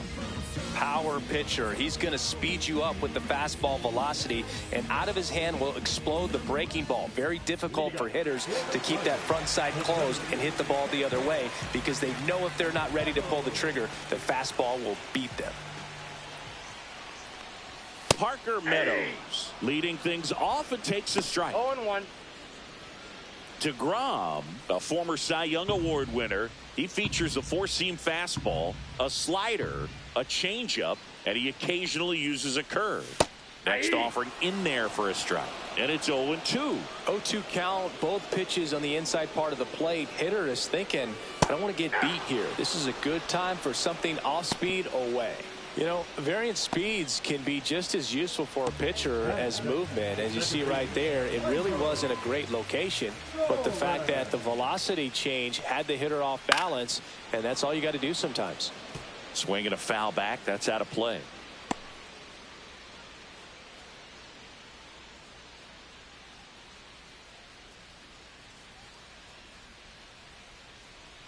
One down, base is empty. On its way to the corner, and that drops foul. Got to be careful here. This is the type of hitter that can punish you even with pitches outside the zone.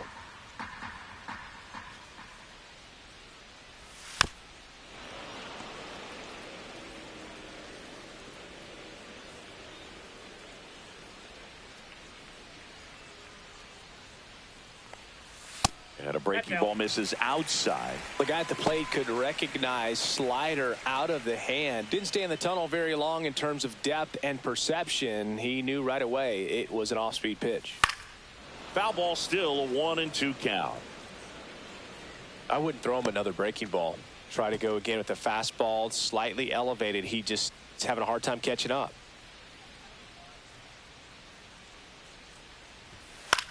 High fly ball, right field. Garcia settles under it. Corrals it. And there's 2 away. And now the Tigers line up for manager A.J. Hinch. And Singy, you have to think this lefty-heavy lineup is ready to eat in this one with a righty on the hill. Eat it is, Boog. So many lefties just feel more confident with the righty pitching, giving them that little edge. Doesn't always play out that way in the box score, though, so we'll see what happens in this game.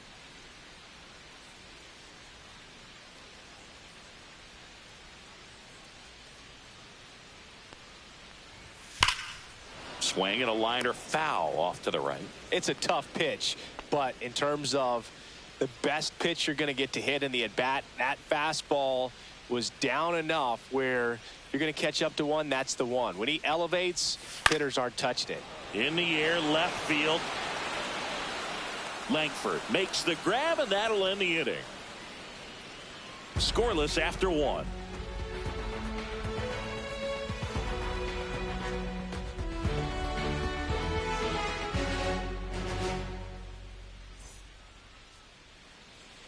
Back at Comerica Park, all set for the start of the inning. And the batter now, Adolis Garcia.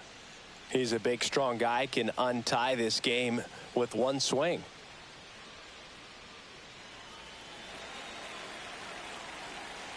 Skubal back to work. That one is absolutely belted. And it flies to the deepest part of the park. No doubt about this one. Home run. And the Rangers take the lead. It's 1-0. He ambushed him right there, Siggy. Yeah, swinging on that first pitch, and I think losing one over the fence is exactly what he had in mind as well.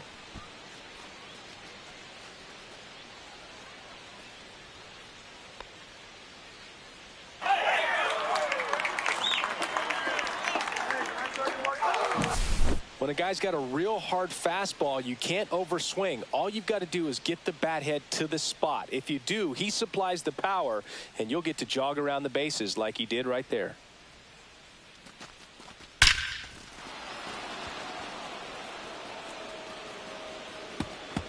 Manager out of the dugout now, and it looks like we'll see a change on the mound. Tarek Skubal departs, and it's going to be a start that he'd like to get a redo on. Not his best.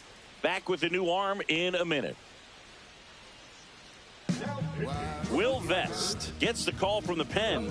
And we all know about his slider. It's just filthy, man. And one of the better ones in the game, I'd say. Spin rate's very high, and it just breaks a ton. Here's Josh Young.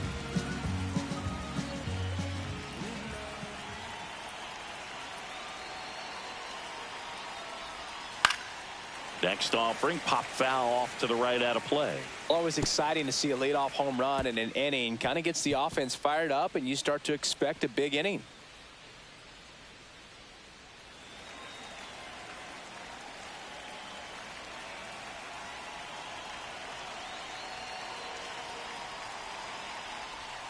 Swing and a miss, and it's 0-2. Activity in the bullpen for Detroit. Bo Brisky appears to be getting loose. Foley getting loose as well.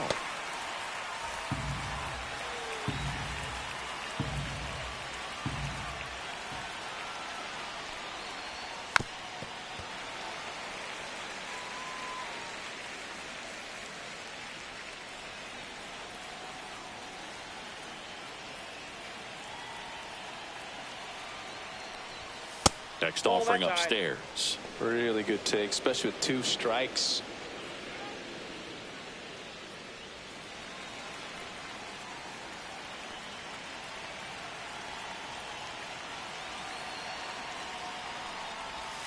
That hits the dirt. 2 balls, 2 strikes the count.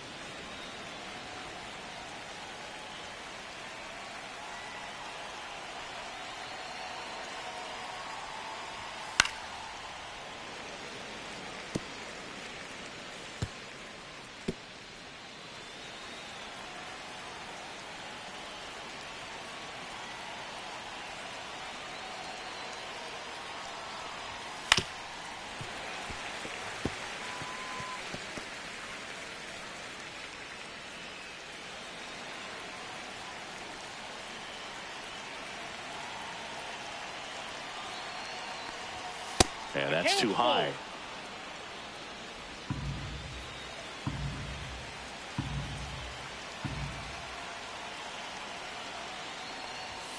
Swings through that one. It's a strikeout. So digging in, Evan Carter.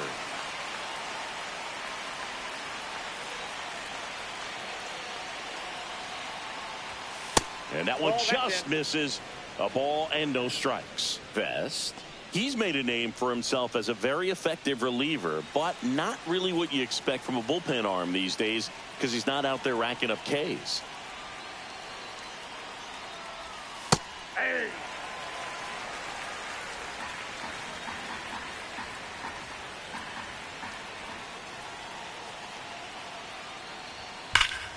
Pulls that one foul.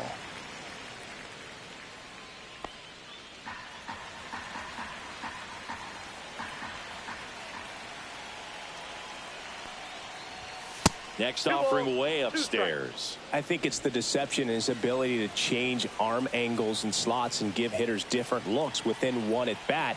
They're never able to get comfortable. When you only see him once, a lot of times he has success. Got to be clever too when you don't have that lights out stuff, right? Absolutely. You got to know what you're able to do instead of focusing on what that hitter's strength is. Stay with your strength and trust that you'll come out on top. Misses. 3-2 down.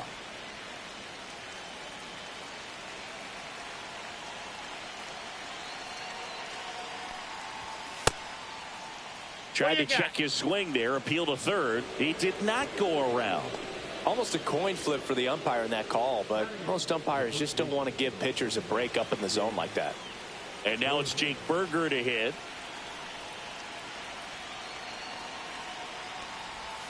There's your strike.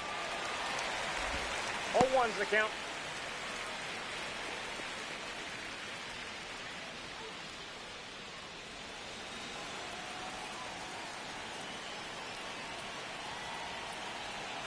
Now move to first. And he's back in on a dive.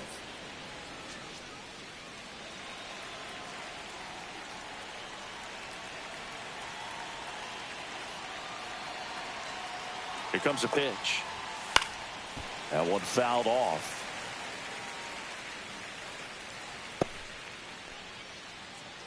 Carter stands at first with 1 out.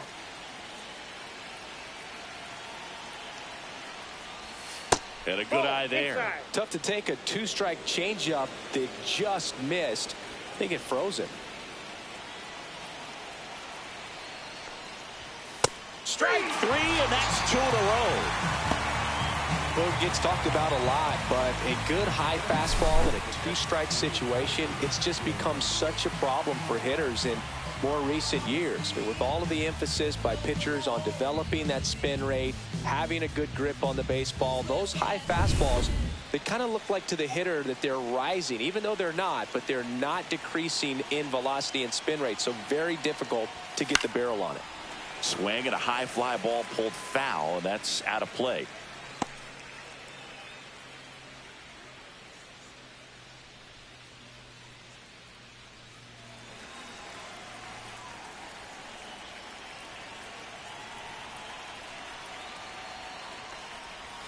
That's a little bit low.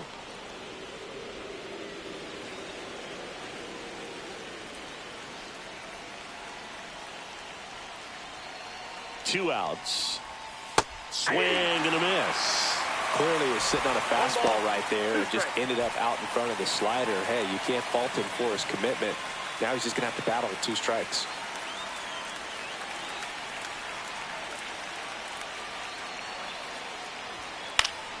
Fouls it off, still 1-2.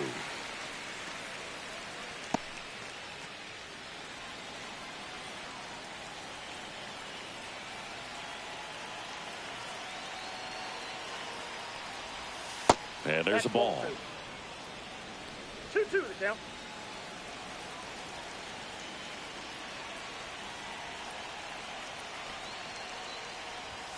That one missed. 3-2, 2 out, runner on first. A lot of movement in the infield. Hitter's got to stay focused on the pitch. Marcus Semien in the on-deck circle for Texas.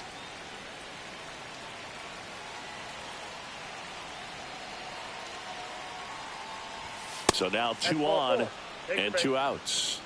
Not what he wanted to do right there, Boog. That keeps this inning alive, puts a runner in the scoring position, and a chance for this offense to add on to their lead. Here comes the skipper, and we're going to see a pitching change in this spot. Will Vest is done, and he leaves in a 1-run game. New pitcher coming on. We'll be back in a minute.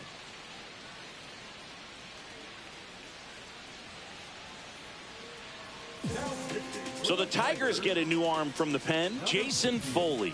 Pretty tight game, so they're looking for quality pitches out of him right here. Got to do his best to keep the score right where it is.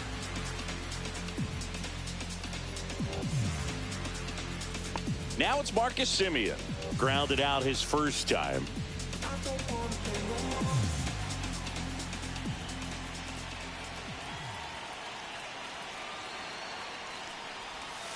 Tap foul at the plate. Well, he knows they don't want to give him anything to hit, but when you've got opportunities to drive in runs, you've got to expand the zone. He's capable of going out there and doing damage with it. And a slider in there for a strike. 0-2 is the count.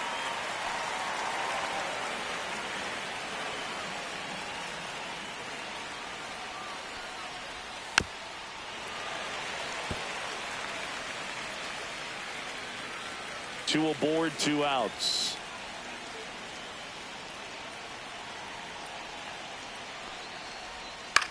Headed towards the corner. Vierling makes the grab on the run.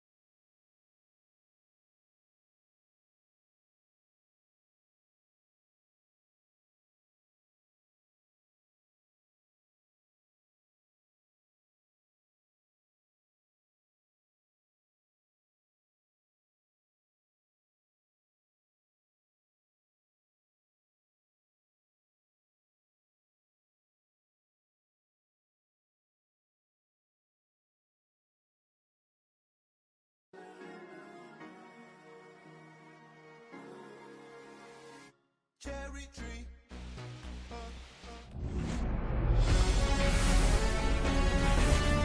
From inside Lone Depot Park in Miami, Florida, we've got baseball on the show. The Atlanta Braves taking on the Miami Marlins.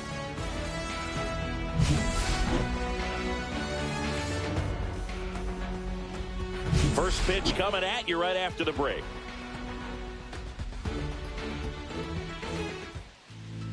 So just about set now. And today's starter, Sandy Alcantara.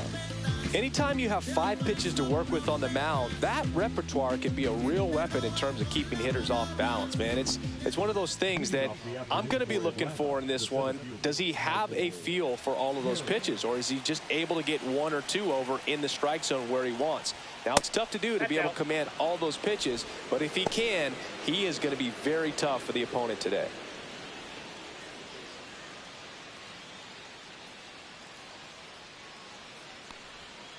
Fouled off left side.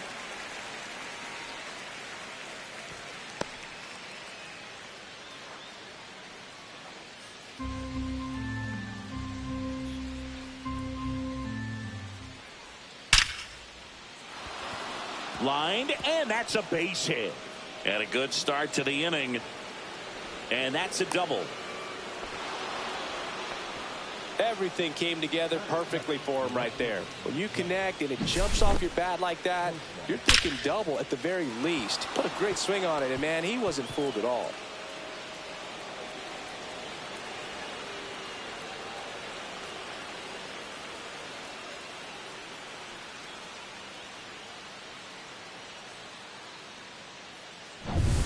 Profar climbs in on that left side. Swing and a miss. There's that changeup. As a pitcher, you know the runner on second is ready to push things with his speed. A base hit's probably going to be a big run, so you really have to execute on the mound.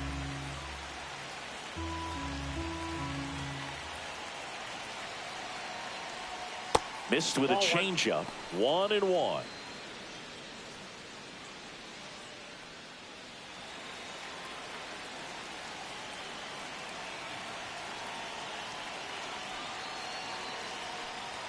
Swing and a miss at 99 miles an hour. Miami's bullpen with some action. Anthony Bender, the right-handed sinker baller. He looks to be readying himself.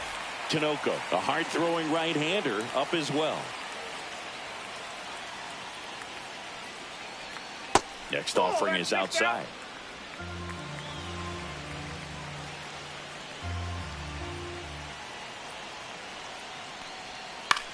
On the ground, right side. Right. Profar is out. Here's the Atlanta Braves lineup. Now, with their ace on the mound today, they're just looking to provide him a little bit of run support, and they'll see what they can do for him. Boog, you have to be really careful when you've got a guy like this on the mound for you to not become a spectator. You know that he doesn't give up a whole lot, but sometimes guys get a little too comfortable and don't have an urgency to score runs. You have to make sure you put him in a situation where he can get the W, but also you guys can cruise to the... Popped up. Edwards. He's got it. Out. Number 2.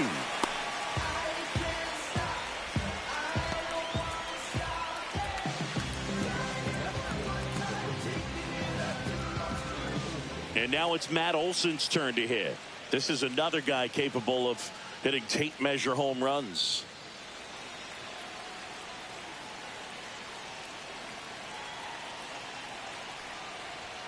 Fastball in for a strike, 0-1. Harris at third with 2 away.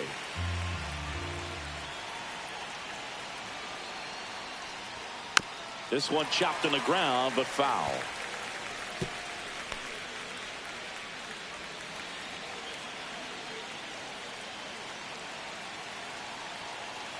And the right-hander deals. Battling here as he fouls it away.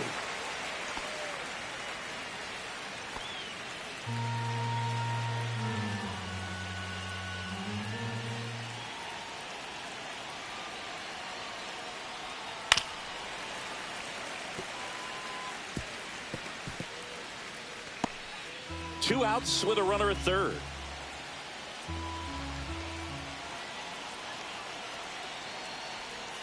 Pitch misses, and the count 1-2.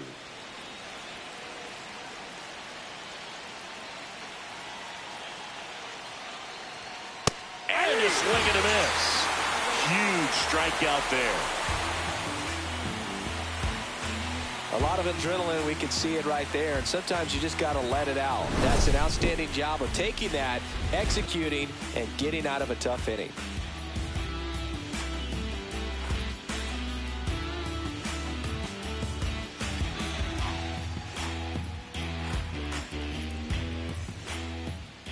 Back here in Lone Depot Park.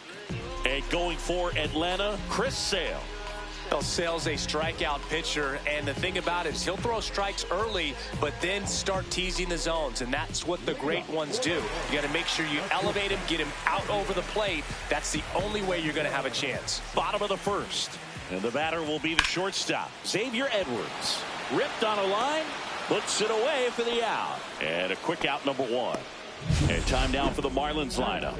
Seeing not a lot of star power in this lineup against a top arm on the mound in this one. Yeah, might see something special out there on the bump in this one, and they definitely have their work cut out for them. You know, but some players, they actually take that challenge of facing an ace, and they actually raise their games. Take me, for example, not to pat myself on the back, but I did hit 370 off of Roy Halladay for my career. Whoa. Hey, how'd you do against Tim Wakefield, Chris? Yeah, like I said, Boog, I hit 370 against Roy Halladay. And Sale deals. That misses the zone, and it's 1-1.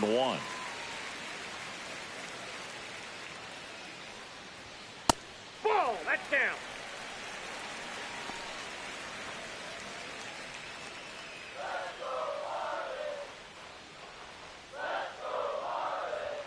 And downstairs. First pitch strike from the pitcher, but then no panic at all by the hitter. Very patient, showing good discipline. Now he's in the driver's seat with the 3-1 count. Swing and a miss. And it's 3-2. He has a tendency to chase out of the zone, and that slider that's down, that's one of his money pitches to get that swing and miss. Swing and a miss. Struck him out.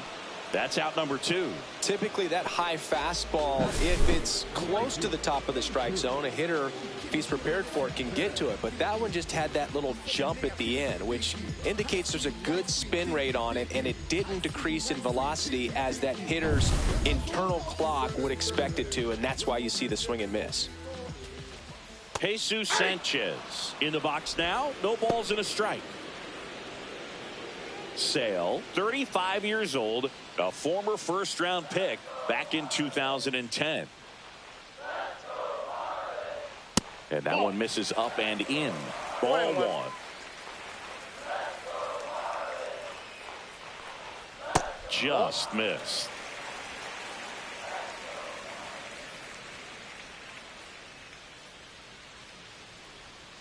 Next offering misses down and away. Jonah Bride in the on-deck circle, hoping to get a chance to make a big impact here.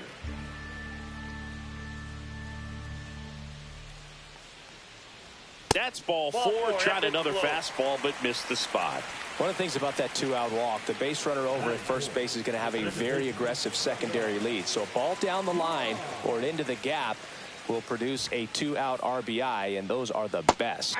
That is, if you are the offensive side of it. Jonah Bride stands in now and watches strike one.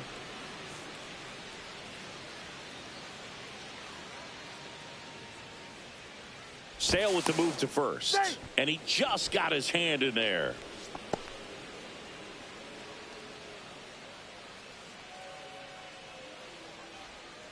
Not close with that one, and now it's even 1-1.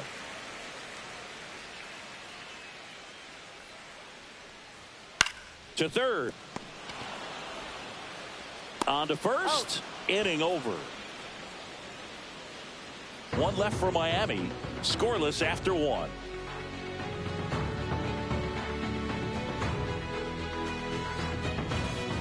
Back here in Miami, second inning set to go. And now here's the veteran DH, Marcell Ozuna. I just love watching Alcantara get ready for games, Boog. He turns into a different person, just usually cracking jokes and having a good time. But start days are a different story. That's when things get serious for this guy. The first one to Ozuna is fouled off to the right.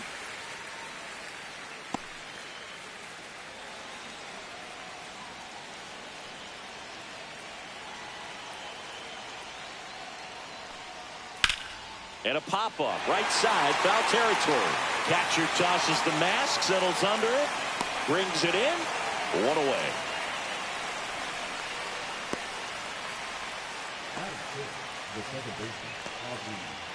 And here comes Ozzie Albies to the dish. Known for his late inning heroics.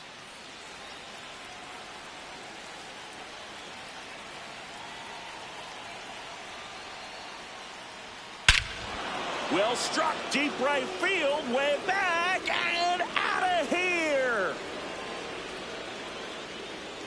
Into the second deck it goes. The Braves score first. It's 1-0.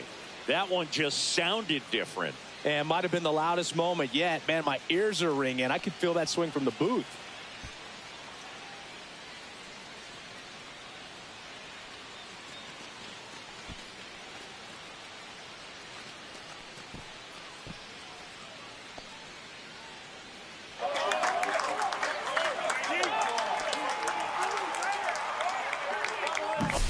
A hard sinker can be a pretty tough pitch because of the late life and movement, but somehow he got the barrel to that pitch, stayed through it. Really nice job of staying on the backside until it was time to transfer that weight, and a really nice home run. Here comes the manager out of the dugout, and he'll make a move for the bullpen. Sandy Alcantara won't go any further, and he's not going to be happy with himself. New pitcher on the mound in a moment.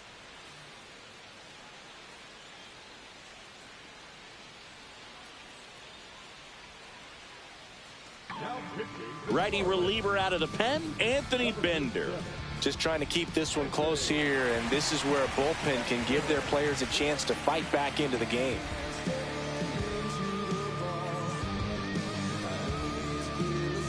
So here's Murphy now.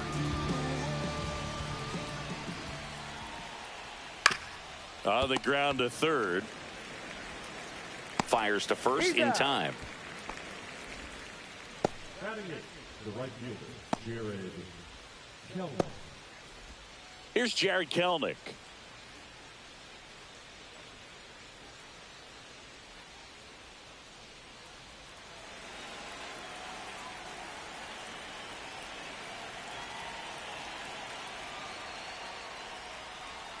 Just missed.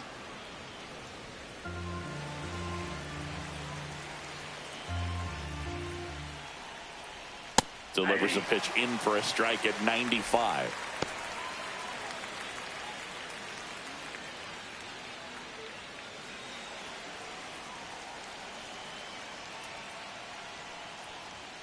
And that one missing low.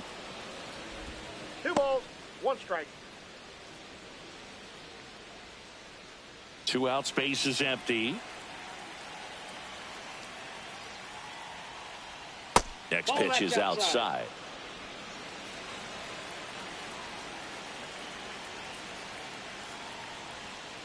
Ground ball to the right side, and that's just foul.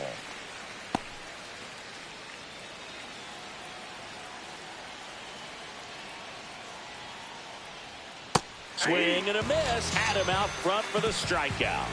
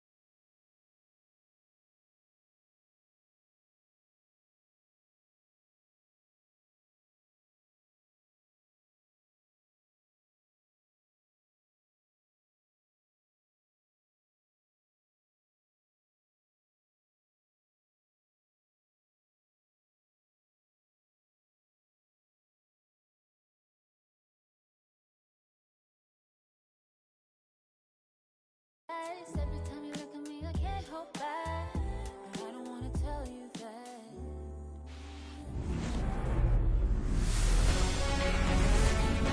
Welcome to the desert and inside Chase Field in Phoenix. Major League Baseball on tap. It's the New York Mets and the Arizona Diamondbacks.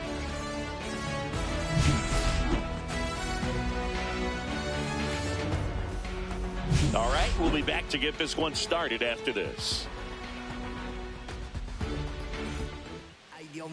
Just about set to go, and on the hill here today, Corbin Burns. What should we keep an eye on here? Well, his main pitch is that cutter, and he will use it to jam guys, especially opposite-handed matchups. And then, same-handed matchups, just trying to miss the barrel of the bat. He's just got to make sure that he doesn't start it over the heart of the plate, because then it can go right into the sweet spot of the bat. When it's right, it's got late horizontal movement, so he still has to mix in his other offerings. He can't just rely on that cutter, otherwise hitters will start diving at it.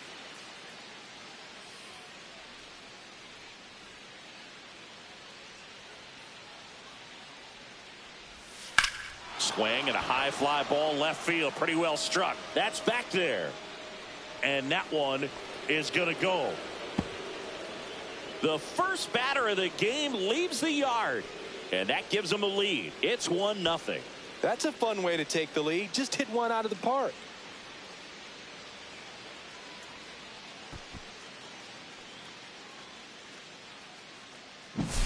Well, we see this so much more today. Lineups with pop in the leadoff spot, and it really puts the pitcher in a tough spot out there where he has to execute right away. You can't just get over a couple of strikes to settle in, get comfortable, because at the plate, that guy's looking to do exactly what he just did. Start the game off with a huge bang. Juan Soto, the next to hit, takes ball one. Burns, like a lot of guys in the majors, played several sports growing up. He was a really good football player in high school, actually, which makes sense when you look at his build. But ultimately, he chose to pursue a career in baseball. With the big bats coming up and a home run already surrendered, he's really going to have to execute against these next couple of batters. Check swing. He went too far, and it's a strike. 2 balls, 1 strike.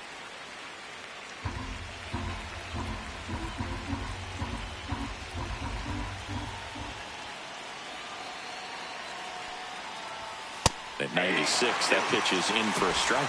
Really good cutter that he's able to front door and back door. That pitch is devastating.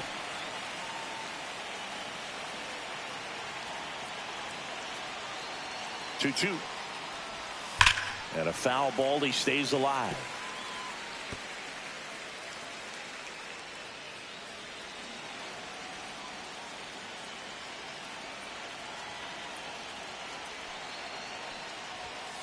Gets a piece and stays alive.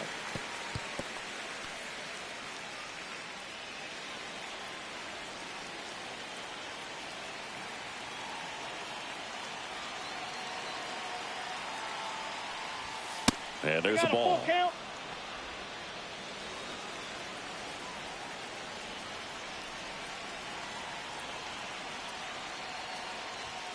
And down on strikes. And that's the first out. Nice recovery after giving up the homer. It's a strikeout, but they'll be in good shape if they make their outs as difficult as that one. Those grinding ABs take a toll on a pitcher as the game goes on.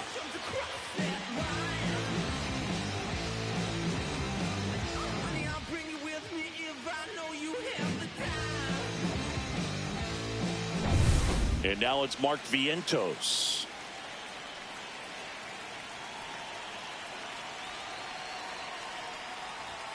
That one's in there. That's strike one. Part of the order coming through now, and with 1 home run already in this inning, they're definitely looking to do some more damage.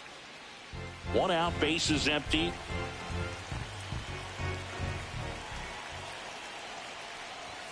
That one outside. And it's a ball and a strike.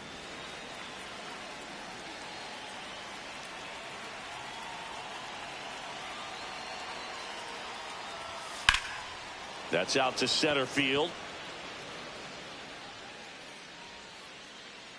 Makes the grab, and there's 2 gone. Here's a Mets lineup now. This is a veteran-led lineup right here. A lot of players with plenty of experience, Singy. Yeah, no doubt about that, Boog. These players have been around the game for a long time, and they may not have the flash that they once did, but They've got the wisdom to be able to understand different situations, be able to think with the opponent and sometimes in front of the opponent. And you always seem to see a team like this. They come to the ballpark, they know how to get down to business, and they understand what the job is at hand.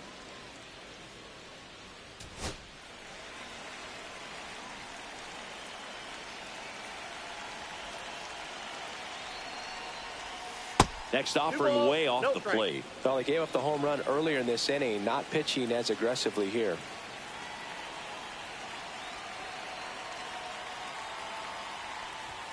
Next offering is in for a strike.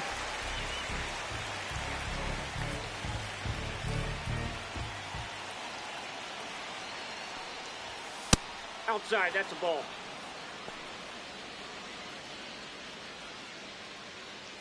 Two out, space is empty.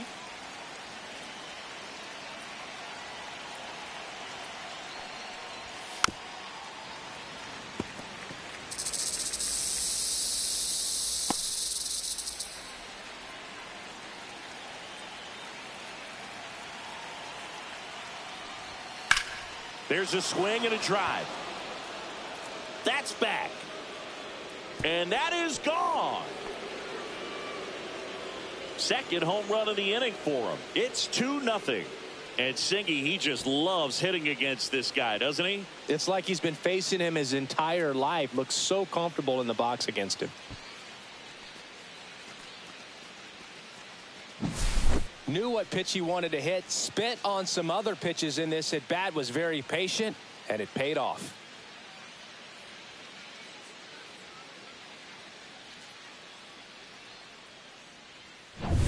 Here's Brandon Nimmo.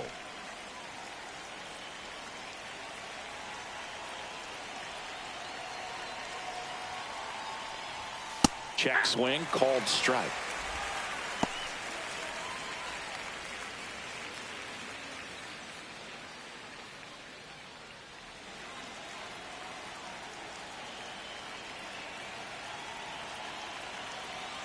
Two down, nobody on. Ball one there.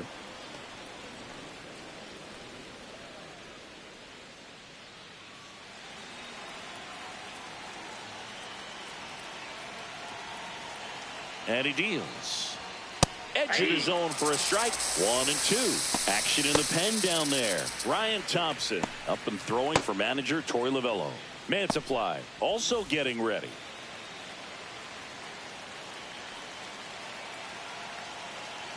Two outs. And now 2-2. Two strikes.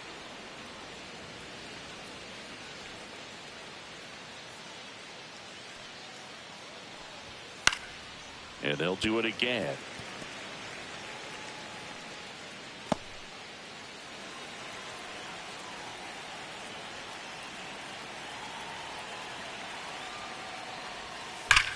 Hard ground ball, base knock. And now a two-out opportunity for Jesse Winker. Here's Jesse Winker.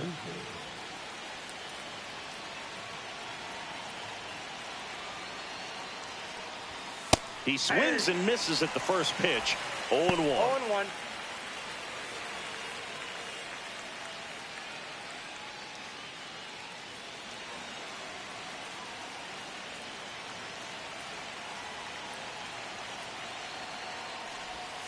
And there's a breaking ball that drops in there.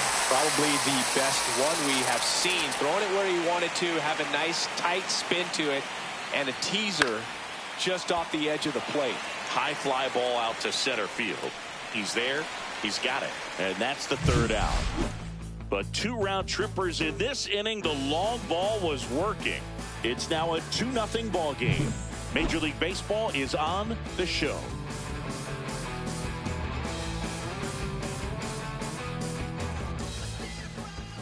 Back here at Chase Field, and our starting pitcher here today, Kodai Senga. What's the scouting report on him?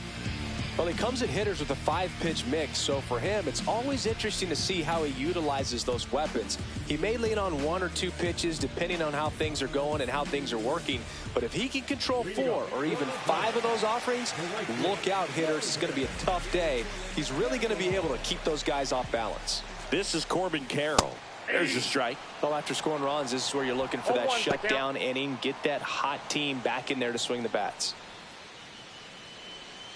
Here's a fun fact on Corbin, and I don't know if everyone remembers their first jersey, but Carroll certainly does. He used to rock an Ichiro Suzuki growing up.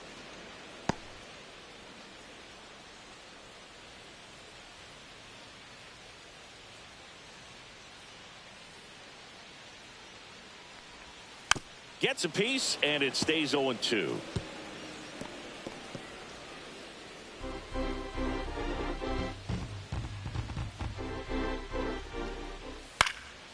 Lifted in the air, right center field. Taylor ranging after it. Makes the catch for the out. And there's one down. Now the Diamondbacks lineup as put together by Torey Lovello. Trailing by a couple of runs already, and I'm sure they'd like to erase that deficit quickly. Yeah, you don't want to let this deficit get into your head and you're trying to just make up the difference with one swing and you really don't have the base runners on. You've got to contribute, keep the line moving, and all of a sudden you have a big inning, everything shifts, and you find yourself in the driver's seat.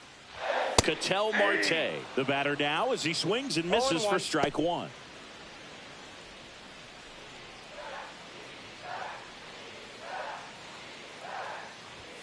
That's down and in.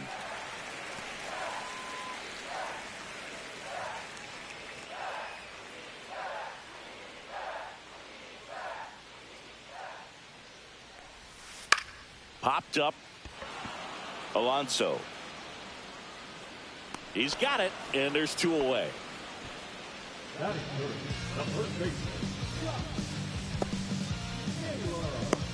And now it's Josh Naylor.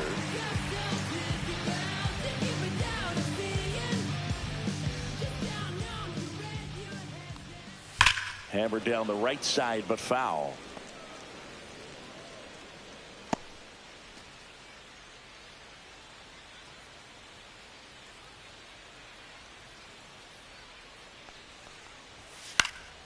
Hit in the air, left field.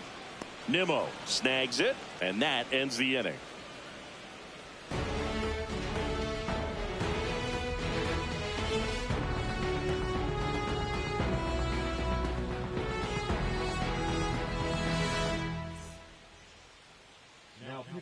Ryan Thompson into the game.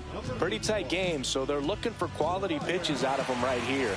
Got to do his best to keep the score right where it is.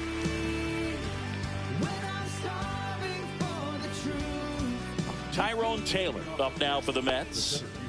This is a guy who's in the lineup first and foremost because of what he contributes defensively, Chris. And when you talk about preventing runs from being scored, this guy is a big contributor. 0-1's the count. I was always told it's hard to take you off the field when you play really good defense, especially at a premier position, and that's what he does. Outside low, and the count is 1-1. The hitting's going to come around. He's going to figure it out. But right now, his big asset is the way he plays the game on defense. The 1-1. Now fly ball to right center. Carroll grabs it on the run. That's just a really nice catch on the run right there. He saved extra bases for sure. If the pitcher's his friend, he'll give him a second to catch his breath before he's ready to deal the next pitch.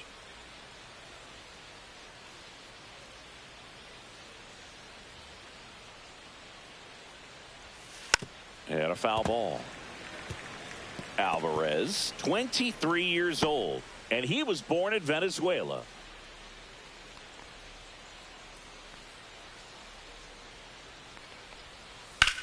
Swing and a ball drilled in the air towards right center field. McCarthy pulls it down, and there's two gone.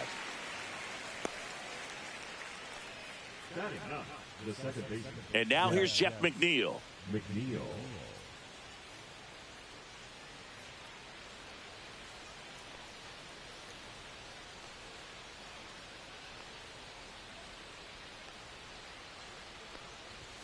First pitch, and he just misses.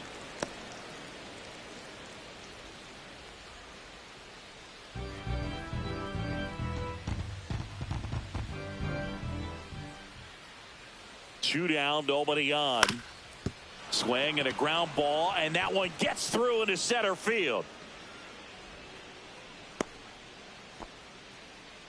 Now batting, shortstop, Francisco Lindor to the plate now. Fans love him, but he's pretty popular with the players, too. He certainly is, Boog. A player survey on MLB.com listed him as one of the friendliest infielders to chat with during a game. I'm sure he appreciates the recognition from his peers.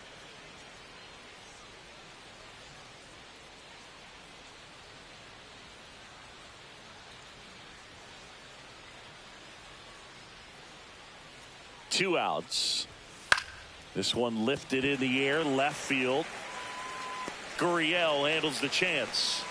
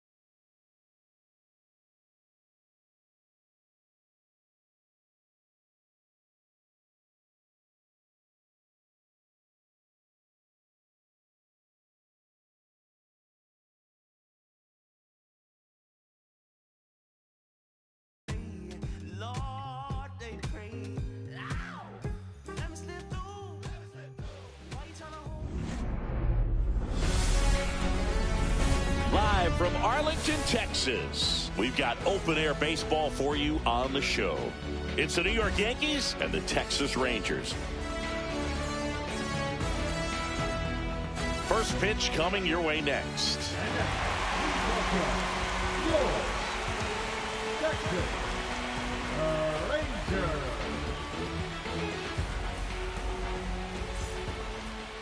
Just about to get started. Today's starting pitcher, Jacob deGrom. How about a report on him, Chris? Try to stay back for that power changeup. Speed differential between the fastball and the changeup is huge. Hitters, they have a hard time staying back. And now, Anthony Volpe. The shortstop, Anthony Volpe.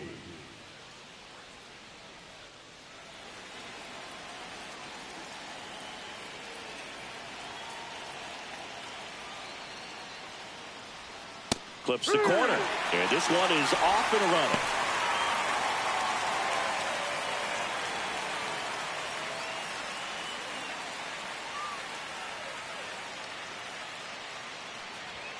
And now the count is even. You always have to worry about the fastball when facing deGrom, Boog. I mean, it's an electric pitch for him, and he's usually pumping it in at about 100 miles per hour, which makes him one of the hardest throwing pitchers in the league. Garcia makes the grab, and there's one down. And time now to check out the New York Yankees lineup. Big challenge for them today as they take on a pitcher who brings electric stuff and really racks up the strikeouts. Yeah, and it's all about making good contact against a pitcher like this. You're not going to get very many pitches to hit in an at-bat, maybe even in a game. So you got to be ready, zoned in the spot where you think you've got the best chance and jump all over it. Might be the first pitch in the at-bat, so you better walk up there ready from the jump. If they can make early, consistent contact, I think they'll have a much better shot against him. Didn't take long to get a result for that at bat. Just one of those seeing eye base hits through the infield. He just kind of rolled over on it a little bit, but sometimes those can find a hole and get you a knock. And now let's see if they force some action with good wheels on the bases.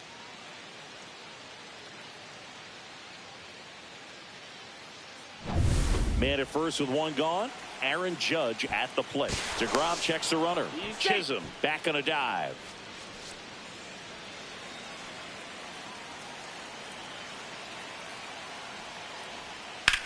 Drilled in the air, high and deep right field. Garcia on the move, heading back. Pulls it in on the warning track.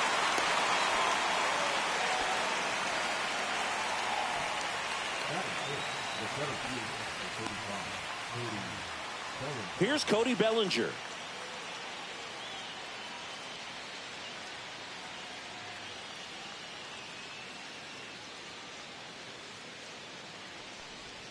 First pitch doesn't find the zone. Nasty backdoor slider. There's really nothing you can do with that if you swing at it. So that's a good take by him. Next offering is down low. Chris, with that distraction and a speedy guy at first, he's in a favorable hitter's count. Well, if nothing else, I mean, this is a great spot for a hitter to be in.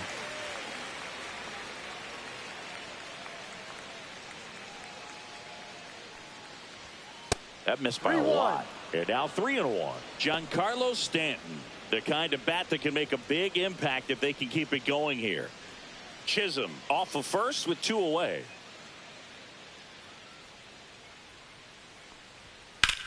And that one is lifted in the air.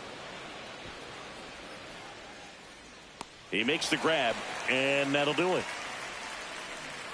It's the Yankees nothing, Rangers coming to bat. It's Major League Baseball on the show.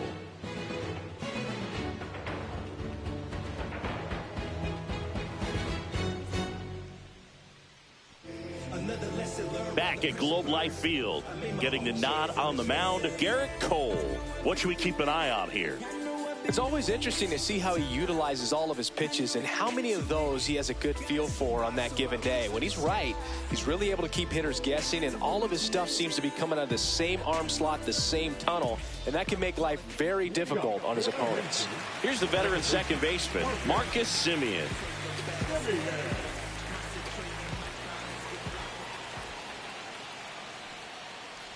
Now Marcus, a career-high 45 homers in 2021 with the Blue Jays. He parlayed that into a 7-year free agent deal with the Rangers.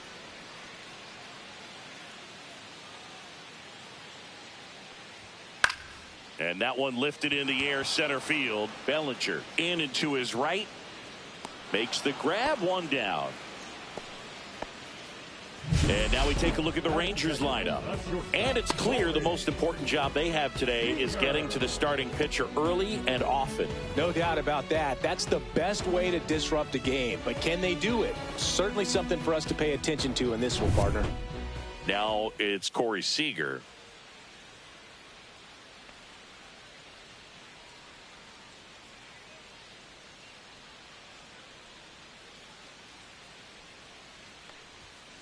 This ball's chopped on the ground, and that one handled, jumps, throws, on the money. Nice play.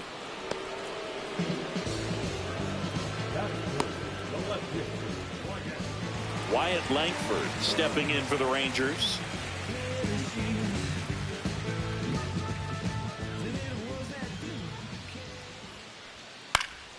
Foul ball there. 2 outs, base is empty.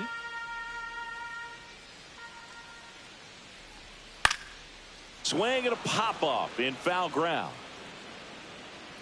Has room, and he makes the catch. An inning in the books. No score here on the show.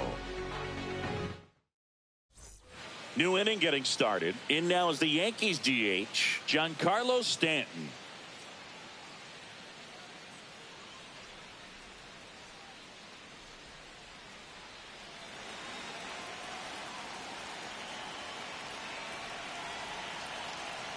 DeGrom back to work. Top of the zone for a called strike. Bullpen action for the Rangers. Chris Martin, the closer, is getting loose.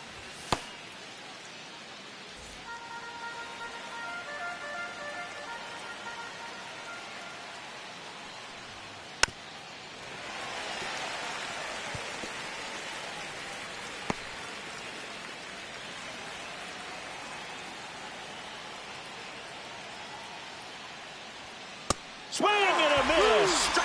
him out. Slider got him for strike 3. Well, we see it a lot more these days than we ever did when I played, but a slider in the 90s still catches your attention. Even if you're sitting on the pitch, good luck recognizing that tight spin and adjusting to the late break. Austin Wells stepping in now for the Yankees. Got it started a little too early. Strike 1. No ball. 1 strike.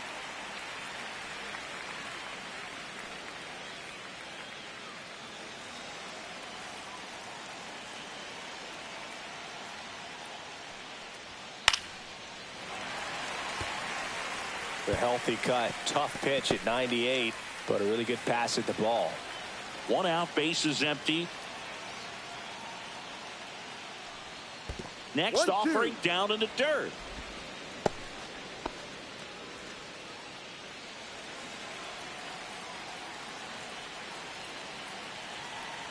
One down, bases empty.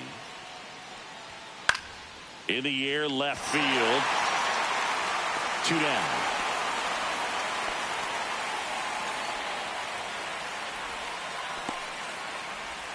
Now it's Goldschmidt up to the plate.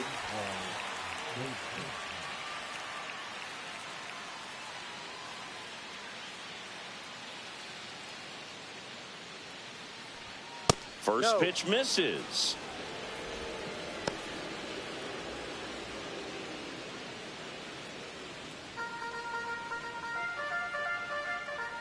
Two down, nobody on. And a base hit.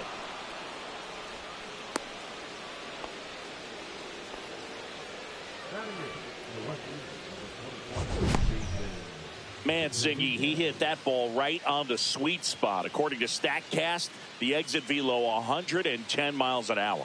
Yeah, Boog, I mean, that right there is an absolute missile. And he just put a great swing on it, squared it up perfectly. Those are the ones that feel really good. Here comes the skipper out of the dugout, and he's ready to make the move. That'll be it for Jacob deGrom, and not his finest start. Never really looked comfortable out there. We'll have a new pitcher on the mound when we get back. Taking over on the mound for the Rangers, Robert Garcia.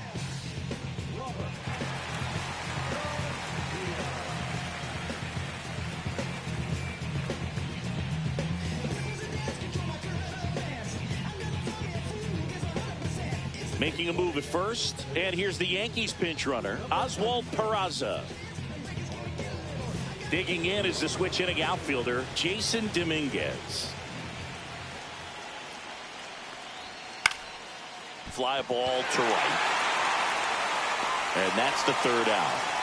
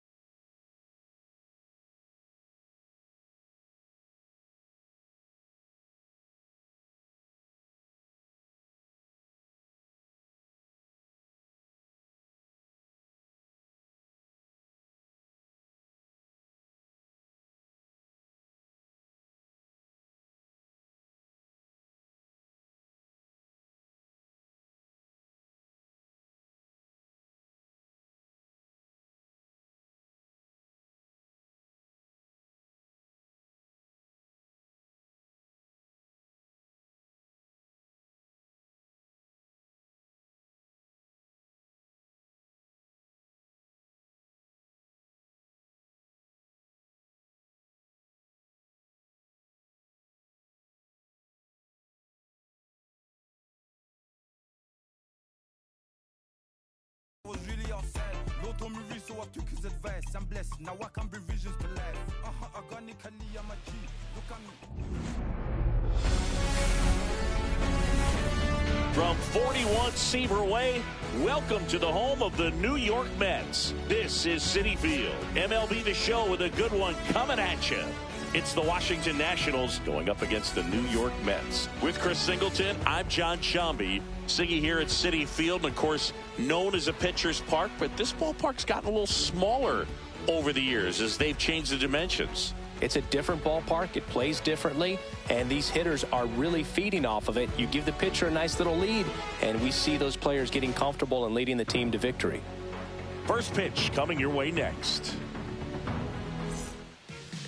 Just about set to go now, and today on the hill, Kodai Senga. What do you have on him, Siggy?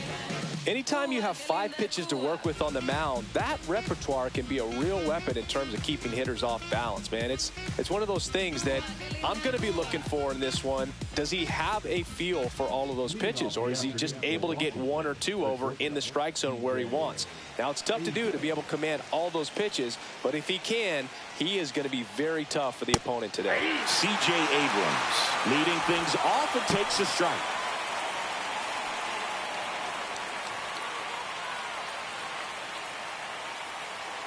The wind and the pitch. The shortstop takes the ball.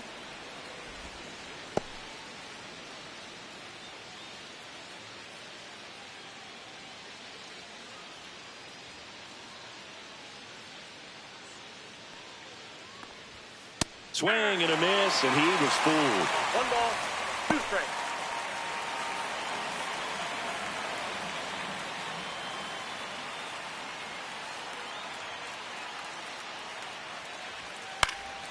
Popped up. Lindor makes the catch, and there's one away. Cristian Martinez line up for the Nationals. Singy, we're looking at a young lineup here. Not much experience, but they're going to bring a lot of energy to the field. Yeah, and that's just it, Boog. We expect this lineup to play hard no matter what. They are an exciting group to watch. So up next, Dylan Cruz. We talk about guys with good speed, and definitely he has it. But pushing the offense aside for just a second, Chris, it's the defensive side that I think the speed factors in the most. 1 out, bases empty. That one almost got him.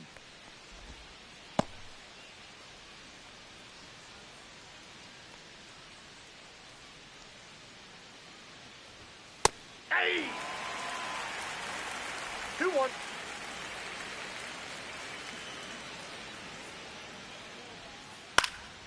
Next offering is fouled back. Well, he gets to balls that get by most people at that position. Just really impressive because there's certain times the ball comes off the bat, automatically that team that hit it thinks that they've got a base hit, or they may have extra bases, and he just takes it away. Now the left fielder, James Wood. That to right. And that is that. No score as we head to the bottom of the first.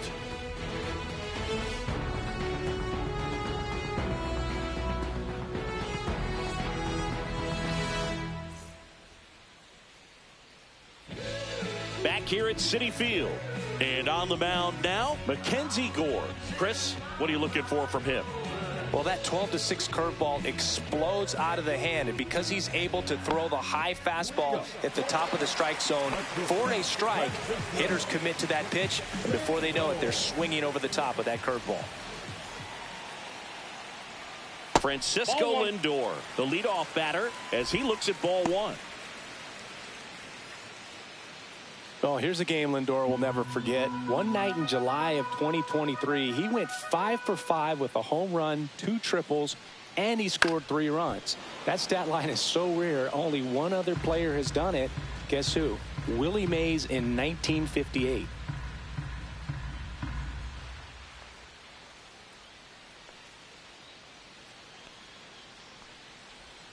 Swing and a miss. There's the changeup. Well, at that velocity, if that's all you're seeing, 88, you can handle that all day long. That's what you get in batting practice. But off the velocity of the fastball, that is a very... It's in and out of his glove. Still finds a way to get off a throw, and it's in time. It wasn't the smoothest play you'll see today, but they still get the out. Let's take a peek at the Mets lineup here. Singy, this righty-heavy lineup must be licking their chops with a lefty on the mound. Now, to me, Boog, it shows the manager's trying to set these players up to have a big game. Facing an opposite-handed pitcher, you only get a fraction of a second longer to see the ball and decide to swing, but that can be the difference between a line drive and a swinging strike.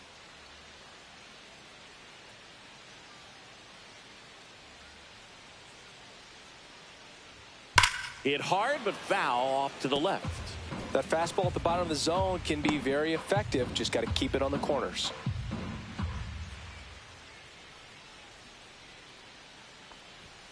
There's a strike.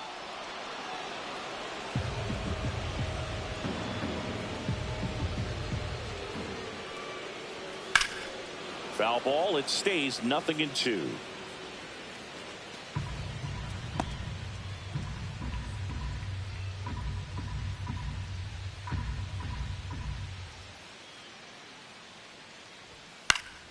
Knocks that one away, and we'll do it again.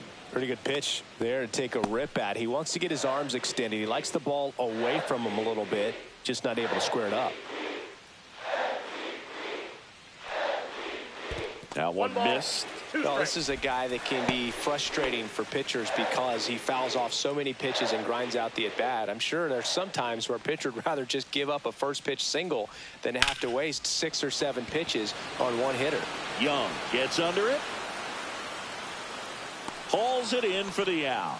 2 down. Batting third, the third baseman. And now it's Mark Vientos. Vientos measures 6 feet 4 inches, 25 years old, and he was a second-round pick back in 2017.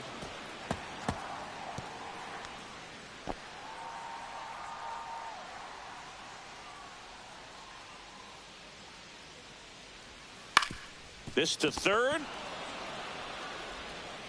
Tosses to first. That ends the frame. Mets go down quickly. We played an inning. No score.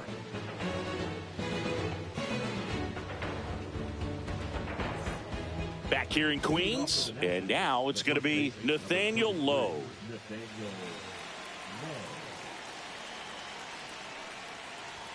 First offering, and it just misses.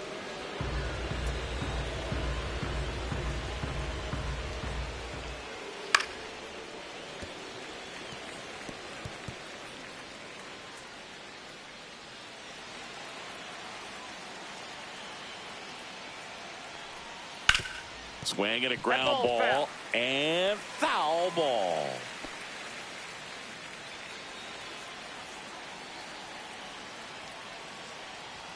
Swing and a miss, struck him out. Chased the fastball up the ladder for strike 3. He came out of his mechanics there. Typically likes to shoot the ball the other way, but that time a little anxious.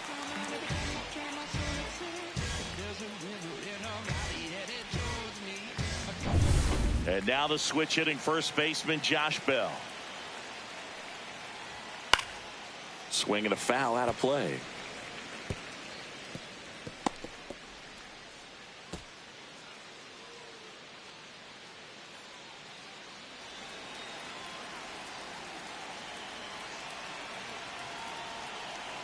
One down, base is empty.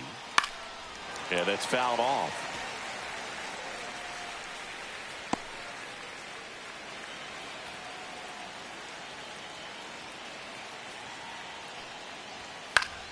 Foul ball, still 0-2.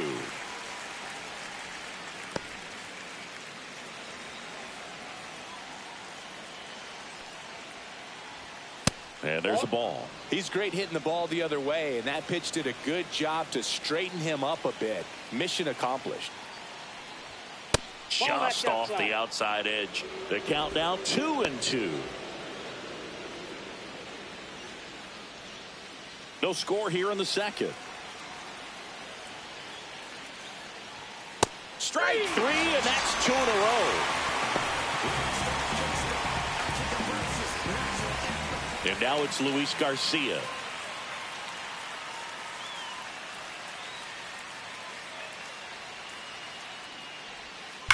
Line to left. Nimmo makes the catch, and that'll do it.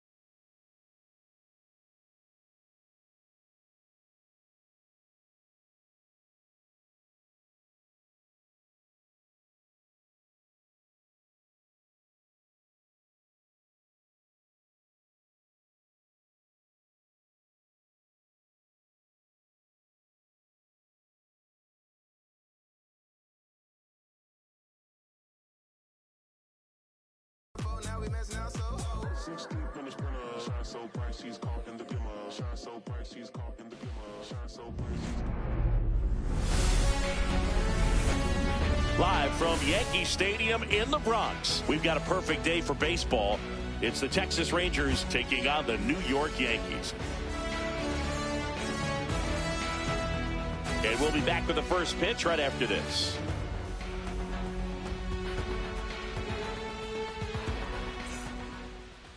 So just about set. Showing the slab in today's game, Garrett Cole. And Singy, he's a workhorse. Loves pitching deep into his starts. The spin rate on the curveball is incredible. Hitters know they're going to see a lot of them today. Stay back, be patient, and hit the ball the other way. Here is Marcus Semien. The second baseman, Marcus Semien.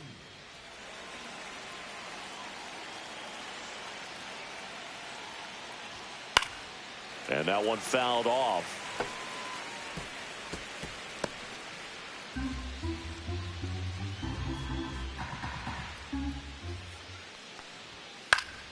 Swinging a foul straight back.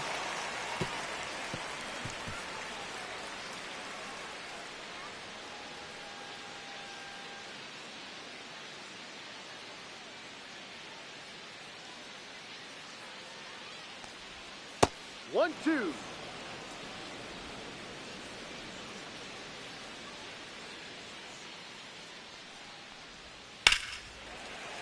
Fights that one away, still 1-2.